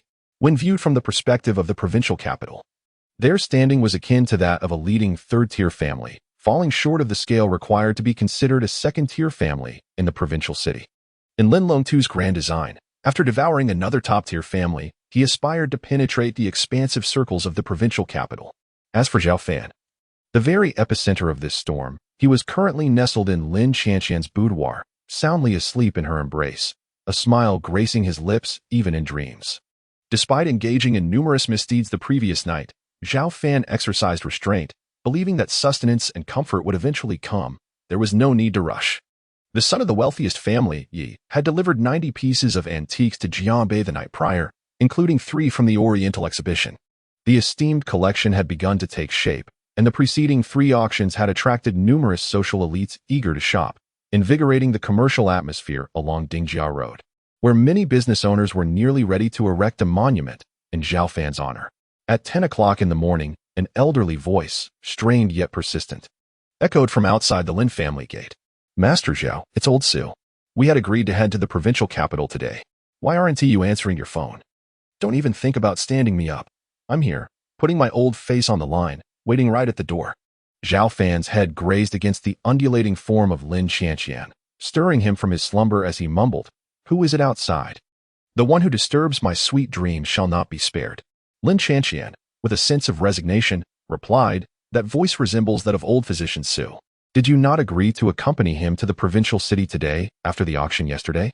You must rise." She had awakened early, enduring Zhao Fan's restless grasping in his sleep, leaving her body and mind in a state of fervor. Yet, Zhao Fan had been exhausted the previous night, prompting her to refrain from stirring him, until now, when she could no longer bear it, fearing that remaining pressed against him would lead to further discomfort. "Ah, I nearly forgot about that."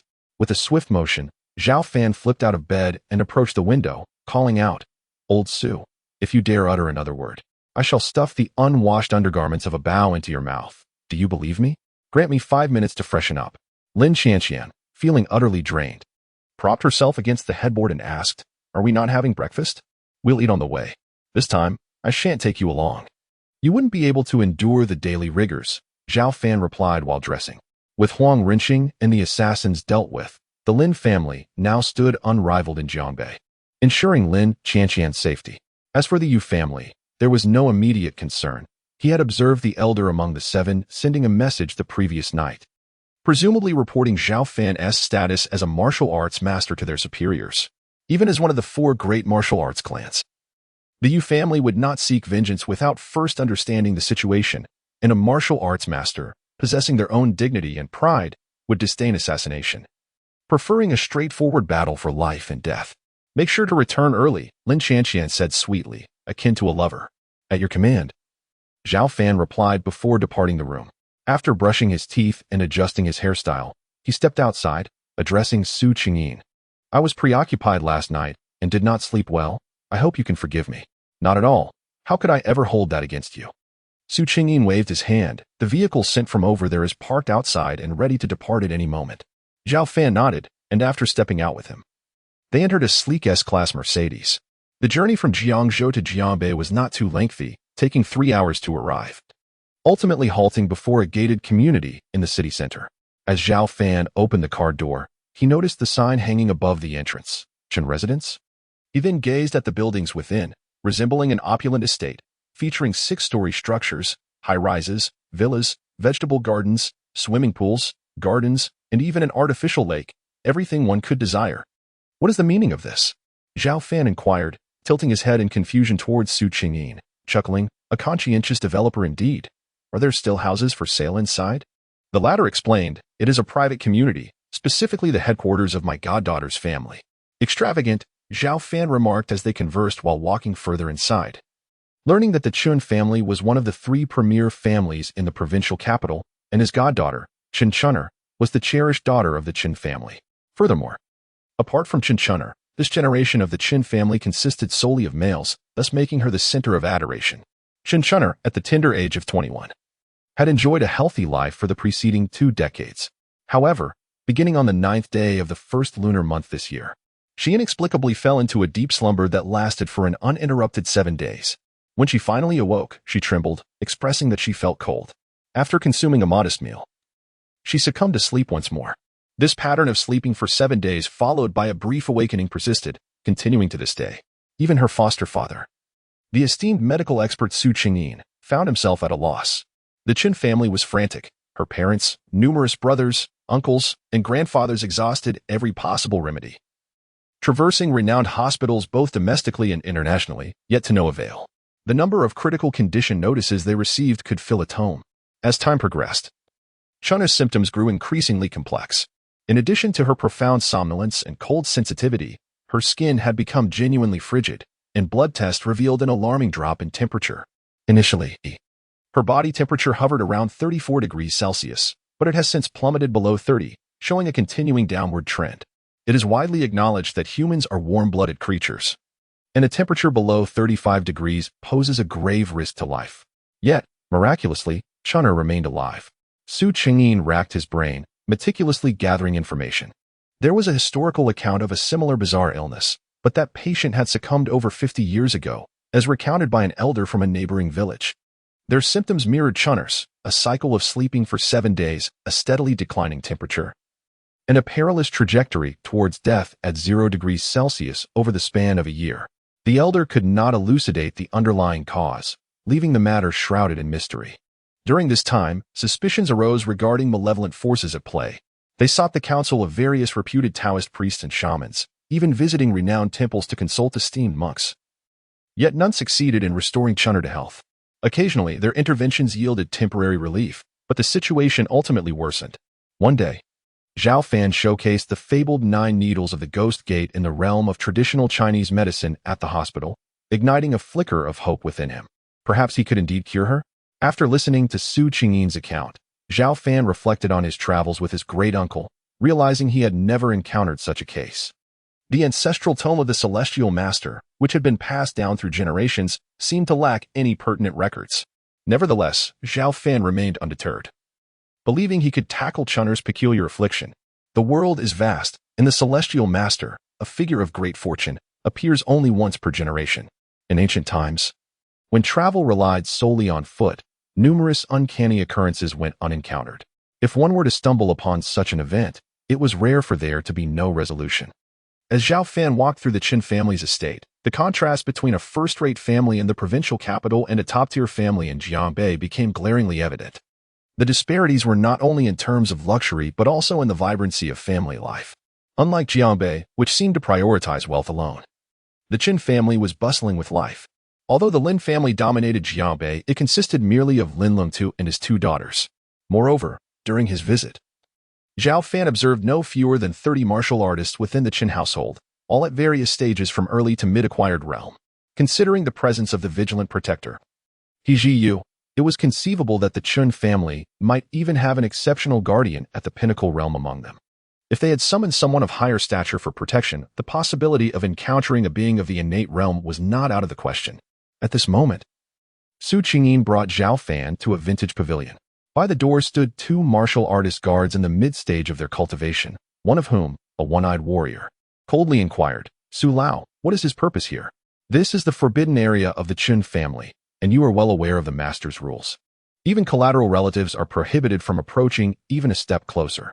He is a master of the healing arts, far surpassing my old self. I must respectfully address him as master." Su Qingyin's aged face was filled with dignity as he replied, "Now, you must report to that scoundrel Qin Dafu. There may yet be hope for Chunna. At least the chances are greater than before." The one-eyed warrior exchanged astonished glances with his companion, both incredulous that someone so young could be a superior healer to Su Lao. Qin Dafu was the de facto head of the Qin family and the father of Qin Chunna. As the one-eyed warrior reached for his phone to make the report, a faint voice emerged from within the door, "Seacold, Chunna has awakened." Su Qingyin's expression turned anxious, and he urged the martial artist guards, "Step aside quickly. There is no time to lose. She only awakens for 5 minutes every 7 days, and today she is woken an hour earlier than usual. I invited Dr. Zhao to take a good look while she is awake. If we miss this moment, we will have to wait another 7 days. This is impossible." "Su Lao, we have our own difficulties," the one-eyed guard said, his face conflicted. "Firstly, we lack the master's permission, and secondly, his identity is unclear. We truly cannot let him pass without authorization. What if something goes awry? Would we not face the wrath of the young masters of the Qin family? You say my identity is unclear? Su Lao, step aside," Zhao Fan said with an air of nonchalance. Su Qingyin paused, quickly turning back to dissuade him. "Do not act recklessly. I am counting on you to help Chunna today. They're not ordinary people. You cannot defeat them. What if something happens? At that moment, a faint golden radiance began to emanate from around Zhao Fan's hands, dazzling even under the bright sunlight.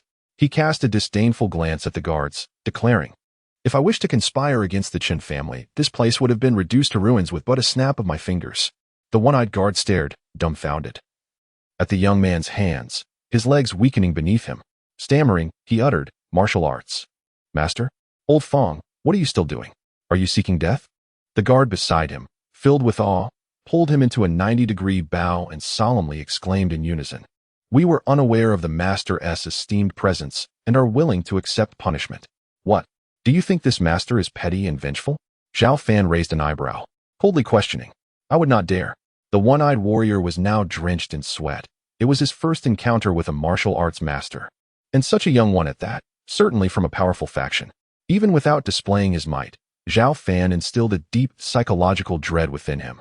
In the martial world, strength reigned supreme. He and his companion remained bowed, not daring to rise without the young master's permission.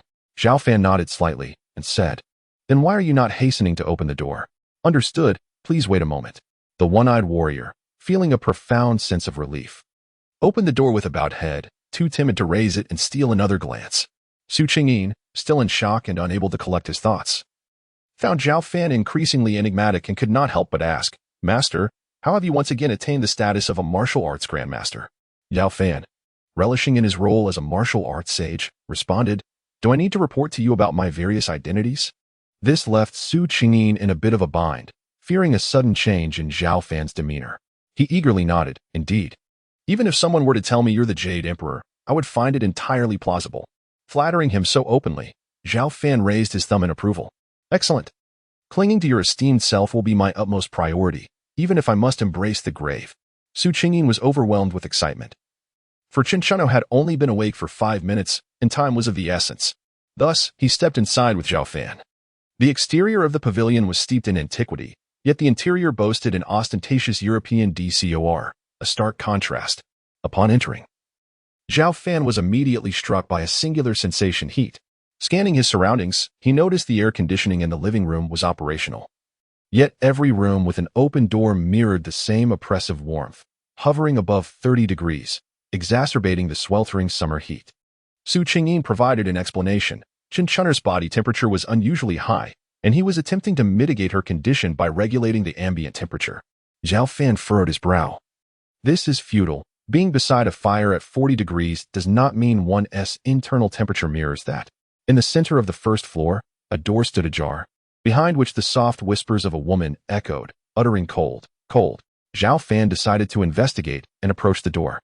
Chinchunner possessed a strikingly beautiful face, her features resembling H-shape, with a slightly protruding chin and elegantly arched brows.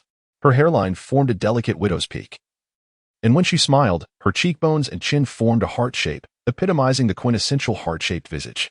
Women of such countenance are often accompanied by fortune and prosperity throughout their lives.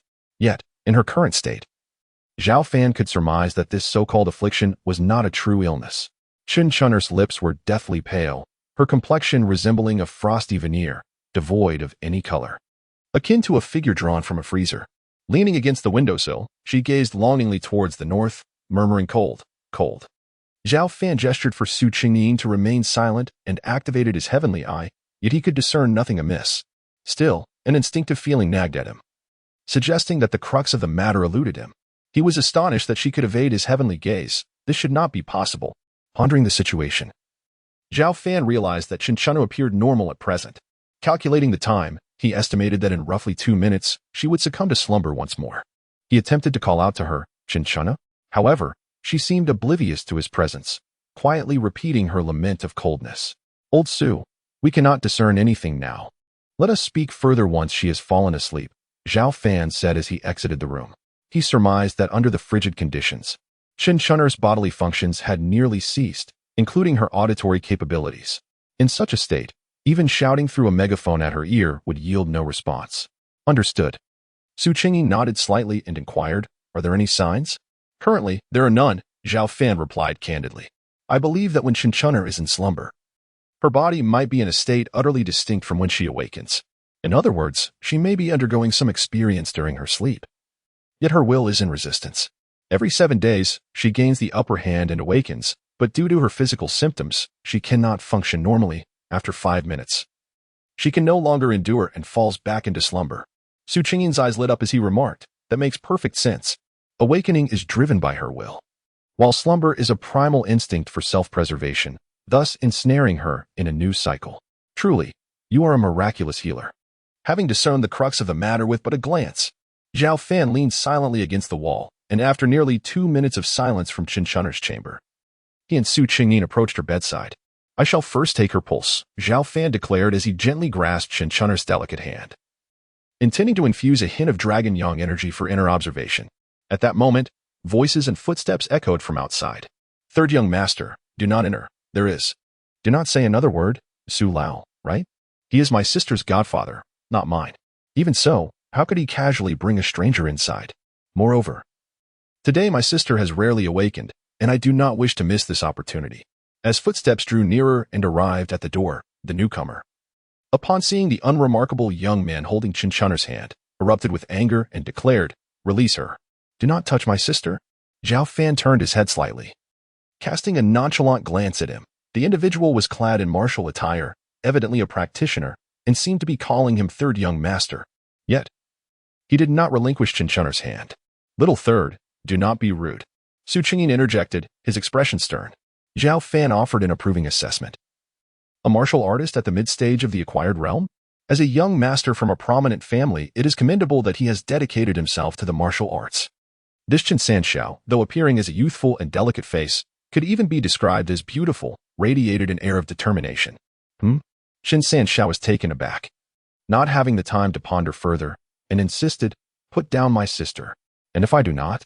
Zhao Fan's gaze returned to Qin Shunner's wrist, ignoring him entirely. Qin Sanxiao's expression tightened, his fists cracking ominously. "I will count to 3. If you do not release her, I shall throw you out of the window. Do not blame me for being ruthless." Zhao Fan's demeanor remained unchanged, as if the threat passed through him like whispers in the wind. 3, 2, 1. Qin Sanxiao swung his fist, preparing to strike Zhao Fan. Just then, Qin Dafu, alerted by the commotion, hurriedly arrived at the door. Upon witnessing the scene, he bellowed sternly, "Sanner, stop." Qin Sanxiao's fist halted an inch from Zhao Fan's face. In contrast, Zhao Fan displayed no inclination to evade. Qin Sanxiao turned to his father, seething with anger. "This person is younger than me. What ailment could he possibly treat? He must have ulterior motives toward my sister. Do you even know who he is?"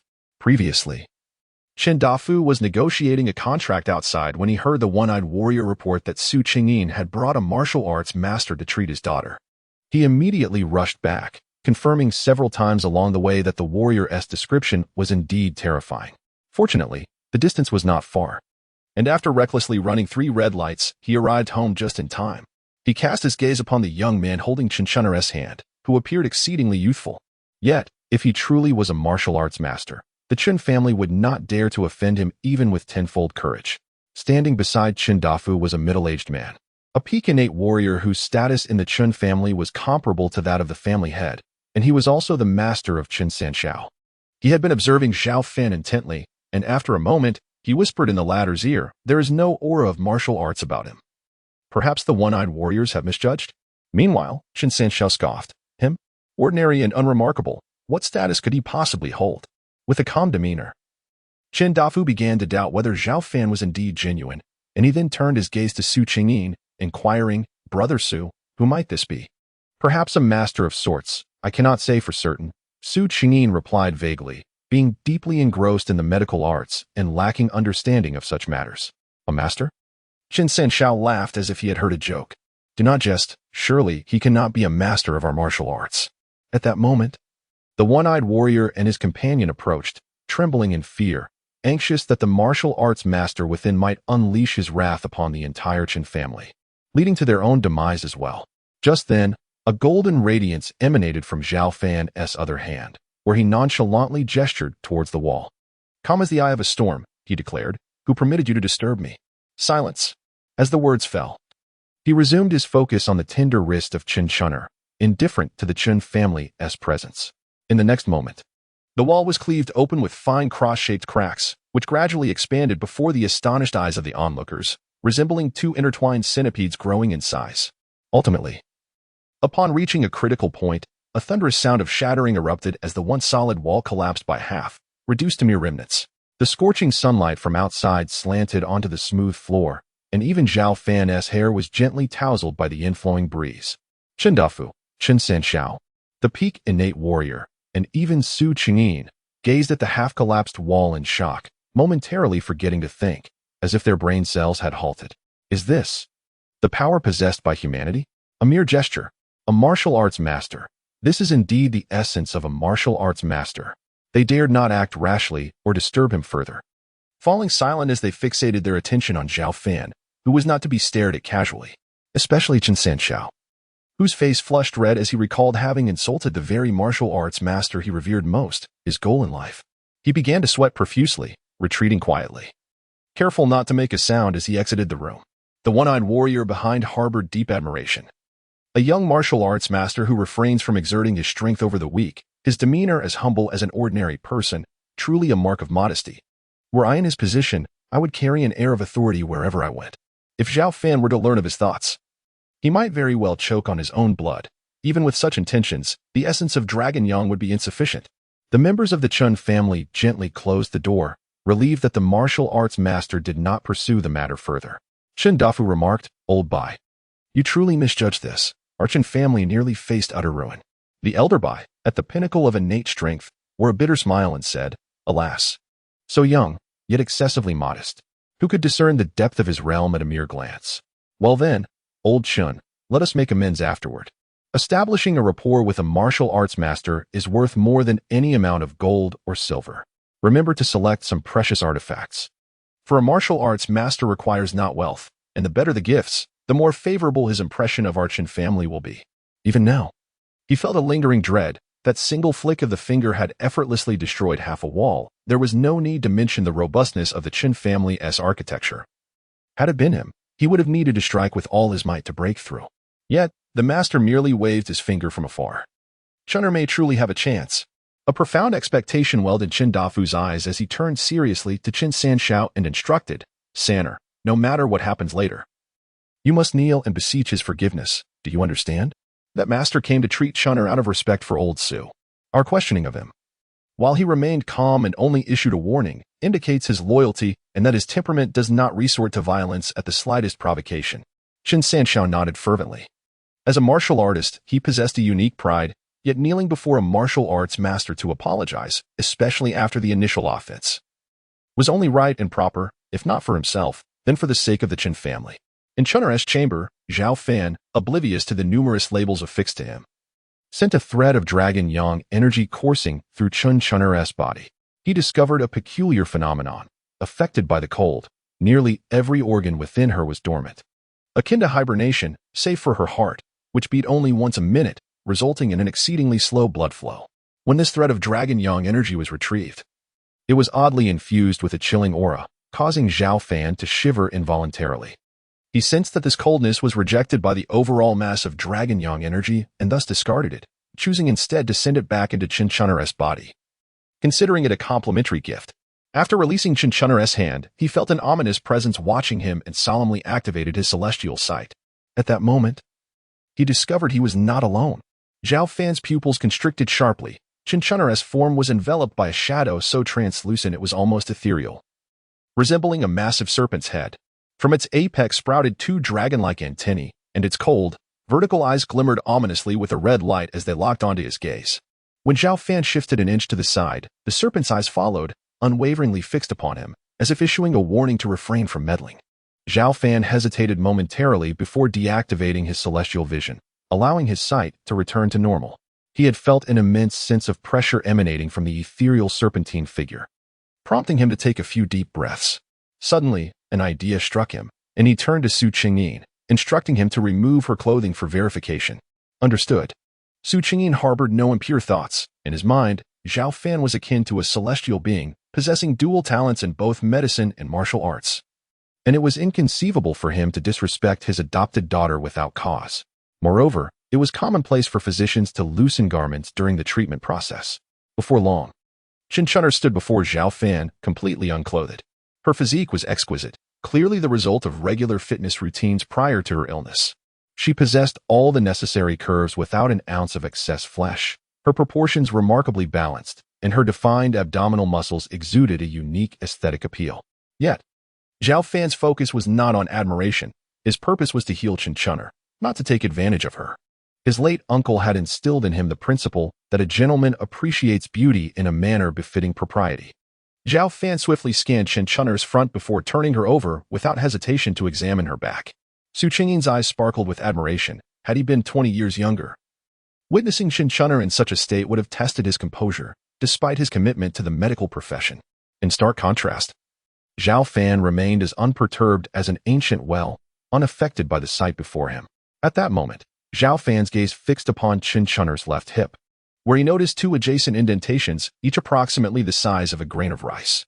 With this, he deduced the situation with considerable clarity.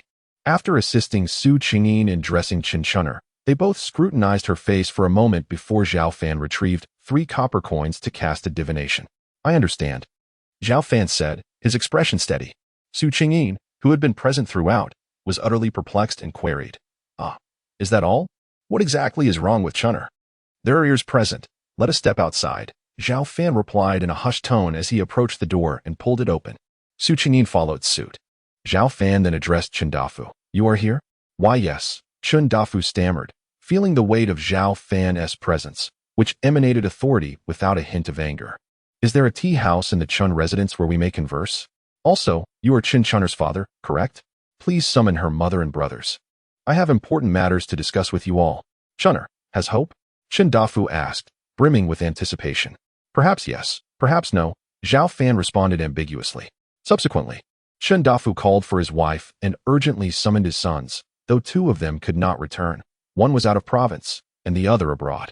The group then proceeded to the tea house. Standing before the elegant tea room window, Zhao Fan cast a glance at Chen Chun'er's residence and remarked, "This distance should suffice. She should not overhear us." "Who is it?" Su Qingyin inquired, confusion etched on his face, a sentiment echoed by the Chen family. Zhao Fan did not respond, but instead turned to inquire of Chen Chun'er's family. Was she bitten by a snake in her childhood? The incident occurred in the northern region, correct? A snake? The Chen family appeared somewhat perplexed. Zhao Fan clarified, a serpent. Chen Dafu reflected. "I have no recollection. I have been exceedingly busy, yes. Indeed, that event did take place, and it frightened me greatly." At this juncture, Chen Sanshao interjected, "My mother, younger sister, and I visited a mountainous area abundant with trees when I was quite young. I cannot recall the exact location, but my sister was bitten by a snake. In Shenangjia." Chen Dafu's wife immediately remarked, "It was indeed a venomous snake, albeit rather small." Chun'er was nearly lost. Chen Dafu furrowed his brow. The authority of the family head surfacing. "How was I unaware of this? I feared you would be angry, so I did not mention it. She was saved afterward," replied Chen Dafu's wife, her gaze evasive and filled with guilt. It is fortunate that she is safe." Chen Dafu truly dotes on his daughter. "You should remain silent while I speak," Zhao Fan admonished sternly. Instantly, Chen Dafu's authority dissipated, and he humbly stepped back a meter. "Yes, master," he acquiesced. However, he was overwhelmed with excitement. This young master had discerned what even he had not known, and from the northern region no less. Truly a remarkable being. It suggested that Chun'er had a significant chance of recovery. Zhao Fan gazed at Chen Dafu's wife and said calmly, "Do not be anxious. I wish to inquire. What became of the snake afterward?" "The snake." Chen Dafu's wife pondered for several moments before responding. "At that time, it clung to Chun'er. And in a moment of desperation, I severed its head with a knife, and then San'er chopped it into pieces." "Then I can ascertain the truth," Zhao Fan sighed. "The serpent harbors a profound desire for vengeance. That is undeniable. You have slain the young snake, and thus the adult serpent will retaliate against Chen Chun'er. Moreover, it has cast a serpent curse, destined to transform Chun'er into a serpent and lead to her demise at the peak of her youth." "Transform into a serpent?" Chen Sanshao gasped in disbelief. "My sister is to become a snake?"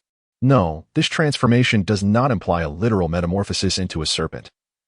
Zhao Fan gently shook his head, elucidating. "Rather, it will render her physiology akin to that of a cold-blooded creature, hence the continuous drop in her body temperature. Under normal circumstances, a snake's temperature hovers around 30 degrees. However, this vengeful serpent, having attained a certain level of mastery, has even transformed into a dragon." indicative of its evolution into a demon king, comparable to a master in our martial arts realm. Its blood runs colder, and thus, Chun'er may ultimately descend to a chilling 0 degrees, her body entirely frozen and lifeless. A serpent transforming into a dragon? Vengeance? This seemed like an absurd fairy tale to those present. Qin Sanxiao, disregarding Zhao Fan's status as a master, exclaimed incredulously, "No, I cannot believe it. What evidence is there of serpent demons?" At that moment, the peak innate master, Lao Bai, placed a hand on his shoulder and said, "Disciple, do not speak foolishly. Serpent demons do exist. I once encountered one with horns that devoured 10 innate warriors, and I was fortunate enough to be the sole survivor. If humanity can break the shackles of life and step into the realm of martial arts, transcending into extraordinary beings, then anything is indeed possible." Zhao Fan nodded slightly, acknowledging the truth in the statement. All things possess a spirit, yet the cultivation of demons is far more arduous than that of humans. Consequently, creatures of the supernatural realm are markedly fewer in number compared to martial artists. However, when it comes to combat at the same level, supernatural beings hold the advantage, as they can fully unleash their innate talents. "Master, is it true that Chun'er has been afflicted by a serpent curse?" Qin Dafu inquired, his voice trembling with apprehension. "What manner of curse is this?" Su Qingyin, equally bewildered, realized that this was not merely an ailment, but rather the work of a malevolent spirit. "I shan't delve into descriptions, but if you wish to know." Zhao Fan contemplated for a moment before suggesting, "Prepare a basin of cool water and a rust-free kitchen knife. Place the knife within the basin and carry it to Qin Chun'er's room. Through the reflection on the blade, one can discern the serpent curse that envelopes her. However, be cautious not to create a disturbance that might awaken the phantom of the great serpent, for the consequences would be dire." "What sort of serpent demon is this?" "Such notions of serpent curses are utterly unscientific." Su Qingyin, skeptical yet eager to validate the claim, declared, "I shall go and test this immediately." Qin Dafu, his wife, along with Qin Sanxiao and Lao Bai, departed from the tea house, leaving Zhao Fan alone.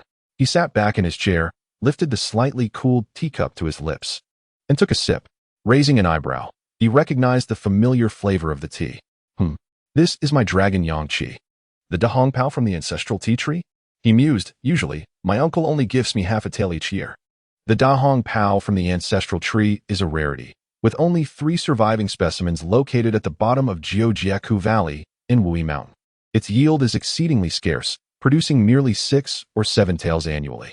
Known as the king of teas, it retains its original fragrance even after 9 infusions, while other teas lose their flavor after 7. In ancient times, this was tribute tea, and today it is auctioned annually, once fetching 10,000 per gram, with the current market price reaching astronomical heights. However, through cultivation, the Dahong Pao has produced generations of offspring. Yet, for Zhao Fan and the lineage of the Grand Master of Great Transformation, only the ancestral Dahong Pao holds profound significance, purifying the Dragon Yang Qi and enhancing the potency of the Dragon Yang Golden Elixir derived from it. In essence, prolonged consumption results in increased density without a change in volume, amplifying the power of techniques while prolonging their consumption. Historically, each successor of the Grand Master has had secret channels to procure a tael of the new ancestral Dahong Pao tea each year. Zhao Fan reflected, deeply moved by the cloud of a master's title, as the Qin family had chosen such extraordinary means to entertain him. After a while, the Qin family returned to the tea house, their faces pale and drawn.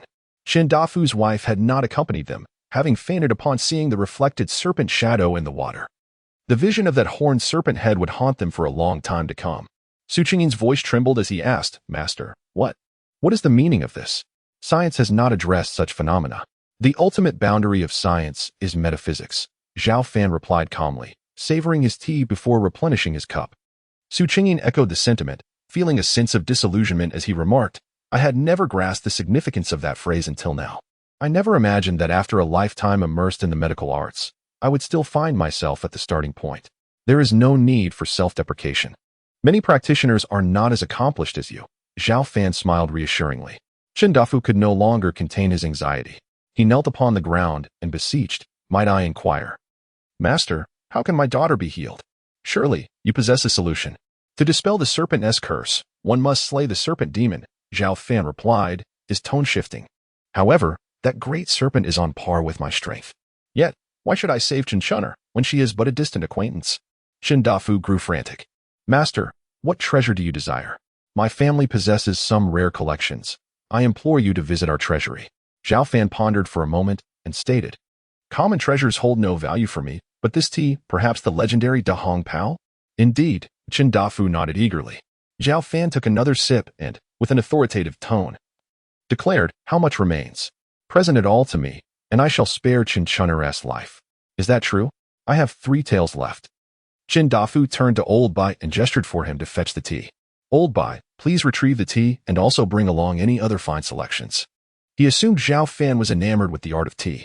Other teas are unnecessary. I desire only this one. Zhao Fan chuckled. Such a rare delicacy. You possess 3 taels? Let us make a deal. Should you acquire more Da Hong Pao in the future, consider transferring it to me. Rest assured. I shall send it to you at the earliest opportunity, Chen Dafu exclaimed, exhilarated. Although Da Hong Pao was reserved for esteemed guests, it was ultimately just fine tea, mere inanimate matter. Establishing a connection with a martial arts master was worth more than 1,000 pounds of tea. Before long, Old Bai arrived with an ornate brocade box. Zhao Fan lifted the lid and, as he inhaled the fragrance, felt the dragon yang energy within him resonate, confirming its authenticity. He closed the lid and held it close, saying, the time is not yet ripe. In 1 month, bring Chen Chun'er to the shop, named Master S Collection at No. 17, Dingjia Road in Jiabei, which I own. At that time, I will accompany her to the Shenangjia to slay the serpent demon. Master, I have noted this address. Chen Dafu felt a wave of relief wash over him, but soon worry returned. Will my daughter endure this month? It is of no concern. She carries the inner strength I have imparted. Zhao Fan rose and addressed Su Qingyin, let us depart for Jiangbei. The reason for the month-long delay was not due to timing. Rather, it was because the serpent demon that cursed Chen Chun'er was indeed a being of the Demon King realm, its power comparable to that of a true martial arts master. At Zhao Fan's current level, even defeating a pinnacle innate master would be a formidable task. Thus, he aimed to utilize the 3 taels of Da Hong Pao and the 5 Yin soul pearls from number 17 to elevate his dragon yang energy. During this interval, he would also procure items that could enhance his strength using Lin Qianqian's black card, thereby increasing his odds against the great serpent demon. In the worst-case scenario, if he could not defeat it, he could still flee, ensuring Chen Chun'er's safety. The tides of fortune inevitably shift, and he was confident that he would eventually slay the demon. This was the very foundation of Zhao Fan's audacity in taking on the Chun family's plight. In truth, he was even more focused on the transformative serpent demon. Should he succeed in slaying it, its entire being would be a treasure trove, its skin, tendons, blood, and the demon core formed upon its ascension to Demon King. Farewell, master. Chen Dafu instructed Lao Ba to drive his vehicle, ferrying Zhao Fan and Su Qingyin back to Jianbei. Along the way, Zhao Fan tilted his head and succumbed to slumber, dreaming of the rewards from vanquishing a great serpent demon, drool nearly spilling from his lips. Fortunately, Lao Bai dared not pry into the affairs of this martial arts master. Otherwise, the enigmatic aura surrounding him would dissipate entirely. Upon arriving in Jianbei, dusk had already settled, casting a hazy veil over the night. After parting ways with Su Qingyin, Zhao Fan chose not to return to Shanglong Mansion immediately, but instead hailed a taxi to visit the Master S Collection. Eager to ascertain the day's business and whether old Lu had diligently managed the shop, he also intended to showcase a gram of the ancestral Da Hong Pao as a non-sale item to attract customers. Unexpectedly, as he approached Dingjia Road, he spotted a man pacing anxiously before the shop, as if doused with oil and set alight. This man was none other than the underground emperor of Jiangbei, Guangxiao. Guangxiao? What brings him here? Zhao Fan pondered, moving closer to the shop. At that moment, Guangxiao rushed over, seizing his hand as if he had encountered a savior, exclaiming, Master, you have finally returned. I have been waiting all afternoon. Zhao Fan immediately noticed the pallor on the man's face, particularly in the area denoting offspring, which bore a shadowy hue akin to a candle flickering in the storm, on the verge of extinguishment. He surmised the situation and inquired, Your daughter must have encountered some mishap with her food, correct? Did I not warn you last time? Yes, my daughter. Guangxiao was as restless as an ant on a hot pan, frantically explaining, I had called my wife and told her to be meticulous with every meal. However, this afternoon, my aunt, my second grandmother, was celebrating her birthday, and we all attended. Who would have thought that after dinner, my daughter suddenly collapsed, motionless on the bed? Her expression utterly terrifying. I asked my wife what she had eaten, and she said it was just home-cooked dishes. The doctor is at a loss, claiming it's some sort of bizarre epilepsy, advising us to prepare for the worst. I thought of you. Can she be saved? Sighing softly, Zhao Fan replied, regrettably. This situation stems from the burdens of your past life, which have inadvertently brought calamity upon the next generation. Yet, the child remains innocent. I cannot guarantee a resolution. But if it involves malevolent forces, I should be able to assist. Where is your daughter? Let us go at once. In the harbor district, Gongshu said, gazing at Zhao Fan with the fervor of someone witnessing a messiah, filled with desperate hope. Zhao Fan contemplated the considerable distance, yet Gongshu was a student of Li Guodong, who had supported the auction event. With the underground emperor's word, no pest would dare disturb the master's collection. Furthermore, the lineage of Dezeo Hua strictly forbade the heirs from ignoring those in peril. Hence, he felt bound by both duty and reason to aid Gongshu. Very well. I shall make the effort. This is your Hong Kong Macau travel permit, Gongshu said, producing a document from his pocket and presenting it to Zhao Fan. Zhao Fan took it, amused. You had this prepared in advance? A sheepish expression crossed Gongshu's face as he explained, this afternoon. I consulted my teacher about whether you could resolve this situation. He assured me that you could subdue even spirits, so I was advised to plead with you earnestly. Thus, I took the liberty of preparing this document and even booked the flight. When is the flight scheduled? In an hour and a half. The flight is the last one available. Gongshu expressed his concern, uncertain whether my daughter could hold out until then. This feels like a forced situation. Zhao Fan, deep in thought, remarked, from your countenance, it appears today you shall not suffer the loss of your daughter. Thus, nothing will transpire before midnight. With that, he added, now, let us not waste time. I must prepare. In 5 minutes, take me to Shenglong Mansion, and then we shall proceed to the airport. In a bid to save time, Gongshu had specifically driven a Ferrari F12 this time, resolved to disregard the rules as his daughter's life was paramount. While waiting for Zhao Fan, he had pulled some strings to ensure a green light, allowing for an unobstructed journey. Upon entering the shop, Zhao Fan found Lu Wanfeng dining. The table laden with pig's head meat, chicken feet, duck heads, and a bottle of Maodai. Meanwhile, the shopkeeper, Shichi, was engrossed in his phone in the back room. Old Lu, your meals are quite lavish, Zhao Fan commented with a smile. Ah, the young master has arrived. Lu Wanfeng exclaimed, rising while wiping his greasy mouth. He then gestured towards a chair, saying, since we are associated, you must treat yourself better. Otherwise, your wealth may not accompany you to the grave. Come. Sit and eat with us. No, thank you, Zhao Fan replied, shaking his head. I encountered Gongshu at the door. His daughter is in trouble. I must head to the harbor district shortly and will take Shichi with me. As for the shop, I will dispatch a team of bodyguards from the Lin family to keep watch. Understood, Lu Wanfeng sighed. Young master, please take care of your health. You are always rushing about, and it pains me to see. I shall accept that compliment. Zhao Fan rolled his eyes and stepped through the curtain into the back room. Lovely Miss Shichi, come, let us embark on an adventure together. Oh, all right. Pighead, Shichi replied, gathering her phone and charger, slipping them into her clothing for convenience, as she preferred not to wear makeup or carry burdensome items. Zhao Fan waved goodbye to old Lu, and he and Shichi exited the shop. Gongshu looked bewildered and exclaimed, but this car only has 2 seats. He had learned from Li Guodong that despite Shichi's breathtaking beauty, she was a formidable presence. Contemplating that Zhao Fan might have brought her along as a companion. Not to worry, she can sit on the roof, she won't fall off, Zhao Fan waved dismissively. Shichi shot him a sidelong glance before nimbly leaping atop the car, which left Gongshu in a quandary, fearing she might tumble. Then I'll drive slowly, he remarked. Remain calm. Even at full speed, she'll be fine. Just drive, Zhao Fan said as he climbed into the passenger seat.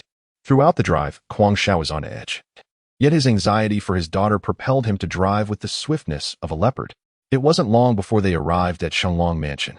Upon exiting the car, Zhao Fan's first action was to lean against the wall, retching twice. As a master of great destiny, he found himself motion sick, looking at Gongshu in disbelief. Aren't you dizzy? Master, my apologies. I'm used to it, Gongshu replied, casting a quick glance at the roof, where Shichi was intently focused on her phone.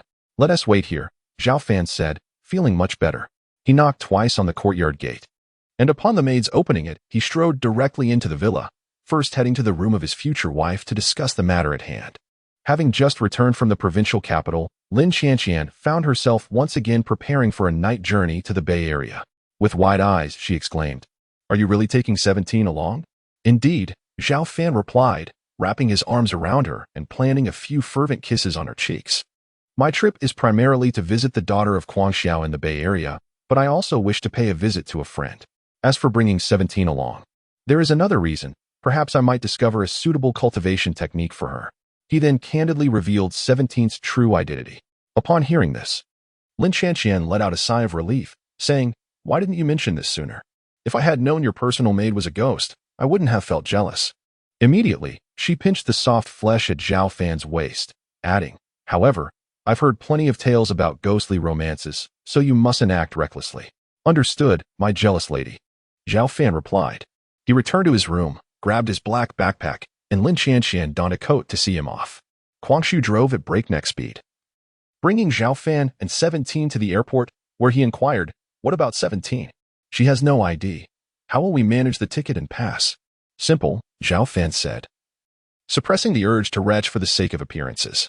With a mysterious smile, he gestured towards 17. "Don't worry about her. She'll blend in effortlessly." "Speaking of IDs, I just remembered something. Once we return, you will be responsible for giving 17 a legitimate identity. She can be registered under your family or the Lin family, whichever you prefer." "Very well," Guangxiao agreed, realizing the logic. After all, one cannot judge a ghost by ordinary standards. Shortly thereafter, Zhao Fan and Guangxiao boarded the plane. Upon reaching their seats, they were surprised to find 17 already occupying Guangxiao's place, engrossed in her phone. "Miss 17, when did you get on?" Guangxiao asked, bewildered. 17 looked up without answering, her voice icy as she stated, "Now, this seat belongs to me. You, stay in the restroom until the plane lands." The reason she managed to board unnoticed was due to her exerting a portion of her ghostly power to confound the staff's perception, rendering her invisible to them. As a ghost, detaching from her corporeal form proved rather cumbersome. All right, Guangxiao conceded, feeling a wave of frustration wash over him. This was undoubtedly one of the most stifling moments he had experienced in his dealings within the underworld of Jiabei.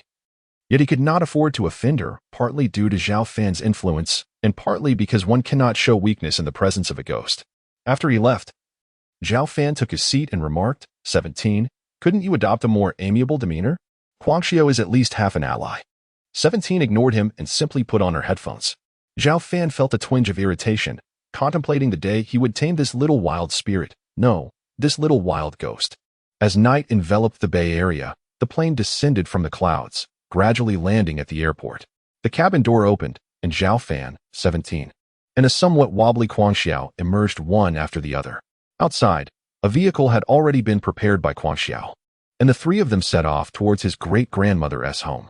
After spending over half an hour on the road, they finally arrived at their destination. The wife of Guangxiao stood at the entrance of the courtyard, her face clouded with sorrow. Upon seeing him, she wept, saying, "I'm so sorry. It's all my fault." Although Guangxiao was the underground emperor of Jiangbei, he possessed a tender heart. He gently stroked his wife's hair and reassured her. "It's all right. With Master Zhao here, Shower will recover."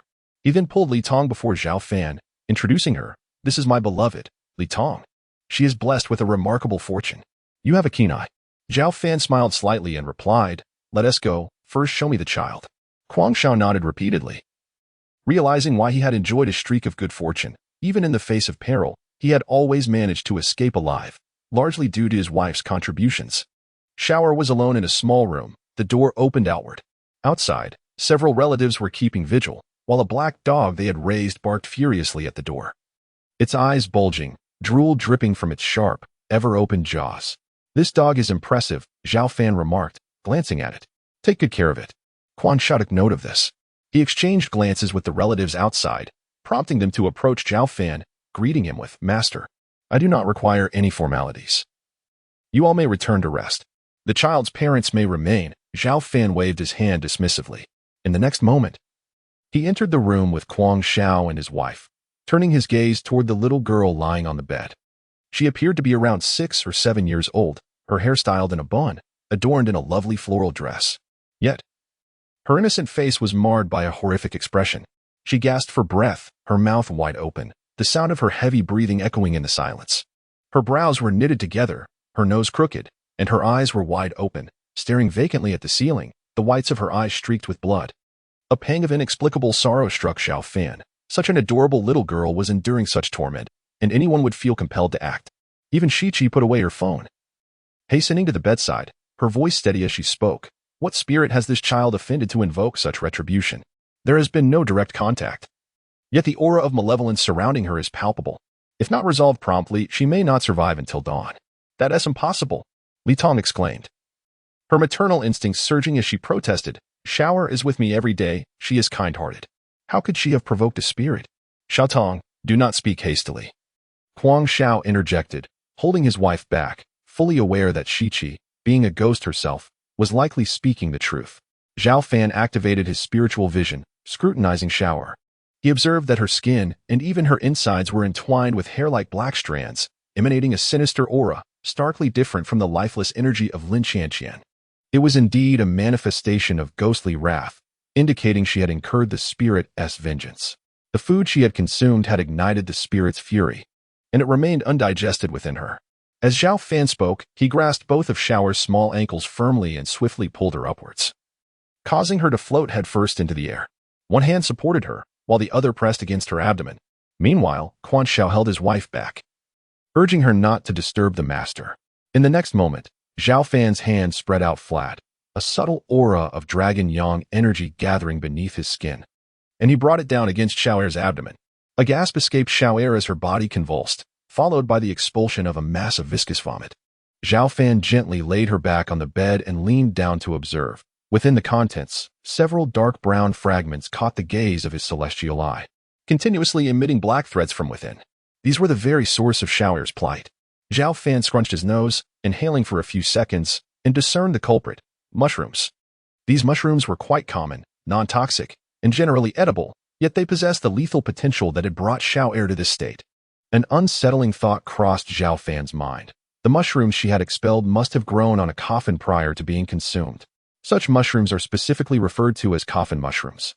However, how could a child like Xiao'er have ingested coffin mushrooms? If her entire family had partaken in a meal containing these mushrooms, why were the others unaffected? At that moment, Huang Xiao excitedly exclaimed, "Remarkable! Xiao'er's expression has returned to normal." He and his wife moved forward to embrace their daughter. Zhao Fan abruptly extended his hand to stop them, saying, "Not yet, do not touch her. The malevolent energy feels threatened and is now in a frenzied state. Anyone who makes contact will become tainted and fall victim to the same fate." The mushrooms Xiao'er had vomited were merely a small portion. The majority still resided in her stomach. Even surgical removal would prove futile, as the malevolent energy had permeated her entire being. Her current normal expression was merely a temporary suppression due to the infusion of dragon yang energy, and it would soon resurface. Two potential solutions emerged. First, to infuse her with dragon yang energy to cleanse her, though the consumption would be immense, and Zhao Fan would barely manage to exhaust his own reserves. The second option involved locating the source and compelling it to retract the malevolent energy, necessitating the identification of the origin of the coffin mushrooms. According to Li Tong, Xiao'er had been inseparable from it. Thus it was certain that the mushrooms were found in this vicinity. Zhao Fan instructed the Kuang couple to wait there while he ventured alone into the courtyard, scrutinizing every corner until he spotted a basket by the window of another flat, filled with numerous mushrooms. Approaching it, he noticed they were still slightly damp, as if recently picked. Activating his celestial eye, he observed one mushroom entwined with black threads. It was not difficult to deduce that Xiao'er had inadvertently ingested it. Children are naturally curious and prone to mischief, yet fortune had betrayed her, leading her to consume the coffin mushroom concealed among the rest. Folklore suggests that coffin mushrooms repel evil. But one must ponder, what good can grow in the resting place of the deceased? They are inherently sinister, a manifestation of malevolence meant to counteract malevolence itself. A normal person consuming them would inevitably become afflicted. In truth, ordinary coffin mushrooms wouldn't have such a dire effect on Xiao'er. The true peril lay in the malevolent energy that had tampered with them. Zhao Fan addressed the Kuang couple. "Inquire with others about who foraged this basket of mushrooms and have them come here." "Understood." To save time, Huang Xiao called out loudly. A minute later, the door of the adjacent flat opened, and a middle-aged woman emerged. "Cousin?" Huang Xiao hesitated momentarily, asking, "Did you gather these mushrooms?" "Yes. Why do you ask?" A middle-aged woman, filled with confusion, remarked, "It rained yesterday, so I went mushroom picking in the northern mountains with two neighbors. However, due to the moisture, I thought it best to wait a few days for them to dry before gathering them." She asked, Do you remember the exact location where we picked the mushrooms? We must return there. It concerns Shower's life. Zhao Fan spoke up, and upon the woman's nod, he entered the house, wrapping Shower in a blanket and hoisting her onto his shoulder. The group then followed the elder cousin of Guangxiao to the mushroom-picking site. They arrived at a small hillside on the outskirts. This is the area, the middle-aged woman pointed to the ground. After Zhao Fan opened his heavenly eye and surveyed the surroundings, he noticed numerous restless spirits, their greenish flames flickering with fear as they gazed upon him. Akin to infants in the presence of an adult, experiencing an overwhelming sense of oppression from 17. None of them were the rightful owners of the coffin mushrooms. If such frail spirits could exhibit such ghostly essence, they would not be huddling together in fear. Zhao Fan took a few steps forward, gathering the essence of Long beneath his skin. Without this, he could not interact with the ethereal entities using mere physical strength. He seized a spirit and inquired, "Where is the coffin buried?" To the eyes of Guangxiao and the middle-aged woman, it appeared as though Zhao Fan was conversing with thin air, causing them to tremble in fear, too terrified to make a sound. This little ghost was taken aback by being captured. With trepidation, it stammered, "Why you're the master." Zhao Fan's expression turned cold. "If you don't speak, I shall crush you." "There is one," the little ghost replied, pointing to the right. Zhao Fan released his grip. As a master of great transformation, he had no desire to unjustly torment a mere spirit, as it would be beneath his dignity. The surrounding spirits, sensing the presence of a master, more terrifying than the female ghost, scattered in fear, desperate to avoid being obliterated. Lowering his gaze, Zhao Fan followed the direction indicated, walking nearly 29 meters until he noticed a small depression in the ground, several centimeters deep. At the center of this sunken area lay the outline of a footprint, as if the earth had been softened by rain and then pressed down, only to be swiftly lifted again. The ground beneath was hollow. Nodding in acknowledgement, Zhao Fan placed his hand on the depression, faintly sensing a chill. He signaled for the others to approach, handing the blanket wrapped around Xiao to 17, and began to excavate the soil with his hand imbued with Longyang energy. Soon, a layer of soil an inch deep was removed, revealing a glimpse of the coffin. While the previously sunken area began to crack, the coffin was made of pure wood, having succumbed to the ravages of time, rain, and moisture, rendering it exceedingly fragile. Zhao Fan could sense that a single punch from anyone could easily breach it. At that moment, Guangxiao's elder cousin, finally recalling, remarked, "I remember when we were picking mushrooms.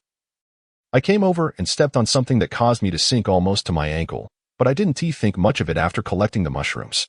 Zhao Fan instructed everyone to step back 3 meters. Within less than 10 minutes, the outline of the coffin was revealed beneath his diligent efforts. Who would bury a coffin so shallowly? Guangxiao pondered in confusion. "Have you ever heard of disturbing the earth?" Zhao Fan lifted his gaze and remarked, "This location is perfectly situated at a windward point, and the terrain is elevated compared to its surroundings. Over time, the elements have eroded the soil, causing it to gradually thin. Moreover, the surrounding pressure has subtly altered the topography, loosening the soil even further. Therefore, although it was initially buried not too deep, the coffin's level has shifted." Observing the degree of decay of the coffin, it was evident that it had been there for at least a century. A century? Guangxiao and his wife, along with his cousin, were taken aback, the latter exclaiming in a fluster, "What should I do? If I break the coffin, will the one inside attach to me?" "Fear not. It is likely unable to leave the coffin. It has simply meddled with the coffin's mushrooms," Zhao Fan reassured. 17, as a female ghost, inquired with curiosity, "What makes you so certain? If it could escape this coffin, the multitude of wandering souls would not be so carefree. Nor would they congregate here relying on the coffin's emanating energy for sustenance." Zhao Fan replied with a slight smile, stretching his limbs. "Brother Guangxiao, do you have a smoke?" "Master, please do not call me brother. I cannot bear such a title," Guangxiao replied anxiously. "I have a pack here." Zhao Fan took a glance at it. Wang Helu 1916. 17 remarked curiously, "Pighead, I rarely see you smoke." She had a habit of referring to cigarettes as fire sticks. The scent wafting from the coffin's cracks was devoid of the stench of decay, but instead bore the fragrance of aged opium, suggesting that the occupant had a penchant for smoking. "Let us use this for now," Zhao Fan said, as he stuffed all 10 remaining cigarettes from the pack into his mouth and retrieved a lighter from his pocket to ignite them all. Do not question the origin of his lighter. It was a habit formed from years of travel, ensuring he always carried a means to create fire for cooking or burning offerings. Dense smoke billowed forth. Zhao Fan removed the cluster of cigarettes from his mouth. One by one, and inserted them through the cracks into the coffin, a gesture of goodwill. If matters could be resolved peacefully, there was no need for violence, which would benefit everyone. Strangely, not a wisp of smoke escaped from the cracks. Since you have accepted my offering, it indicates permission to open the coffin, Zhao Fan said. As he clasped the coffin lid with both hands, the nails had long since rusted, and with a strong tug, he heard a crack, and the entire lid detached from the coffin body. With a push, it flew to the ground. The crowd's gaze fell into the coffin, and apart from Zhao Fan and 17, they collectively gasped in astonishment. Inside lay a blackened skeleton, still clutching the 10 cigarettes, having consumed nearly half of them. Moreover, there were accompanying artifacts, pearls, jade ornaments, and remnants of opium scattered around. 17, is this a relative of yours? Zhao Fan teased, tilting his head. Get lost. 17 fumed, nearly throwing a punch. Though they were both mere skeletons, what did it mean to be a relative? Zhao Fan ceased his jesting and gently lifted Xiaoya to reveal her face. He squatted beside the coffin, casting a gaze upon the black bones, which must surely belong to one of the most aggrieved spirits in existence.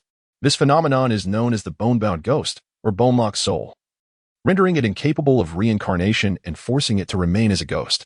Despite possessing formidable power, it has been subjected to a peculiar treatment of its remains, resulting in a form of sealing that prevents liberation. This is fundamentally different from the soul bone of 17. In life, this spirit was either betrayed or profoundly loathed by a sorcerer, ultimately leading to its entrapment within its very bones. Were it to be freed from this confinement, its strength would likely rival that of 17. Zhao Fan spoke in a conciliatory tone. Esteemed spirit, this child appears quite pitiable. Could we not let bygones be bygones? After all, she did not damage your coffin, and the poor girl knows nothing, merely foraging for mushrooms to stave off hunger, certainly not acting with malice. The black skull gently shook, as if to convey a resolute no. Perhaps we could negotiate thus. Your coffin is nearly exposed to the soil, decaying. I can offer you a new metallic coffin in a prime location, far more comfortable than this, Zhao Fan suggested enticingly. The black bones shook their head once more in refusal. Truly excessive of you. Do you presume my patience is boundless? Must you provoke me further? Zhao Fan's demeanor shifted from amiable to severe, as he lifted a foot and forcefully placed it upon the black skull, declaring, I initially intended to win you over through virtue, but truth be told, for one so ensnared, I possess 100 methods to extinguish your existence. Damn it. Crack. The jaw of the black bones quivered, losing its previous bravado, nodding in fear and astonishment, even dropping the unfinished cigarette from its mouth. The wrathful young master had instilled terror within it, especially with that last crude utterance, which seemed to embody an infinite authority, quelling any rebellious thoughts. Zhao Fan sneered. It appears that force is more effective. Present your conditions now, though the matter of your release is non-negotiable. I advise you to resolve the child's peril before proposing any terms. I assure you, I am not one to toy with a ghost for amusement. The black bones remained motionless for a moment, as if deliberating. Subsequently, its skull turned towards 17, beckoning with a bony finger and raising one of its phalanges. What? You dare to presume that this princess would spend the night with you? Before Zhao Fan could intervene, 17 erupted in fury, transforming into a fleeting shadow as she lunged forward, seizing the black bones by the throat and lifting it into the air, delivering a barrage of resounding slaps. My dear aunt, you misunderstand. That is not his intent. Zhao Fan exclaimed, hastily grasping one of the black bone's ankles in an attempt to lower it. Yet 17 held firm. Both she and Zhao Fan engaged in a tug-of-war with the black bones, fortunate for its resilience, or it would have shattered. Release it. He merely wishes for you to place a finger upon its bony appendage, Zhao Fan clarified, to transmit a trace of ghostly energy, which could then be transferred to Xiaoya, thereby alleviating her danger. Upon finishing, he cast a glance at the black bones, seeking affirmation. The black bones nodded its jaw slightly. Humph. 17 finally loosened her grip. Following Zhao Fan's translation, she felt a surge of ghostly energy, which she directed towards the daughter of the Mad Hawk. In less than 10 seconds, the dark threads intertwined within Xiaoya seemed to have received guidance, all flowing into 17's fingertips. Xiaoya let out a cry, and 17 placed her gently into the arms of the Mad Hawk. How wonderful, all is well now. Li Tong expressed her gratitude to Zhao Fan with a deep bow, saying, Master, thank you for saving Xiaoya. It was merely a trifling effort. Zhao Fan's gaze returned to the black bones as he inquired, what are the conditions? Here with me. 17 raised the finger that had touched the skeletal hand, saying, There is a message within the ghostly energy. It speaks of a family heirloom, a pair of red jade tigers. Recently, there seems to be an auction where these red jade tigers are among the items. The spirit desires us to procure them and bury them alongside his remains in a place of auspicious feng shui, additionally requiring a new coffin. What a hassle. It might be better to simply eliminate this issue. Upon hearing her words, the black bones grew agitated, struggling futilely against their constraints, able only to shift slightly. That cannot be. As a celestial master, one must uphold their word, especially when it comes to deceiving ghosts, for it incurs greater loss of virtue. Zhao Fan gently shook his head, fixing his gaze on the black bones. With a smile that did not reach his eyes, he remarked, confined within a coffin for years. How could you possibly know of the auction and the heirloom within? It seems you have concealed much from me. Zhao Fan instructed Shi-Chi to press her fingertips against the black bone's hand, seeking an explanation. The black bone emitted a faint aura of ghostly energy. And then Shi-Chi revealed that it possessed a spectral technique, capable of releasing a soul thought that could wander the earthly realm. Usable once a month for a duration of 7 days. This was how they learned of the impending auction of a treasured heirloom. Zhao Fan nodded. Recalling that the ancient secret records of the Celestial Master did indeed mention that those ensnared by the bone-confined ghost could intuitively grasp soul thoughts. Thus, he no longer doubted and planned to wait until he secured the pair of red jade tigers before relocating this black bone-esque grave. He proceeded to replace the coffin lid and cover it with soil, restoring it to its former state. Xiao'er was now unharmed. Zhao Fan turned to Guang Shu and said, however, since this matter arose due to your family, ascertain the time and place of the auction featuring the red jade tigers, and procure 3 admission tickets.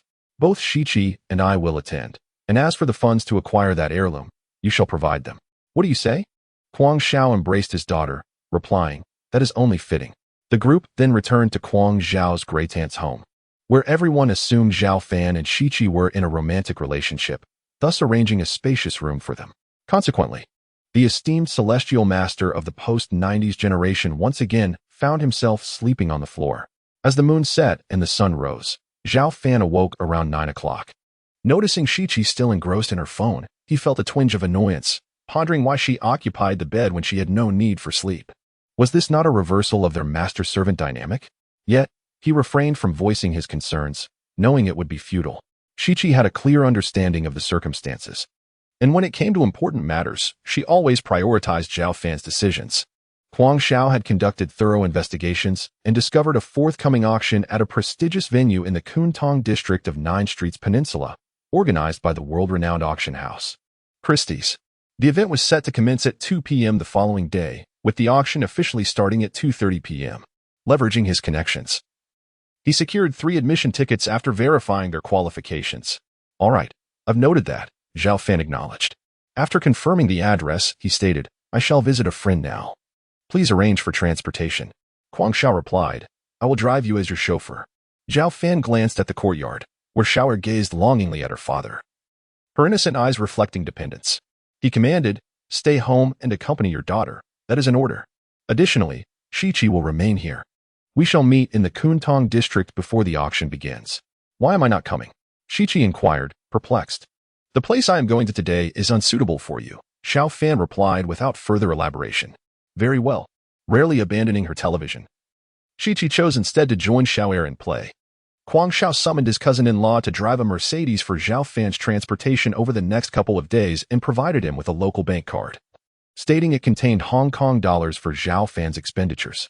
In Tuen Mun, near the new town, just 100 meters from Miao Fa Temple. By the pond, a young bald man, with a head slightly larger than normal, squatted there, holding a wooden bucket from which several grouper fish swam.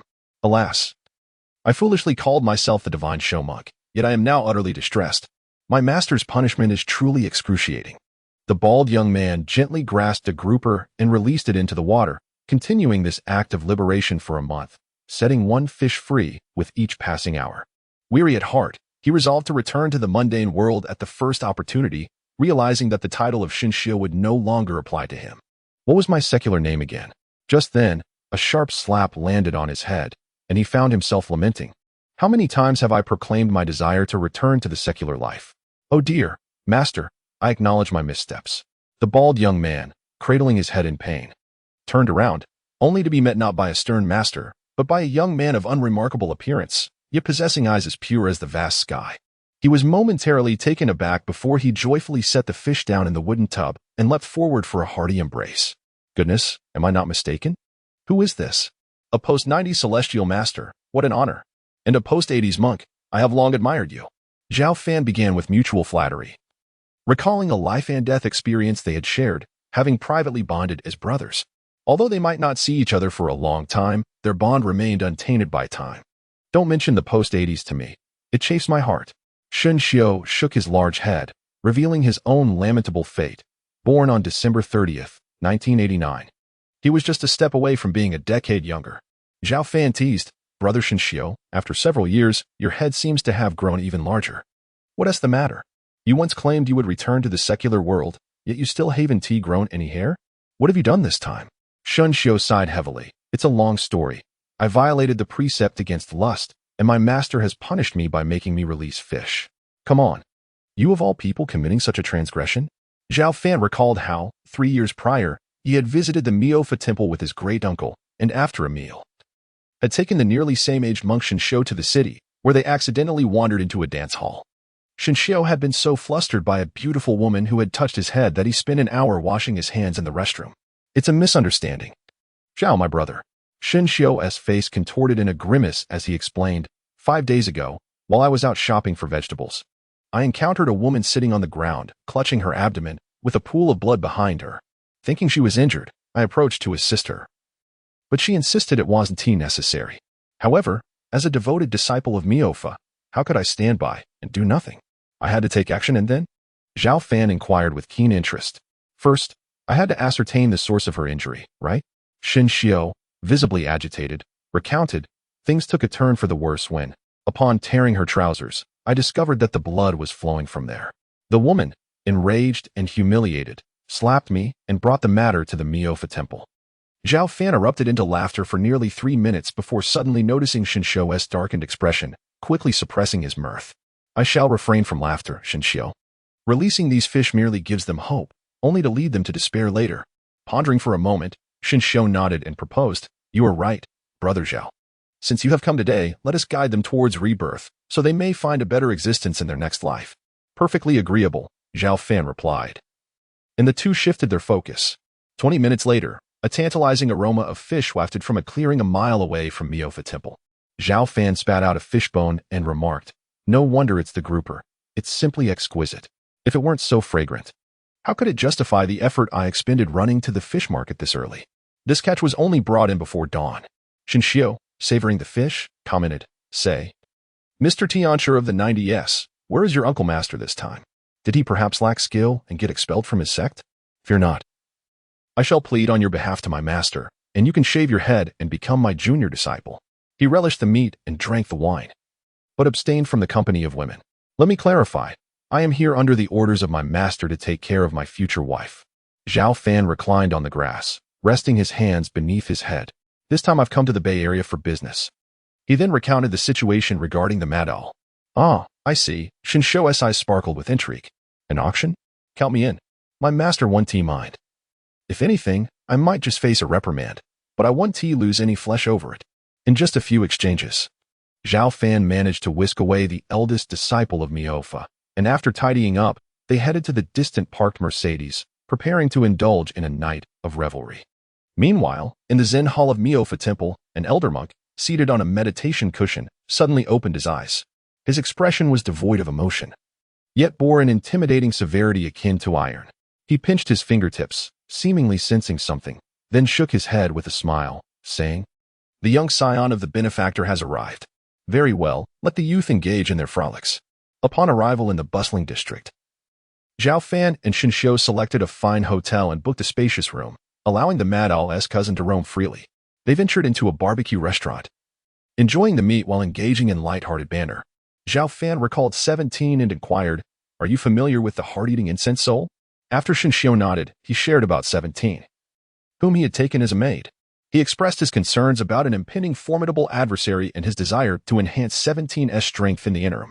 However, finding a 5 young heart was challenging, and even if found, if the other party were not malevolent enough, they would not be able to seize the heart. Thus, he contemplated alternative methods to augment her ghostly powers. What audacity! You dare to take the heart-eating incense soul as a maid? If it were me, I would certainly keep my distance, without even a contract in place. Aren't you afraid she might turn against you one day? Shinshio was stunned for a few seconds before scratching his head thoughtfully. Now, 17 is at a bottleneck between the second and third transformations, right? I happen to know a method that could enhance her ghostly power to rival that of a martial arts grandmaster. At this, Zhao Fan was finally taken aback. The heart-eating incense soul, in comparison to martial artists, had a first transformation equivalent to the acquired stage, the second transformation rivaling the innate stage, and the third transformation comparable to that of a grandmaster. Yet Shinshio claimed to possess a method that could grant 17 such combat prowess before reaching the third transformation. Seeing Zhao Fan's astonished expression, Shinshio replied with a hint of pride. In fact, this opportunity lies within that auction. Christie S. has been promoting it quite vigorously. So I learned a thing or two, one of which is a lot named fire-containing jade. What type of jade is that? I've never heard of it. Zhao Fan inquired, perplexed. Shinshio took a sip of milk tea and explained, the name was given by the auction house. It refers to a peculiar stone containing a vibrant object within, crimson, pulsating like a flickering flame, exuding warmth akin to a winter hearth, which has attracted the attention of many affluent individuals. I have seen photographs resembling a fiery demon king's fate seed, though this demon king appears to be sealed within for reasons unknown. If it remains, one day it will inevitably break free and cause havoc. I understood. You imply that I should bid for it and present it to 17 for refinement. If she absorbs the demon king's fate seed, her demonic power will undergo a qualitative transformation. Even without 3 metamorphoses, her demonic strength could be significantly enhanced. My estimation is quite accurate, as you know, for it is an external amplification, likely placing her stronger than those at the early stage of a master, but weaker than those at the mid-stage. Shinshio nodded, then shifted the conversation, adding, however, there is a risk. If your close maid's willpower is inferior to that of the Demon King, she may attract danger, risking incineration instead of successful refinement, with the Demon King's fate seed potentially breaking free and absorbing her demonic power. Zhao Fan unexpectedly remarked, given our relationship, why the secrecy? This is quite unbecoming. He understood that Shinshio, with his character, would not have broached the subject without absolute certainty. Since he did, there must be a way to enhance the success rate. Very well. Shinshio, salivating, said, I desire to indulge in various exquisite meats and fine wines. Once my body is replenished, I will have the strength to chant the great Luo Wuxing mantra. The great Luo Wuxing mantra, Zhao Fan exclaimed, his jaw nearly dropping to the ground in astonishment. He stared in disbelief, asking, is it true that you, a post-80s monk, have mastered such an extraordinary Buddhist incantation? Do refrain from mentioning the post-80s. Shinshio, somewhat haughty, huffed while stuffing his mouth with meat, adding, with my blessing. Even if your maid is but a meager little demon, she can refine the Demon King's fate seed, provided that I am well fed.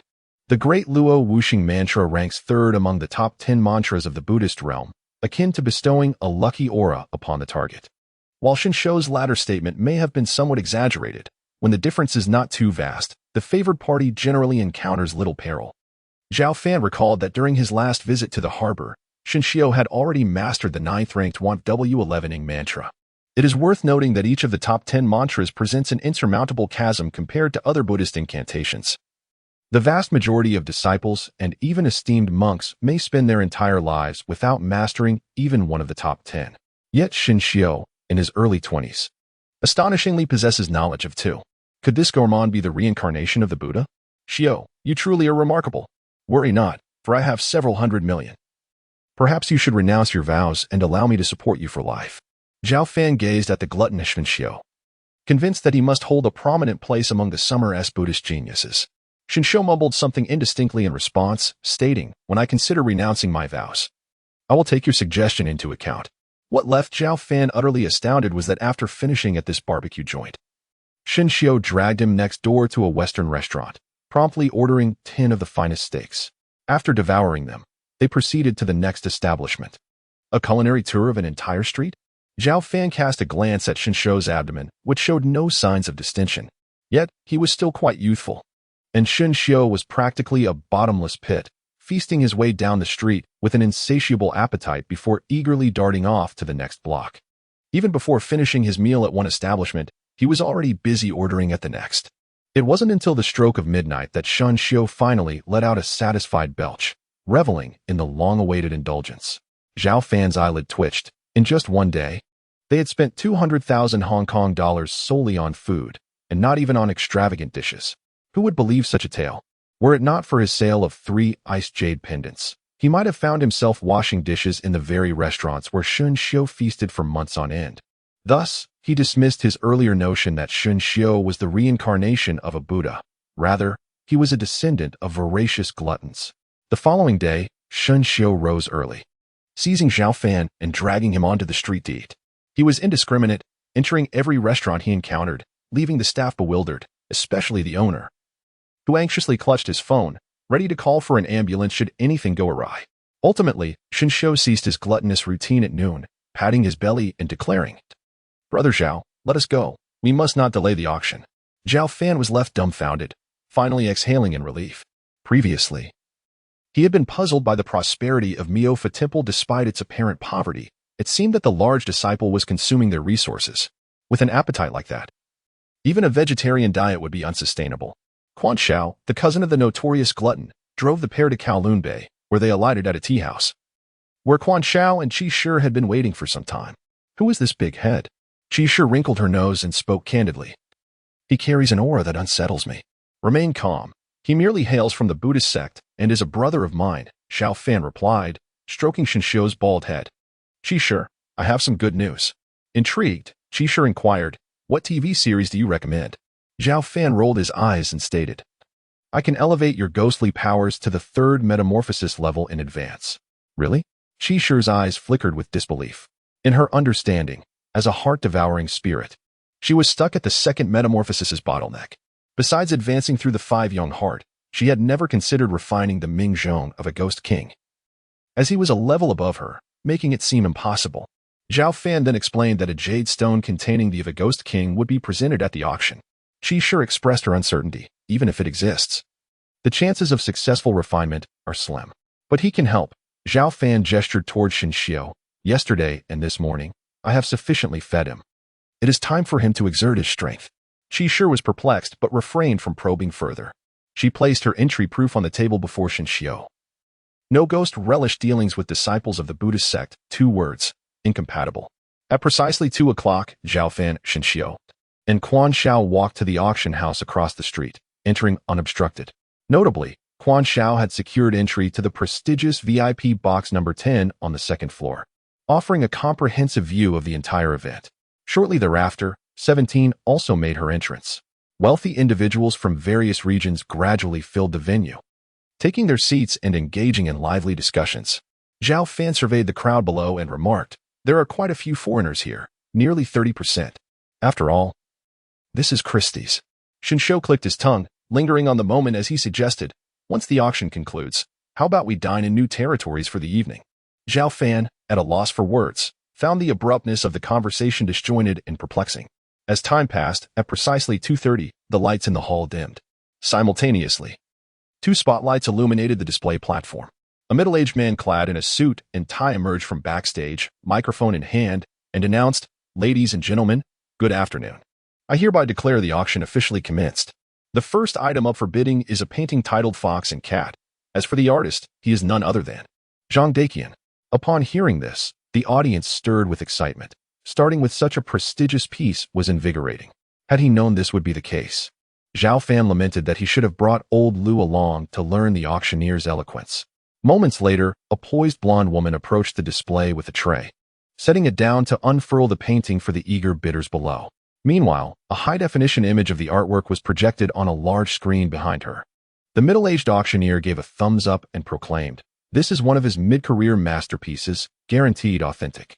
After detailing its year and characteristics, he reiterated the information in English, then raised his gavel exuberantly, declaring, Lot number 1, starting price 3 million, with minimum increments of 200,000. Now, let the bidding begin. 3,200,000. For million. In less than 3 minutes, Fox and Cat soared to 5,600,000. The auctioneer, thumping his gavel, announced, Lot number 72. 5,600,000, first call. Just then, the words 10 million echoed through the auction house.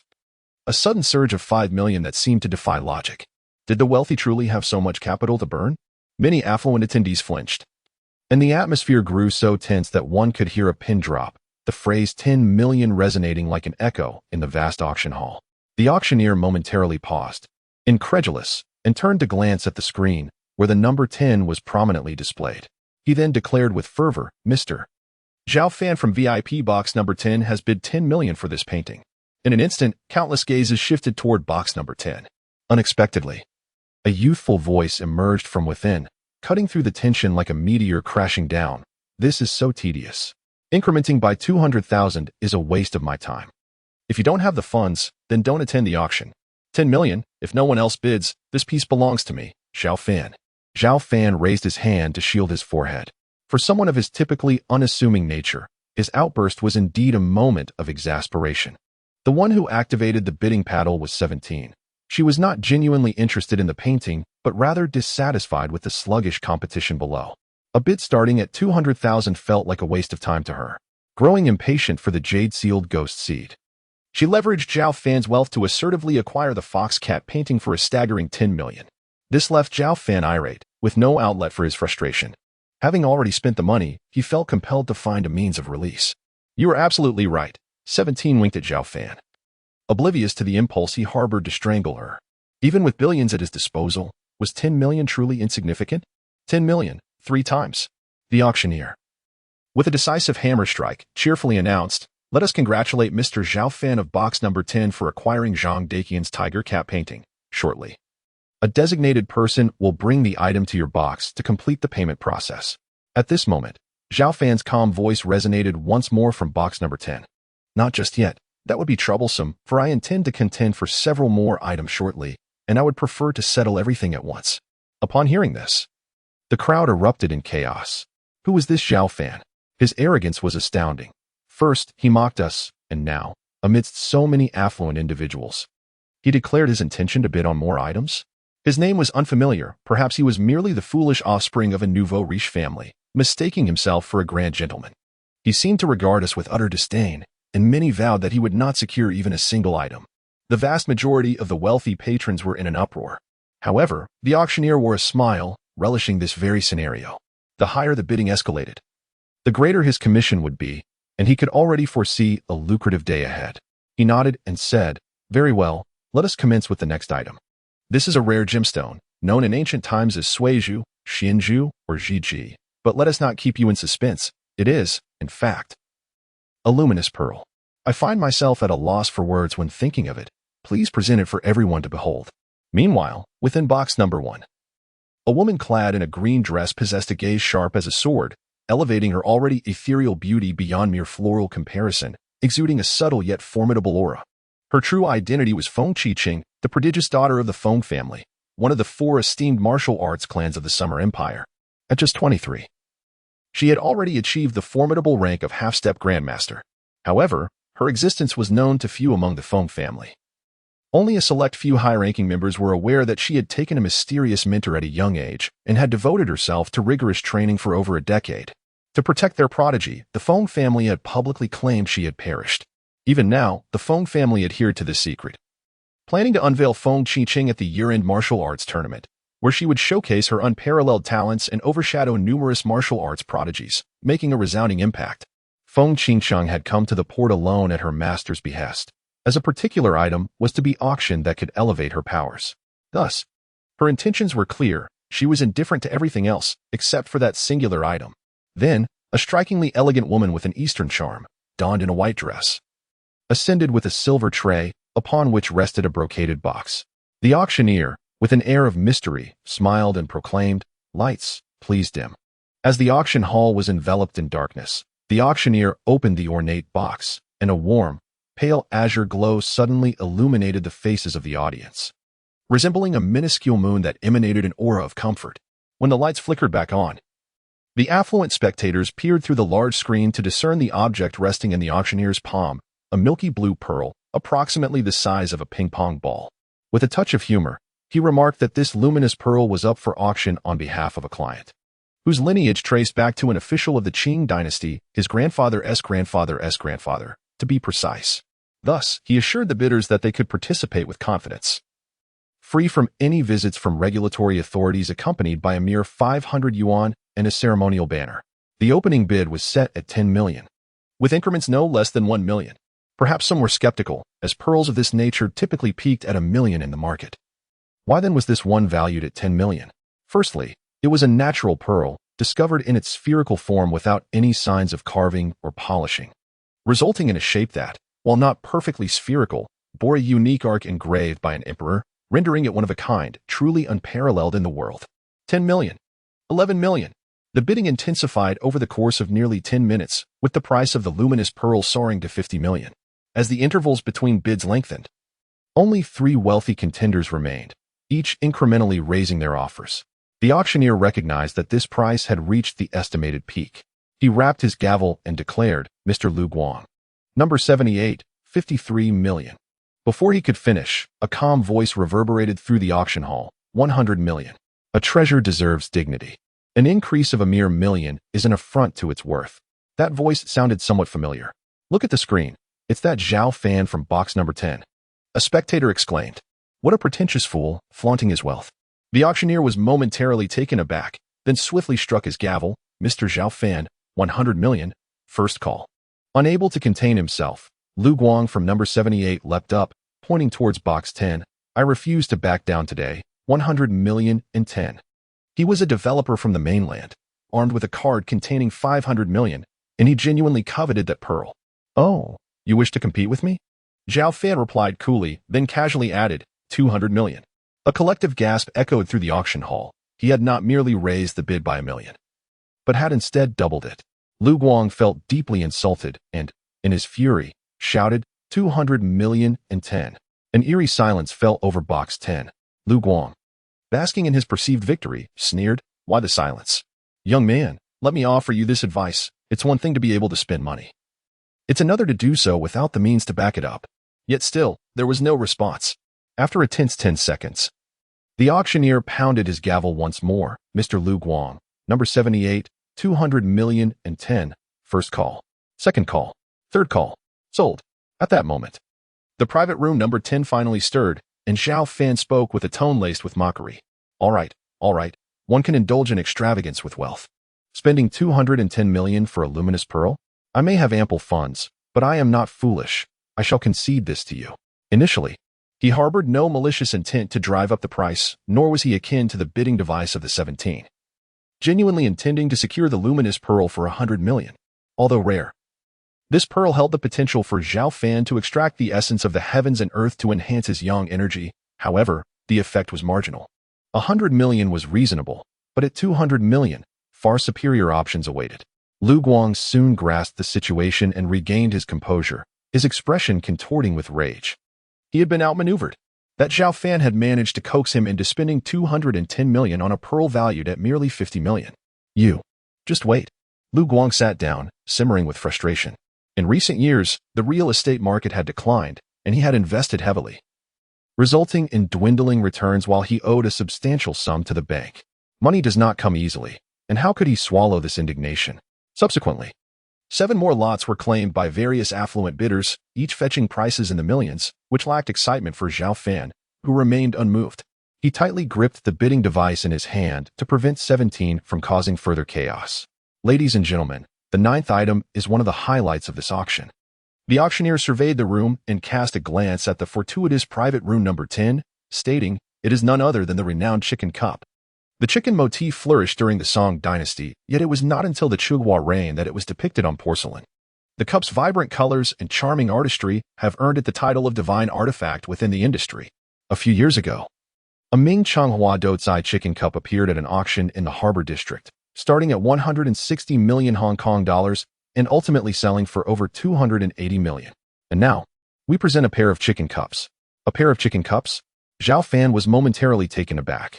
There are only 19 Ming Changhua chicken cups known to exist, with only one having circulated in the world, the one auctioned previously, while the others remain in museum collections. The emergence of a pair could either signify recent discovery or imitation. After a brief moment, a young woman wheeled in the pair of chicken cups, presumably opting against a tray for fear of slipping. Zhao Fan activated his divine sight to scrutinize the antiques on display, the aura of their era beginning to materialize. He shook his head and said to the nearby crazy owl, "These are indeed counterfeit. They are not from the Chihua period, but rather from the late Ming to early Qing dynasty, worth at most a few tens of millions." The crazy owl, taken aback, asked, "You can discern the era at a glance?" Zhao Fan smiled. "I possess a unique intuition for antiques." Shen Xiu was not surprised. He understood the formidable power of the divine sight from the lineage of great transformation. He shook his head and said, "When will it be the turn of the red jade tiger and that ghostly entity known as the fire jade seal?" "Patience, the chicken cups have been presented. This auction is nearing its midpoint," Zhao Fan mused. The auctioneer announced the starting price for the pair of chicken cups, 200 million, with a minimum increment of 10 million for each bid. Every detail projected on the screen indeed bears no distinction from the authentic Ming Changhua chicken cup, as both are products of the same dynasty's craftsmanship. Thus, it can be classified as both a high imitation and a genuine article. However, with modern technology, one can ascertain a rough estimate of its age, yet without resorting to invasive testing, there exists no difference, an undertaking that no buyer would willingly pursue. The auction house would never tarnish its reputation. They likely believe this to be authentic. As competition commenced, the bidding escalated to 400 million in a matter of moments, indicating the abundance of wealthy patrons. Once the sum reached 400 million, the contest transformed into a struggle among a select few elite wealthy individuals or collectors. At this juncture, Shen Xiu's eyes lit up, and he mischievously remarked to Zhao Fan, "I have conceived a splendid idea for quick profits. Shall we collaborate? You provide the capital, and we shall split the earnings evenly." "What a ridiculous notion," Zhao Fan inquired, his curiosity piqued. He was well aware of Shen Xiu's character, outwardly innocent, yet brimming with cunning ideas. "Let us procure this chicken cup," Shen Xiu mused. "The auction has advertised a guarantee of authenticity, double the compensation for any forgeries. We could verify its age and swiftly pocket a few billion. Christie's would not tarnish its own reputation, even if they attempted to renege. There would be ways to hold them accountable." "What a bold strategy," Zhao Fan exclaimed, giving a thumbs up. "I might be inclined to partake in this venture. But the question remains, are you daring enough? Master Siaichen may well flay you alive." Upon mentioning his master, Shen Xiu instinctively shrank back, conceding, "Forget it. I shall merely indulge in the thought." In the end, the chicken cup was acquired by a wealthy Chinese expatriate from France. Following this, 10 additional items, each valued under 10 million, were sold, until it was finally time for the Crimson Jade Tiger. The auctioneer introduced it, stating, "This is a pair of jade tigers from the Song dynasty's founding period, meticulously carved from rare blood-red jade." After weaving an elaborate tale of a red tiger warding off evil, he announced the starting bid of 7 million, with a minimum increment of 100,000. Bidder number 78, Lu Guang, called out 9 million. 10 million, Zhao Fan countered, raising the stakes to 8 figures. Lu Guang, visibly agitated, retorted, "You again? Are you intentionally obstructing me?"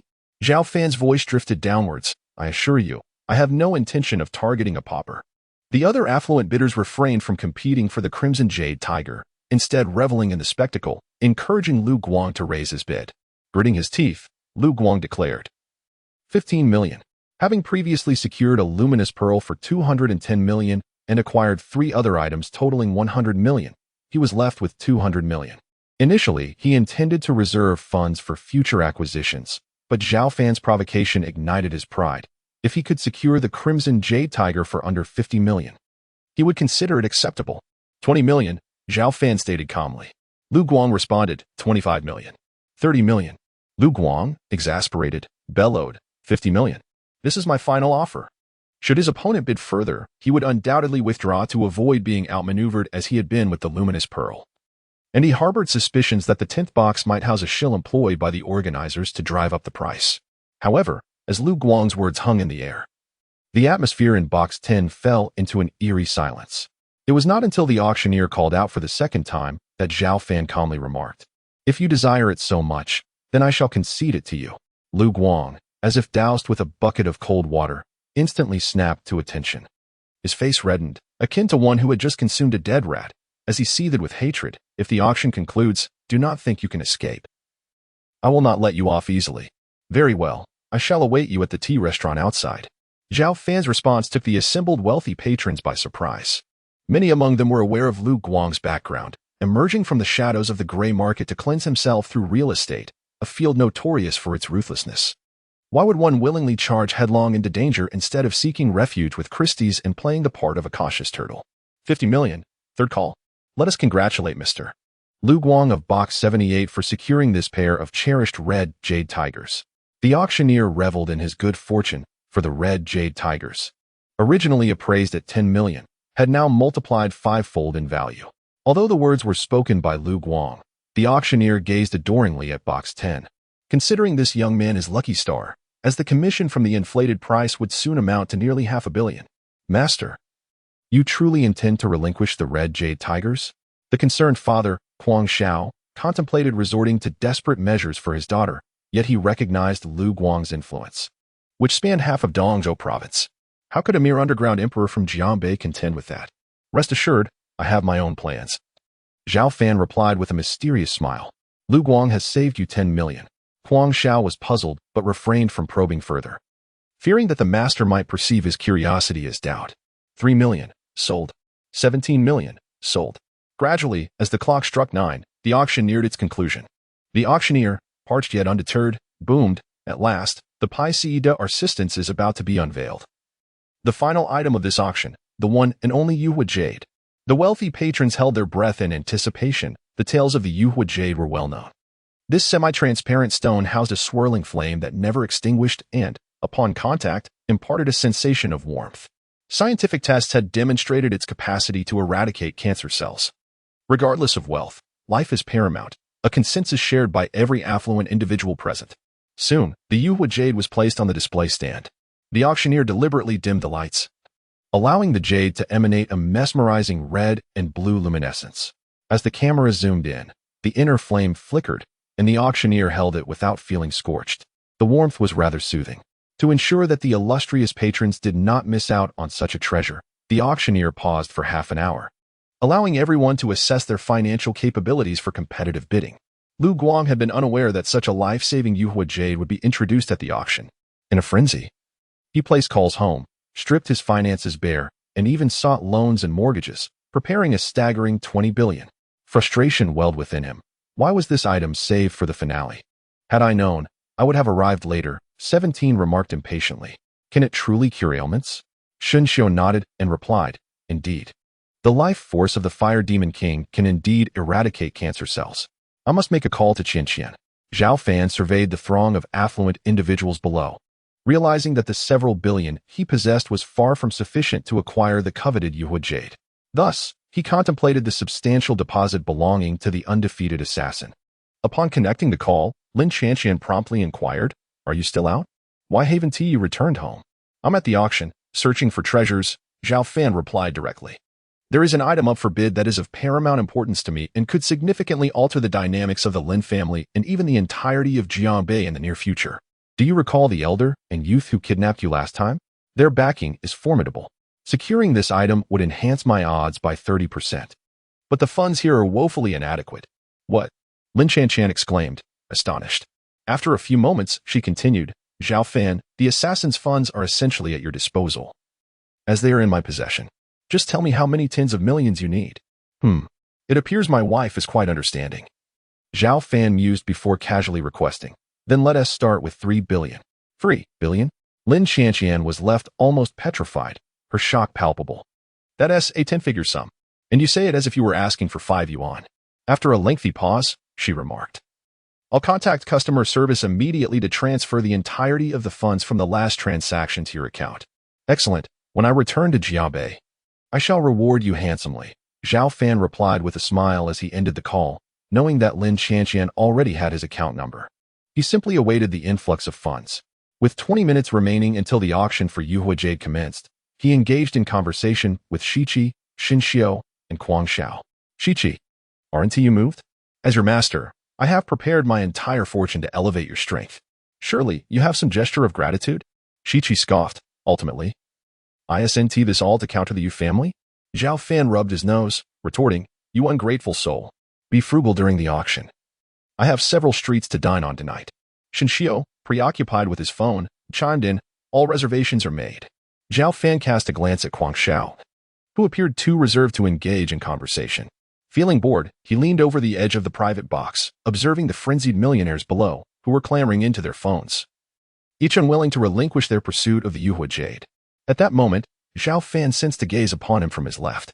Turning his head, he locked eyes with a woman peering from the window of Box 1.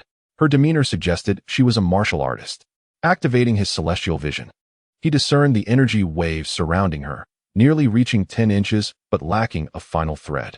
He was greatly astonished. She had transcended the innate realm, qualifying as a quasi-grandmaster. Or half-step grandmaster. She appeared to be only a few years his senior.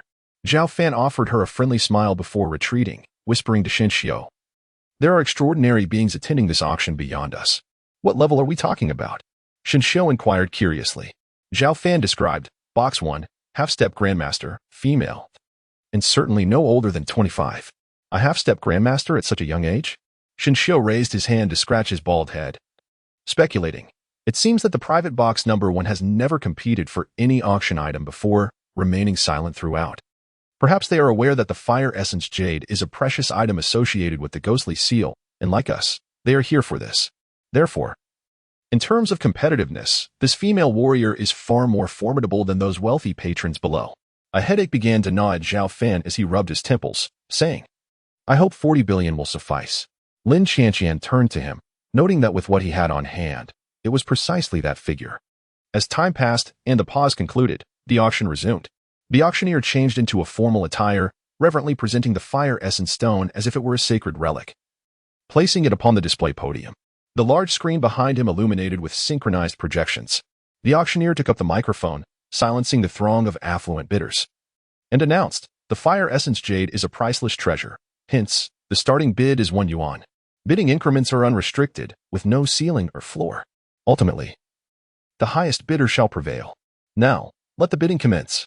As the wealthy patrons pondered their bids, Lu Guang pressed the bidding device, declaring, 1 yuan. Instantly, the room erupted into bewildered glances, followed by laughter, as the atmosphere transformed into one of merriment, with a nearby jovial tycoon chiming in, 1 yuan and 50 cents. The auctioneer shrugged, striking his gavel. Mr. Qin Qingfeng from box number 81, 1.5 yuan, going once. Just as the wealthy patrons prepared for a slow and methodical bidding game, a clear, penetrating female voice rang out, as if piercing straight to the heart, 1 billion. The room fell into a sudden hush. Regaining his composure, the auctioneer glanced at the figure displayed on the screen, proclaiming loudly, box number 1, the Wind Maiden, 1 billion. Going once. Is there a higher bid? The Wind Maiden? Who could this enigmatic woman in box number 1 be? The affluent patrons murmured amongst themselves during the registration process. They could either use their real names or adopt pseudonyms.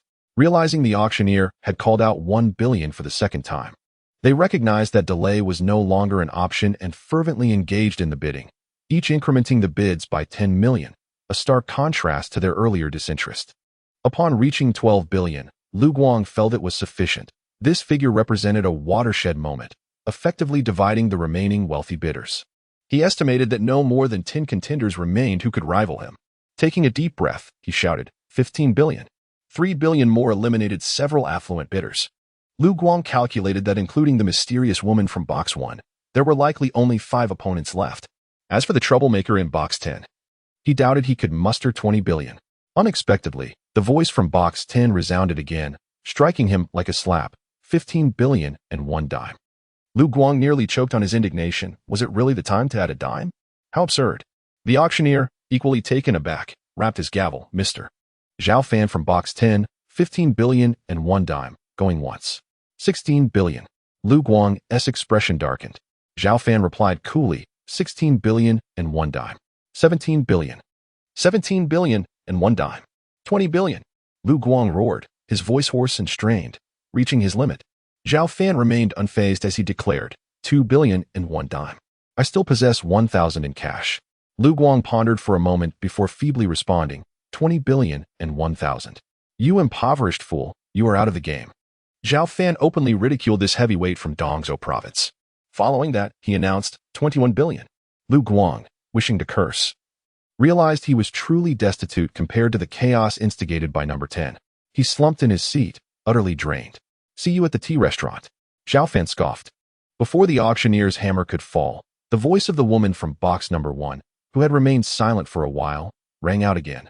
30 billion. Feng Qingqing's strategy was straightforward. She intended to let the other bidders compete among themselves.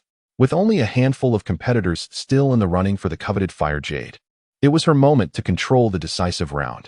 The wealthy attendees were left dumbfounded. The young woman, known as the Wind Maiden, seemed excessively affluent. 30 billion at her beck and call was no trifling sum. While they possessed such wealth, assembling it in a short span proved exceptionally challenging. Moreover, the world's elite rarely attended such auctions, obliviously missing out on the fire jade. Feeling the pressure, Zhao Fan resolved to go all in. With a calm demeanor, he stated, 40 billion. If you wish to contend further, I shall withdraw. Box number 1 remained silent for a full minute, and the auctioneer awaited a response. Eventually, it came. I concede. Feng Qiqing, sharing a similar temperament with Zhao Fan, had chosen to gamble recklessly, thus raising her bid from 30 billion directly to 35 billion, which was also her financial limit. 40 billion, first call, the auctioneer gasped, his heart racing. With this unprecedented price tag, he knew his name would be etched in history, and countless prestigious auctions would seek his expertise in the future. Is number 10's limit truly 40 billion? I shall remember the name Zhao Fan, he mused. Perhaps it was an alias. Who could this young scion be? The multitude of wealthy patrons gazed in awe at box number 10, exhilarated and astounded. They had never anticipated that the bidding for the fire jade would escalate to increments of 5 billion. Once considering themselves the epitome of wealth, they now felt woefully inadequate in comparison. Lu Guang, with a sinister expression, thought to himself, I have committed acts of murder and theft for treasure more than once. Is 40 billion truly remarkable? In the end, it shall obediently fall into my grasp. 40 billion. Third call. The auctioneer struck down the gavel. The force so intense that it shattered the hammer into 2 pieces, which rolled aside. Undeterred, he summoned all his strength to exclaim, sold. Where are the applause? Let us congratulate Mr. Zhao Fan for acquiring the unparalleled and unique fire jade. In the days to come, he shall enjoy a long life, free from ailment. He then continued, now, may we invite Mr. Zhao Fan to share a few words? Shen Xiu suddenly turned his gaze, leaning close to Zhao Fan's ear to whisper a few words. Truly remarkable, indeed. A true gem, a divine creation. Zhao Fan's eyes sparkled with admiration for Shen Xiu, while 17 and Kuang Shao exchanged puzzled glances, wondering what they had discussed. Had he truly spent 40 billion and yet appeared so elated? At that moment, Zhao Fan rose and approached the window of the private room, placing his hands upon the ledge as he addressed the assembly. Ladies and gentlemen, no matter how grand my words may be, they cannot alleviate the regret of missing out on the Yuhua jade. Therefore, allow me to present an extraordinary benefit. I have reserved a private room at the tea house located to the east of the auction venue. The wealthy attendees were bewildered by his seemingly disjointed statement. In the next instant, a faint smile graced Zhao Fan's lips. As the saying goes, it is wise to prepare for unforeseen circumstances. What if, someday, a certain part of your body were to develop cancer? After leaving here, should any of you wish to take precautions and secure this insurance, you may visit that address and make a reservation with me in advance. I can guarantee that your entire family will remain immune to cancer, and the reservation fee is quite fair, 100 million per person. Silence. A profound stillness enveloped the auction hall, lasting for over 10 minutes. Many who had intended to leave found themselves frozen in place, even forgetting to breathe. Their astonished gazes fixed upon the young man in box number 10. Even the auctioneer was rendered speechless. Could it truly be played this way? Had I anticipated this, I would have gladly spent 100 billion. Who among us is not afraid of death? Who does not wish to prevent cancer? This is a masterstroke of cunning. Ensuring the health of one's family is indeed a formidable proposition. The Yuhua jade is a veritable cash cow. It is not something one would trade for mountains of gold and silver. Perhaps in the end, he would spend not a single penny and yet acquire the Yuhua jade, along with a considerable sum in reservation fees. The multitude of wealthy individuals in the hall, including those in other private rooms, were consumed with envy. Their hearts filled with a mix of admiration and resentment. Some cursed Zhao Fan's audacity, while others acknowledged his business acumen. Yet, despite their words, they could not suppress their inner desires, hastily jotting down the address he had mentioned. After all, it was just 100 million. A reservation. In box number 1. Feng Qingqing's beautiful eyes sparkled with intrigue. This Zhao Fan, quite interesting, she mused. She began to believe that bidding over 30 billion for the Yuhua jade was futile, and though she had offered 35 billion, she felt reluctant. Yet, Zhao Fan had outdone her, decisively securing the jade at 40 billion and now presenting such an insurance plan. He was clearly not adhering to the expected norms. Unbeknownst to her, Zhao Fan's cleverness was not of his own design. It was entirely the brainchild of Shenxiu. At this moment, the two were huddled together in box number 10, like conspirators, leaving 17 in a state of disbelief. Were they truly challenging the boundaries of gender? However, Guang Shao gazed upon Zhao Fan and Shenxiu with reverence, recognizing the brilliance of this investment, for the returns would be immediate. After a while, the auction staff arrived at box number 10, carrying the packaged fox cat painting and the Yuhua jade. Upon confirming the items were correct, Zhao Fan produced his bank card, made the transaction, and signed, officially transferring ownership of the two items. Let us proceed to the tea house. Zhao Fan exhibited no concern regarding the possibility of violent robbery. With a grand gesture, he confidently led Shenxiu, Guang Shao, and Qi Shi out of the auction house amidst the watchful eyes of the crowd. Shortly thereafter, they settled into a private room at a tea restaurant, where Qi Shi was tasked with guiding the affluent patrons arriving for their reservations. Although Zhao Fan intended for Qi Shi to refine the ghostly seed of the jade seal, he did not deceive the wealthy clientele. Firstly, while these affluent individuals harbored a slight apprehension, their comfortable lifestyles emphasized healthful living and regular comprehensive medical checkups, resulting in a minuscule likelihood of adverse occurrences. Consequently, the number of future clients seeking Zhao Fan's cancer eradication services would be minimal. Secondly, once the fire jade was refined, it would be rendered void. However, Zhao Fan could subsequently seal another fire attribute life essence, reaching the pinnacle of the ghost general realm, within the jade. To an ordinary person, this would bear no distinction from a ghost king life essence, possessing identical efficacy. The ghost general is akin to a martial artist of innate caliber, a stage where Qi Shi currently resided at its zenith.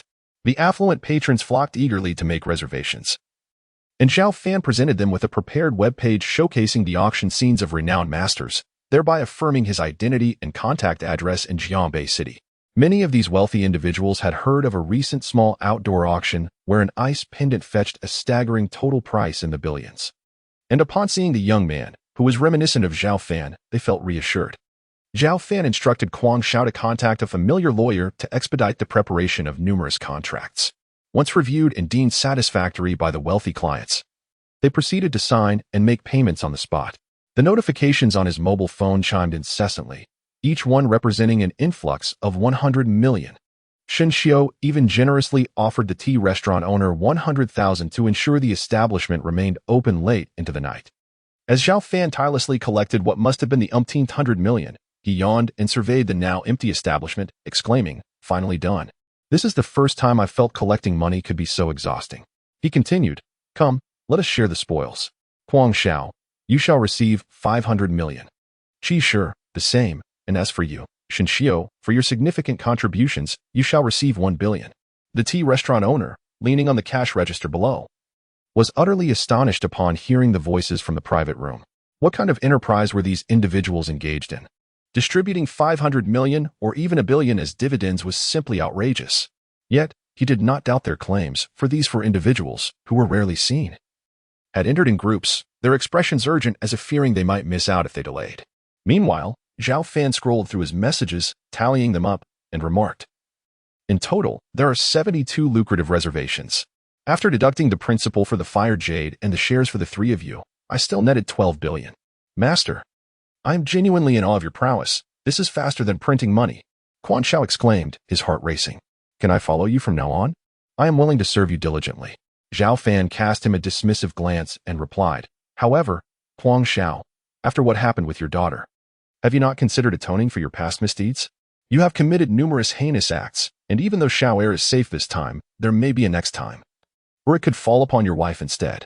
The fierce figure trembled slightly as he inquired, "Are you suggesting that I should wash my hands of this life and withdraw from the world of shadows? Sin cannot be cleansed in such a manner. Rather, it must be atoned through merit." Zhao Fan found the fierce figure to be quite admirable and resolved to offer guidance. He elaborated, "Firstly, as the underground emperor of Jiangbei, should you choose to step down, it would undoubtedly lead to a reshuffling that would unleash a tide of bloodshed. Therefore, it is imperative that you continue to hold your position, maintaining the underground order. By not causing chaos, you perform a noble deed. And it is equally essential to keep your subordinates in check, for their transgressions will ultimately reflect upon you." Shenxiu, standing nearby with hands clasped, remarked, "Indeed, indeed. The words of Master Zhao resonate profoundly. The fierce figure nodded earnestly, taking note of the advice. Zhao Fan continued, "Secondly, you must investigate the individuals affected by your ascension, whether they are guilty or innocent, and ascertain the current circumstances of them or their families. This is the path to atonement, as it will significantly mitigate the grievances of the deceased. But what if the resentment is too intense to resolve?"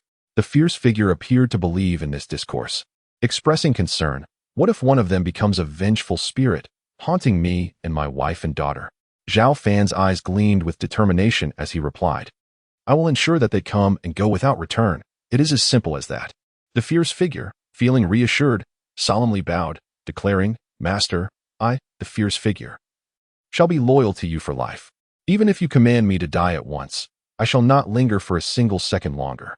Zhao Fan contemplated the matter.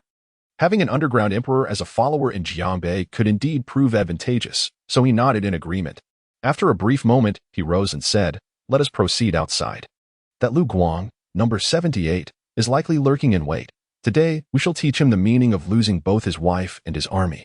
As they prepared to exit, Zhao Fan turned to the proprietor, apologizing, "I am sorry for the disturbances tonight. It is no trouble at all. Your happiness is what matters. Please visit again." The restaurant owner promptly rose to see off the mysterious quartet, vividly recalling the influx of wealthy patrons that evening, with luxury cars lined up outside, drawing a multitude of onlookers. The impact of their presence was immeasurable, destined to elevate his establishment's reputation, leaving him eager for their return. In the alley outside, a subordinate armed with a gun exclaimed, "Brother Guang, look, that fellow has emerged with the bald man and the scar-faced one, along with the enchanting fairy. They've boarded a black Mercedes. Should we act now?" Lu Guang's eyes glinted with avarice as he declared, "The fiery jade is mine, the 7 billion is mine, and that stunning fairy is also mine." He commanded, "No, let us follow them in the car and strike when we reach an open area." A cacophony of engine noise erupted as Lu Guang, leading a dilapidated pickup truck, was accompanied by 3 armed henchmen. Following closely behind were 7 more identical trucks, each occupied by a cadre of robust gunmen, numbering over 30 in total, several wielding formidable AK-47 rifles. Lu Guang was not a local tyrant, but rather a somewhat prominent figure. Having spent half the evening establishing connections and urgently mobilizing his subordinates in Dongzhou province to assemble this formidable force, he was resolute in his intent to commit murder, smuggle goods, and seize women. "Fan Yi, there is a convoy of pickup trucks trailing us. It must be Lu Guang and his lackeys, possibly armed," Guang Shao remarked as he drove, casting a sidelong glance at the rearview mirror. His address to Zhao Fan had shifted from master to Fan Yi, a customary sign of deference and respect in their line of work. Zhao Fan, disinterested in correcting him, replied, "Find an open area nearby and drive there." "Understood." Guang Shao displayed no trepidation. Like Lu Wanfeng, he regarded Zhao Fan as a godlike figure. Even if they were being pursued by the underboss of Dongzhou province, it mattered little. Zhao Fan had a knack for transforming the impossible into reality as effortlessly as one would eat or drink. Before long, their black Mercedes came to a halt before a deserted square. The night was still cloaked in darkness, and the square lay silent, save for the wind rustling the flags that stood tall in the center. Zhao Fan, 17, and Guang Shao stepped out of the vehicle. Shun Xiu lounged leisurely in the back seat, saying, "I do not take life. I'll just rest here for a while. After a hearty meal, all I need is sleep." "Go ahead and sleep. I'll consider you a pig I'm raising," Zhao Fan jested, leaning against the car while surveying the approaching convoy with intent. As the pickup trucks drew within 30 meters, he signaled Guang Shao to step back 3 paces and commanded, 17, unleash the soil waves and overturn them. 17 extended her arms, palms facing outward, and an ethereal force resembling flowing liquid emanated from her hands. An intoxicating fragrance spread through the air, enveloping a vast area and ensnaring the convoy within its grip. As she turned her palms downward, the energy surged into the ground, merging into a single thick current that then bifurcated into 8 streams, each advancing toward the oncoming trucks. Just as they were about to collide, the cement and tiles around each stream reacted violently, swirling like waves. In an instant, the unsuspecting pickups crashed into the tumult, losing their balance. Some were thrown into the air and crashed heavily to the ground, while others collided into grotesque shapes. A cacophonous clamor echoed for a considerable time, and thick plumes of smoke billowed from the 8 trucks, rising into the air. At that moment, the passenger door of the leading vehicle was forcefully pried open, and a disheveled figure emerged, Lu Guang. However, he struggled to stand 3 times, ultimately failing, as one leg dangled limply, seemingly broken. Subsequently, the doors of other pickups swung open, and a succession of gunmen emerged. The events of the day had taken an ominous turn, instilling a palpable fear in their hearts. After all, one's life is paramount. Consequently, the majority had forgotten to grasp their firearms, with only a few clutching the handles, and 2 of those weapons twisted and deformed, reduced to mere scrap metal. Zhao Fan signaled to 17 to cease her ghostly arts. The ground beneath them still bore the undulating marks of tumult, and the air was imbued with lingering fragrances. He instructed the wild owl to remain in place while he and 17 approached Lu Guang. Who might this be? Zhao Fan feigned surprise as he gazed down at Lu Guang. Isn't this Mr. Lu from number 78? What a delightful surprise to see you here in the square. Enjoying the moonlight, along with an entourage, no less. By reflex, Lu Guang glanced skyward, bewildered. Where was the moon? Turning back, he beheld the Earth's surface, now marred by mounds resembling vast earthworks, far larger than before. Confusion set in. Wasn't the ground previously smooth and devoid of any obstruction? Damn it. This is a bad omen, foretelling my imminent downfall, Lu Guang muttered, a phrase echoing in his mind. To perish before achieving success. Downfall. Regrettably, you have already met your fate. Zhao Fan lifted his thigh high, then brought his foot crashing down upon Lu Guang's head. The force felt as if it contained the weight of 1,000 pounds, akin to a hydraulic press upon an egg. Lu Guang had no opportunity for resistance. His head firmly pressed into the ground from a height exceeding 1 meter. Witnessing their leader's torment, Lu Guang's subordinates were stirred by a protective instinct. Those armed raised their weapons, aiming at Zhao Fan and 17, while the unarmed rushed forward, demanding, "Let our brother Guang go." I harbor no fondness for having a gun pointed at my head. I shall count to 3. If you lower your weapons, we can discuss matters amicably. Zhao Fan's calm voice resonated in their ears. Do you take us for 3-year-olds? Before your so-called cleansing, we were gods in Jiazhou, unafraid of a mere youth like you. We were taking lives while you were still in your cradle. The gang members threatened, demanding he release his grip. Since gentle persuasion had failed, Zhao Fan sighed and exchanged a glance with 17. She raised her hand and summoned her ghostly powers, tracing an arc through the air. As Lu Guang's subordinates stood perplexed, the tiles beneath their feet began to tremble ominously, lifting into the air and crashing down upon their heads. Caught off guard, they fell, bloodied and unconscious. What is happening? Lu Guang exclaimed, his eyes widening in terror, as though Zhao Fan's foot might burst his very eyeballs from their sockets with the slightest pressure. His confidence shattered. Lu Guang was left helpless, while the enchanting beauty wielded her power with a mere wave, leading to the downfall of his entire crew. A ghost? The juxtaposition of events had wrought a profound impact on Lu Guang's perception and psyche, causing his mind to short-circuit, leaving him in a state of paralysis. Zhao Fan, we live in a society governed by law, and yet you have unjustly trampled me into the ground, constituting an assault, Lu Guang croaked, his throat constricted. It is not too late to remove your foot. I shall not press charges. In the underground realm of Dongzhou province, Zhao Fan lightly twisted the tips of his shoes and declared, "Who are you to discuss the law with me? Here, I embody the law itself. You come with grand intentions to rob me of treasures and abduct maidens, yet since you show no mercy, do not expect my compassion in return. I shall spare your life, but the luminous pearl, the crimson jade tiger, and those 3 antiquities you acquired today will serve as compensation for my grievances. Now, depart at once, for your very presence vexes me." Lu Guang's heart quivered. This young man claimed to be a celestial master? As the actual underground emperor of Dongzhou, he had heard whispers of extraordinary beings. Connecting this with the recent anomalies and the terrifying methods of enchanting fairies, he finally comprehended the magnitude of the adversary he had provoked. "Master Zhao, I am grateful for your mercy. I was blind to your greatness. Here, I present these treasures and will take my leave." Upon Lu Guang's words, Zhao Fan released his foot, and the former scurried to the back of the first pickup truck, laboriously opening the trunk and cradling 5 brocade boxes as he returned to the ground, hesitantly inquiring, "Are my subordinates dead or merely unconscious?" "Dead." Zhao Fan and his attendant, 17, responded almost in unison. They exchanged a brief glance and sensed the absence of life among Lu Guang's men. Zhao Fan waved dismissively at Lu Guang, stating, "My apologies. My maidservant's actions were somewhat unrestrained, inadvertently leaving you bereft of your followers. I feel quite heavy-hearted about it." "Dead. All dead." Lu Guang's gaze became vacant for several seconds, yet he dared not utter a sound, picking up a broken bumper before fleeing in terror. 17.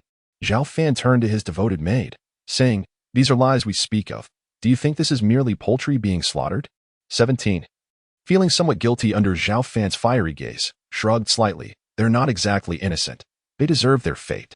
Let this be a lesson, Zhao Fan sighed softly, relieved that Lu Guang's subordinates were all wretches entangled in their own misdeeds. From another perspective, one might consider it an act of divine justice. He called out to the sleek black Mercedes, "Brother Shinshio, come forth for the ritual." Meanwhile, Lu Guang stumbled nearly 20 meters away, still within Zhao Fan's line of sight, when suddenly a cold light descended from the night sky. With a sickening sound of a blade piercing flesh, he collapsed limply to the ground. Zhao Fan's eyes narrowed as he fixed his gaze upon the source of the chilling light. "Pray reveal yourself. Are you merely passing by or perhaps lurking like a mantis waiting for its prey?" As footsteps approached, a breathtakingly elegant figure gradually came into view, stopping 5 meters away. Upon recognizing the visitor's visage, Zhao Fan stroked his chin and remarked, "Are you the lady from the VIP room at the auction?" "Mr. Zhao, greetings." The woman nodded slightly, standing amidst the wind as if she were the finishing touch to this world, perfectly harmonizing with her surroundings. "May I inquire your name, esteemed lady?" Zhao Fan felt a stirring within. The realm of half-step master was akin to having one foot poised at the threshold of mastery, thereby earning the recognition of the celestial laws. This was why there existed a sensation of merging with the universe, when his dragon yang energy transformed into essence. He too would experience this phenomenon. The woman spoke, "Feng Tingcheng, why did you kill him?" Zhao Fan raised his hand, gesturing towards the nearby corpse of Lu Guang.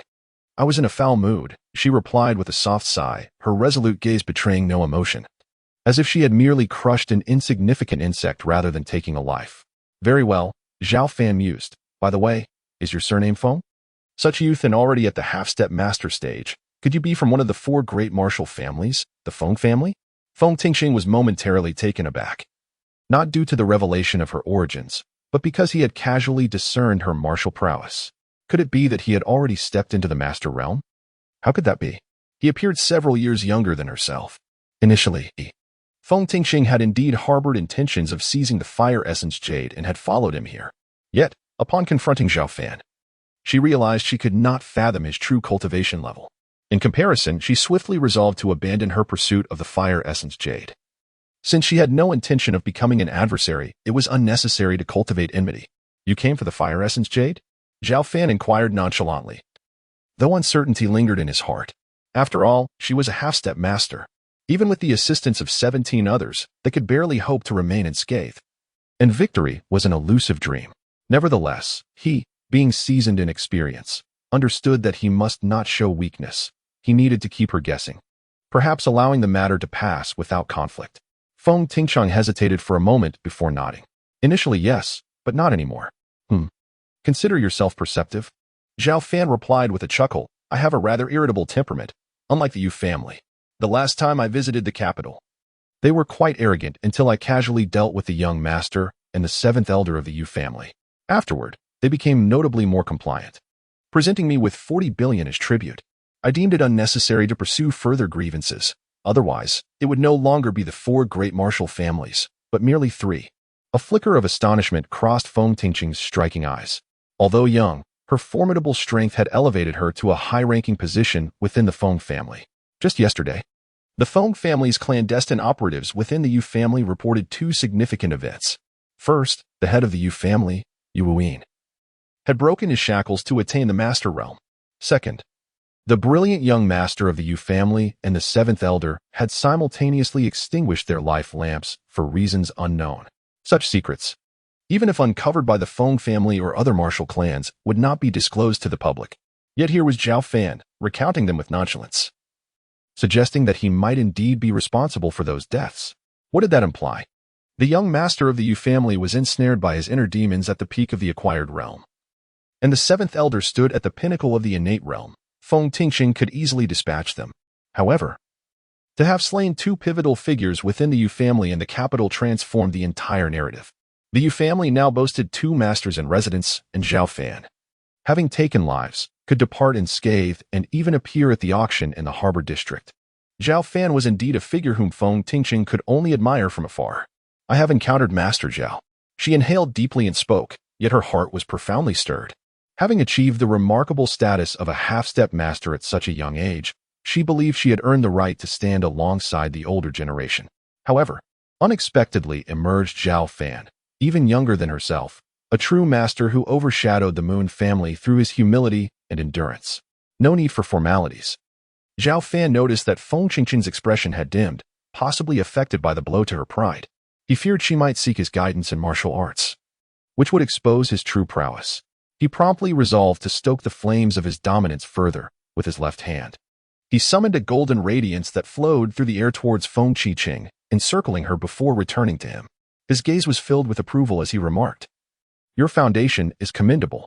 Within a year, you shall earn the privilege to converse with me as an equal. I value talent, so I shall not make things difficult for you. Depart swiftly. Thank you for your leniency, master. I shall take my leave." Feng Qingqin turned away absent-mindedly, vanishing into the night. Even after a long time had passed, she vividly recalled her first encounter with Zhao Fan. Feeling a mix of admiration for the mysterious young master who had bested her, alongside a burgeoning desire to compare herself to him, coupled with an indescribable sensation. 17. Assist your master. Zhao Fan's body weakened as he exhaled deeply, his palms drenched in sweat. Yet 17 showed no mercy, lifting her foot to press against Zhao Fan's rear, declaring, "Pardon my bluntness, but I have never encountered such audacity in a celestial master, endlessly flaunting the mantle of a master and deceiving countless naive martial artists." Zhao Fan rolled his eyes and retorted, "If you possess the skill, why not challenge her yourself? Is it easy for me to masquerade as a master? Sticking a green onion in my nose? Ouch, master, you are indeed putting on quite a show." Seeing Zhao Fan genuinely irritated, 17 withdrew her foot and began to massage his back.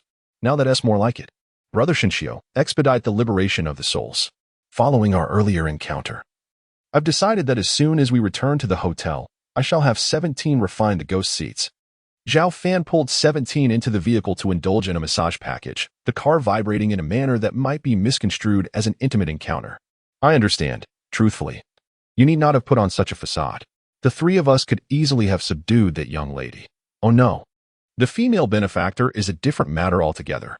As Shinshio spoke, he moved to drag the corpses, including Lu Guangquan, from the ground and arranged them side by side. After the fact, Zhao Fan remarked, though he was uncertain of Shinshio's current Buddhist attainments, he still held to the old adage that if matters could be resolved peacefully, there was no need to expend energy on conflict. Subsequently, Shinshio recited a series of scriptures known as the Rebirth Incantation, after which the corpses ignited spontaneously, leaving behind only ash outlines of human forms that scattered with the wind. This scene thoroughly astonished Guangxiao, elevating Shinshio in his esteem to a level of reverence equal to that of Zhao Fan. Upon returning to the hotel, Zhao Fan arranged for the wild owl to have a room of his own, while he ascended to the upper floors with Shinshio and 17. They first toyed with the luminous pearl for a while before examining the red jade tiger. Apart from its rarity as a precious stone, it held no other significance, which reassured him. It was merely a family heirloom for that black skeleton, devoid of any further value. After taking a shower, Zhao Fan picked up the fire essence jade and handed it to 17, instructing her to refine it. Noting that the bald man would recite the great Luo Wuxing incantation to assist her as necessary. With that, he collapsed onto the bed, falling into slumber without worry. Knowing that Shinshio's presence mitigated any concerns about 17 failing in her refinement and being consumed. In the afternoon, when Zhao Fan awoke, he found Shinshio sprawled beside him, her face bruised and battered, while the fragments of the fire essence jade lay scattered across the floor. Yet 17 was nowhere to be found. His heart skipped a beat. Had something gone awry? He reached out to feel Shinshio's breath, which was steady and calm. At that moment, Shinshio stirred slightly, mumbling, "Don't worry, I'm not dead yet." After reciting the great Luo Wuxing incantation for 3 long hours, I finally succeeded. But it drained nearly all my spiritual power. I wanted to ask for some compensation for that maid of yours. She was laughing one moment and the next. She unleashed her fury upon me. It was truly distressing. The sensation of being pinned down was so overwhelming that even devouring every morsel in the entire harbor area wouldn't ease my sorrow to this. Zhao Fan expressed his sympathy. A weight lifted from his heart as he inquired, "Where is 17? I need to teach her a lesson." Shinshio replied. She mentioned something about going to the TB headquarters to threaten a director into filming a piece on the Western Xia.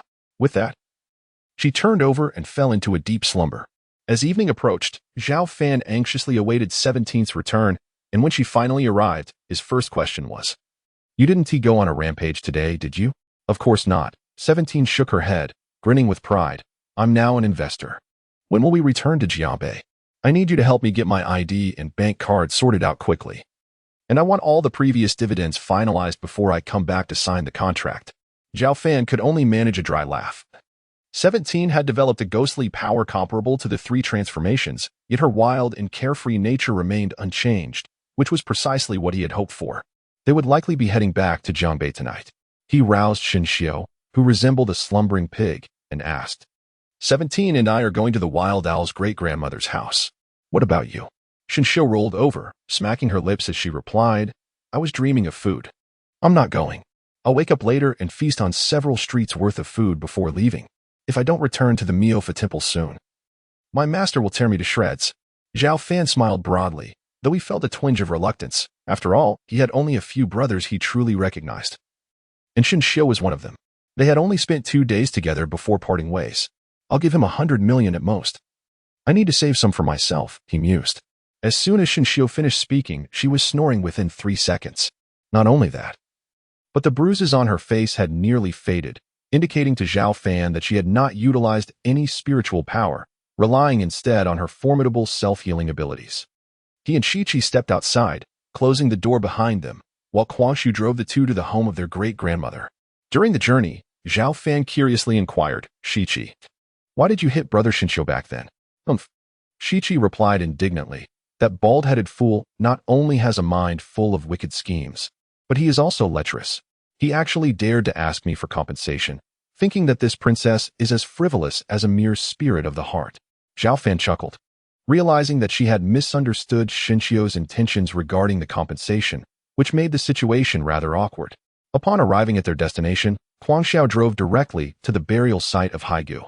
Zhao Fan and Shichi exited the vehicle, cleared the earth, and lifted the coffin lid.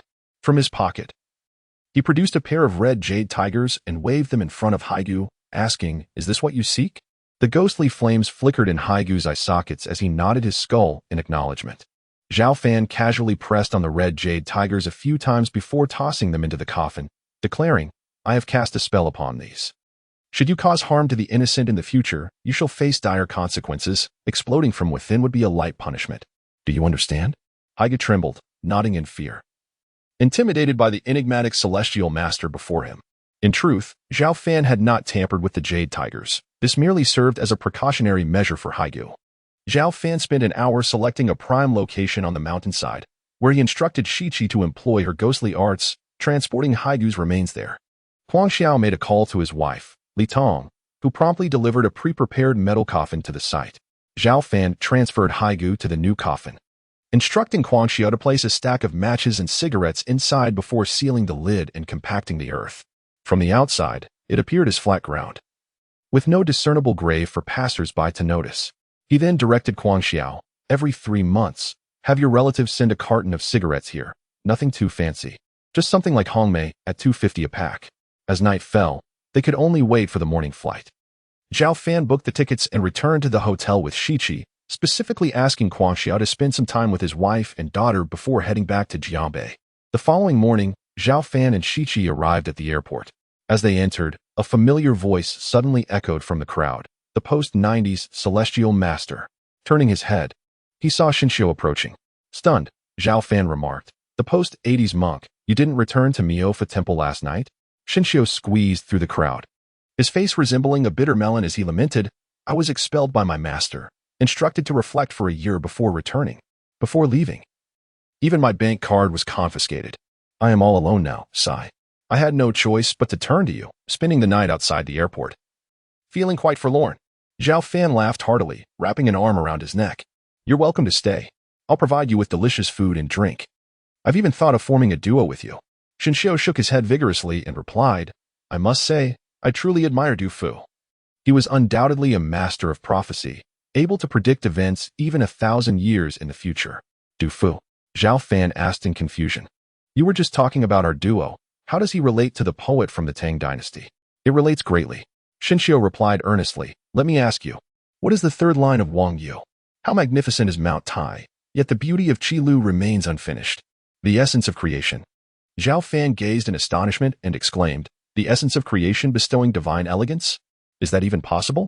The profound and enigmatic Shinshio nodded affirmatively, stating, You, my dear master of creation, and I, known as Shinshio, shall henceforth be known as the essence of creation bestowing divine elegance. This is the intention of the poetry sage and must not be disregarded. The final lines of this poem symbolize our future. We shall ascend to the pinnacle and gaze down upon the lesser mountains. Zhao Fan had never encountered such shameless intertextuality. He could only weakly retort, I must truly express my gratitude to the esteemed Du Fu for his goodwill. Haha, Pighead, I suggest you tread carefully. This large-headed pig harbors ulterior motives. There are signs of a bond akin to Brokeback Mountain between you two. Essence of creation bestowing divine elegance. What does elegance signify? It suggests a special affection. Qian now has a rival in love. 17, drenched in cold water, had nearly gone mad nearby. The thought of having a gluttonous monk like Shinshio beside her for the long haul filled her with discontent, though she was ethereal and above worldly desires. Witnessing Shinshio indulge so heartily made her mouth water in agony. Her words left both Shinshio and Zhao Fan speechless, as though the character for elegance truly held such a translation. After a moment of awkwardness, Zhao Fan changed his flight ticket and procured one for Shinshio as well. In the afternoon, they boarded a plane bound for Jiaobei. 17, having blended in as she had upon arrival, threatened Shinshio violently, insisting he squat in the restroom like a crazed owl, while she occupied herself with her phone. Above Jiaobei, the aircraft pierced through the clouds and gradually descended toward the airport. By now, it was evening. Zhao Fan and 17 disembarked, while Shinshio, with legs numb and weary, remarked, that so-called princess of the Western Xia, today's events shall be repaid 100-fold. When my Buddhist powers reach a new pinnacle, I shall make you pay. Oh, is that so? 17 turned back, casting a flirtatious glance, and said, if that day arrives, this princess may just remove your clothing and breach the rules of propriety. You best watch out for your master's wrath. Her tone was laced with a hint of menace. It is said that one is not afraid of a fierce female ghost, but rather of one who knows no shame. Shinshio shivered at her words, and, having been put in his place, obediently moved to Zhao Fan's side. Uncle Wang had long been waiting outside in the car. Once Zhao Fan and his companions entered, they returned to Shenglong Mansion. Upon arrival, Lin Qian had instructed the household chef to prepare a lavish banquet of culinary delights. Zhao Fan introduced Shinshio before they began to feast, and ultimately, Shinshio consumed almost all of the food, leaving little behind, as if he might devour the table itself. Lin Qian stared in disbelief at Shinshio and his remarkably flat stomach, pondering, where does all that he consumes go? Zhao Fan has truly brought back a pure altar envoy. Come, let us prepare a private meal. Zhao Fan lifted his future wife in his arms, glancing back to say, Brother Shinshio, please excuse us for a moment. Ba, one must not gaze upon impropriety. Shinshio promptly closed his eyes. In Lin Qian's boudoir, Zhao Fan gently placed her on the bed, his hands exploring while he pondered. After a few moments, he spoke, Qian, this is ultimately your family home. Continuing to reside in the Lin household may not be convenient, especially now that there is an additional presence of Shinshio. It is time for us to have a place of our own. As the saying goes, a golden nest or a silver nest cannot compare to one's own doghouse. Isn't it a bit too early for that? Lin Qian's face flushed crimson. Yet, a day will inevitably come. It is merely a question of time. Zhao Fan's expression was earnest. In truth, he had contemplated this matter ever since he eliminated the young master of the Yu family and the seventh elder. He envisioned purchasing a luxurious mansion, fortifying it to withstand any threat, ensuring that even in his absence, Lin Qian would not face the peril she did that fateful night. Shyly, Lin Qian suggested, then, I will ask Uncle Wang tonight to inquire about quality properties, and we can view them together? Agreed. By the way, this is a gift for you. Zhao Fan rose, drawing the curtains, plunging the room into a soft, dusky darkness.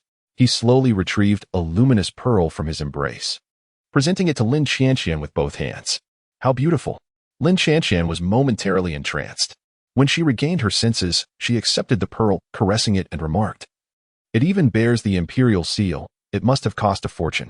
You've already spent all your earlier money at the auction. Buying this is quite extravagant. I wouldn't mind if I didn't have a gift. Money? It is not meant to be hoarded, Zhao Fan replied, then took out his phone. After accessing the messaging page, he embraced Lin Qianqian and said, "Now, tell me loudly, how much balance does your man-s card hold?" 52. Followed by a 0, 2. That's 52 billion? Lin Qianqian gasped after counting the zeros. Yao Fan, did you go to the auction or did you rob a bank? How come you have not only retained the amount, but also gained an additional 12 billion? The mountain man has his own clever schemes. I shall tell you all about it tonight. Zhao Fan held his future wife close, recounting how he had risked it all to acquire the fire essence jade for 40 billion, how he had enticed wealthy patrons to pledge 1 billion in reservations, and how he had orchestrated the counter-ambush against Lu Guang's convoy of pickup trucks. Lin Qianqian was left utterly astonished. First by the staggering price of the fire essence jade, and second by the cunning strategies employed by Zhao Fan. As for the counter-ambush, she was not surprised.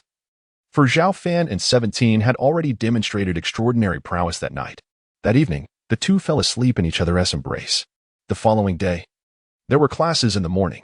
Zhao Fan first sent 17 along with Shin Xiu and 3 auction items to the Master's collection, while he accompanied Lin Qianqian to Jiangbei University. Many boys, who were enamored with the goddess Qianqian, had noticed her arriving alone in recent days, assuming that the so-called curse had taken effect. However, they were shocked to see Zhao Fan's audacious figure once again holding her hand as they entered the campus, shattering their illusions once more. Zhao Fan and Lin Qianqian entered the classroom, seemingly oblivious to others around them. Midway through the class, the homeroom teacher suddenly announced that in a week, the school anniversary would occur. As the music department's class, they had been designated to present 2 performances, one for singing and the other for dancing, prompting the students to vote for participants. In terms of popularity and vocal prowess within the class, Lin Qianqian undoubtedly reigns supreme. With the added advantage of being the school belle, her votes lead by a significant margin without question. Furthermore, the class instructor believes her style is well suited for a solo performance. Given the importance of this matter to the collective honor, Lin Qianqian felt she could not decline the responsibility and accepted the task. The next segment involved a dance voting session. However, since the class primarily focused on vocal training, nearly everyone was ill-versed in dance. To prevent an imbalance in gender representation, the students unanimously decided to select a male participant. But who would shoulder this significant responsibility? At that moment, the classmates began to whisper amongst themselves, while Zhao Fan lay sprawled on his desk, seemingly indifferent to the proceedings. All the boys' eyes lit up. He would be the perfect choice to take the stage and embarrass himself, serving as a delightful outlet for their pent-up frustration against him for stealing their goddess. Thus, Zhao Fan garnered a substantial portion of the votes, with all the boys supporting him, while none of the girls, including Lin Qianqian, cast a vote in his favor. The class instructor sighed in resignation and, clearing her throat, called out, "Lin Qianqian, please summon Zhao Fan."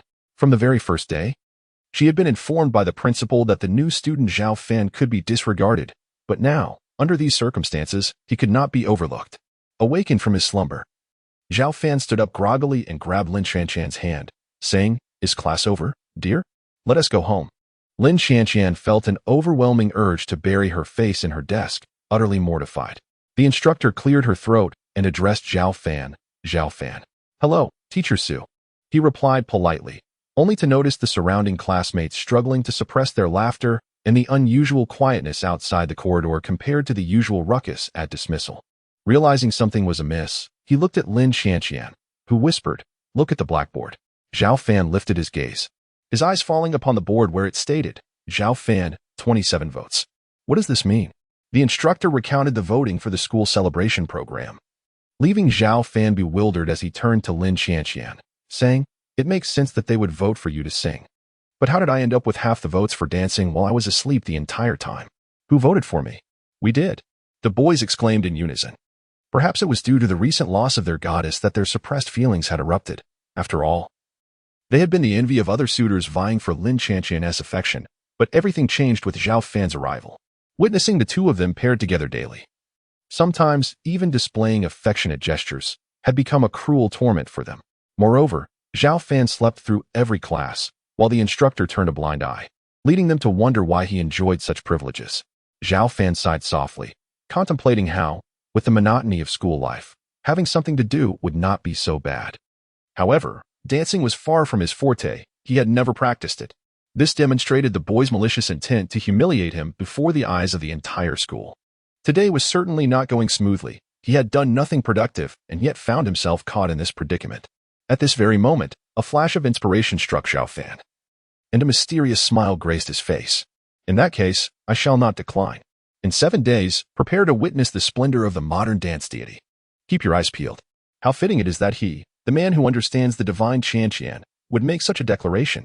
The boys, upon hearing Zhao Fan's acceptance, feigned exuberance as if it were a festive occasion, yet inwardly they scorned his audacity, daring to call himself a god of modern dance.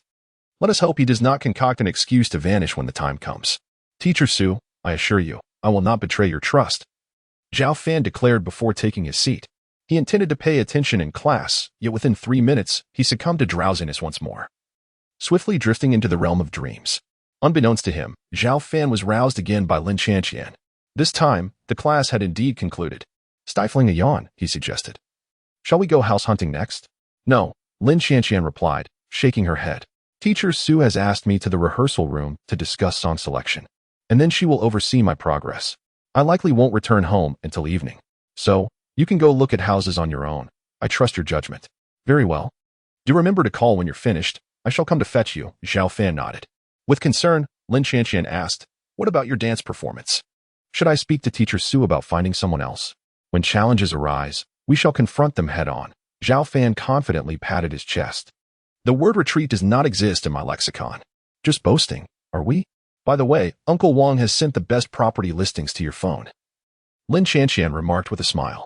Noticing that several classmates remained in the classroom, she hesitated for a moment, then, summoning her courage, she tiptoed and bestowed a fleeting kiss on Zhao Fan's cheek before dashing out the door. Zhao Fan surveyed the boys who had been subtly encouraging the voting process, and with an air of nonchalance, he remarked, my apologies for my lack of discipline. She has embarrassed me in public. With that, he strode out of the classroom, leaving the boys in awe of his audacious retreat. As he made his way to the school gate, Zhao Fan perused the message from Uncle Wang, which highlighted a prime property named Elegant Melody Residence. Astonishingly, it had just been launched that very day, featuring 36 standalone villas. The exterior boasted a style reminiscent of ancient summer architecture, and the surroundings, including lakes, rockeries, pavilions, and lush greenery, were unparalleled in the entirety of Jiabei. The pricing set new records, rivaling even the most sought-after locations in the provincial capital. This shall be the one. It's merely a 10-minute walk to Shenglong Mansion, and the topography is indeed exquisite. Zhao Fan resolved firmly, hailing a taxi to Dingjiao Road. Without fail, he informed Xinxiu of his discovery of a new drama, thus only taking him to Elegant Melody Residence. The area outside the sales office was teeming with an array of luxury vehicles, some from out of town, clearly indicating that the premier villa district of Jiangbei had captured the attention of many affluent individuals. As Zhao Fan and Xinxiu entered the venue, they were greeted by an overwhelming sight. Nearly every table was occupied, each attended by a sales consultant engaging with affluent clients. However, the large screen on the wall revealed no red dots marking sold properties, indicating that the listings remained available, and the wealthy patrons were either contemplating or negotiating specific matters. They approached the only vacant table situated in a corner, yet 5 minutes passed without a single sales consultant approaching them, while disdainful glances occasionally drifted their way. Brother Xinxiu, it seems we are being looked down upon, Zhao Fan remarked, crossing his legs with a smile. Xinxiu, unfazed, retorted, with our modest appearance, who would assume we possess wealth? We aren't particularly handsome either. At that moment, a corpulent middle-aged man appeared at the entrance of the sales office, his hand adorned with a gem-encrusted gold ring and clutching the keys to a Rolls-Royce. Accompanying him was a young and alluring woman who carried an LV bag, its unzipped interior revealing the head of a curly-haired teddy dog. Every aspect of this couple exuded the aura of ostentation. Soon after, a sales consultant who had been indifferent to Zhao Fan and Xinxiu at the model display hastily approached the entrance, her demeanor akin to that of a lion detecting prey, as she enthusiastically greeted, "Welcome to Yeyun Mingju. We currently have ample listings. I am Xiaoqian. Please follow me." The middle-aged man nodded, and he and the young woman leisurely trailed behind her. Xiaoqian guided them to Zhao Fan's table, and in an effort to make a good impression on the clients, she gracefully smiled at Zhao Fan and Xinxiu, stating, "This is the only remaining table. Please make way, so as not to impede our business." "Thank you. Why should we? We are here to purchase a property as well," Xinxiu replied, slightly irritated, while Zhao Fan maintained a calm demeanor. Oh, do you know the price per square meter here? Even the smallest villa starts at 20 million. Xiao Qian remarked with a cold laugh. The alluring woman with the LV bag mercilessly mocked. I advise you not to waste your time. These two are impoverished. They probably need a loan even for a remote community. Hurry and step aside. We are pressed for time. The middle-aged man waved his hand dismissively, akin to shooing away a fly, commanding, step aside. At that moment, the numerous wealthy patrons and sales consultants in the hall turned their attention to the brewing tension, and the atmosphere grew noticeably quiet. As a sales consultant and one of the supervisors, Xiao Qian felt compelled to maintain decorum, suppressing her anger as she stated, "Since you claim to be here to buy a property as our clients, you should be treated equally." Then she noticed a door to a back hall being pushed open, revealing a woman in a matching professional outfit holding a broom, and she called out, "Wen, stop sweeping. Can't you see these two clients have been waiting for some time? As a newcomer, I, as the supervisor, will grant this opportunity to you." "Really, Sister Qian?" Wen's eyes sparkled with excitement. Upon receiving a nod from her supervisor, she set the broom against the wall and hurried to the table, addressing the middle-aged man. "Good day, sir. Ahem, these are my clients, and yours are them." Xiao Qian pointed at Zhao Fan and Xin Xiu, then turned to the middle-aged man and said, "I apologize. The newcomers are unaware of the customs." "No problem, just be quick," the alluring woman replied, raising her hand to fan herself beneath her nose. "I cannot endure the scent emanating from them." At that moment, Zhao Fan, who had remained silent, stood up and said, "I apologize for disturbing your enjoyment." Xin Xiu was taken aback, thinking to herself that this was not the demeanor of a post-90s master. Why was he being so timid? It's wise to know one's place. Youth without wealth is insignificant, as the future holds infinite possibilities. The middle-aged man forced a smile and patted him on the shoulder. Xiao Qian exhaled in relief and instructed, Wen, please escort them out. We must not tarnish the elegance of Yun Mingqiu. After all, even a stray dog that enters deserves a morsel." Wen felt that her supervisor's words were excessive, yet she felt unqualified to argue. She looked at Zhao Fan and Xin Xiu, her eyes brimming with remorse. "Wait. The house isn't purchased yet. Who said we are leaving?" Zhao Fan replied nonchalantly, ignoring Xiao Qian and instead addressing Wen. "If you would be so kind, please inform me which building in Yunmingju has the smallest area and what is its total price." The wealthy patrons were momentarily stunned, and then the sales office erupted with laughter, echoing for quite some time. Did I hear that correctly? Those two uninvited ruffians seemed genuinely intent on buying a house. They merely pretended to be sophisticated but failed to comprehend the situation. If it were me, I would have directly inquired which building was the largest. Alas, the youth are far too idealistic. Even for the smallest unit, after 10 years of hard work, they might not be able to afford even a bathroom. As the saying goes, when the wall collapses, everyone pushes. Moreover, Zhao Fan and Xin Xiu appeared to be easy targets. The wealthy onlookers, along with the sales consultants, finally found amusement in their predicament and began to mock them openly. "Little Zhao, can you tolerate this?" Xin Xiu whispered. "No need to worry," Zhao Fan replied, maintaining his calm demeanor. After 5 minutes, the harsh laughter began to subside, and he turned his resolute gaze towards Wen, saying, "Please continue." Very well." Wen responded, her voice clear as she explained, "The smallest is building 19, located in the eastern corner, with a total price of 21 million. A full payment receives a 10 discount, while an installment plan gets a 5 discount. However, there are no discounts for mortgages." Xiao Qian, having exhausted her last bit of patience, sarcastically remarked, "Did you hear that? 21 million. Why don't you hurry and make way? Have you lost your hearing?" The alluring woman scoffed, and even her LV bag's teddy bear barked fiercely at Zhao Fan. The middle-aged man followed with a lecture. Only by facing reality can one recognize their own insignificance.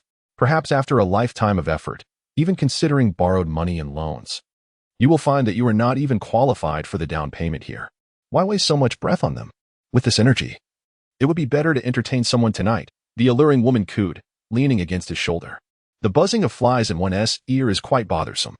As Zhao Fan casually dug into his ear with his left hand, his right hand delved into his pocket, retrieving a bank card which he presented to Wen with an air of nonchalance, akin to a vendor haggling over cabbages at a bustling market.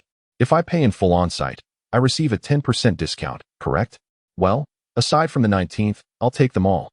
The impact of Zhao Fan's declaration was akin to dropping an atomic bomb into a tranquil lake, unleashing a storm of astonishment and chaos among the crowd. After a prolonged silence, the previously dumbfounded wealthy patrons and sales consultants erupted into laughter, their mirth louder than before. This unsophisticated fellow must have lost his wits. Did he comprehend the magnitude of purchasing the entire Yunmingju? It would amount to at least 1 billion, even at a 10% discount. That still totals 900 million, a figure none of us would dare to boast about. Meanwhile, the alluring woman found the situation utterly amusing, laughing uncontrollably. Even with her lover's financial prowess, his liquid assets could only afford 2 of the properties, and they were merely there for a casual look, not necessarily intending to buy.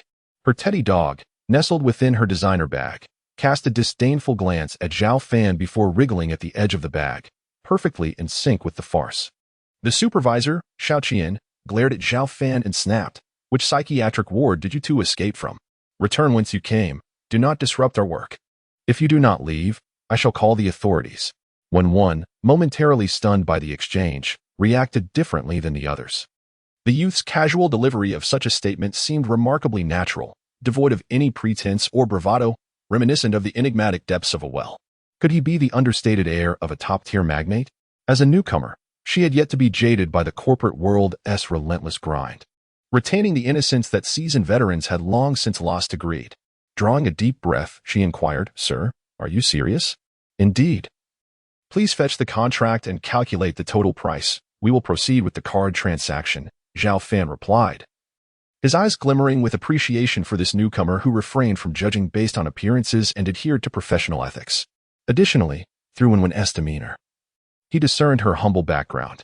While securing the 35 villas at Yunmingju, he would simultaneously earn a commission of at least 10 million, offering her a helping hand as well. As for Zhao Fan's ambition to nearly monopolize Yunmingju, it was not a whimsical act of defiance against the crowd, for he was not so trivial. Upon entering the newly launched luxury villa area, witnessing the absence of sales or reservations, he was reminded of his previous visit to the Qin family in the provincial capital, and thus the idea took root, to transform Yunmingju into his own private domain. However, the allure of subtle ostentation can be perilous. After Wenwen returned with the contract and card reader, she calculated the total price, 1 billion and 10 million. After applying the 10% discount, it amounted to 900 million and 100,000. As she set the amount for the transaction and slid Zhao Fan's bank card, her heart raced with anxiety, beads of sweat forming on her brow. If this young man were merely jesting, she feared she would become the subject of her colleagues' ridicule for a long time to come. His bank card, due to the substantial deposits, had long been upgraded to a super account, devoid of limits. With a mere input of his password, his fingertips floated delicately over the confirm button. This singular action sent ripples of astonishment among the affluent and sales consultants present. Even the supervisor, Xiao Qian, along with a middle-aged man and an alluring woman, held their breath, anticipating the moment when Zhao Fan would be met with the cruel mockery of insufficient funds. Contrary to expectations, as Zhao Fan pressed the button, the silence of the sales hall was shattered by the buzzing of the card machine, which vibrated as if releasing primal urges, spitting out a white receipt. Simultaneously, the screen of the card machine displayed the balance. Xiao Qian, on the verge of collapse, snatched the card machine, her eyes fixated on the numbers. How could this be possible? After swiping 900 million, there remained an astonishing balance of 4,990 million. Impossible. The card machine must be malfunctioning. What? That so-called loser, no, that promising young man, actually swiped over 900 million without so much as a blink? He carried himself as if he were merely purchasing vegetables at a market. Did they not hear? The card machine was faulty. The wealthy attendees were gripped by anxiety. Some believed it to be true, while many sided with Xiao Qian. For how could an ordinary young man possess such wealth and swipe without batting an eye? At that moment, the receipt had printed completely, and when one, standing nearby, lifted her hand to tear it off, her eyes wide in disbelief. 900 million! Had the transaction truly succeeded? In that instant, she felt as if she had soared from the depths to the heavens. Apologies, the card machine was indeed functioning. Zhao Fan retrieved his phone and, opening a new message, directed it toward Xiao Qian's contorted face, stating, "This should serve as proof." Xiao Qian's expression was rigid, but she awkwardly nodded. In the next moment, as if catching a glimpse of newfound wealth, she realized that if she personally finalized the transaction as the supervisor, she would earn a commission of 1.5%, over 10 million. She, like a performer in a Sichuan opera, disregarded the middle-aged man and the alluring woman beside her, bowing enthusiastically as if greeting a long-lost relative, saying, "Esteemed sir, I sincerely apologize for any discomfort you may have experienced. I shall personally oversee the signing process from here." Subsequently, she turned to Wenwen with a cold demeanor, saying, "Well done. Considering your recent entry into the business and your unfamiliarity with the procedures, I will propose a salary increase to the manager. Now, please go tidy up to avoid leaving a poor impression on the clients." Amitba. Shen Xiu felt goosebumps rise on his arms and could not help but remark, "Your face is thicker than a city wall." Xiao Qian seemed oblivious to his words, dismissing the bald man as merely Zhao Fan's attendant. Just then, Zhao Fan, ignoring Xiao Qian's fervor, reached out to grasp Wenwen, whose eyes were brimming with tears, and said, "I need to take up a bit more of your time. Please swipe the card once more and bring the contract for Villa number 19. As my brother also requires a place to stay, I will handle the payment." The atmosphere plunged into a stunned silence.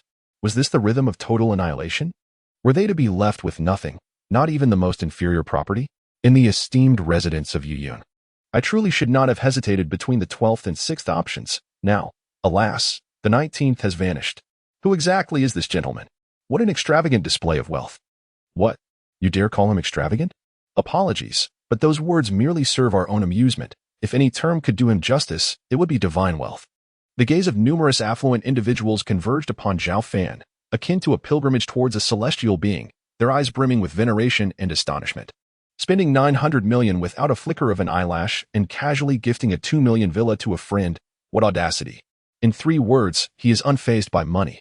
The middle-aged man, who had been lecturing earlier, felt an acute discomfort and could not bear to remain any longer. Did he truly wish to stand idly by and become a laughingstock in Zhao Fan's shadow? Moreover, there were no properties left in Yuyun. He decisively turned and made his way outside, even forgetting to hold the hand of the enchanting woman beside him. The alluring lady, momentarily stunned, retrieved a business card from her pocket and pressed it into Zhao Fan's hand, saying, "Handsome, should you require company, I am always available. I eagerly anticipate sharing a delightful time with you." With that, she hurried off to pursue her lover. Zhao Fan, barely glancing at the card, tore it into pieces and discarded it into the nearby trash bin. "That brazen woman," murmured Shen Xiu, who then clasped his hands together and uttered, "Goodness, goodness." Upon hearing that Zhao Fan intended to purchase another property, specifically designating the newcomer Wenwen to handle all the transactions, Xiao Qian felt a pang of envy and was reluctant to yield. However, this time she dared not disregard Shen Xiu. The word brother encapsulated everything. Thus she said, "Wenwen is new and lacks understanding of many details. As the supervisor, I must ensure the client's interests are safeguarded. Please step aside. Do not impede my purchase." Zhao Fan waved his hand dismissively, as if shooing away flies. At that moment, the head of the sales department, Manager Wang, received word that a wealthy individual had purchased all available properties in Yuyun with a single payment. He was so astonished that he abandoned his long-awaited visit to the restroom, hastily adjusted his attire, and rushed to the hall. Grabbing a saleswoman, he scanned the area and inquired, quickly, "Where is that wealthy gentleman? I hear there was an altercation on site. What transpired?" The saleswoman pointed towards a corner, her voice trembling as she recounted the earlier events. "I see." Manager Wang's expression shifted dramatically. With apprehension, he followed the direction indicated by his subordinate. Upon recognizing the visage of the young magnate, cold sweat cascaded down his brow, and a surge of fury welled within him. He rushed forth and delivered a resounding slap to Xiao Qian's face, knocking her to the ground. Xiao Qian, clutching her heavily made up and swollen face, bewilderedly asked, "Manager, why did you strike me?" Manager Wang roared in response, "You fool! Have you truly lost your sight? Do you realize who this gentleman is? Even disregarding his identity as the son-in-law of Lin Longtu, he is the proprietor of Master's Collection. A figure so formidable that even Secretary Liang, Leader Tang, and the underground emperor must address him as an equal and treat him with utmost respect." The head of the sales department, while reprimanding Xiao Qian, dramatically unveiled Zhao Fan's identity, causing an immediate stir among the local elite, who gazed in astonishment at the seemingly unremarkable young figure. It suddenly dawned on me why he appeared somewhat familiar. He was none other than the son-in-law of the Lin family, the sole superfamily in Jiabei. Just a man living off a wealthy spouse? What audacity! However, the gentleman in front of me interjected, clarifying that it was not Zhao, the esteemed boss, who was dependent on wealth, but rather the Lin family who had aspired to his stature. Rumor had it that the downfall of the 8 families, led by the Huang family, was due to the influence of the Lin family's son-in-law.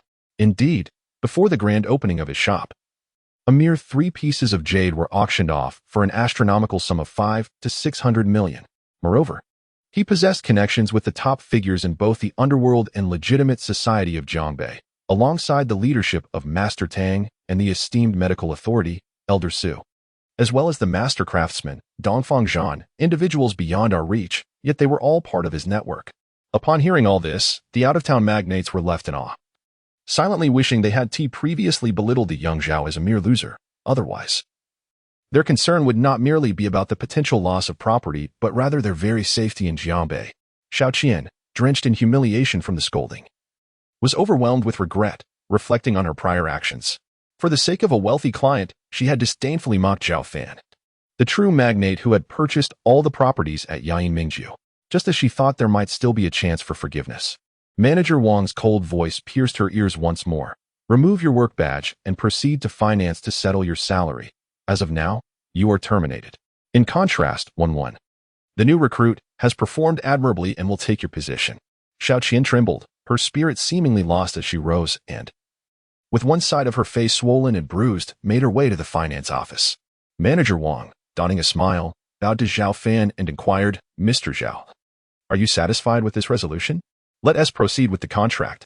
I am pressed for time, Zhao Fan replied with a faint smile. He felt no sympathy for Xiao Qian, yet he had no desire to add to her misfortune.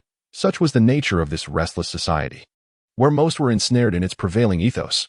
Manager Wang breathed a sigh of relief, grateful that he had not suffered collateral damage, and turned to instruct, Wenwen.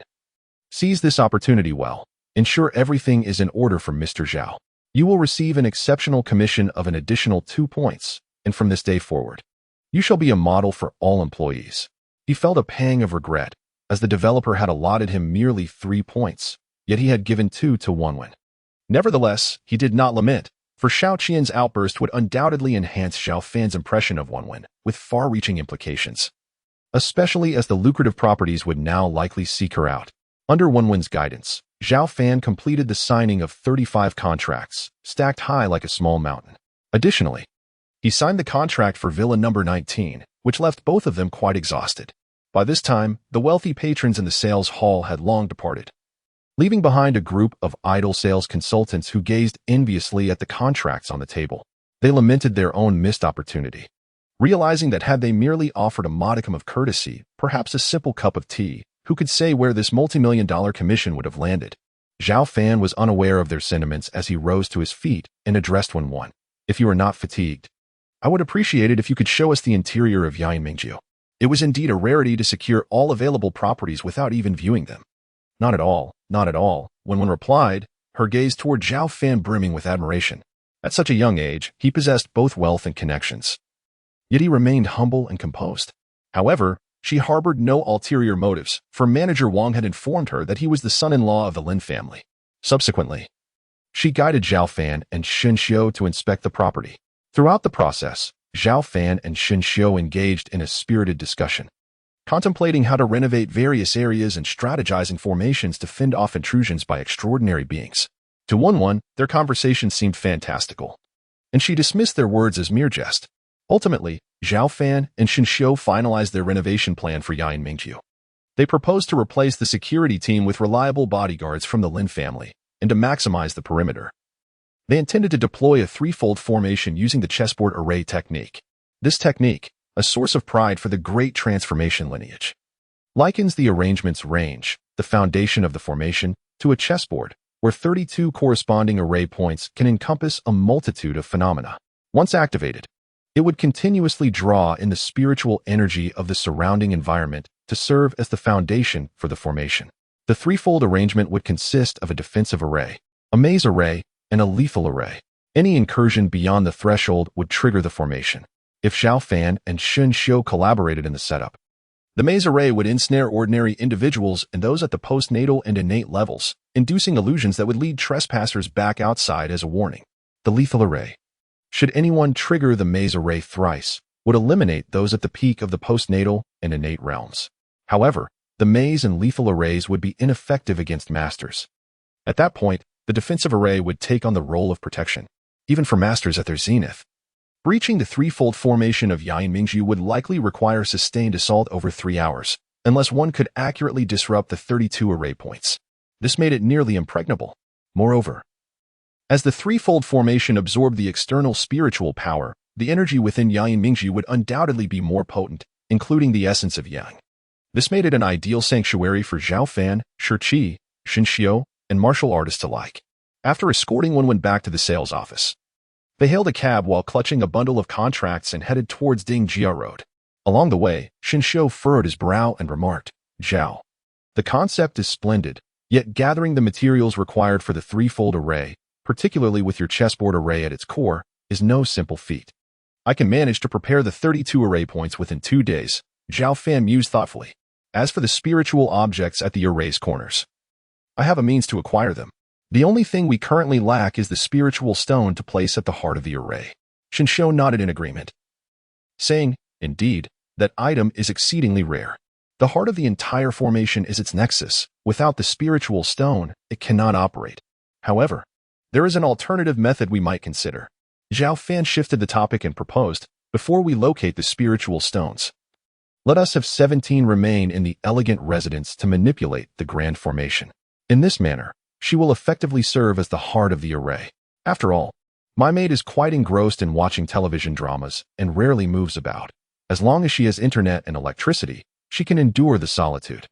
"How about the Masteress collection?" Xin Xiu could not help but inquire.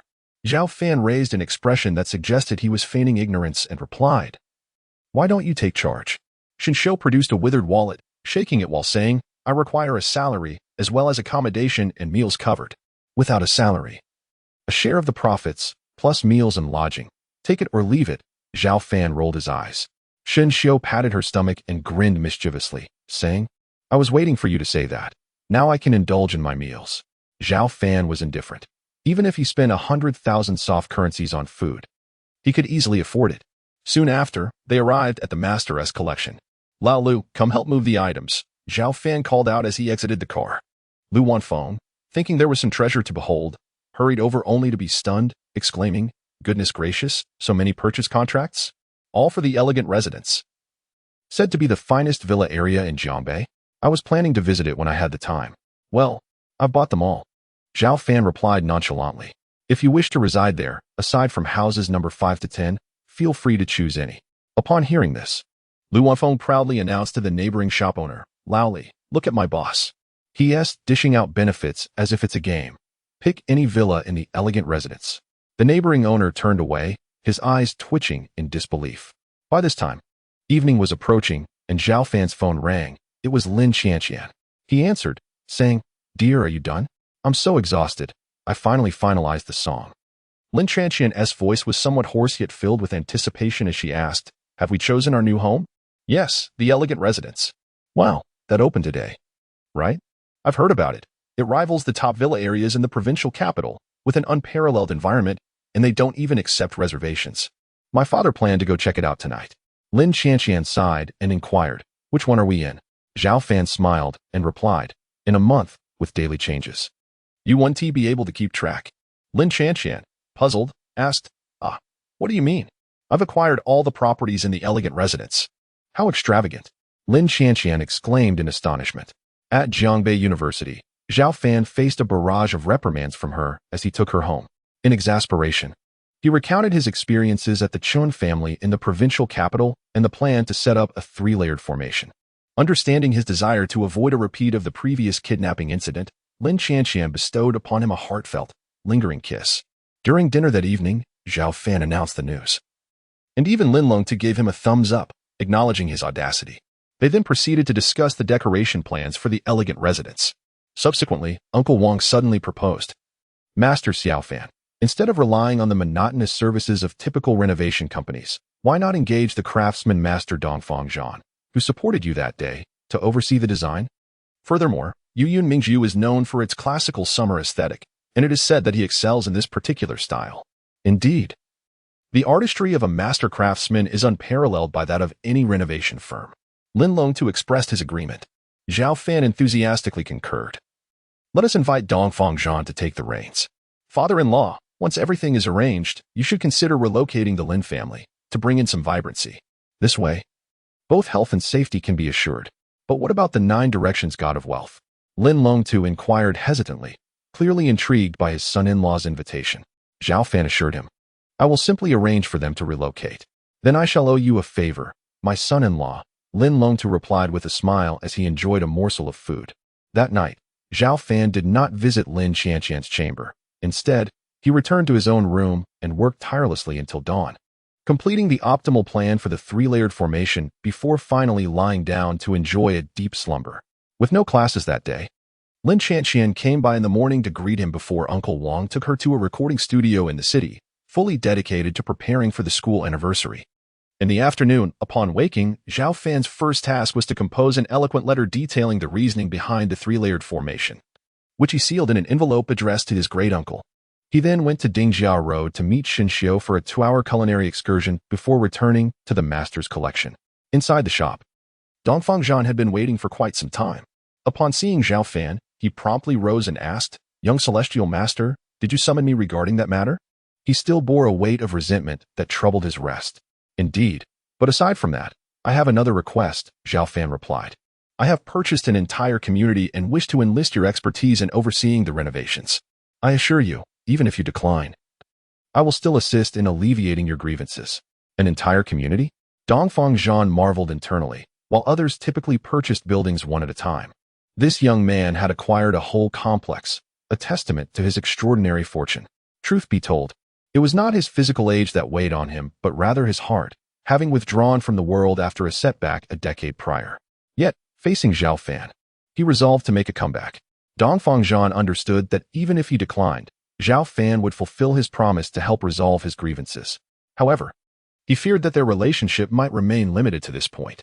Moreover, as a disciple of Liu Ban, he felt a stark contrast to the lineage of great fortune, akin to a prince encountering a legitimate emperor. Without hesitation, he replied, Young Celestial Master, I am deeply honored by your trust and shall not disappoint you. At Xian Cheng Road, Yiyun Mingju, Zhao Fan instructed Lu Wanfu to retrieve the prepared bag of keys and handed them to Dongfang Zhan, stating, You may cover all initial expenses, and we will settle the total upon completion. That is unnecessary. You assisting me in alleviating my grievances is already a great favor. How could I accept payment? Dongfang Zhan declined. Zhao Fan insisted, Helping you is a matter of goodwill, but we must keep our accounts clear. Very well, Dongfang Zhan acquiesced. Dongfang Zhan nodded, accepting the bag of keys. He remarked, After I conduct an on-site inspection tomorrow, I shall summon my disciples to Jianbei. Within 10 days at most, the work will be completed. Very well, follow me into the inner room. I shall dispel all grievances today. Zhao Fan led Dongfang Zhan through the partition, allowing the servant girl, 17, to transition to the front hall. Approximately an hour later, the elderly man and the youth re-emerged. Dongfang Zhan now appeared rejuvenated, as if he had undergone a transformation, looking 2 decades younger. In stark contrast, Zhao Fan was visibly fatigued, his eyelids heavy and nearly closed. He wearily consumed a large bowl of the ancestral Hongpao tea, and after Dongfang Zhan departed the shop in a state of contentment, he expressed his vexation to Xinxiu, saying, I have suffered a significant loss. I never anticipated that his constitution would be so frail and that the grievances were so deeply rooted. Had I exerted even a modicum more force, he would have met his demise prematurely. The process of resolution has proven to be far more intricate than I had initially envisioned. Xinxiu, reclining with his legs crossed, replied nonchalantly, Had I known earlier, I could have resolved it in just a few minutes of chanting. Why didn't you mention it sooner? I wouldn't have had to exert myself so much, Zhao Fan retorted with a dismissive gesture. I've exhausted nearly 30% of my Dragon Yang energy. Tonight, you shall remain here to keep old Lu company and guard the shop. He then turned to 17, instructing, Maid, accompany me home tonight for some recuperation. Understood, 17 replied, barely lifting her head. Zhao Fan suddenly recalled the upcoming school anniversary program and moved closer to her, adding, There is one crucial requirement. 6 days from now, accompany me to Jianbei University. Why? She inquired. To assist me in putting on a FAAD. Oh. 17 scoffed, how utterly pointless. Zhao Fan found himself speechless at her bluntness and returned to the table to rest for half an hour. Once his fatigue ebbed, he departed the shop with 17, heading back to Shenglong Mansion. Along the way, he detailed her responsibilities for the anniversary, including the secret signals, leaving no stone unturned. Furthermore, they conducted a preliminary rehearsal in the open space outside Shenlong Mansion. Zhao Fan expressed his satisfaction, stating, "We must refine the details of the second phase. We cannot allow the audience to detect any flaws. Minimize the fluctuations." "I understand. You are so tedious," 17 grumbled, clearly annoyed. Zhao Fan felt a sense of frustration, realizing he could not quite rein in his devoted maidservant. As dawn broke, he received a call from Guangxiao, who informed him that 17's legal identity had been arranged by his subordinates and was ready to be delivered to Shenlong Mansion at any time. Consequently, that morning, he had no time to accompany Lin Tranxian to school as he was preoccupied with 17's arrangements. Shortly thereafter, 17 joyfully boarded a flight to the harbor district with her bank card in hand. The following 3 days passed without incident. On the fourth day, Zhao Fan and Lin Tranxian visited Yayin Mingju to inspect Dongfang Zhan's construction progress, returning to Shenlong Mansion with satisfaction. Upon entering, Uncle Wang, who was guarding the courtyard, called out to him, "Master Zhao Fan, a parcel arrived not long ago addressed to you." Apprehensive of deception, I hesitated to touch the package that had been brought in. "Has the item I requested from Uncle Zhao arrived?" Zhao Fan noticed the large parcel resting on the ground beside Uncle Wang, and with a sudden impulse, he grasped Lin Tranxian's hand and hurried forward, effortlessly hoisting it onto his shoulder before retreating to his room. What could possibly be inside? Lin Tranxian inquired with curiosity. "Materials for setting up a 3-layered formation," Zhao Fan replied succinctly as he began to unpack it, spilling its contents messily onto the woolen carpet. Upon discovering a black box roughly the size of his palm, he felt a tremor in his fingertips as he cautiously lifted the lid. His eyes widened in astonishment, and he inhaled sharply, exclaiming, "A supreme spirit stone? Uncle Zhao is exceedingly generous, knowing that my future wife is being held captive at home. And he has sent me a piece of the treasured spirit stone he has collected over a lifetime." What exactly is a spirit stone? Under exceedingly stringent and specific conditions, the spiritual energy of heaven and earth begins to coalesce, and after countless years of accumulation, it transforms into a solid, tangible form. In other words, it is the crystallization of the spiritual energy of the universe, though often tainted with varying degrees of toxicity. However, the piece in Zhao Fan's possession was devoid of any impurities, representing the pinnacle of spirit stones, of which his Uncle Zhao possessed only 3. As Zhao Fan caressed the exquisite spirit stone with his fingers, a contemplative thought crossed his mind. Using this as the core of the formation seems somewhat extravagant. Perhaps I should absorb it directly? This way, I could take Chun Chun'er to the Shenangjia early, and after vanquishing that serpent demon, I would possess the demon core, greatly enhancing my odds against the impending confrontation with the Yu family. Zhao Fan was not of a vacillating disposition. The moment a thought arose in his mind, he irrevocably determined the fate of this exquisite spirit stone. In the past, his uncle had withheld it from him, intending to pass it on alongside the family legacy when the time came, as the absorption and transformation rate during the core formation stage far surpassed that of the Qi refinement stage. Yet now, even though Zhao Fan could absorb 50% of its celestial spiritual energy, the remaining half would go to waste. Nevertheless, when confronted with the formidable presence of the Yu family, one of the 4 great martial arts clans, and the serpent of the Shenangjia that had attained the realm of a demon king, such a high investment promised commensurate returns. Absorb. With firm resolve, Yao Fan instructed Lin Tranxian to return to her chamber, specifically advising her not to disturb him until he emerged. Subsequently, he organized the materials for the 3-layered formation and tucked them beneath his bed before settling cross-legged atop it, positioning the exquisite spirit stone before him. In the next moment, the tips of his index fingers gently pressed against its surface, emanating a golden radiance. The Dragon Yang energy served as a conduit. The celestial spiritual energy contained within the spirit stone surged into Zhao Fan's fingertips, flowing along the threads of Dragon Yang energy into his dantian. However, concurrently, a substantial amount of spiritual energy dissipated from the surface of the spirit stone, enveloping the entire room in a misty haze, akin to a realm of ethereal beauty. If my uncle were to witness such extravagance, he would surely rise from his coffin in indignation. Yet, Zhao Fan could not afford to dwell on such sentiments. He was wholly engrossed in the act of absorption. Any distraction would result in even greater losses. His thoughts were not a curse upon his uncle. 5 years prior, his uncle had ceased to sleep upon a bed, instead resting in an ancient bronze coffin. "Hurry," Only 20% absorbed. I can take more. I need to absorb faster. Zhao Fan exerted every ounce of his being, contending with the air for the celestial spiritual energy of the exquisite spirit stone, despite his dantian already swelling. He continued to compress it further, his body trembling slightly, veins on his skin resembling intertwining serpents. Soon, his garments were soaked with sweat. Yet the thought of halting never crossed his mind. Once the spirit stone was drawn upon, even if the absorber ceased, the remaining celestial spiritual energy would continue to surge forth. At that moment, it was sheer willpower that sustained him, the celestial masters of the great creation lineage. When nurturing their dragon yang energy upon entering the sect, fortified their dantian with heavenly materials and earthly treasures. Thus, no matter how much Zhao Fan absorbed, he need not fear an explosion. The worst he would face was unbearable pain, which would eventually subside and condense on its own after the process concluded. However, this persistent, immense pain was comparable to that of a woman in labor.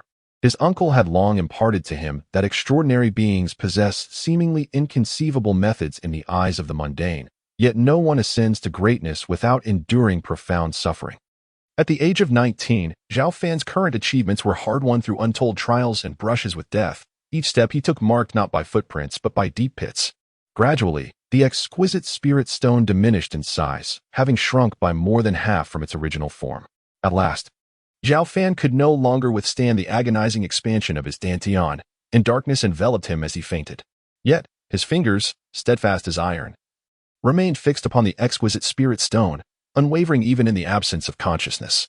The ethereal energies of heaven and earth surged into his body, guided by the essence of dragon yang. As dawn approached, Zhao Fan blinked his heavy eyelids and opened his eyes, only to find that the precious spirit stone had vanished. The room was shrouded in a hazy ambience, meticulously sealed to prevent any leakage to the outside world. He attempted to move his body, but it was an arduous endeavor. Although his form had not changed, it felt as though he had transformed into a corpulent figure, where even the slightest movement seemed a distant luxury. He sensed his dantian, its inner walls faintly lined with blood vessels, while the vital energies enveloped the core essence of dragon yang, continuously transforming. Regrettably, he had absorbed merely 50% of the spirit stone's total energy, falling slightly short of his expectations, but the difference was negligible. He realized he would not be able to rise and move about until the afternoon. With a wry smile, Zhao Fan laboriously reclined on his bed, gazing at the abundant spiritual energy suffusing the room, lamenting such extravagance. Even the gardenia on the windowsill, having basked in the rich energies for these few hours, had transformed from sparse foliage to a lush display, its blossoms unfurling and filling the air with a sweet fragrance that permeated every corner of the room. By 3 in the afternoon, Zhao Fan sprang from his bed with the grace of a leaping carp. His eyes appeared as calm as an expansive ocean, yet concealed within them was a brilliance capable of piercing through the very fabric of existence. He had undergone a profound metamorphosis since the previous night. His entire demeanor exuded a renewed vitality, such that amidst a crowd, he could either blend in seamlessly or become the center of attention. The principle of quantitative change leading to qualitative change is indeed an eternal truth. Zhao Fan's essence of dragon yang had ascended from a mere rank to a brigade level. Yet the space of his dantian remained unchanged, resulting in a concentration that had become almost viscous, signaling that he was perilously close to solidifying his core. This remarkable spirit stone had at least doubled the potency of his techniques, while his overall energy had tripled. To illustrate, the previous day he could perform a particular technique 10 times before nearly exhausting himself, whereas now he could execute it 20 times, all while the power had multiplied. Zhao Fan picked up his phone, noticing missed calls and messages from Lin Chanqian, his future wife, who had grown anxious over his silence yet remembered his request not to disturb him. He returned her call, and upon connection, he teased, "Miss me? Humph. What have you been up to in your room?" Lin Chanqian responded, curiosity tinged with concern. "I'm fine, just cultivating," Zhao Fan replied, a smile playing on his lips. It felt like enduring the agony of giving birth to 10 children in one night. Cough. Then the task of having babies will be yours from now on. Lin Chanqian jested before reminding him, "Tomorrow is the school anniversary. Teacher Sue asked me to inquire about the duration and title of your performance, as she needs to report it. There's a rehearsal at 5. Will you attend?" "I won't be going to the rehearsal today. It's better to maintain an air of mystery." Zhao Fan pondered for a moment before responding, "My dance performance lasts around 6 or 7 minutes. though I cannot guarantee that unforeseen circumstances will not arise during the live event. The program is titled Space Bolt. Ah? Lin Qianqian, somewhat perplexed by the name of the program, inquired. Isn't Bolt the fastest runner in the world? What does that have to do with space? It seems rather incongruous. Are you questioning my decision, my dear? Zhao Fan's voice turned icy as he remarked, Tonight, when we return home, I shall impose a punishment upon you. Startled, Lin Qianqian gasped, All right. I'll report this to you. After hanging up, Zhao Fan dialed the number of Shiqi, only to be met with a message indicating that the phone was turned off. Frustrated, he muttered, My personal maid, you wouldn't be off playing in the Bay Area, would you? I was counting on you for tomorrow. Fortunately, an hour later, Shiqi called back, explaining that she had missed the call while on a plane and inquired about the matter at hand. We need to rehearse once more for the Master S collection, Zhao Fan replied before departing from Shenlong Mansion. Upon arriving, he was met with a gaze from Shen Xiao that seemed to pierce his very soul. Zhao Fan, bewildered, questioned, Shen Xiao, is there something on my face? No. It's just that after a single night, your aura has undergone such a remarkable transformation, seemingly becoming much stronger. Even your breath seems to exude the essence of the universe. Have you perhaps discovered some hidden paradise? You mustn't keep it to yourself. Do enlighten me.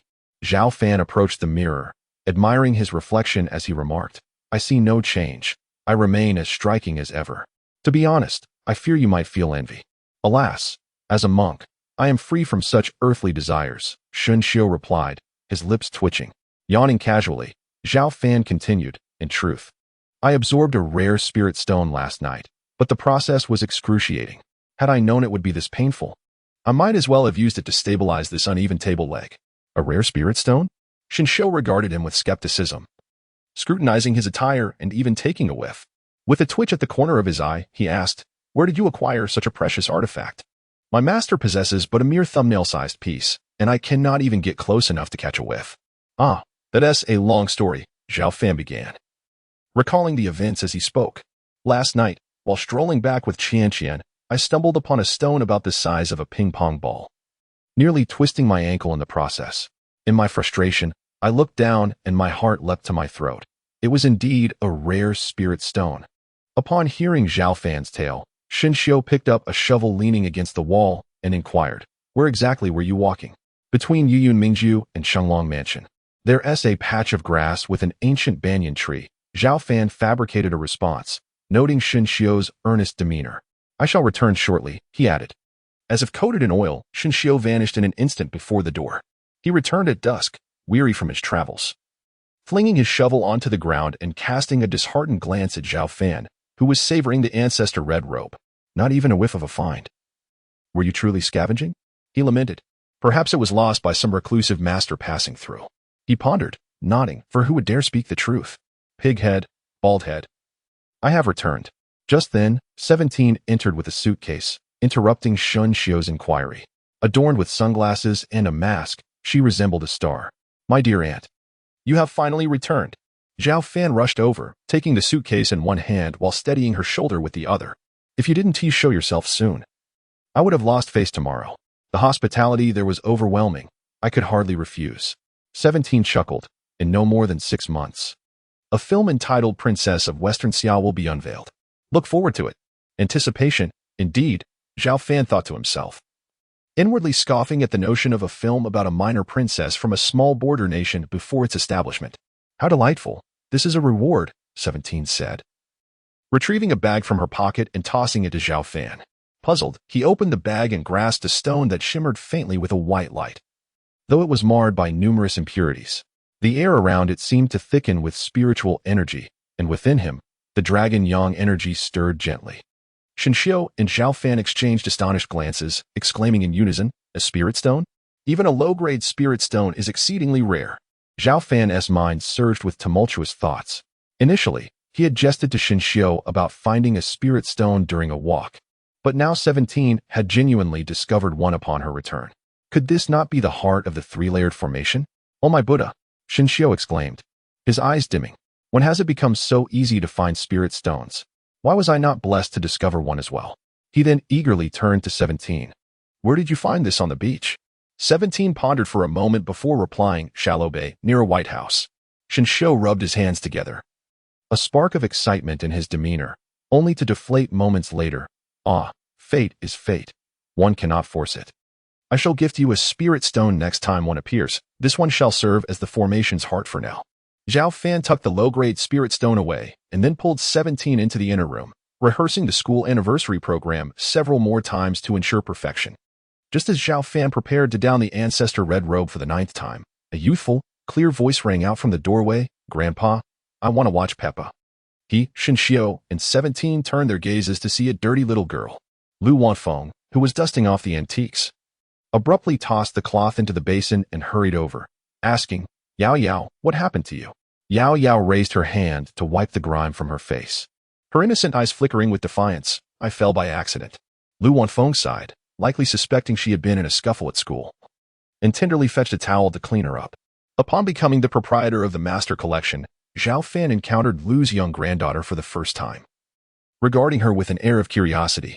However, this gaze soon deepened into one of captivation, leaving him increasingly astounded the longer he looked. Lu Wanfu, noticing the peculiar expression in the young master's eyes, hurriedly shielded Yao Yao behind him and earnestly implored, "Master, my granddaughter is still quite young. Please do not let your thoughts wander to inappropriate places. I beseech you, as an old man." It was understandable for him to harbor such concerns, as Zhao Fan's demeanor appeared rather infatuated to those observing. Awakened by Lu's words, Zhao Fan innocently smiled and replied, "Old Lu, what are you thinking? I am not a beast." He then noticed the unusual gaze of Shinxiu and playfully patted his large head, saying, "You noticed it too?" Shinxiu, in a daze, nodded, acknowledging the intensity of Zhao Fan's presence, which rendered him feeling somewhat overshadowed.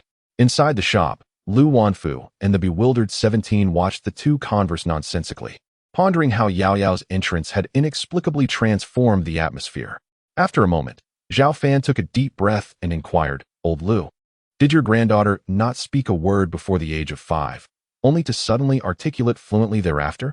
Yet, since then, she experiences a fever every month, for which injections and medications prove ineffective, only to recover on her own after a few days. Moreover, the hotter the weather, the cooler she seems." "Everything you said is correct," Lu Wanfu responded, his concern palpable. "Is Yao Yao possessed, or afflicted by some strange ailment? I thought it was nothing serious and neglected to consult you." "This is neither possession nor illness," Shun Xiu interjected, enviously stating, "She possesses a cold jade spiritual body, which would be esteemed in any extraordinary realm." He then adopted a serious expression and continued with a grave tone, "Old Lu, I perceive that in her past life, she was enlightened by a bodhisattva and is suited to enter our Buddhist fold. Now that I have reached the age to take disciples, how about sending her to the Miaofa temple?" "Bodhisattva enlightenment?" Lu Wanfu gazed at his granddaughter in astonishment. Zhao Fan shot Shinxiu a disapproving glance before donning a friendly smile. "Old Lu, you do not wish for her to become a nun, do you? What do you think of my abilities? If you entrust her training to me, I assure you that in 10 years, she will become a being akin to myself." The lineage of great fortune has indeed seen female celestial masters throughout history. The cold jade spiritual body ranks third among the 9 extraordinary physical constitutions in existence. Within Yao Yao, what one might call veins are rather spiritual meridians. Once activated, these meridians can draw in the spiritual energy of heaven and earth without the need for cultivation, akin to competing in a race with a car while others run. Like the young master? Lu Wanfu was momentarily taken aback, but then enthusiastically urged his granddaughter forward, saying, "Yao Yao, quickly kneel and pay respects to your master." "No, I want to kneel," Yao Yao retorted, gazing up at the unfamiliar Zhao Fan, her small lips pursed defiantly. "Why is this child so disobedient?" Lu Wanfu remarked, reaching to swat her lightly. Yet, Zhao Fan promptly grasped Lu's wrist, cautioning, "Those with special constitutions often possess an innate pride. One must not treat them thus. Moreover, at present, I am merely a successor and lack the qualifications to accept disciples. I believe that before I inherit my master's legacy, I will be able to persuade Yao Yao to willingly join the lineage of great transformation." He then crouched down, aligning his gaze with Yao Yao's, and asked, "Yao Yao, may I be your brother from now on?" "Brother?" Yao Yao's eyes sparkled with delight. Despite being a celestial spirit with an innate pride, she remained a child and the only daughter, often envying her classmates who had brothers. She eagerly inquired, "Brothers are supposed to protect their sisters. If I am bullied, will you protect me?" "Of course," Zhao Fan replied, taking her small hand as they walked outside. "Whoever bullied you today, I I shall confront them. At that moment, Shen Shou approached and grabbed her other hand, saying, I say, you, a post-90s celestial master, should engage in fair competition. I shall also be her brother and defend her honor. Having one strong and formidable brother is enough, Yao Yao remarked, blinking her eyes. You two should fight first. Whoever wins can be my brother. Zhao Fan and Shen Xiao nearly lost their composure. Had she become so cunning at such a tender age? Just as the situation reached an impasse, Zhao Fan, with the swiftness of lightning, drew the exorcising pin from his pocket without warning and jabbed it towards Shen Xiao's neck. Even Lu Wanfeng was taken aback, unable to comprehend the situation before the hefty monk collapsed to the ground, unconscious. He stowed the exorcising pin and looked at Yao Yao, saying, Am I impressive, brother? Yao Yao's eyes glistened with tears as she recounted, This afternoon, Fat Tiger and Jelly threatened me to share my snacks. When I refused, he went and complained to the teacher, claiming I brought snacks to class. After school, I fought them in the woods behind the teaching building. But they resorted to underhanded tactics and pulled my hair. Look, my braid on the left has come undone. Zhao Fan feigned an intimidating demeanor and asked, Where are they? I can take them down with one punch. At the hospital, Fat Tiger lost 3 teeth and Jelly had a bloody nose. Yao Yao clenched her small fist and exclaimed, I am so furious. Their parents even called my parents, forcing me to seek refuge with my grandfather. Zhao Fan contemplated the curious juxtaposition of the seemingly sweet and clever little girl displaying such ferocity. To take on 2 boys single-handedly, she effortlessly tugged at their pigtails, leaving them unscathed while they suffered a loss, one with 3 missing teeth and the other with a bloody nose. Regardless of the circumstances, this certainly upheld the reputation of Han Yuling's formidable spirit. Now, with their parents present and the knowledge that fighting in a hospital could lead to the intervention of law enforcement and a permanent record of misconduct, resulting in social stigma, Zhao Fan endeavored to reason with her, appealing to her emotions with a lengthy discourse. Finally, Yao Yao abandoned her violent intentions. As a newly appointed older brother, Zhao Fan hoisted her onto his shoulders, guiding her through the bustling streets, indulging her whims with delightful treats and elegant attire until they returned home laden with treasures at 9 o'clock. Dressed like a noble princess, Yao Yu brought joy to Lu Wanfu's heart. Shen Xiao, already awake, gazed at Zhao Fan with a look of reproach, saying, How unbrotherly of you.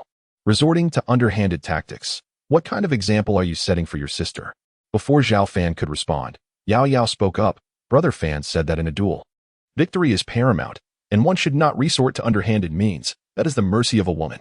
Shen Xiao, taken aback, exclaimed, Hey, you little rascal. At just 7.5 years old, do you even understand what mercy of a woman means? Yao Yao offered no reply, redirecting her attention to the television where, after the advertisements, Peppa Pig made her appearance. Zhao Fan remained at the shop to share a meal with everyone before returning to Shanglong Mansion with Shiqi. As dawn broke the next day, Zhao Fan opened the door to Lin Qianqian's chamber and found her poised at her vanity, applying makeup. Wife, you're up quite early, he remarked. Yes. Today is the school anniversary. Have you prepared your performance? What dance will you be showcasing? A secret. You will find out in due time. Zhao Fan teased, returning to his room and urging Shiqi, Stop looking at your phone. Get ready to join us at school. Understood, Shiqi replied, setting her phone aside and donning a lovely outfit. However, at Zhao Fan's insistence, she adorned herself with a mask and sunglasses. For her breathtaking beauty could easily eclipse all the campus beauties at Jiangbei University and would undoubtedly attract considerable attention. After breakfast, Zhao Fan, Shiqi, and Lin Qianqian boarded Uncle Wang's car.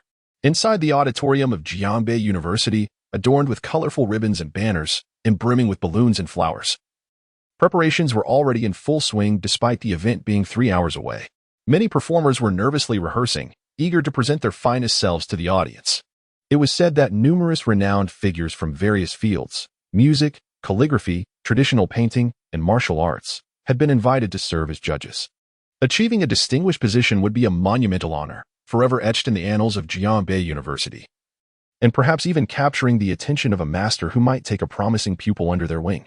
Today, Lin Qianqian donned a long gown of deep blue adorned with starlit accents, while Zhao Fan personally assisted her with the train as they made their way backstage. At this moment, Lin Qianqian resembled the brightest star in the night sky, capturing the attention of numerous young men. If they could edit the scene, they would swiftly remove Zhao Fan from the vicinity, as he was quite the eyesore. Soon after, Their eyes were drawn to the enigmatic figure of 17, whose features were obscured by a mask and sunglasses. With her alluring figure, ethereal face, and otherworldly aura, she could easily be mistaken for a celebrity. Even the girls could not help but steal glances at 17, eager to unveil the beauty concealed beneath her mask and shades. The majority of the girls backstage were stunning. Yet they felt a profound sense of inferiority in the presence of this mysterious woman whose face remained hidden. Who was that lady? A music department senior could not contain her curiosity. Her? Lin Chanqian chuckled softly. She is Zhao Fan's maid, or in contemporary terms, his servant. The senior was momentarily taken aback, and the students around her fell into a state of shock, looking towards 17 in anticipation of her rebuttal. Just then, 17 removed her mask, revealing her fiery red lips and delicate nose. She turned to Zhao Fan and asked, "Master, what is the password for the Wi-Fi here?" "Master?" As the crowd was mesmerized by her half-revealed beauty, their minds were thrown into disarray, confirming the master-servant relationship. How could Zhao Fan, who was not particularly handsome, attract such a breathtakingly beautiful follower? First, he had captivated the goddess Qianqian, and now this enchanting beauty willingly chose to be his maid. Zhao Fan was equally stunned. He quietly asked, 17, have you lost your mind? Don't you know how to keep a low profile? You refused to call me that before. And now you not only have, but you've also taken off your mask. Am I not here to help you show off? 17 retorted. Zhao Fan, exasperated, smacked his forehead. Not now. Quickly put your mask back on. Oh, as 17 raised her hand to put it back on, she accidentally knocked her sunglasses askew, causing them to slip down and dangle from her collar. At that moment, everyone gazed at 17 as if enchanted, exclaiming, a celestial being has descended. How could that scoundrel allow such a fairy to be his maid? Zhao Fan felt he was about to lose his mind. Could this lady not refrain from causing trouble? Sorry, 17 quickly covered her face again. Qianqian, I'll step back for a moment. Zhao Fan exchanged a brief greeting with Lin Chanqian before pulling 17 into an empty dressing room. He had perused the program earlier and noted that Space Bolt was slated to perform last, not as a grand finale, but merely a filler slot. As after 10 hours of the school anniversary, many guests and students would be too fatigued to appreciate the closing act. This arrangement was surely orchestrated by a member of the student council who viewed him as a rival. Zhao Fan felt indifferent. Even if everyone was drowsy, his dance would still captivate the audience. This extravagant woman was even following trends in drama series. While he muttered such complaints, he found himself leaning closer to 17, engrossed in the television show to pass the time. As the minutes ticked by, the school anniversary officially commenced. In the dressing room, Zhao Fan's gaze shifted to the LCD screen on the wall, which was displaying a live broadcast synchronized from the front desk. The spirited elderly Guodong took the stage, speaking extemporaneously for 20 minutes before introducing the esteemed guest judges present today. The president of the Jiangzhou Martial Arts Association, Xia Gangshun, the renowned calligrapher, Zhao Dongquan, often hailed as the modern Wang Shiji, and the master of traditional Chinese painting, Lu Qibi. Zhao Fan, somewhat astonished, remarked to Shiqi that Xia Gangshun. Although I have not observed him in person, through the broadcast, I sense an aura that seems to meld with the universe. He is undoubtedly a true master. As for Zhao Dongquan, I have heard of him. He is one of the 3 great calligraphers, and the depth of meaning in his strokes resonates deeply. He certainly embodies the literary spirit that leads to the Tao, making him a formidable presence. However, I am less familiar with Lu Qibi. I have not heard of him before. The term literary spirit refers to a form of spiritual energy, a cultivation system exclusive to scholars and artists, which was immensely popular in ancient times. It requires one to possess a pure heart. Their physical strength may be feeble compared to other extraordinary beings, yet their souls are robust and unparalleled. Perhaps, before an adversary even approaches, they may be struck down by this literary spirit, losing their combat effectiveness and being annihilated in the process. In contemporary times, due to the prevalence of Western education, the essence of Yinsha culture is scarcely appreciated by many. Numerous students struggle to comprehend classical Chinese texts, often regurgitating interpretations without truly grasping their essence. Even calligraphers and painters tend to prioritize profit, leading to the decline of this extraordinary system of literary spirit. In Jiangzhou, there are hidden talents quietly concealing their prowess. If one were to survey the entire Yinsha, how many such individuals might there be? Great talents often remain humble, and in terms of understatedness, they might not differ much from myself. Zhao Fan mused for a long while. Shiqi, however, shook his head and replied, You should refrain from flattering yourself, pighead. They are indeed quite low-key. Perhaps Li Guodong is unaware of their true identities and merely regards them as masters in their respective fields. Otherwise, how could you have the opportunity to visit Tang Yixiong's home? Well, there is some truth to that, Zhao Fan conceded, turning his attention back to the screen as the current principal took the stage to deliver a speech, followed by a series of performances: modern dance, choral singing, folk dance, sketches, a solo by a male student, and one of the campus beauties, Jinran, playing the pipa. Soon after, Zhao Fan felt a jolt of excitement as his eyes were drawn to Lin Chanqian, who appeared in a stunning blue starry gown. The lights focused, and music began to play. The pursuer, presented for everyone. Lin Chanqian resembled a princess of the ocean as she held the microphone, her expressive eyes blinking with emotion, her pink lips parting gently, and her pure, soothing voice resonated, captivating the audience with every note. If you were the fireworks at sea, I am the foam of the waves in a certain moment. Hey, Chi-Chi, I feel as if my ears are about to conceive. Zhao Fan sat upright before the screen, and it was indeed the first time he had heard his future wife sing, her voice unexpectedly enchanting, conveying the very emotions embedded in the song with exquisite clarity. 17, no longer watching the television drama, closed her eyes and remarked, such a delightful sound, imbued with a hint of classical charm. At that moment, the camera panned over the audience below, each person captivated by Lin Chanqian at the center of the stage, as if entranced by a beautiful illusion. The scene was so vivid that it felt as though one were present in that very moment. In the front row, distinguished guests from various fields nodded in approval intermittently. Zhao Dongquan turned to his neighbor, Xia Ganchun, and commented, "This girl possesses a pure voice, her timbre piercing the heart. She is indeed a promising talent for vocal training." Indeed, the latter agreed. It is a pity that in the martial arts community of Jiazhou, none have mastered the path of sound. However, there may exist hidden sects dedicated to the art of sound. Hidden sections. Zhao Dongquan mused, a sense of longing in his voice. In this vast world, such sects are as elusive as dragons that are seen only in shadows, rarer than the extraordinary beings of our mundane existence. Speaking of which, my literary chi technique was bestowed upon me by a beggar through a fortunate encounter.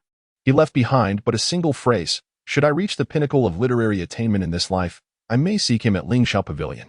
Now, as I grow older, I have only just attained the level of Jinshi. The term literary rank refers to the realms within the literary chi system. Axiakai corresponds to the acquired realm in martial arts, capable of wielding words as weapons. Ajuran corresponds to the innate realm, where literary chi gains direct offensive capability, able to unleash thunderous eloquence or transform breath into needles. The Jinshi is akin to the master realm, where one can engage in verbal duels and protect oneself with literary chi, also capable of astral travel, albeit with distance limitations. To reach the pinnacle of transformation is to attain the rank of Dishu Escher, where every utterance commands formidable authority. As Lin Chanqian's ethereal and pure voice gradually came to an end, the audience found themselves entranced and unable to extricate themselves from the experience. She slightly bowed and lifted her flowing skirt, preparing to exit the stage. However, someone in the crowd initiated a chant. One more song. One more song. Goddess Chanqian. Another song. The fervent cries of increasing numbers of young men surged forth, and although Lin Chanqian was already taken, their admiration for the goddess was undeterred. The enthusiastic shouts swelled like a tidal wave, almost threatening to breach the hall's ceiling. Wu Hao, the student council president and one of the hosts, had long admired Lin Chanqian but had seldom found an opportunity for close interaction. Seizing the moment, he hurriedly approached, taking the microphone from her under the guise of needing to salvage the situation, and asked, "Wasn't Goddess Chanqian's performance truly captivating?" While taking the microphone, he casually brushed his fingers against the smooth back of Lin Chanqian's hand, as if by accident. This detail was captured by the camera, which Zhao Fan observed in the dressing room. Lin Chanqian, sensing the touch, subtly furrowed her brow, though she said nothing in such a setting. A wave of distaste welled up within her. Absolutely captivating. Exceptionally captivating. The audience echoed in a chorus of approval. Wu Hao looked eagerly at Lin Chanqian and said, "If you do not perform another song, I fear we shall not be able to continue today."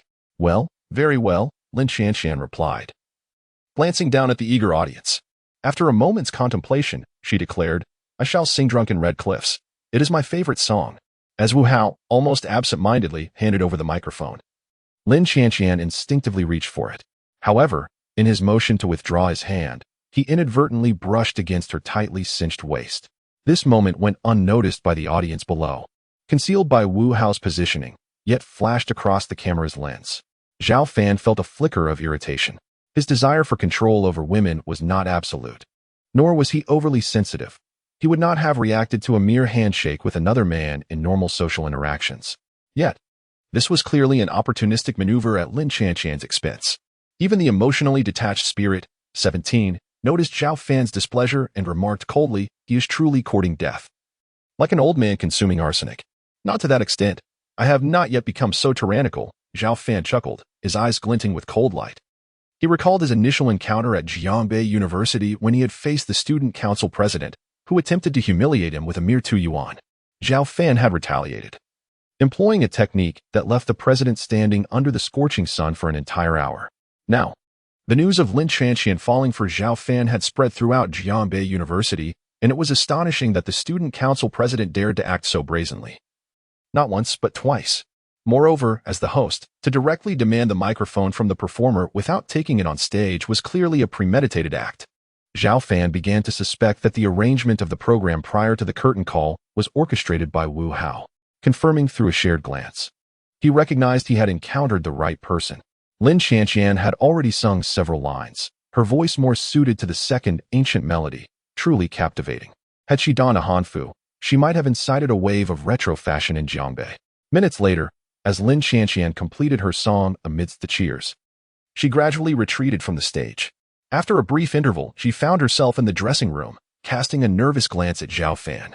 "Have you been watching me the whole time?" she asked. "You sang beautifully, but I am feeling rather disheartened." Zhao Fan smiled, but suddenly his expression darkened. "I did not mean to," Lin Qianqian said, sensing his reaction. Zhao Fan embraced her and reassured, "It is not your fault, but rather that careless individual. Do not worry. I shall make him regret his actions." "You care for me so much?" Lin Qianqian playfully stuck out her tongue. "Just know that your performance barely passed the threshold." Zhao Fan replied, ignoring 17, and leaned in for a prolonged kiss. Lin Qianqian, overwhelmed by the kiss, inquired, "What constitutes excellence then?" "If it were me, I would deliver a decisive kick," Zhao Fan replied earnestly, before returning his attention to the screen. "Wait, how does that fellow manage to take advantage of everyone?" he mused. Meanwhile, Wu Hao was handing the microphone to a lovely girl, lingering on her hand for a second too long. "It seems he is indeed a habitual offender," 17 remarked with a cold smile. As the 9.5 hour of the anniversary celebration approached its conclusion, the penultimate performance was nearing its end. Below, numerous students and teachers were either engrossed in their mobile devices or resting their heads on the chairs, drifting into slumber. 17, we shall go. Zhao Fan instructed Lin Qianqian to wait for him in the dressing room before leading 17 away. Upon reaching the side of the stage, the previous group of performers gracefully exited. Shortly thereafter, the female host, appearing somewhat fatigued, ascended the stage and announced, "The next performance is a mechanical dance titled Space Bolt, presented by Zhao Fan from the music department." 17 remained vigilant, attentive to the signals I conveyed. Zhao Fan adjusted his earpiece microphone and, illuminated by the spotlight, slowly made his way to the center of the stage. He had donned an oversized black suit, a black top hat, and a white armband, complemented by a pair of polished black leather shoes. This attire, a Clich D imitation of Michael Jackson, had long since grown tiresome. One could only hope for a swift conclusion. Indeed, there was a meal awaiting us. How could the goddess Qianqian have taken a liking to him? It seemed utterly absurd. Within the spacious auditorium, a plethora of opinions echoed from below, with every voice distinctly male. Zhao Fan had long since grown accustomed to the scrutiny. To win the heart of a beauty was to invite the disdain of many. In the next moment, his voice resonated throughout the hall via the sound system. "Clich? No, I am paying homage to the classics. Do you know why I named the dance I am about to perform Space Bolt? Now, allow me to unveil the charisma of a dance king from the future. Music." The familiar strains of Billie Jean filled the air as Zhao Fan gestured towards the side. His legs, along with his upper body, began to move in defiance of the laws of physics. From the very first second, a cacophony of gasps and screams erupted from the audience. Surprisingly, his space dance steps were rather impressive. Although, was it not more akin to space running? The absurdity was palpable. His posture clearly suggested a vigorous forward run, his body leaning ahead, yet the overall motion seemed to retreat. Was there a treadmill concealed beneath the stage? Impossible. He was not fixed in a single position. Could any dance aficionado in attendance provide an analysis? As the runner-up in this year's provincial mechanical dance competition, I felt compelled to declare that such a scientifically implausible space dance was undeniably a manifestation of both Michael Jackson and Usain Bolt. In the front row, the panel of guest judges observed intently. Zhao Dongquan's brows furrowed in surprise as he fixed his gaze on Zhao Fan, who appeared to be racing yet moving in reverse. Turning to his side, Xia Gangshan was equally captivated by the young man, and soon after, the former whispered, "Xia, that youth." This is an inverse form of the shortening of distance technique. Xia Gangshan, utterly astonished, responded, "Only a formidable Taoist martial master could achieve such a feat. How is this possible? At such a young age, he has far surpassed us. Above the masters lies the realm of the revered." He was indeed correct. The shortening of distance technique allows one to traverse 100 meters in a single step, though this 100 meters does not represent a literal distance, but rather a significant contraction of the ground beneath one's feet. However, the reverse transformation of distance into inches is akin to 100 steps in a meter. This is a realm unattainable even by the masters of Taoism. Only by advancing further can one reach the transformative state and attain the status of a revered sage. Zhao Fan dashed forward wildly, yet his overall position receded, indicating that the ground was expanding at a speed surpassing his own. Meanwhile, Zhao Dongquan and Xia Gangshan, sensing the constantly shifting stage beneath the calm surface, became increasingly convinced of their shared speculation. Their expressions flickered, and they straightened up to observe Zhao Fan's performance. Knowing that any hint of disdain or distraction would be a profound disrespect to the revered sage of transformation, simultaneously they felt as if they had aged several years. Truly shaken by the revelation, one foot already in the grave, and the other a lifetime devoted to martial arts, having ascended to a level of mastery above the masses. Yet today, they beheld a terrifying sage of transformation, merely a youth in his 20s. As the saying goes, comparing oneself to others can lead to despair.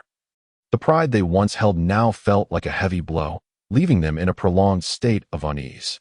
Little did they know, all of this was orchestrated by the hidden female specter, leading these two prominent figures to a grave misunderstanding.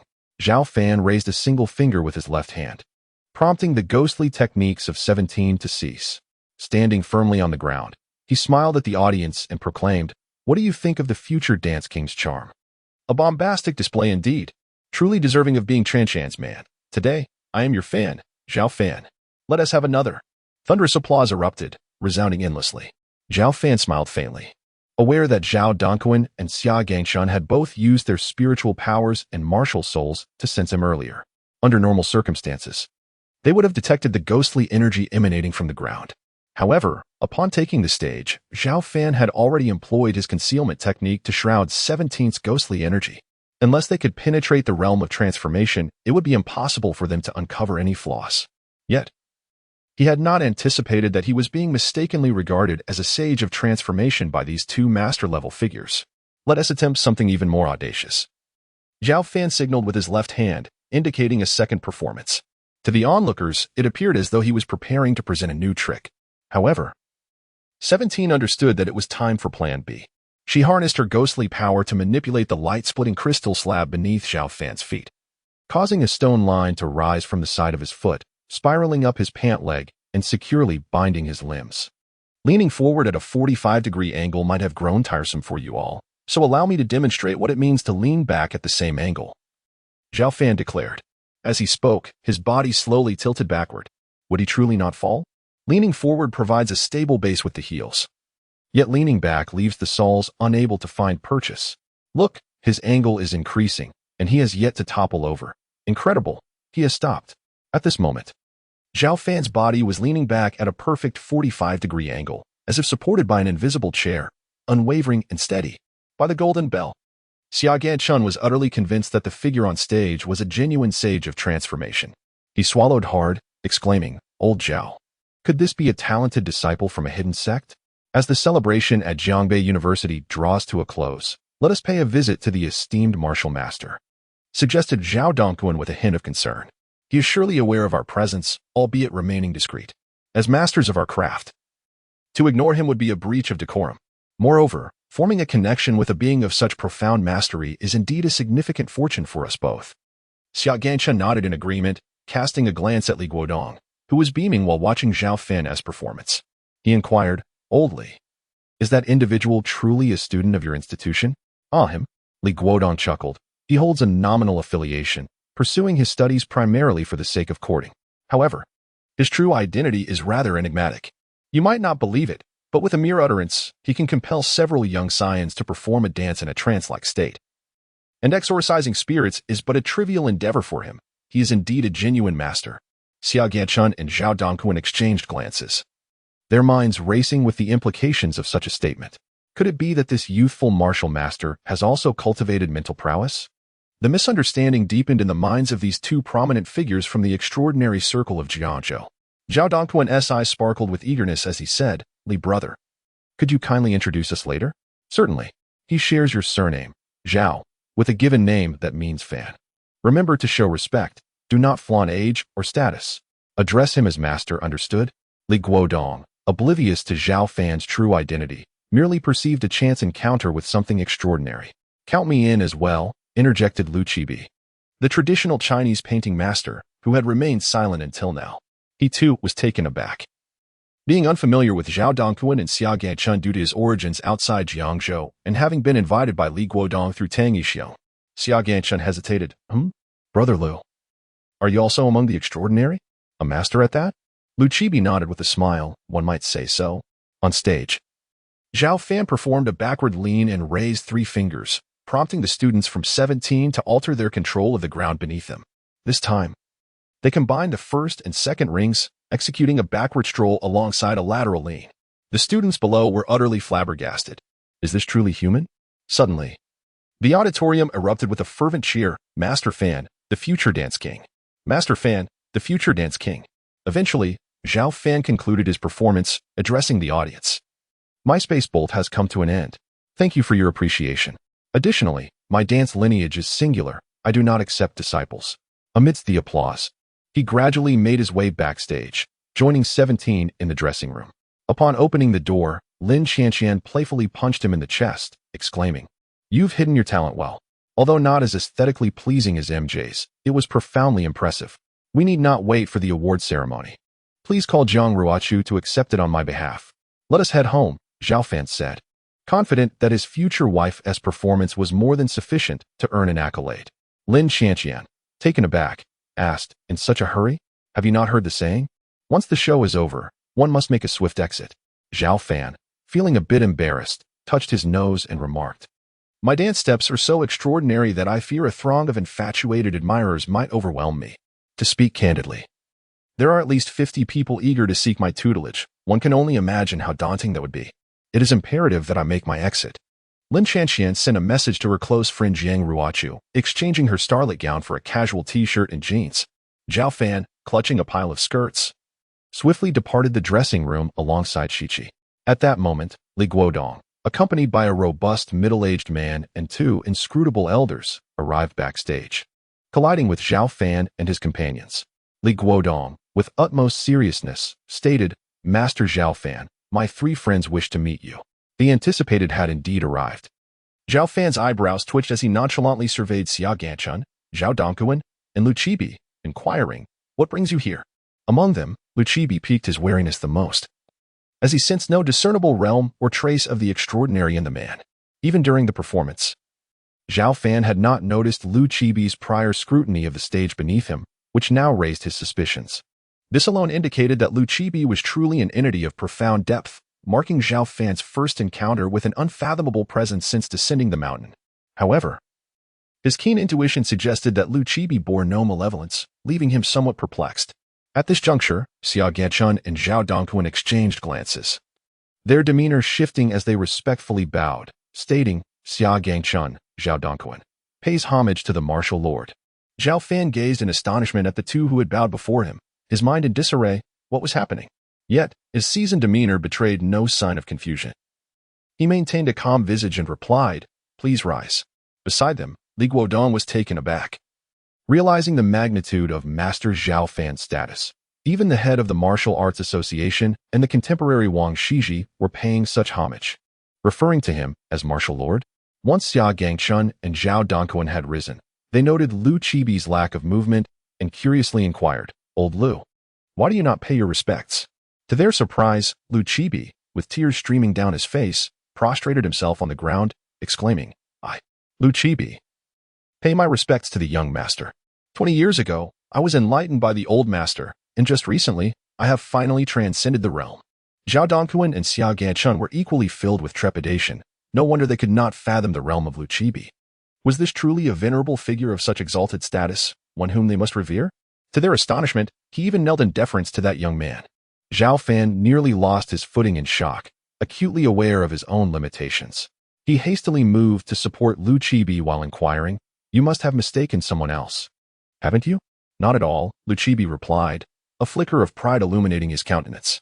"Li Sanjiao, the heavenly master, is indeed my superior, and you are his disciple, thus making you my lord." "I see," Zhao Fan thought to himself, somewhat taken aback, wondering why his great-uncle had never mentioned this to him. However, with outsiders present, he deemed it inappropriate to probe further. He addressed Zhao Dongquan and Xia Ganchun, "Please wait here for a moment. Chan, Shichi, you too." As he spoke, he led Lu Chibi into the dressing room. Zhao Dongquan and Xia Ganchun were left with mixed emotions. Who exactly was this Li Sanjiao? They were unaware. But the demeanor of Lu Chibi, a master of the transformation realm, suggested that he was a mysterious figure within the hidden world. Furthermore, Zhao Fan's identity was becoming increasingly enigmatic to them. To achieve such mastery at a young age, and to have a fellow master of the transformation realm refer to him as my lord, was nothing short of extraordinary. Then, Zhao Dongquan's attention shifted to Shichi, and he felt an unexpected tremor in the literary aura around him.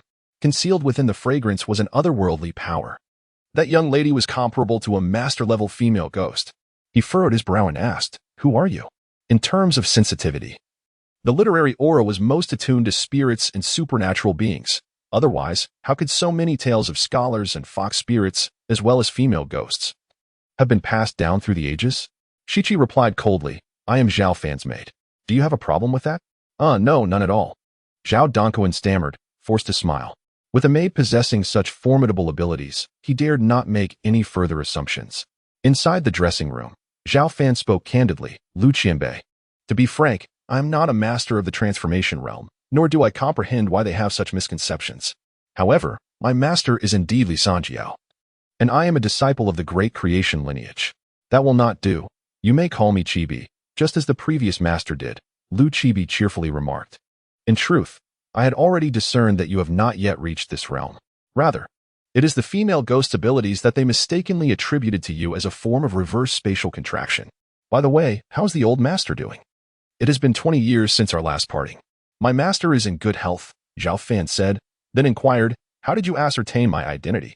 He held Lu Chibi in high regard and did not wish to appear presumptuous, but he felt compelled to adjust his form of address due to Lu's request. "My master imparted a technique to me, and he has even purified my marrow with the power of Longong," Lu Chibi explained. "Thus, I possess a unique sensitivity to the Longong energy. When you took the stage, my spirit felt an invisible pull, and I was certain that you carried the essence of Longong within you." Zhao Fan nodded slightly and replied calmly, "Where are you currently residing?" "I am in Jingzhou province, where I have been expanding my reach. However, I have refrained from meddling in the affairs of the younger generation. They have managed to hold their own and maintain a precarious balance with the other two families." Lu Chibi lamented profoundly, reflecting on the past 2 decades. 20 years ago, he was merely a lowly servant of the Zhao family in the capital, unaware even of his true surname. It was only after encountering his former master that he was enlightened and set upon the path of martial arts to enable his devoted cultivation. His master generously redeemed his contract, liberating him from the Zhao family. Upon hearing the name Zhao family in the capital, Zhao Fan felt an inexplicable shiver run through him. As if stirred by a deep-seated instinctive response, he quickly shook off the thought and did not dwell on it. After conversing with Lu Chibi for a few minutes, Zhao Fan departed with him. Zhao Dongquan and Xia Ganchun exhibited no sign of impatience. They even bowed once more, feeling an overwhelming sense of pressure from the two formidable and composed transcendents, Zhao Fan and Lu Chibi, prompting them to tread carefully in every detail. "How about I host a gathering tonight, with a fine meal and drinks?" Zhao Fan suggested casually. "What do you think? Such a blessing." Zhao Dongquan and Xia Ganchun responded with palpable excitement, while Li Guodong shamelessly sought to join them for the feast.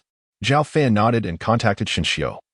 who had recently sampled the finest dishes from various renowned restaurants in Jiaobei, to reserve a table. Meanwhile, Lin Qianqian was escorted back to Shenglong Mansion by Shiqi.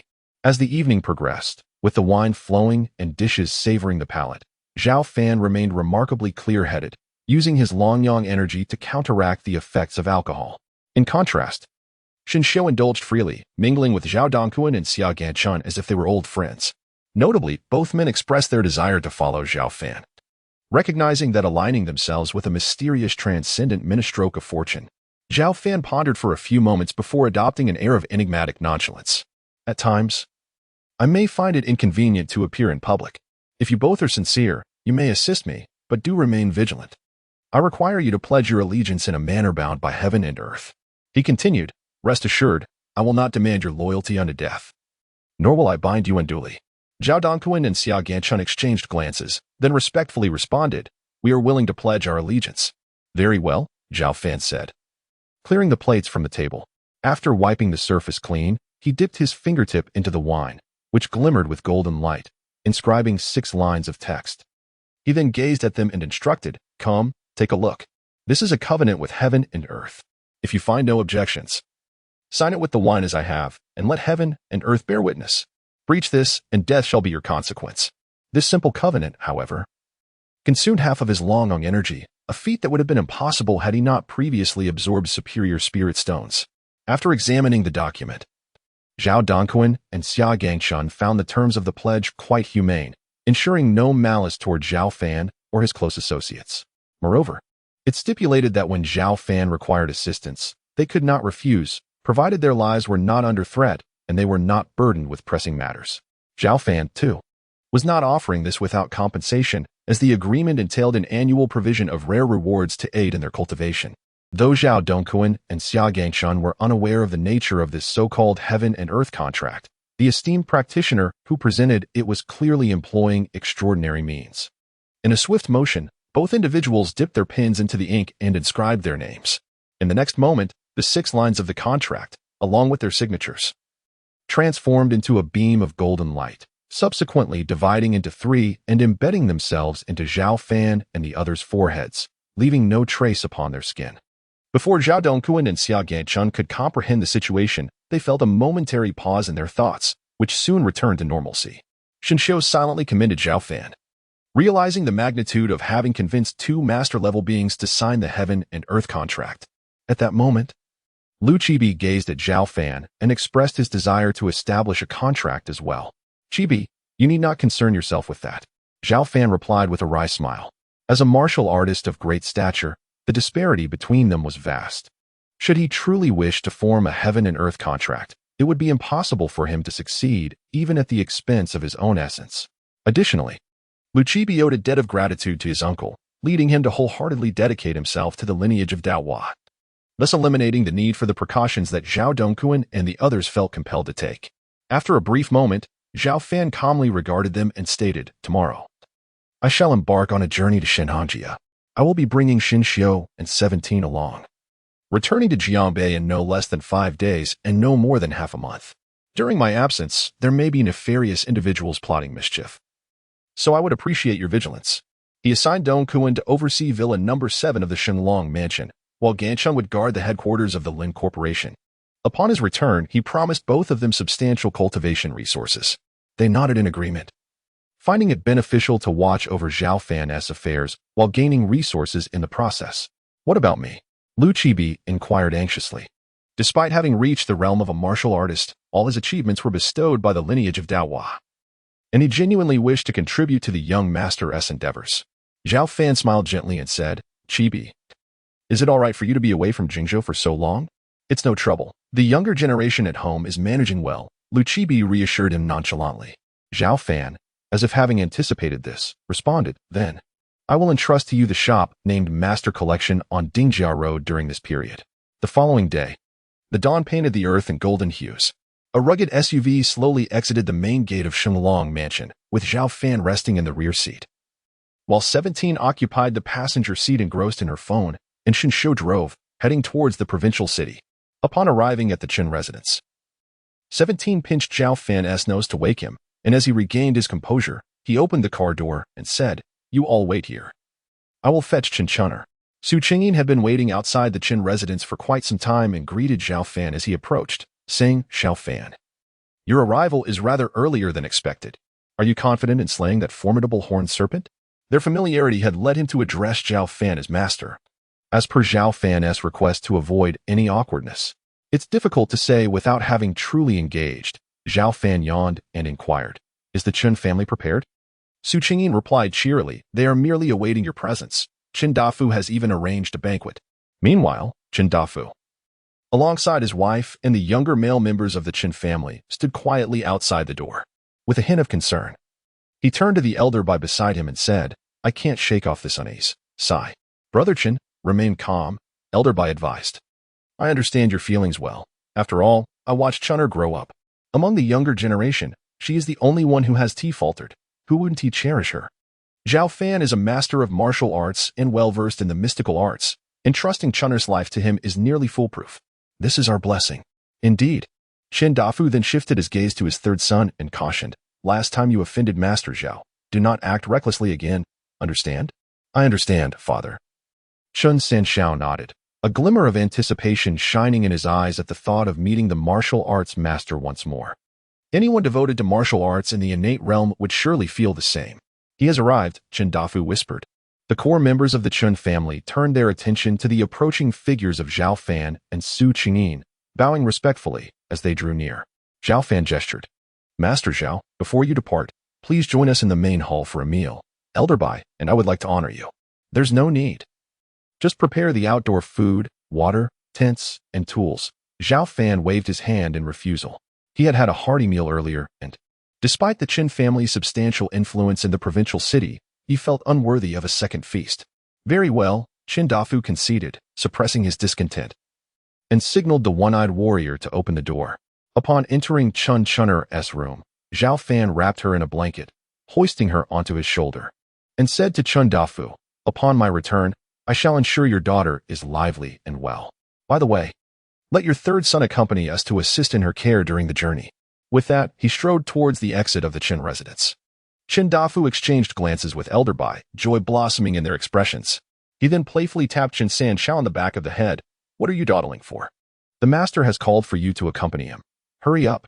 Being in the presence of a martial arts master, receiving even a few words of guidance, is a benefit that years of hard training cannot match. Qin Sanshao, as if in a dream, rubbed his ears and asked, really? Did I hear that correctly? Indeed. Hurry, do not miss this opportunity, Elder Bai urged, nudging him forward a few steps. Leave everything behind. Be courteous and leave a good impression on Master Zhao.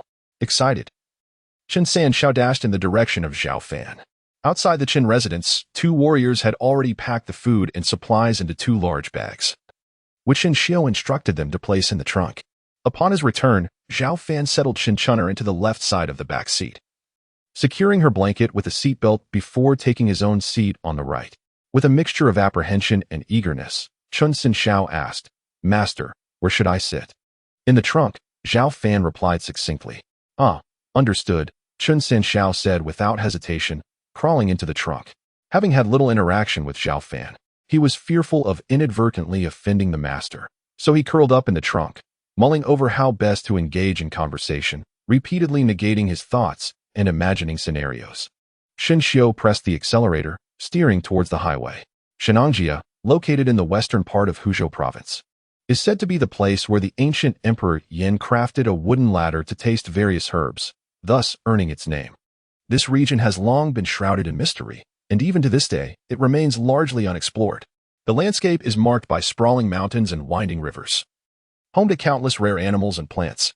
While it is abundantly beautiful, it also symbolizes the perils of nature, with reports of inexplicable disappearances of tourists and tales of hauntings. Wolf children and wild men have become popular subjects of gossip. Even Zhao Fan approached this journey with a sense of reverence, for even his great uncle could not guarantee his safe return after wandering through its depths. Moreover, as an extraordinary being, he knew far more about the dangers that lurked here than what was commonly spoken of. After a relentless 13-hour trek, Shenxiu finally arrived at the outskirts of Shenangjia, at a town called Xiaguping, a settlement of the Tujia ethnic group. He halted the vehicle and said, Zhao, wake up. I'm exhausted. Then, turning to the co-pilot, 17, he added. 17, with your vibrant spirit, why haven't you learned to drive? I have no interest, 17 replied, gazing out at the encircling mountains and forests. This place is far better than the city. Indeed, it is, Shinshio nodded, chuckling. But once we venture into the mountains, you might not feel the same. What with the lack of signal and no advertisements to distract us? Mind your tongue, 17 shot him a glare, then turned around and pinched Zhao Fan's nose, waking him with a playful reprimand. You really can sleep, can't you? What is happening? Zhao Fan asked, his eyes still bleary. Our destination, Shinshio replied curtly. It's already 11 at night. Let us find an inn to rest for the night, and come morning. You can use your tracking skills to locate that great serpent demon. Why wait until morning? 17 questioned. Serpent demons, like ghosts, prefer the cover of night. By day, they tend to remain in one place, making it the ideal time for you to track them without being detected, Shinshio explained. Zhao Fan turned to the trunk and instructed, Chin-san, go see which inn has available rooms. If there is a large one, book it. If not, get 3 smaller ones. Understood, Chin-san swiftly exited the vehicle, vanishing into the night. After about an hour, he returned, looking anxious. All are full. It's peak tourist season. Is that so? We can't have all 5 of us crammed into one car until dawn, can we? Zhao Fan said. Turning to Shinshio. It's your turn now, brother Shin. Start chatting. We need to find a wealthy household with spare rooms for the night. All right. You are the boss after all, Shinshio replied, picking up a cloth and spraying something on it to polish his bald head until it shone. He then grabbed a purple bowl and stepped out of the car. Seizing the opportunity, Zhao Fan dialed Lin Chanshan's number and engaged in a delightful 10-minute conversation. Following that, he called old Lu to inquire about the day's business at the shop and requested him to pass the phone to Yao Yao, transforming into a caring elder brother until Shinshio returned, at which point he ended the call. Brother Zhao, we're in grave trouble, Shinshio exclaimed, knocking on the car window with an air of urgency. What is the matter? Zhao Fan felt a tightening in his chest as he opened the door. Shinshio, still shaken, replied, there is a large courtyard on the eastern side of Gupping, and the outer gate is locked with a heavy padlock. I sensed an overwhelming aura of malice within. When I opened my spiritual eye to take a look, I found that the entire family of 5 had perished, and their appearances were quite varied, as if they had been dead for several days. In all my years since entering the Buddhist path, I have never encountered such a potent aura of malevolence. A potent aura? A family of 5 dead? Zhao Fan frowned, a sense of foreboding creeping in. What did the padlock look like? Shinshio closed his eyes for a moment in recollection and said, it seemed different from the usual household locks, resembling one with 3 pillars. What color was the door? A crimson door, with a lingering scent of blood. 3 pillars and a crimson door. Zhao Fan's eyes narrowed, and he declared decisively, this is one of the most malevolent forms of familial disaster in feng shui, the Juhu calamity. There are 4 heinous acts in folklore: kicking the door of a widow, consuming the milk of a postpartum woman, digging up a childless grave, and cursing the mute. Among these, the childless grave refers to a grave without descendants, while the Juhu calamity transforms a living household into a grave, sealing it with a 3-pillar lock and a crimson door, turning a residence into a tomb. In the short term, the living occupants remain unaware, but over time, the malevolent energy accumulates, and on a night when the entire family gathers, the 3-pillar lock is hung outside, triggering the calamity and resulting in the complete annihilation of the family. The house then becomes a cursed dwelling. In the realm of feng shui, there are numerous types of familial disasters, yet only 5 can lead to untimely death. The Juhu calamity is particularly sinister in its eradication of an entire family's fortune. What shall we do now? Shinshio inquired. If we have encountered it, we must dismantle this feng shui arrangement, allowing the wronged souls to find peace. This is indeed a virtuous deed, Zhao Fan replied without hesitation. Brother Shun, drive the car to that house. Understood. Shinshio promptly started the vehicle, navigating to the alley on the eastern side of Gupping. 17. Stay with Chin-san and look after his sister, Zhao Fan instructed before he and Shinshio exited the car and ventured into the alley. They soon halted in front of a courtyard with a crimson door, gazing up at the 3-story Tujia-style building within. Standing at the entrance, Zhao Fan leaned in to sniff the air for several seconds before retracting his neck, stating, the malevolent energy has reached its peak. Shinshio, unfamiliar with feng shui, speculated. Could we simply smash the 3-pillar lock to break the arrangement? That would only be the initial step. Zhao Fan shook his head. If we recklessly break the lock and open the door now, the Juhu calamity will spread like wolves among sheep. gradually extending to the neighboring households, ultimately turning this place into a desolate village. Is it truly that severe? Shinshio is left speechless. The situation at hand is rather intricate, requiring an unwavering precision throughout the process, and I find myself lacking the necessary materials. Zhao Fan proposed. A family of 5 has perished within, not long ago, and their souls have yet to be consumed by malevolent forces. Perhaps if you recite some scriptures, you might summon the spirits to inquire about their circumstances. Shinshio recognized the gravity of the situation and refrained from further discourse. He settled cross-legged on the ground, his lips moving as rapidly as a machine gun, chanting fervently. Zhao Fan activated his spiritual sight, focusing intently on the movements of Shinshio's lips as luminous symbols emerged and dissipated into the air like ephemeral wisps. Approximately 3 minutes later, a pale human outline was drawn forth from within the courtyard walls, slowly approaching Shinshio and standing silently beside him. Yet, Shinshio did not cease his invocation. Moments later, another spirit was summoned, and as time progressed, by the 10th minute, four pale outlines stood beside him. At this juncture, beads of sweat began to form on his forehead. He opened his eyes and, with an air of weary resignation, remarked, "There is still one spirit that cannot be drawn out. It is on the brink of merging completely with this insidious force. And the 4 I have summoned are but fragmented souls, their memories from life uncertain. Brother Shinshio, take a moment to rest. I shall take over the inquiry," said Zhao Fan, raising his left hand, fingers splayed. A gentle aura of dragon's breath emanated from the tips of his fingers, except for the thumb, which he directed towards the 4 lingering souls. The soft golden light penetrated their ethereal forms. In the next instant, the wounds upon the 4 spirits began to heal. And though they remained pale outlines, they appeared significantly more robust, their faces gradually revealing human features. Zhao Fan softly inquired, "What transpired here?" The 4 spirits exchanged puzzled glances, their eyes reflecting bewilderment. After a minute, the 3rd figure, resembling a woman with a bosom curving into 2 semi-spheres, finally spoke, her voice laced with sorrow. "We are the Tian family. I am Tian Yenner. It seems my parents and younger brother have lost their memories. But I retain some vague impressions of that fateful night when we perished. Even now, our souls endure relentless torment, as if being devoured piece by a feral beast, leaving us increasingly numb. At least our efforts were not in vain," Shinshio thought, grateful that one soul retained some memory, validating the invocation. Zhao Fan turned to Shinshio, saying, "As you are adept in this field, please guide her parents and brother on their journey." Shinshio nodded and recited a series of liberation incantations, aside from Tian Yenner's spirit. The other 3 dissipated like smoke into the ether, not truly extinguished but rather transported to the afterlife. Had Shinshio not been present, these incomplete souls would have had no claim to enter the realm of the dead. Professional guides of the underworld disdainfully avoid the hassle of escorting fragmented souls, as it offers no benefit and only trouble, thus leaving them to linger in the mortal realm, destined to fade away after a period. Even Zhao Fan, as a master of great destiny, could not transcend the limitations of such nearly lost souls, while Shinshio's invocation served as a form of free passage. For it is the Buddhist lineage that holds dominion in the afterlife. However, Zhao Fan possessed the ability to mend the souls of the departed, restoring them to their complete essence, though it came at a considerable cost. Previously, he had merely managed to partially reconstruct the form of Tian Yenner, granting her the capacity to communicate with him. "Who is that remaining in the courtyard?" Zhao Fan inquired. Tian Yenner strained to recollect and responded, "It seems to be my grandfather." Thus, the exchange of questions and answers continued for nearly half an hour. Fortuitously, Tian Yenner's amnesia encompassed only the memories prior to the age of 15.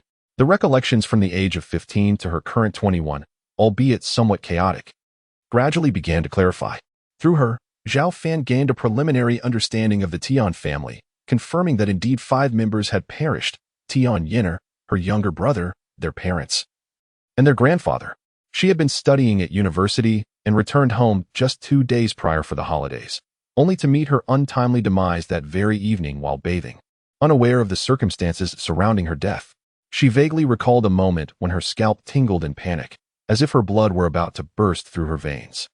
The Tian family held a reputable standing in Xiagu Ping and maintained cordial relations with their kin. Tian Yenner could not recall any enmity her family might have incurred. If there had been any, she would have been oblivious to it during her 2 years of schooling away from home. At that moment, Zhao Fan caught a glimpse of a shadowy figure lurking at the other end of the alley, seemingly spying on their conversation. He called out sternly, "Who dares to eavesdrop?" Do you lack the courage to show yourself? Seeing that the figure attempted to flee, Shinshio swiftly darted over, seizing the man as if he were a mere chick and tossing him onto the ground. The individual appeared to be in his 30s, emaciated to the point of resembling a skeleton. Zhao Fan questioned him coldly. Why were you lurking in the shadows? The frail man, startled, stammered incoherently, repeating 2 syllables as if he wished to explain, yet his throat constricted. At that moment, Tian Yin'er interjected, his name is Li Shunzi. He was born mute and was abandoned here as a child by a couple of tourists. He grew up eating from the charity of others. We, from this generation, often played with him when we were young, and we call him Brother Shunzi. My mother usually gives him food and clothing during festivals. Zhao Fan's expression softened. He turned to Li Shunzi and asked, can you write? If so, please respond to my previous question. Li Shunzi first shook his head and then nodded, grabbing a stone to scrawl a series of distorted symbols on the ground. Alas, it resembles an inscrutable script, Shinshio remarked, scrutinizing the ground for an extended period but ultimately failing to decipher the intended message. However, Tian Yin'er, who lived in the same vicinity as Li Shunzi, understood. She translated. Brother Shunzi wants to say that he saw a robed figure locking the gate of our courtyard from the outside the night before last. Afterward, that person walked away from this alley. A robed figure. Zhao Fan probed further. Have you seen this person before? Li Shunzi drew another chaotic series of symbols. Tian Yin'er gazed down at them for some time and speculated. It seems he is saying he has seen that robed figure at Wang Wei well. Wang Wei well? Zhao Fan nodded decisively, choosing to first investigate the ancient well, with Li Shunzi leading the way, while he, along with the spirits of Shinshio and Tian Yin'er, trailed behind. To the west of the valley, near the forest, lay a small patch of desolation, approximately several dozen square meters, littered with broken stones, crumbled bricks, and shattered tiles, devoid of any vegetation. At the center of this desolate land stood an ancient well, encircled by a wooden fence. Upon their arrival, Tian Yin'er pointed to the center of the wasteland and said, that is the moon-watching well. Our ancestors used to fetch water from it. But after the introduction of running water, it fell into disuse. Nonetheless, it has been preserved in its original form to commemorate our heritage. And every year during the New Taste Festival, rituals are held here. As Zhao Fan and Shinshio prepared to cross the fence to examine the well, the previously calm Li Shunzi suddenly collapsed onto the ground, frantically retreating while fearfully gesturing towards the moon-watching well, exclaiming, Abba, Abba. Li Shunzi's strange behavior alerted Zhao Fan and Shinshio, and although they maintained their divine eyes open for communication with Tian Yin'er, they discerned nothing unusual about the well. Zhao Fan rushed forward, grasped Li Shunzi, and asked in a heavy voice, what do you see? Abba, Abba. Li Shunzi seemed oblivious to the question, pointing at the well in terror, resembling a coward witnessing a corpse. Tian Yin'er, too, was bewildered by the scene. Zhao Fan and Shinshio exchanged glances for a moment before releasing Li Shunzi. Zhao Fan took the evil-slaying pen in hand and swiftly approached the fence, crossing over to the edge of the well. Taking a deep breath, he leaned in to peer into the depths. The inner walls of the moon-watching well were adorned with layers of joss paper, specifically the circular, hole-punched yellow paper used during funerals, rather than the typical spirit money. 5 meters below the water's surface floated a thick layer of green moss, and within the water, a human head bobbed up and down. At that moment, Zhao Fan felt his scalp tingle as he turned to Shinshio and said, it appears as if someone is concocting dark sorcery within the well. I have never seen anything like it, but it evokes a profound sense of dread. Come and see for yourself.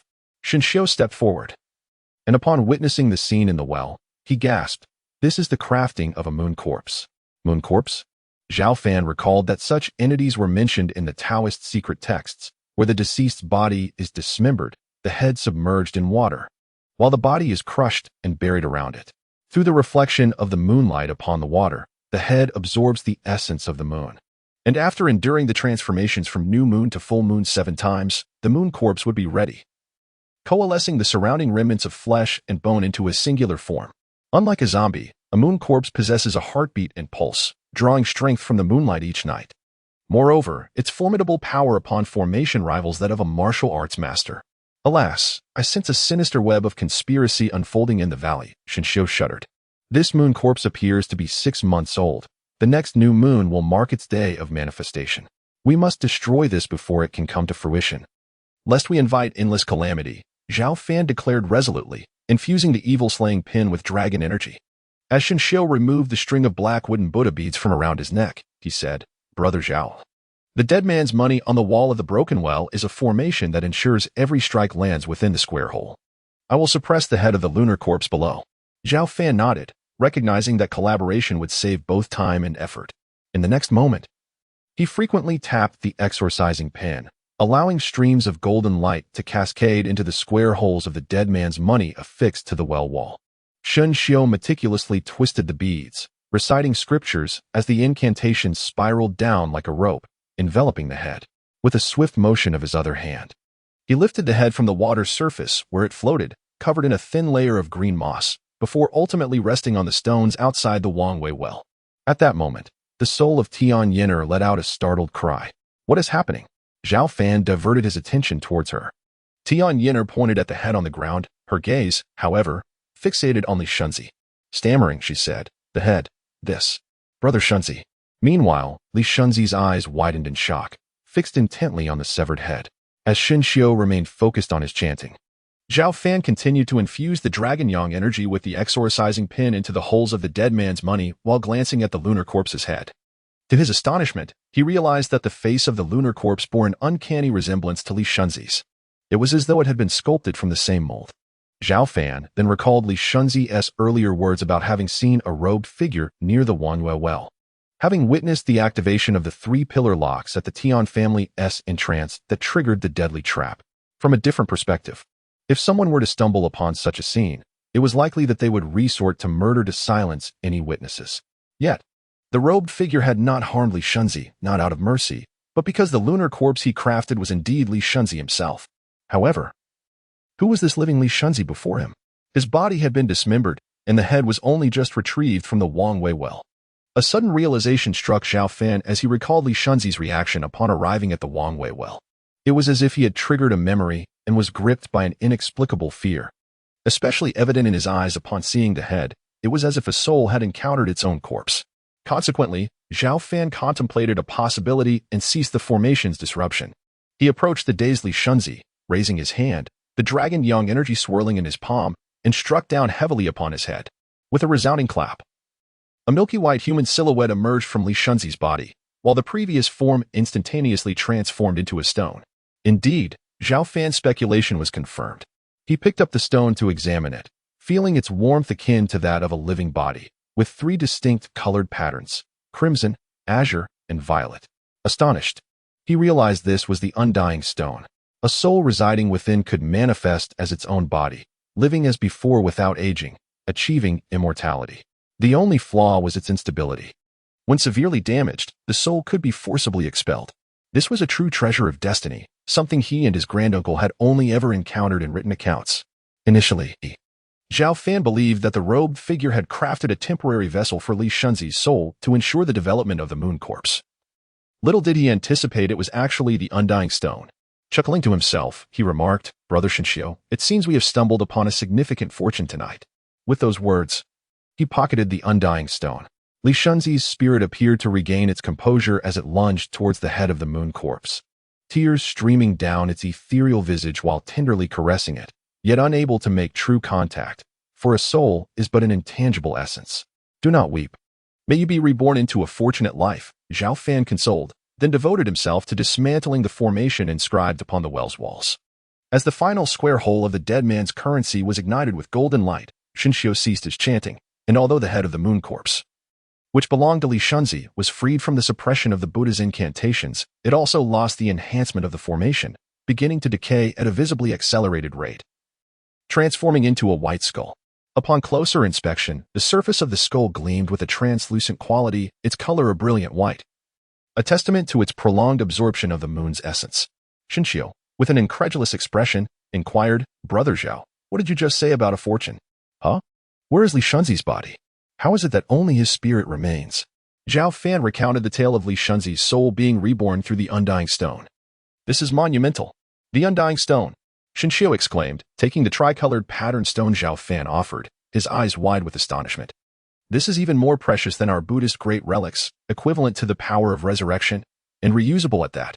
He then placed the undying stone back into Zhao Fan's hands, stating, "This is but a single piece, yet those who witness it shall share in its fortune. If I require it in the future, may I borrow it?" "Certainly," Zhao Fan replied earnestly, nodding. Seeing the absence of greed in Zhao Fan's demeanor towards such a treasure, Xinxiu felt reassured in their mutual trust.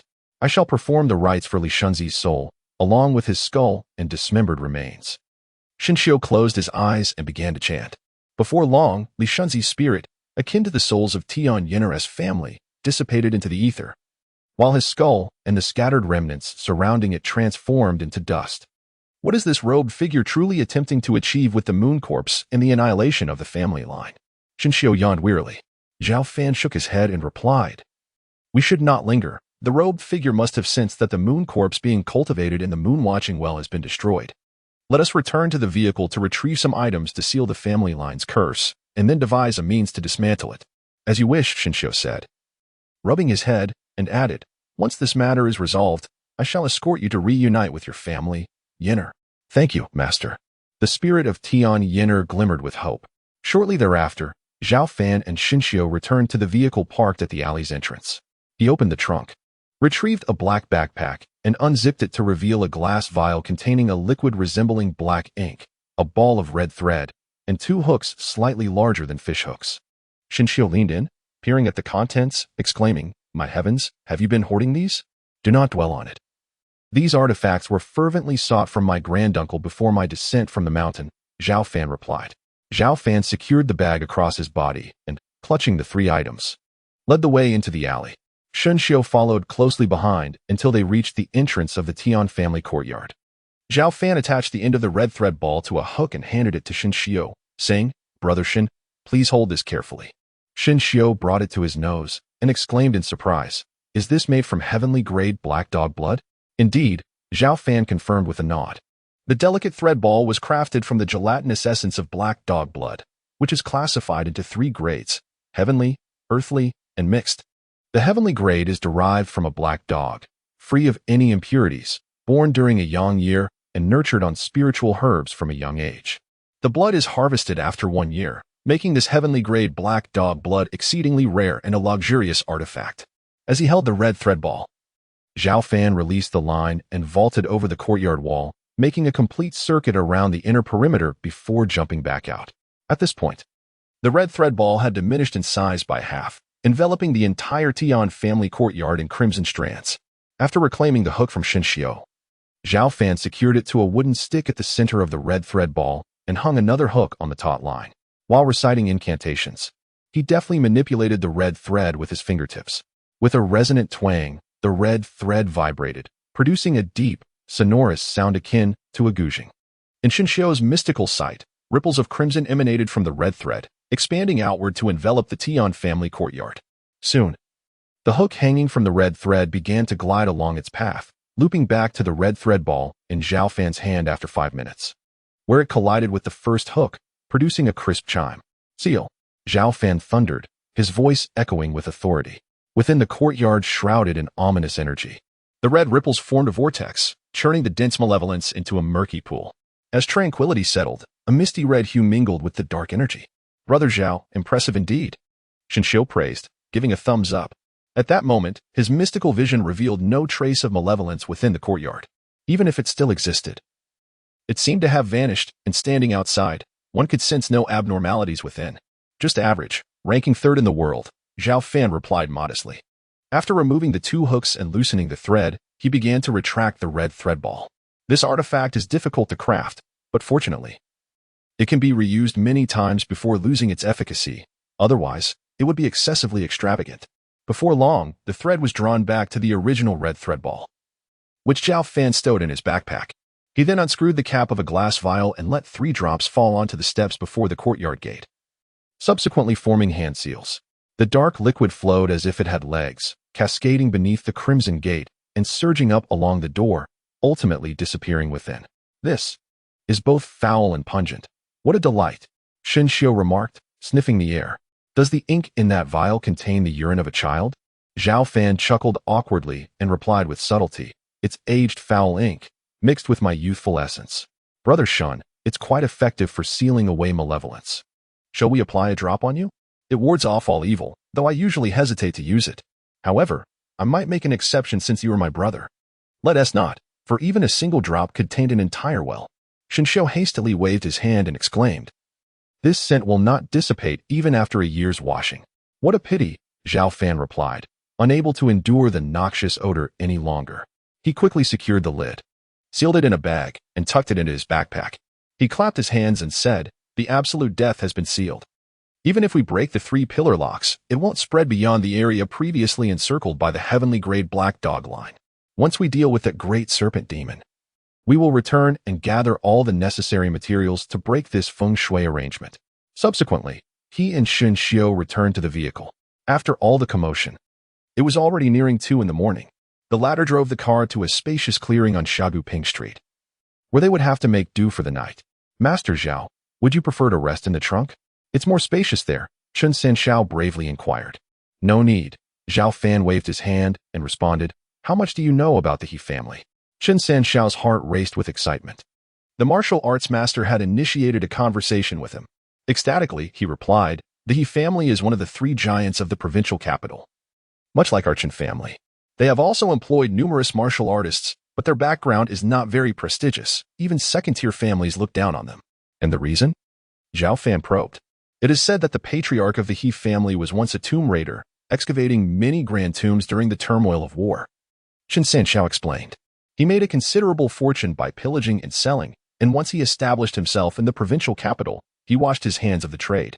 Thus, they rose to prominence through ill-gotten gains. Now, they are facing retribution. The He family's young master, He Jiyu, was reportedly castrated in Jiangbei. Even a postnatal peak martial artist could not protect him. Many had long been displeased with his arrogant demeanor, but no one knows which powerful figure was behind it." A thought flickered in Zhao Fan's mind, recalling the fortune he had calculated concerning young Master He. Could it be related to some artifact treasured by the He family? At that moment, Shichi glanced away from her phone screen and casually remarked, "The powerful figure who castrated young Master He is far away yet close at hand." Chen Sanxiao was left speechless. Did you do it? Why? Would you like to try it?" Shichi smiled faintly. This enchanting smile struck Chen Sanxiao as terrifying. Instinctively, he recoiled, and no. "All right, Shichi, as a master-level individual, there is no need for you to frighten him," Zhao Fan said, exasperated. Chen Sanxiao was overwhelmed with astonishment. The servant who appeared like a celestial being beside Master Zhao was not merely a decorative figure, but also an extraordinary master-level presence. The mere thought of being in the same vehicle as 2 such esteemed figures filled him with immense pressure, making him even more cautious. Relax, instead of revering in awe. Why not strive to become a powerful presence yourself? Zhao Fan casually remarked before leaning back in his seat and closing his eyes to catch some sleep. Chen Sanxiao fell into silence, repeatedly pondering Zhao Fan's words, nodding thoughtfully.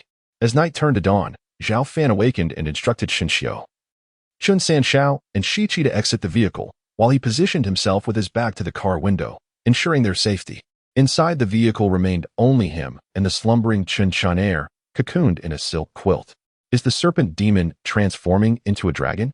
The terrestrial snake pales in comparison to the aquatic serpent. The aspiration to transform into a dragon is exceedingly arduous. It has merely manifested a head. It has not fully achieved the form of a true dragon. Should no unforeseen circumstances arise, I am confident that I can successfully trace my origins. As Zhao Fan pondered, he pulled away the quilt. The aquatic serpent, a creature of noble bloodline, can metamorphose into a dragon in a mere 500 years, even without cultivation. In contrast, the terrestrial snake, which encompasses the vast majority of snakes inhabiting the land, possesses a tainted lineage. The colossal serpent demon that cast a curse upon Chinchunner must have endured countless trials to arrive at its current state. Zhao Fan removed Chinchunner's nightgown, revealing her flawless form before him, yet his gaze remained remarkably clear, devoid of any turbulence, as though he were merely observing a piece of wood. Activating his celestial eye, the immense shadow of the serpent's head resurfaced. However, feigning ignorance, he lifted his hand and severed a strand of Chinchunner's hair, wrapping it around his thumb as he silently recited an incantation with moving lips. Nearly 5 minutes elapsed, and the hair entwined around his thumb seemed to be drawn by an unseen force, slowly descending to rest upon the undulating skin of Chinchunner's chest. Zhao Fan continued his incantation, the hair twisting and forming a path until its shape stabilized. He halted his lips, gazing intently at the strand, extending his finger to measure it, inadvertently brushing against something that caused one to blush and feel a flutter in the heart. Zhao Fan, however, remained unfazed. wholly focused on his measurements. This continued for a quarter of an hour before he pinched the hair, igniting it with a lighter until it turned to ash. He then dressed Chun in her nightgown and lowered the car window, saying, "Chun-san, go fetch breakfast. Time is of the essence. Once we eat, we shall proceed to the Shenanjia." "Yes," Chun-san replied. Though his eyes were bloodshot, he strode with vigor toward a nearby shop. Zhao Fan's words had kept him awake the entire night, prompting much contemplation. His martial spirit surged with newfound vitality, transforming his entire demeanor. What is this?" Xinxiu scratched his bald head in confusion. This lad was like a timid pup yesterday. Why does he now exhibit respect without fear? His mindset has undergone a remarkable transformation. Zhao Fan observed the figure of Chun-san with approval, remarking, "In just one night, he has awakened the heart of a warrior. He is indeed a talent worthy of cultivation." After breakfast, Xinxiu temporarily contained the soul of Tian Yenner within a bead, then started the vehicle, while Zhao Fan switched to the front passenger seat to guide the way. They spent an hour winding through the vicinity of Sabai town. There lay Yanxia, opposite Tianminya, descending into the Zizhu River Valley, steep and verdant, like a picturesque painting. Due to the proximity of the famed Yanzi Cave, the area had become a popular gathering place for tourists. "Let us park the car here in Sabai town. We shall proceed on foot," Zhao Fan declared, surveying the scenery outside as he slung on his backpack and pushed open the car door. Chun-san was responsible for carrying the tent and provisions. As a postnatal martial artist, he easily managed the two heavy bags without hindering his pace. Xinxiu carried Chun-chunner, while 17, having foreseen the situation, had already downloaded a television series. Recalling the shape of that strand of hair, Zhao Fan walked ahead and said, "Let us ascend to Feiyun-du and directly enter the scenic area." Feiyun Bridge is a vast viewing bridge suspended high in the air, its shape resembling a rainbow hanging at the edge of the sky, and it is also known as the Rainbow Bridge. Shortly thereafter, Zhao Fan and his companions arrived atop Feiyun Bridge, gazing at the lush, vibrant primordial forest, a surge of grandeur rising within their hearts. Upon reaching the opposite end, they officially entered the outskirts of the scenic forest, continuing their journey without pause. At this moment, numerous tourists were nearby, and locals approached Zhao Fan, inquiring if he required a guide. Zhao Fan waved his hand dismissively and proceeded forward for another 6 miles. When he noticed a thicket to his right and decided to venture into it, Xinxiu, trailing behind, asked, "Brother Zhao, how much further is it?" Zhao Fan replied with a smile, "Not far at all. The lair of that serpent demon lies deep within the forest, and we have scarcely traversed 1/20th of the distance." Xinxiu awkwardly added, "It's not that. Carrying a lady feels rather strange. Luckily, she is wrapped in a blanket." Thus, the group meandered through the woods, encountering various wildlife, most of which were not ferocious beasts, but rather creatures like monkeys and wild chickens, as they were still on the periphery. By midday, Zhao Fan raised his hand and said, "Let us take a break here." The surroundings were dense with towering trees, and the sounds of insects and birds filled the air. At that moment, Chun Xiao, who had wandered behind a thick tree to relieve himself, suddenly let out a startled shout. Zhao Fan, Xinxiu, and Shurqi turned to see him bent over, as if he had discovered something astonishing. Upon approaching, they found 2 large footprints on the ground behind the tree, nearly 3 times the size of an average man's foot. Could it be a wild man? Xinxiu remarked with interest, "What a rare occurrence. I have lived more than 20 years without ever seeing a true wild man." The legend of the wild man in Shenanjia has always intrigued people, yet to this day, there is no substantial proof within the mundane world. However, in extraordinary circles, numerous accounts exist. Wild men lack intelligence but possess immense strength, living off raw flesh and blood, tearing apart leopards and tigers as one would a chicken or monkey. There was once a group of martial artists who ventured into Shenanjia to capture a wild man for domestication, but after losing a martial arts master, they only succeeded in capturing one. Yet, the wild man, fiercely independent, ultimately crushed his own skull in defiance. Zhao Fan crouched down to observe the footprints for several seconds and concluded, "The grass blades at the edges of the prints are slowly rising, indicating they were likely made not long ago, and there are no other footprints around." Xinxiu immediately raised his head to look at the tree, contemplating it. There are scratch marks on the bark, and some leaves have fallen, suggesting that the wild man could traverse between trees with the agility of a monkey. He may still be nearby. Shurqi, continuously release your spiritual energy into the ground, monitoring a radius of 50 meters around us, Zhao Fan commanded. Understood, Shurqi nodded.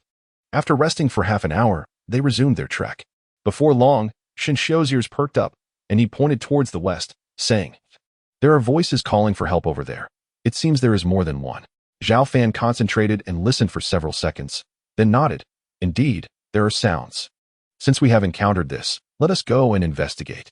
17 curled his lips in disdain, remarking on the meddling nature of others. "You don't understand, 17. I am a disciple of the Buddhist order, and it is against our principles to neglect those in peril unless they have brought their demise upon themselves." As Shinsu spoke, he gently laid down Chen Chun'er, leaving 17 and Qin Sanchao behind. 70 meters away, beneath a grand tree, 3 young men and 2 women, all in their 20s, were present. One of the women was slumped against the tree, her lower legs stained with blood. A patch of skin and fabric had been torn away. Another girl and a boy were yelling for help. "Old donkey, Ahan, stop shouting.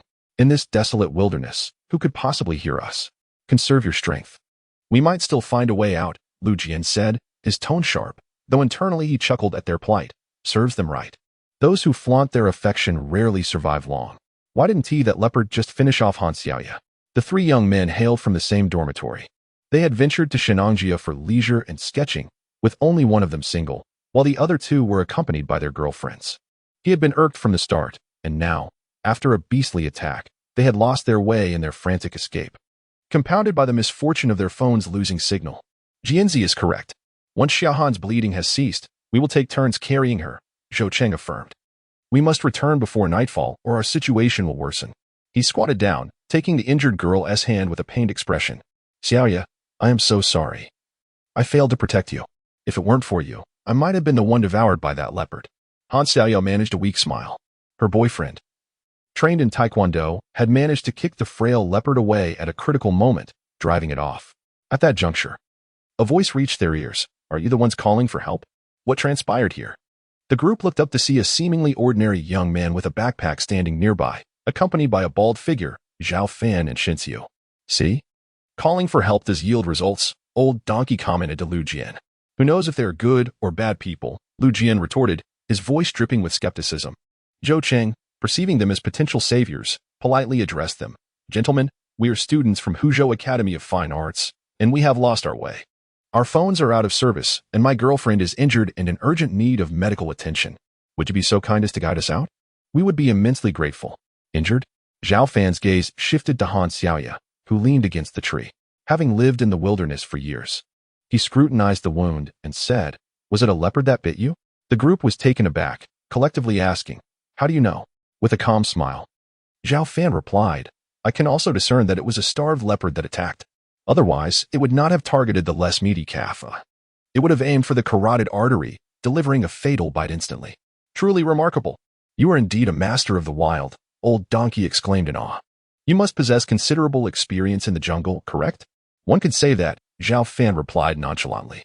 Zhao Fan, disinterested in prolonging the conversation, gestured in a certain direction and stated, "However, we have matters to attend to deep within Shenangjia, so we are unable to escort you. If you follow this direction, you should be able to return to Feiyan Ferry." "Thank you," Zhou Cheng replied, pulling out his wallet and handing over 200 yuan. "I'm a student and don't have much money. Consider this a gesture to treat you both to tea." "No need. I have no shortage of funds," Zhao Fan replied, turning to depart with Shen Xiu. "Wait a moment," Lu Jian called out from behind, his expression laden with skepticism. "Huh, do you think we are as gullible as 3-year-olds? Even a fool knows the dangers lurking in the depths of Shenangjia, and yet here you are. One of you with a backpack and the other empty-handed, daring to venture forth? In this age, one can never be too cautious. I suspect the direction you provided is indeed the true path leading into the treacherous depths, an attempt to lead us into peril." His words prompted a wave of apprehension among the group, who regarded Zhao Fan with wary eyes. "If you don't believe it, so be it. Our lives are not yours to gamble with," he retorted, unwilling to elaborate further. "Brother Shenxiu, let us depart." In a state of confusion, Ahan muttered, "What shall we do now? Should we follow his direction? Perhaps we ought to give it a try," old Lu analyzed. "There may still be a glimmer of hope. If we remain trapped here or wander aimlessly, darkness will soon descend, and we could lose everything. It is said that leopards possess formidable tracking abilities, and with the lingering scent of blood from Xiao Yu, other beasts may also be attracted. His refusal of money suggests he harbors no ill intentions, Zhou Cheng remarked, hoisting Han Xiaoyu onto his back. In these times, there are many deviants who treat human lives as mere trifles for their amusement, Lu Jian stated. His gaze fixed on Zhao Fan's retreating figure. With a smug expression, he declared, I believe no one would willingly seek their own demise. Thus, the most prudent course of action is to follow them wherever they go. Zhao Fan and Shen Xiu returned to their original position. After Shen Xiu hoisted Shen Chun'er onto his back, they once again embarked on their quest to vanquish the serpent demon. At this moment, Shichi remarked, 30 meters behind us. 3 men and 2 women are following. One is injured and being carried by another. These 5 individuals truly fear not for their lives, daring to trail us to the lair of the serpent demon. Shen Xiu sighed in response. Shen Sanxiao turned to Zhao Fan and inquired, shall I drive them away? Zhao Fan, having discerned the situation, shook his head and replied, that would be futile. The more we attempt to shoo them off, the more they will perceive my earlier directions as malicious intent. Their resolve is weak. If even one among them harbors doubts, it will breed suspicion among the whole. Your insight is commendable. Chun Sanxiao nodded in agreement. Shichi questioned, shall we allow them to follow us indefinitely? Should we not simply eliminate them? Zhao Fan nonchalantly responded, if their presence does not hinder us, they may follow if they wish. After all, we must return once we dispel Chen Chun'er's serpent curse. Meanwhile, in the rear, Lu Jian chuckled, resembling a modern-day Zhuge Liang, and remarked, old donkey, Qingzi, did you see that? It's not just the 2 of them. There are also 2 women and a man, one of whom is being carried by that bald giant, wrapped in a blanket with only her head visible. She is either injured or ill and likely desperate to get to a hospital. Thankfully, I had the foresight, otherwise, our 5 lives could have been sacrificed to the depths of Shenangjia by a mere word from him. Ah, one must never lower their guard. Zhou Qing observed the figures ahead and mused, but why would he wish us harm? We bear no grudges. Does he truly seek amusement at the cost of 5 lives? Han Xiaoya, resting against him, weakly interjected, I do not believe he is a bad person. Why so? Lu Jian felt his judgment questioned and retorted with irritation. The evidence is clear. They say that a woman in love possesses a negative IQ, and now I see it is indeed true. Han Xiaoya insisted. It is in his eyes, and my intuition tells me so. Have you been bitten by a leopard and lost your wits? Lu Jian scoffed. Chengzi, you must tread carefully. One day, when you find a lush meadow above your head, do not blame me for failing to warn you. The situation seemed on the brink of escalating into an argument when old donkey timely interjected, enough, let us refrain from further debate until we have exited this predicament. Ahead, Zhao Fan and his companions remained oblivious to the discord brewing in the rear. He was not inclined to meddle in others' affairs, but he had done his part by indicating a clear path in their chance meeting. As daylight waned and the night enveloped the skies above Shenangjia, having traversed nearly 3/4 of their journey, it was time for rest. We should set up camp for the night, Zhao Fan estimated. We will likely reach the serpent demon's lair by noon tomorrow. Very well, Chen Sanxiao panted, burdened by 2 heavy packs after a full day of travel. Even as a martial artist, he found himself nearing exhaustion.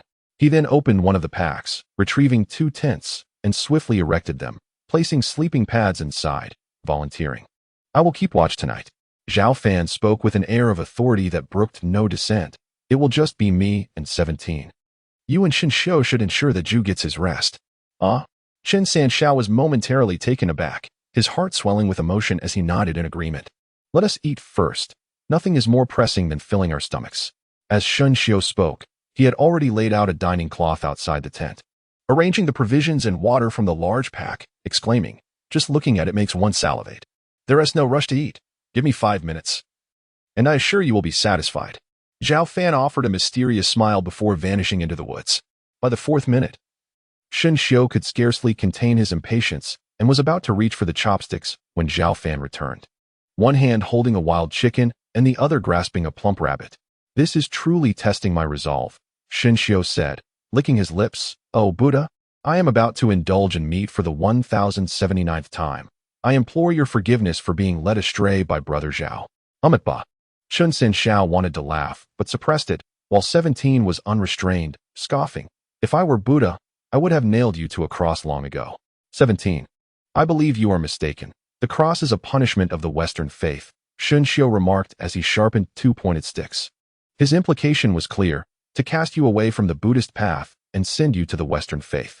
Zhao Fan skillfully plucked the feathers from the wild chicken and skinned the rabbit before taking the pointed sticks offered by Shen Xiu to pierce the chicken and rabbit from end to end. Qin San Shao climbed a tree, broke off some thick branches, and fashioned a makeshift grill on the ground. As he set the fire to roast the meat, Shen Xiu interjected, "Let Zhao Fan handle it. He is quite the expert in this regard." Zhao Fan, eager to satisfy his own appetite, did not decline. He squatted by the fire and performed a graceful choreography of flipping, salting, oiling, and basting the meat. Soon, the mouth-watering aroma wafted through the air, tantalizing the senses. Meanwhile, a group of 3 men and 2 women from the Huzhou Academy of Fine Arts caught a whiff of the delicious scent and cast envious glances toward Zhao Fan and his companions. Having fled with nothing but a flashlight, they had lost all their tools, food, and water, and after an afternoon of trailing behind, their stomachs were growling in protest. Moreover, none among them possessed the courage to venture into the woods to hunt for game, fearing that if they failed to procure food, they might instead become prey for the wild beasts. Lu Jian's face contorted with resentment. This is downright cruel. A tent, roasted meat. Are they not blatantly tempting us? Perhaps we should just buy some food from them? Suggested Lao Lu. That doesn't seem quite right, Han, a proud girl, replied, unable to suppress her own salivation despite her embarrassment. They didn't invite us to join them, and besides, they mentioned they weren't short on money when we asked for directions. Han Xiaoya furrowed her brow and said, "Have you not noticed something peculiar? Since this afternoon, we have encountered many plants that we did not see in the morning." "Indeed, that is true," Zhou Qing said nervously. Could it be that what he said was genuine? That instead of merely wandering, he ventured deep into the Shenanjia? The group's gaze turned toward Lu Jian, the one who had first proposed following Zhao Fan. A fleeting look of panic flashed in his eyes, but he quickly feigned calmness and said, "Those individuals did not even attempt to persuade us along the way. They are undoubtedly leading us deeper into this predicament. Let us confront them and demand an explanation, as well as some food. If they refuse, we shall take it by force. Given that we are 3 men, and both Qingzi and I are members of the Taekwondo Club, surely we can hold our own in a scuffle." Zhou Qing and Lao Lu hesitated. Lu Jian, with a glint of cunning in his eyes, remarked, "Can you bear to let your girlfriend suffer from hunger? Moreover, the temperature has dropped, and the mosquitoes are rampant. Aren't either 2 tents over there? Let us take one." Upon hearing this, Zhou Qing's heart sank. His girlfriend was injured, and if she were to endure hunger and cold, she would not be able to withstand it. He promptly carried Han Xiaoya, while Lao Lu took Han's hand, and they made their way towards Zhao Fan. "Let us not be forceful. Let us adopt a more amiable approach," Han Xiaoya urged anxiously. Lu Jian replied sternly, "Qingzi, you ought to manage your girl. If it weren't for her, we wouldn't find ourselves in such a predicament." Soon, the 5 of them approached Zhao Fan. "What is the matter?" Zhao Fan asked nonchalantly, not looking up as he tended to the roasted rabbit. "This is a serious matter," Lu Jian said, removing his jacket to reveal his muscular arms. Threateningly, "We want to eat this. You have no objections, do you?" Zhao Fan chuckled, "None whatsoever." Lu Jian pressed on then, "Let us have one of those tents as well." Noticing that Zhao Fan remained unperturbed, and that the bald man and another fellow looked astonished and dared not utter a word, Lu Jian assumed they were intimidated by his presence. He pointed at the larger tent behind him. "This one? Surely you don't object?" Zhao Fan shook his head. "I do not." "Then, let us discuss the matter of how you led us deep into Shenanjia. If you cannot provide a reasonable explanation." Lu Jian kicked over a water cup beside Zhao Fan and declared, "This is a desolate wilderness. If we die here, the police will never know." "An explanation?" Zhao Fan nodded slightly, smiling. "May I inquire what kind of explanation you seek?" At that moment, Lu Jian's gaze shifted, noticing the girl named 17, who was kneeling beside a table, engrossed in a drama on her phone. His breath caught in his throat. It was as if a fairy had descended. Having been single for so long, his heart ignited with fervor, and in this wilderness, the impulsive desire that surged within him became uncontrollable. No explanation can remedy the mistakes you have committed." Lu Jian swiftly approached 17, his hands gripping her neck as he said, "Let her spend the night with me. If she serves me well, we shall consider this matter resolved." "My good sir, you certainly have high standards," Zhao Fan replied, astonished. "I have no objections, but I advise you to release her." Lu Jian scoffed derisively. "Why would I let go of a fairy I captured by my own merit? I have been single for so many years, and now I have such a rare gem. I intend to indulge myself tonight." "Oh, do as you please," Zhao Fan shrugged, continuing to roast the rabbit. To Lu Jian, It seemed that the virtue of the fairy mattered less than the food before him. Shenxiu and Qinsan, upon witnessing Zhao Fan's playful banter, repeatedly gestured for him to proceed at will. Allow me to finish this segment where the male protagonist is spurned by the female lead. Before I tend to your needs, she remarked. The sultry timbre of her voice, though not loud, fell perfectly upon Lu Jian's ears, stirring his imagination with tantalizing visions of indulgence within the confines of their tent. Nearby, Zhou Cheng, Old Donkey, and a Han were rendered speechless. They were captivated, not only by the stunning allure of Shi, but also by the audacity of their roommate, revealing a side of him they had never encountered in their 3 years of camaraderie. At that moment, Han Xiaoya interjected, Lu Jian, what exactly do you intend to do? It's one thing to take food, but must you also encroach upon that lady? Isn't this rather inappropriate, Jianzi? Zhou Cheng added, none of your concern. If anyone dares to utter a word about tonight's events, they shall face the consequences. Lu Jian's countenance darkened. His successful dominance over the tent and the lady, coupled with Zhao Fan, Shenxiu, and Qinsan's apparent fear, inflated his ego immensely, making him feel like the sovereign of a small realm, wielding life and death. After 5 minutes, he impatiently urged, Little fairy, have you not finished yet? Not yet, Shi replied, her gaze fixed on her phone. What is so captivating about your drama? Allow me to showcase my prowess, Lu Jian declared, snatching the phone and tossing it aside. Do you know the 2 things I despise most, and the one I loathe above all? Shi raised her head, her expression serene as she met his gaze. First, being interrupted while engrossed in a show. Second, having my body touched without my consent. The utmost abhorrence arises when both occur simultaneously. And what of it? Lu Jian scoffed, convinced that his black belt in Taekwondo rendered him impervious to the actions of a seemingly frail woman. I promised Pighead that I would not regard human life as trifling, Shi replied coolly. Thus, let us proceed to castration. Castration? Lu Jian chuckled, reaching towards her ample form. Yet, before he could make contact, a swift flash caught his attention, followed by a sudden chill between his legs. Bewildered, he looked down to find crimson blood seeping forth, and in the blink of an eye, his trousers were stained a deep scarlet. As he realized something had fallen from him, Shi sweetly smiled, picked up her phone, and resumed watching her drama. The 4 art students from Huzhou Academy stood in stunned silence, perplexed by the abrupt shift in atmosphere. Old Donkey rubbed his eyes and exclaimed, Jianzi, what is that lump of flesh at your feet? Finally comprehending the excruciating pain, Lu Jian collapsed, flailing on the ground like a donkey rolling in agony. His anguished cries piercing the night, hauntingly unsettling. It's ready, Shenxiu, Qinsan, come and eat, Zhao Fan announced, extinguishing the fire with soil. How delightful! A prelude before dinner, Shenxiu exclaimed, seizing the roasted rabbit and devouring it voraciously. Zhao Fan tore half of a roasted chicken for Qinsan. The group, including Han Xiaoya, stood in stunned disbelief, recalling Shi's earlier words about castration, and realizing that Lu Jian had indeed been severed from his very essence. In stark contrast, the 3 men led by Zhao Fan appeared utterly unfazed, laughing and enjoying their barbecued meat as if nothing had transpired. After all, the 4 of them were mere university students, untouched by the tempests of life, their thoughts still ensconced in an idyllic collegiate utopia. At this moment, however, a chill crept over them, rendering them hesitant to even exhale audibly. For heaven's sake, stop howling. You're ruining my appetite, Shenxiu complained, irritated by Lu Jian's incessant wailing. In a fit of annoyance, he seized a stone and hurled it at Lu Jian, striking him squarely on the head. A dull thud echoed, and Lu Jian fell into unconsciousness, utterly still thereafter. Turning to a Han and Han Xiaoya, Zhao Fan remarked, I cannot abide the sight of women going hungry.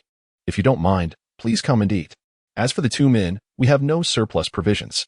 Their stomachs grumbled, and they swallowed hard, wanting to nod in agreement, but ultimately refraining. Even though the food was tantalizingly delectable, they knew better than to accept it from someone who had dispatched Lu Jian without a flicker of an eyelid, in such desolate surroundings. Taking a life would be as effortless as child's play. After Shenxiu and Qinsan finished their meal, they retreated into the tent, leaving Zhao Fan and the night watchman, 17, outside. Meanwhile, Lao Lu and Shou Cheng, having dragged Lu Jian back, showed him no sympathy, opting instead to huddle for warmth with a Han and Han Xiaoya a mere 10 meters away from the tent. As night deepened, the moon hung dimly in the sky, barely illuminating their outstretched hands.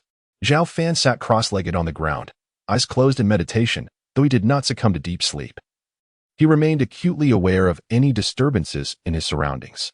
Not far off, the faint voice of Han Xiaoya reached his ears. "Chung, it hurts so much." Zhou Qing illuminated his phone, his gaze dropping in alarm. The wound has become infected. The gravity of this situation dawned on everyone.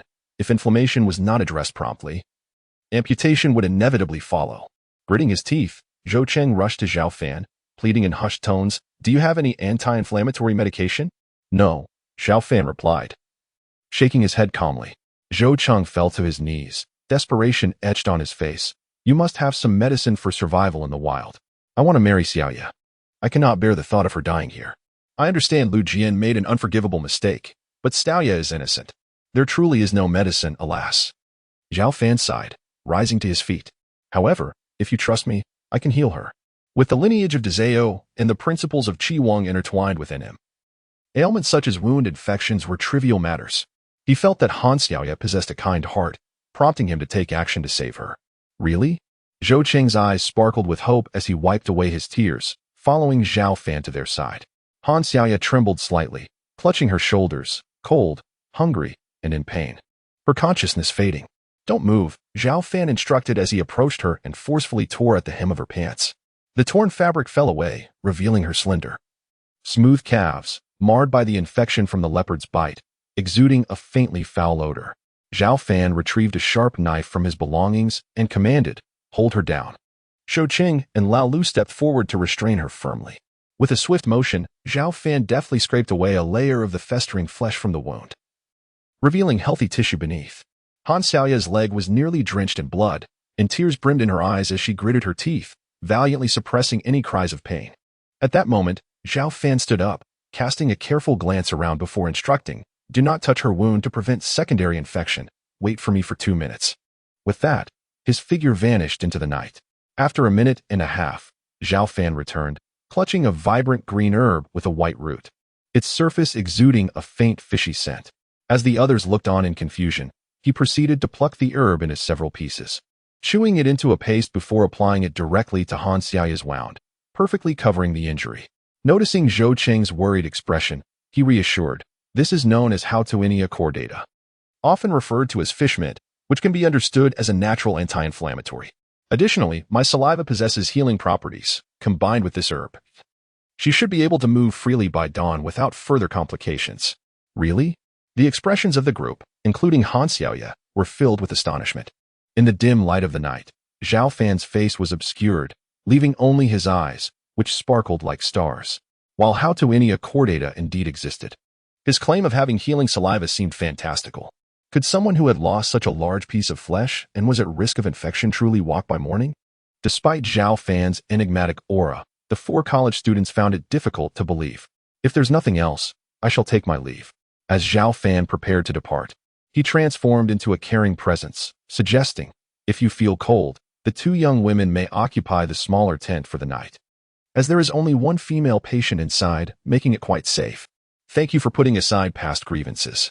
After much deliberation, Zhou Qing and the old donkey allowed a Han to assist Han Xiaoya into the smaller tent, while they chose to remain outside to keep watch, leaving the unconscious Lu Jian behind. Around 1 in the morning, Zhao Fan suddenly opened his eyes, gazing intently towards the south, and remarked with a smile, "The leopard has come, bringing its family." "A leopard?" The old donkey and Zhou Qing, trembling from the cold, found sleep elusive. The mention of the word triggered a visceral recollection of the morning's terror, and upon hearing Zhao Fan's comment about a family, a chill ran through them. Was there more than 1 leopard? Zhao Fan nodded nonchalantly. At that moment, under the dim moonlight, 6 indistinct shadows materialized before them near the trees. They varied in size, all arching their streamlined bodies, and the low, breathy growls of beasts echoed ominously, as if poised to pounce. "What should we do?" The old donkey felt a surge of panic. Six of them. Zhou Qing lifted a hand to cover his mouth, stifling a gasp. His instinct was to flee, yet an overwhelming sense of dread gripped him, rendering his feet as heavy as lead, immobile. Suddenly, not far away, Lu Jian weakly gestured with his finger, struggling to sit up with his hands propped on the ground. A piercing pain surged through him once more, and he let out a miserable wail. "I've been rendered a eunuch. It hurts. Damn it. I will not let you get away with this. Be silent if you wish to live." The old donkey couldn't help but remind his roommate. Although the other was detestable, he found it impossible to remain indifferent. Be silent?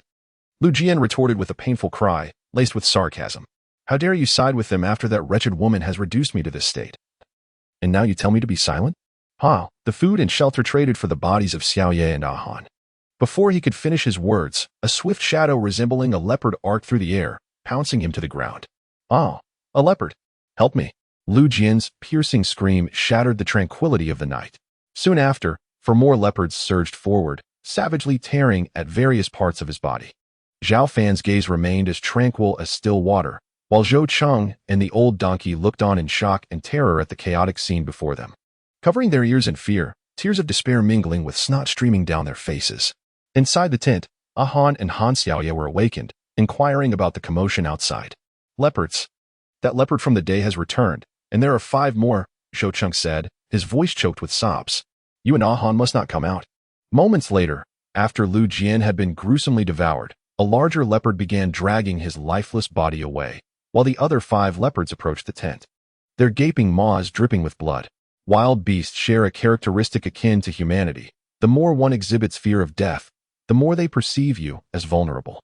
Conversely, if one stands firm, they may hesitate, wary of launching an uncalculated attack.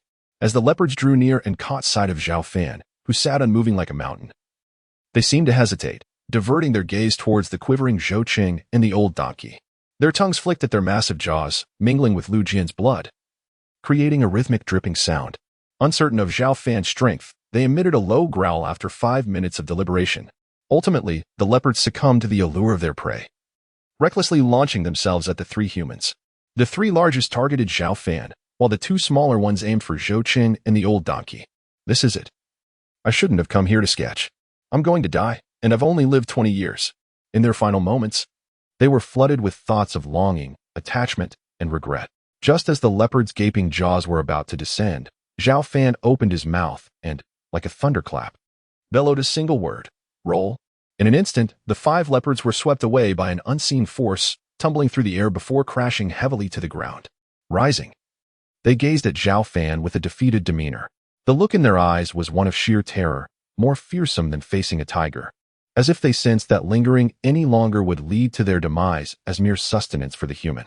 Trembling, the leopards turned and hastily retreated, soon joining the leopard dragging Lu Jian's corpse. Mistaking it for an ally of the humans, they fled in panic. The old donkey and Zhou Cheng stared at Zhao Fan in disbelief. A mere shout of roll had sent the leopards scattering in terror. Having narrowly escaped death, they excitedly exclaimed, "Divine being, you must be a celestial presence among us." Zhao Fan calmly closed his eyes and instructed, "Bring the corpse of that Lu Jian over here. If we do not dispose of it swiftly, the stench of blood will attract more beasts. Rest assured, the leopard will not dare to approach him again." In truth, he had the ability to save Lu Jian at that moment. However, the latter had previously crossed Zhao Fan's bottom line. The lineage of the great Fate Celestial Master had never adhered to the principle of repaying kindness with kindness. Why should he extend a hand? Zhou Cheng, the old donkey, dared not argue and, filled with trepidation, rose to drag the body away. For they believed that the mere presence of someone who could intimidate a leopard was far more terrifying than any beast. Only a fool would dare defy Zhao Fan. Brother Shenxiu, if you continue to feign sleep at this moment, I shall deny you roasted meat. Zhao Fan's voice resonated through the grand tent. The next instant, the curtain was drawn aside, revealing a shiny, bald head. Zhao, my brother. Remember our agreement. I desire to feast on roasted rabbits tomorrow, no less than 5 or 10. Subsequently, Shenxiu approached the corpse. This time, he did not recite the rebirth incantation, but instead traced a series of symbols over Lu Jian's body with both hands.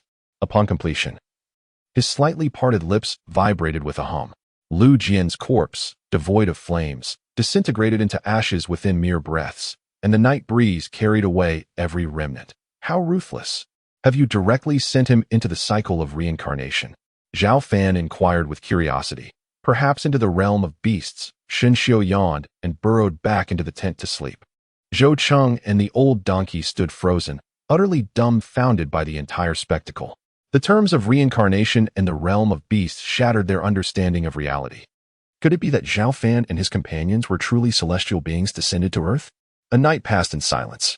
At dawn, the flap of the small tent was pulled back, and Han Xiaoye tentatively took a few steps, discovering that she could indeed move freely. Zhou Cheng, still reeling from the shock of the previous night, opened his bloodshot eyes to see his girlfriend walking, particularly noting the deep red scar left on her leg, which only solidified his belief. If even saliva could heal wounds, what else could Zhao Fan be but a divine being? Before long, everyone had awakened. Zhao Fan ventured alone to hunt 3 wild rabbits and a wild chicken, kindling a fire to roast them. Concerned that the 4 university students might starve before his eyes, he divided 1 roasted rabbit and a bottle of water. Xiaoya, you need to replenish your strength. Zhou Cheng reserved half of the rabbit meat for his girlfriend while gnawing on the bones. When we return, we shall register our marriage. Han Xiaoya smiled sweetly, and after she had eaten her fill, as if recalling something, she reached into her collar, retrieving a blue pendant. Untying the string, she presented it with both hands before Zhao Fan. Benefactor, you have saved our lives, healed my wounds, and shared your food. I have no way to repay you, so I offer this heirloom jade pendant. I have had it appraised before, but its value remains unknown. Yet I gift it to you as a token of my gratitude. Oh. Zhao Fan glanced at the object in her palm with indifference, only to have his pupils constrict in surprise as he took it, channeling the energy of Lan Yang to sense it for a moment. A sense of astonishment surged within him. This was the Jiao Lan Sumi Jade, a heavenly artifact akin to the indestructible stone, containing its own space within. Once refined, it could store items at will. In the realm of great fortune, there exists but a single piece, held firmly in the hands of his uncle. Zhao Fan had previously toyed with it numerous times and would undoubtedly recognize it. Beside him, the divine scholar was unfamiliar with the Jiao Lan Sumi Jade and chuckled, saying, as for that expression, little moon, you need not offer yourself in exchange, simply accept it. Han Xiaoya assumed that Zhao Fan would dismiss this ancestral treasure. As he appeared impassive and seemingly irked, she hastily apologized. Benefactor, I am truly sorry, it was not my intention. Regaining his composure, Zhao Fan smiled gently and replied, no, I genuinely appreciate this token of gratitude. I shall accept it. Han Xiaoya, feeling validated, exclaimed with excitement, I am relieved that you do not find it unworthy. As she turned to return to Zhou Cheng's side, Zhao Fan inquired, are you named Han Xiaoya? From Huzhou? Indeed. I am Han Xiaoya from Huzhou, she affirmed. Zhao Fan pondered deeply. A family that possessed the Jiao Lan Sumi Jade must have had extraordinary ancestors. Furthermore, they were likely formidable beings, for ordinary transcendent entities would regard such a treasure as mere worthless stone. Soon, a name from the secret record of the celestial master surfaced in his mind, prompting him to ask Han Xiaoya directly, does your lineage include a forebear named Han Pejuan? Han Pejuan? Han Xiaoya shook her head in confusion, replying, I apologize. Our family tree was destroyed during the Cultural Revolution, so I am not aware. Although she did not comprehend the reason for Zhao Fan's inquiry, she answered truthfully. Well, Zhao Fan mused for a few seconds before providing his phone number and saying, please inquire with your elders upon your return. If that name appears in your ancestral records, do reach out to me. All right, I will, Han Xiaoya said, her face clouded with curiosity as she returned to Zhou Cheng's side. Zhao Fan discreetly tucked away the Jiao Lan Sumi Jade, refraining from mentioning it to the divine scholar, not out of suspicion, but because it was inappropriate to disclose the true identity of the jade pendant so soon after receiving a thank you gift in front of Han Xiaoya. Zhao Fan's heart swelled with mixed emotions. This journey to Shenangjia was indeed worthwhile, having unexpectedly acquired the immortal stone and the Jiao Lan Sumi Jade. Consequently, his attitude towards the 4 university students softened considerably. He ventured back into the forest to hunt a wild rabbit, which he tossed at Zhou Cheng's feet upon his return, saying, if you have not filled your stomach, you may roast it yourself. Zhou Cheng, with a reverent demeanor akin to receiving a divine gift, eagerly skinned and roasted the meat alongside the old donkey. Soon after, they completed their breakfast. Han Xiaoya, summoning her courage, asked Zhao Fan for directions to exit this primordial forest. She understood the gravity of the situation and feared that having these 4 frail university students accompany Zhao Fan would render them a burden. After all, he had no familial ties to her. Would he really save them a second time after rescuing them once? Recognizing that Han Xia might very well be a descendant of Han Pejuan, and considering the weight of her gratitude, Zhao Fan weighed the pros and cons before proposing. How about this? We have already ventured deep into the primordial forest. Even if you possess a sense of direction, the journey ahead is fraught with peril. Large ferocious beasts do not only roam at night, and there are venomous snakes and insects to contend with. Concern etched itself on the brows of Han Xiaoya and her companions. Therefore, you should accompany us for the time being. Zhao Fan smiled faintly, then shifted to a serious tone. However, you must not interfere. Regardless of what you see, pretend you have seen nothing. I will provide food, water, and tents. And when our task is complete, I will escort you back to Yanxia. Understood? Thank you, benefactor. Han Xiaoya felt a weight lift from her heart. Thus, the expedition to the lair of the great serpent demon gained 4 university students, with Zhao Fan carrying Chen Chun'er on his back. Aside from Xin Xiao, Chen Sinxiao was also freed from burden, passing a large pack to Zhou Cheng and the old donkey. As for 17, she remained empty-handed. Her phone and power bank both depleted, idly gazing at the scenery as they walked. Unbeknownst to them, 2 hours had slipped by. Han Xiaoya and Ahan, being ordinary girls, were nearly exhausted. Zhao Fan declared a 30-minute rest. Moments later, a thunderous roar echoed from afar, causing even the towering trees to tremble. Chen Sanxiao, alert, remarked, "It's a tiger." The 4 university students felt a flicker of panic, yet upon observing the ever-composed deity, they breathed a sigh of relief. No, to be precise, it is a tiger demon. Xin Xiao raised his hand to his ear, listening intently. Its presence is formidable, at least comparable to a peak innate demon. Indeed. Zhao Fan nodded, analyzing. We may have intruded upon its territory. This roar serves as a mere warning. The tiger, known as the king of the forest, possesses acute senses. After transforming into a demon, its awareness reaches the level of a nascent demon king. Its hesitation to charge stems from the recognition of extraordinary beings among us. A demon of such caliber? Chen Sanxiao felt goosebumps rise on his arms, a primal reaction of a low-tier warrior facing a stronger foe. Quickly regaining composure, he reassured himself. There was nothing to fear before a mere tiger demon, with Zhao Fan and 17, both masters, present. At that moment, Zhao Fan raised his voice towards the direction of the tiger's roar. "O great brother tiger, we mean you no harm. If you are wise, in the near future, you shall possess a far more expansive territory." Another resounding roar reverberated through the forest, as if questioning the meaning of his words. "Are you aware of the great serpent demon with long horns lurking in the distance? We are here to slay it. Upon our return, you may claim its domain." Zhao Fan, knowing that a demon beast of the king's caliber could communicate, felt no concern regarding potential barriers in understanding. When the tiger's roar resounded for the 3rd time, even the 4 university students sensed a marked difference. The sound was softer and devoid of hostility. "Well done, Zhao, my brother," Xin Xiao praised. "You charm them effortlessly.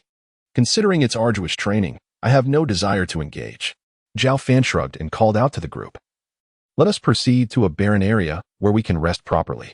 Good heavens, is this still the world we know? Han Xiaoya and her companions stood rooted in astonishment. A tiger demon? Communicating across distances to grant passage? 3 hours later, Zhao Fan raised his hand and gestured for everyone to halt. He gazed at the heart-shaped peak in the distance and remarked, "It seems we have arrived at our destination." At last, after a day and a half of arduous travel, they had reached their goal. Xin Xiao plopped down onto the ground and declared, "Come, let us eat first. We must be well fed before engaging in battle." "Not yet," Zhao Fan replied. "This place is merely a location I discerned while tracking down the source in the valley." He turned his gaze towards Chen Sanxiao and instructed, "Erect a tent. I need to confirm our findings." Han Xiaoya and the others obediently remained nearby, keeping a distance of no more than 2 meters, fearful to stray too far. The memory of their hearts racing from the encounter with the tiger demon and the subsequent appearance of the black bear spirit, which Zhao Fan had effortlessly vanquished, was still fresh in their minds.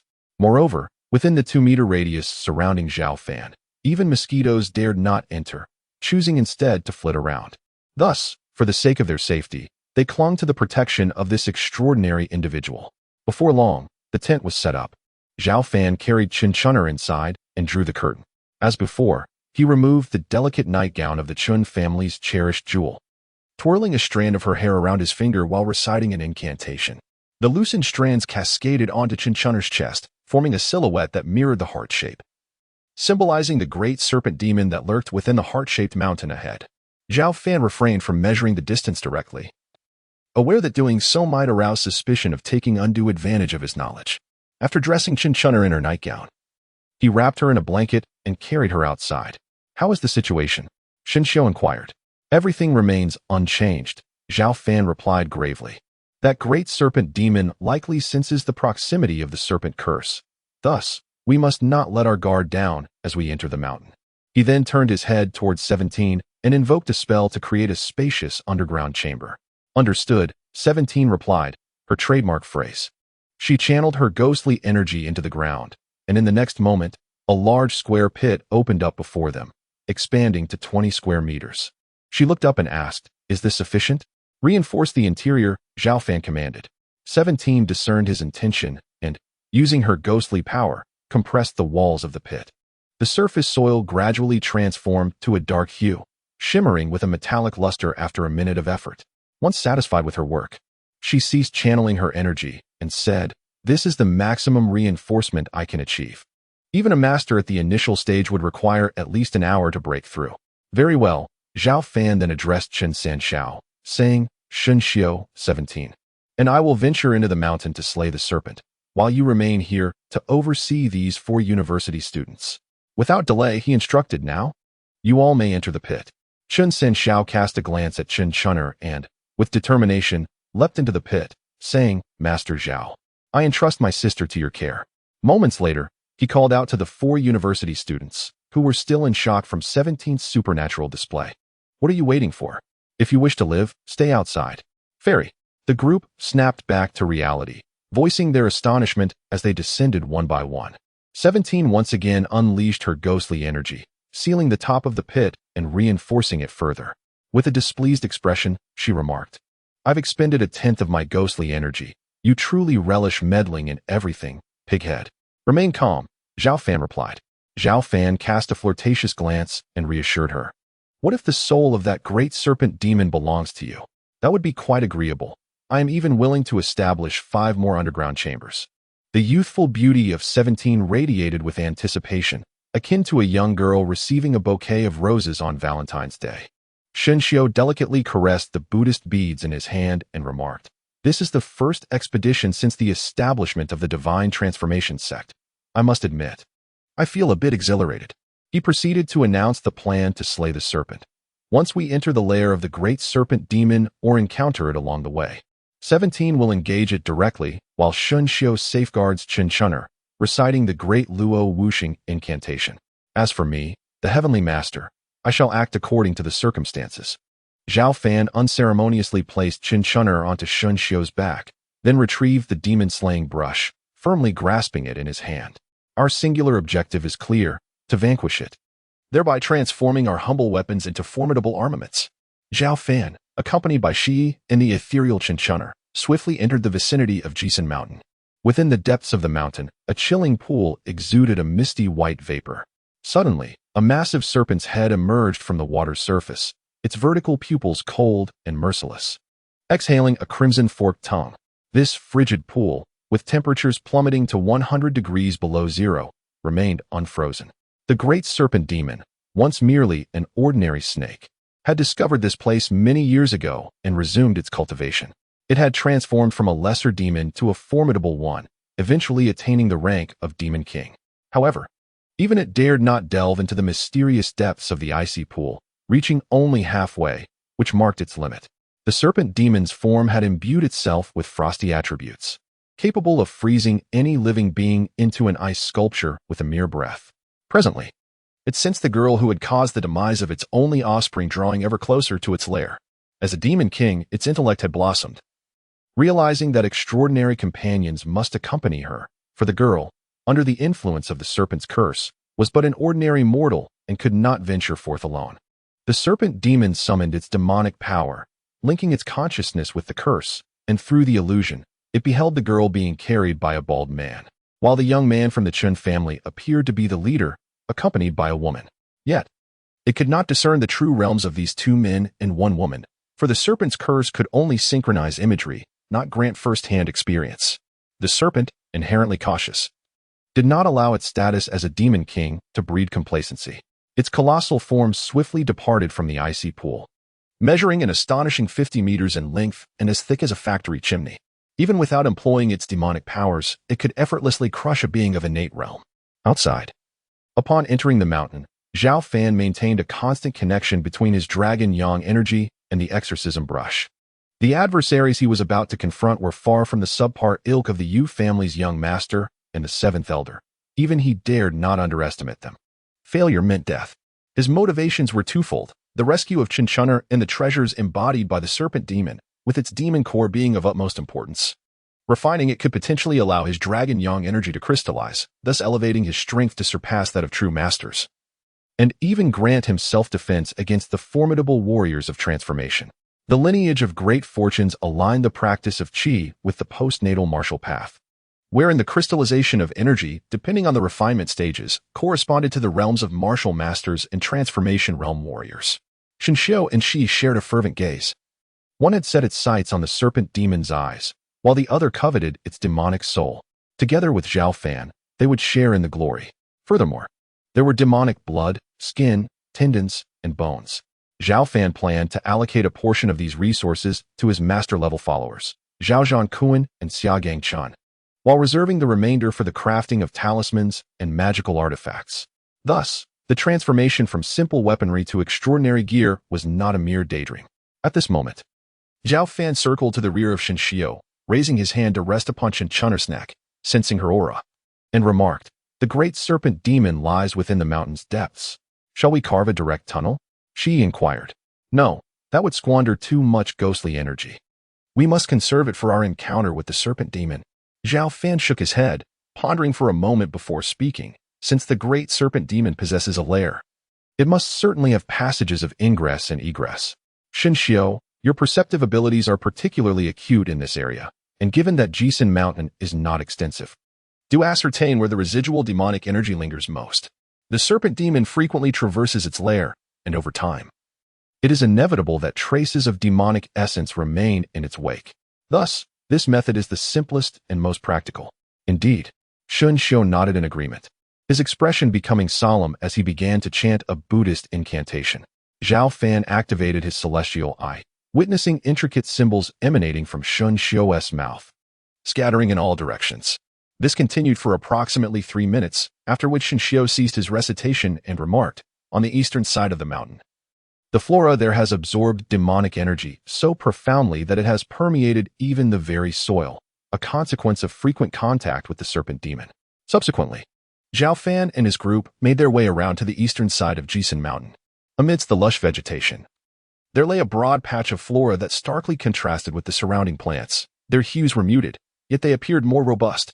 This was likely the result of the serpent demon's influence, causing these plants to begin a process of demonic transformation.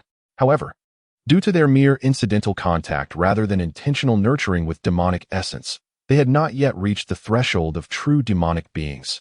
Fundamentally, they remained plants, albeit imbued with a demonic nature.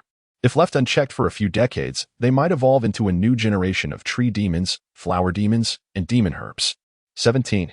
Please remind me to incinerate these plants upon our departure. Zhao Fan contemplated them thoughtfully. Were this a natural transformation through the spiritual essence of heaven and earth? Known as spiritual demons, he would never advocate for their complete extermination. Yet these plants had thrived on the serpent demon's essence and would inherit its malevolence. If neglected, they would surely wreak havoc in the future. As he, Shinshio, and 17 traversed this enchanted botanical realm, they soon came upon an irregularly shaped massive stone on a hillside approximately 100 meters ahead. Below the stone, the earth bore a broad indentation, as if dragged by a heavy object, and the nearby demonic flora appeared almost lifeless, pressed against the ground. "This is it," Zhao Fan said as he approached and inhaled the essence of the massive stone. "This is the stabilizing mountain stone refined by the serpent demon. To it, it is as light as a feather, yet to outsiders, it bears the weight of a mountain." "The stabilizing mountain stone?" Shinshio exclaimed. "My goodness, I have heard of this. Only primordial demons and those of greater caliber can refine such an artifact. It is said that breaching it is more challenging than defeating its wielder, a rather perverse means of self-preservation." 17, eager to test her abilities, placed her hand upon the stabilizing mountain stone and summoned her ghostly power. After a moment, she withdrew her hand, remarking, "Though it is of the earth, I cannot exert control over it. It is indeed extraordinary. Are our grand ambitions to falter here, without even laying eyes upon the serpent demon?" Shinshio, too, found himself at a loss. "This humble celestial master stands before you, A mere stabilizing mountain stone is hardly worthy of mention, Zhao Fan spoke enigmatically. Stand 5 meters back, and witness how I shall break it. Still posturing, are we?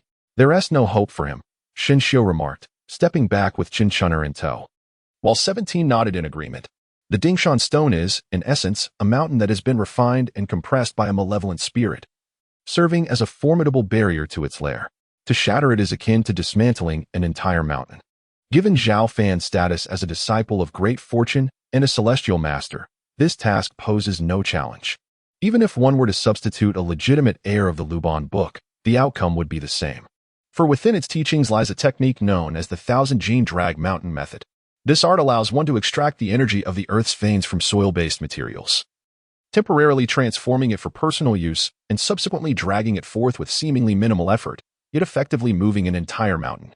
Furthermore, this technique can also be employed to torment living beings, drawing upon the Earth's energy beneath one's feet to extract vitality from their bodies, leaving them feeling as though they are being crushed under an immense weight, ultimately leading to their demise in a grotesque manner if they resist. Correspondingly, the technique found in the Gongshu book, known as the borrow and return method of turning to powder, is even more formidable. When the energy borrowed from the Earth's veins is infused with the essence of the dragon yang and returned, it causes every particle of the material to repel and vibrate against each other, disintegrating into powder, an ideal strategy for dealing with the Dingshan stone. However, such a technique is exceedingly extravagant in its consumption. Had it been Zhao Fan before he absorbed the exquisite spirit stone, he would have refrained from employing it, as its power was insufficient and the consumption of dragon yang essence too great. Even if he were to succeed, little would remain. Now, his circumstances have dramatically changed, and he anticipates that merely 30% of the dragon yang essence would suffice to obliterate the Dingshan stone before him.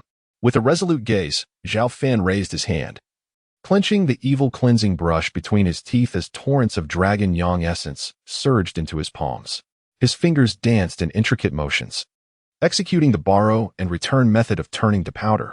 Once the technique took form, he pressed both hands against the surface of the massive stone, drawing in the energy of the Earth's veins contained within, merging it with the 30% of dragon yang essence before unleashing it like a tempest into the stone's interior.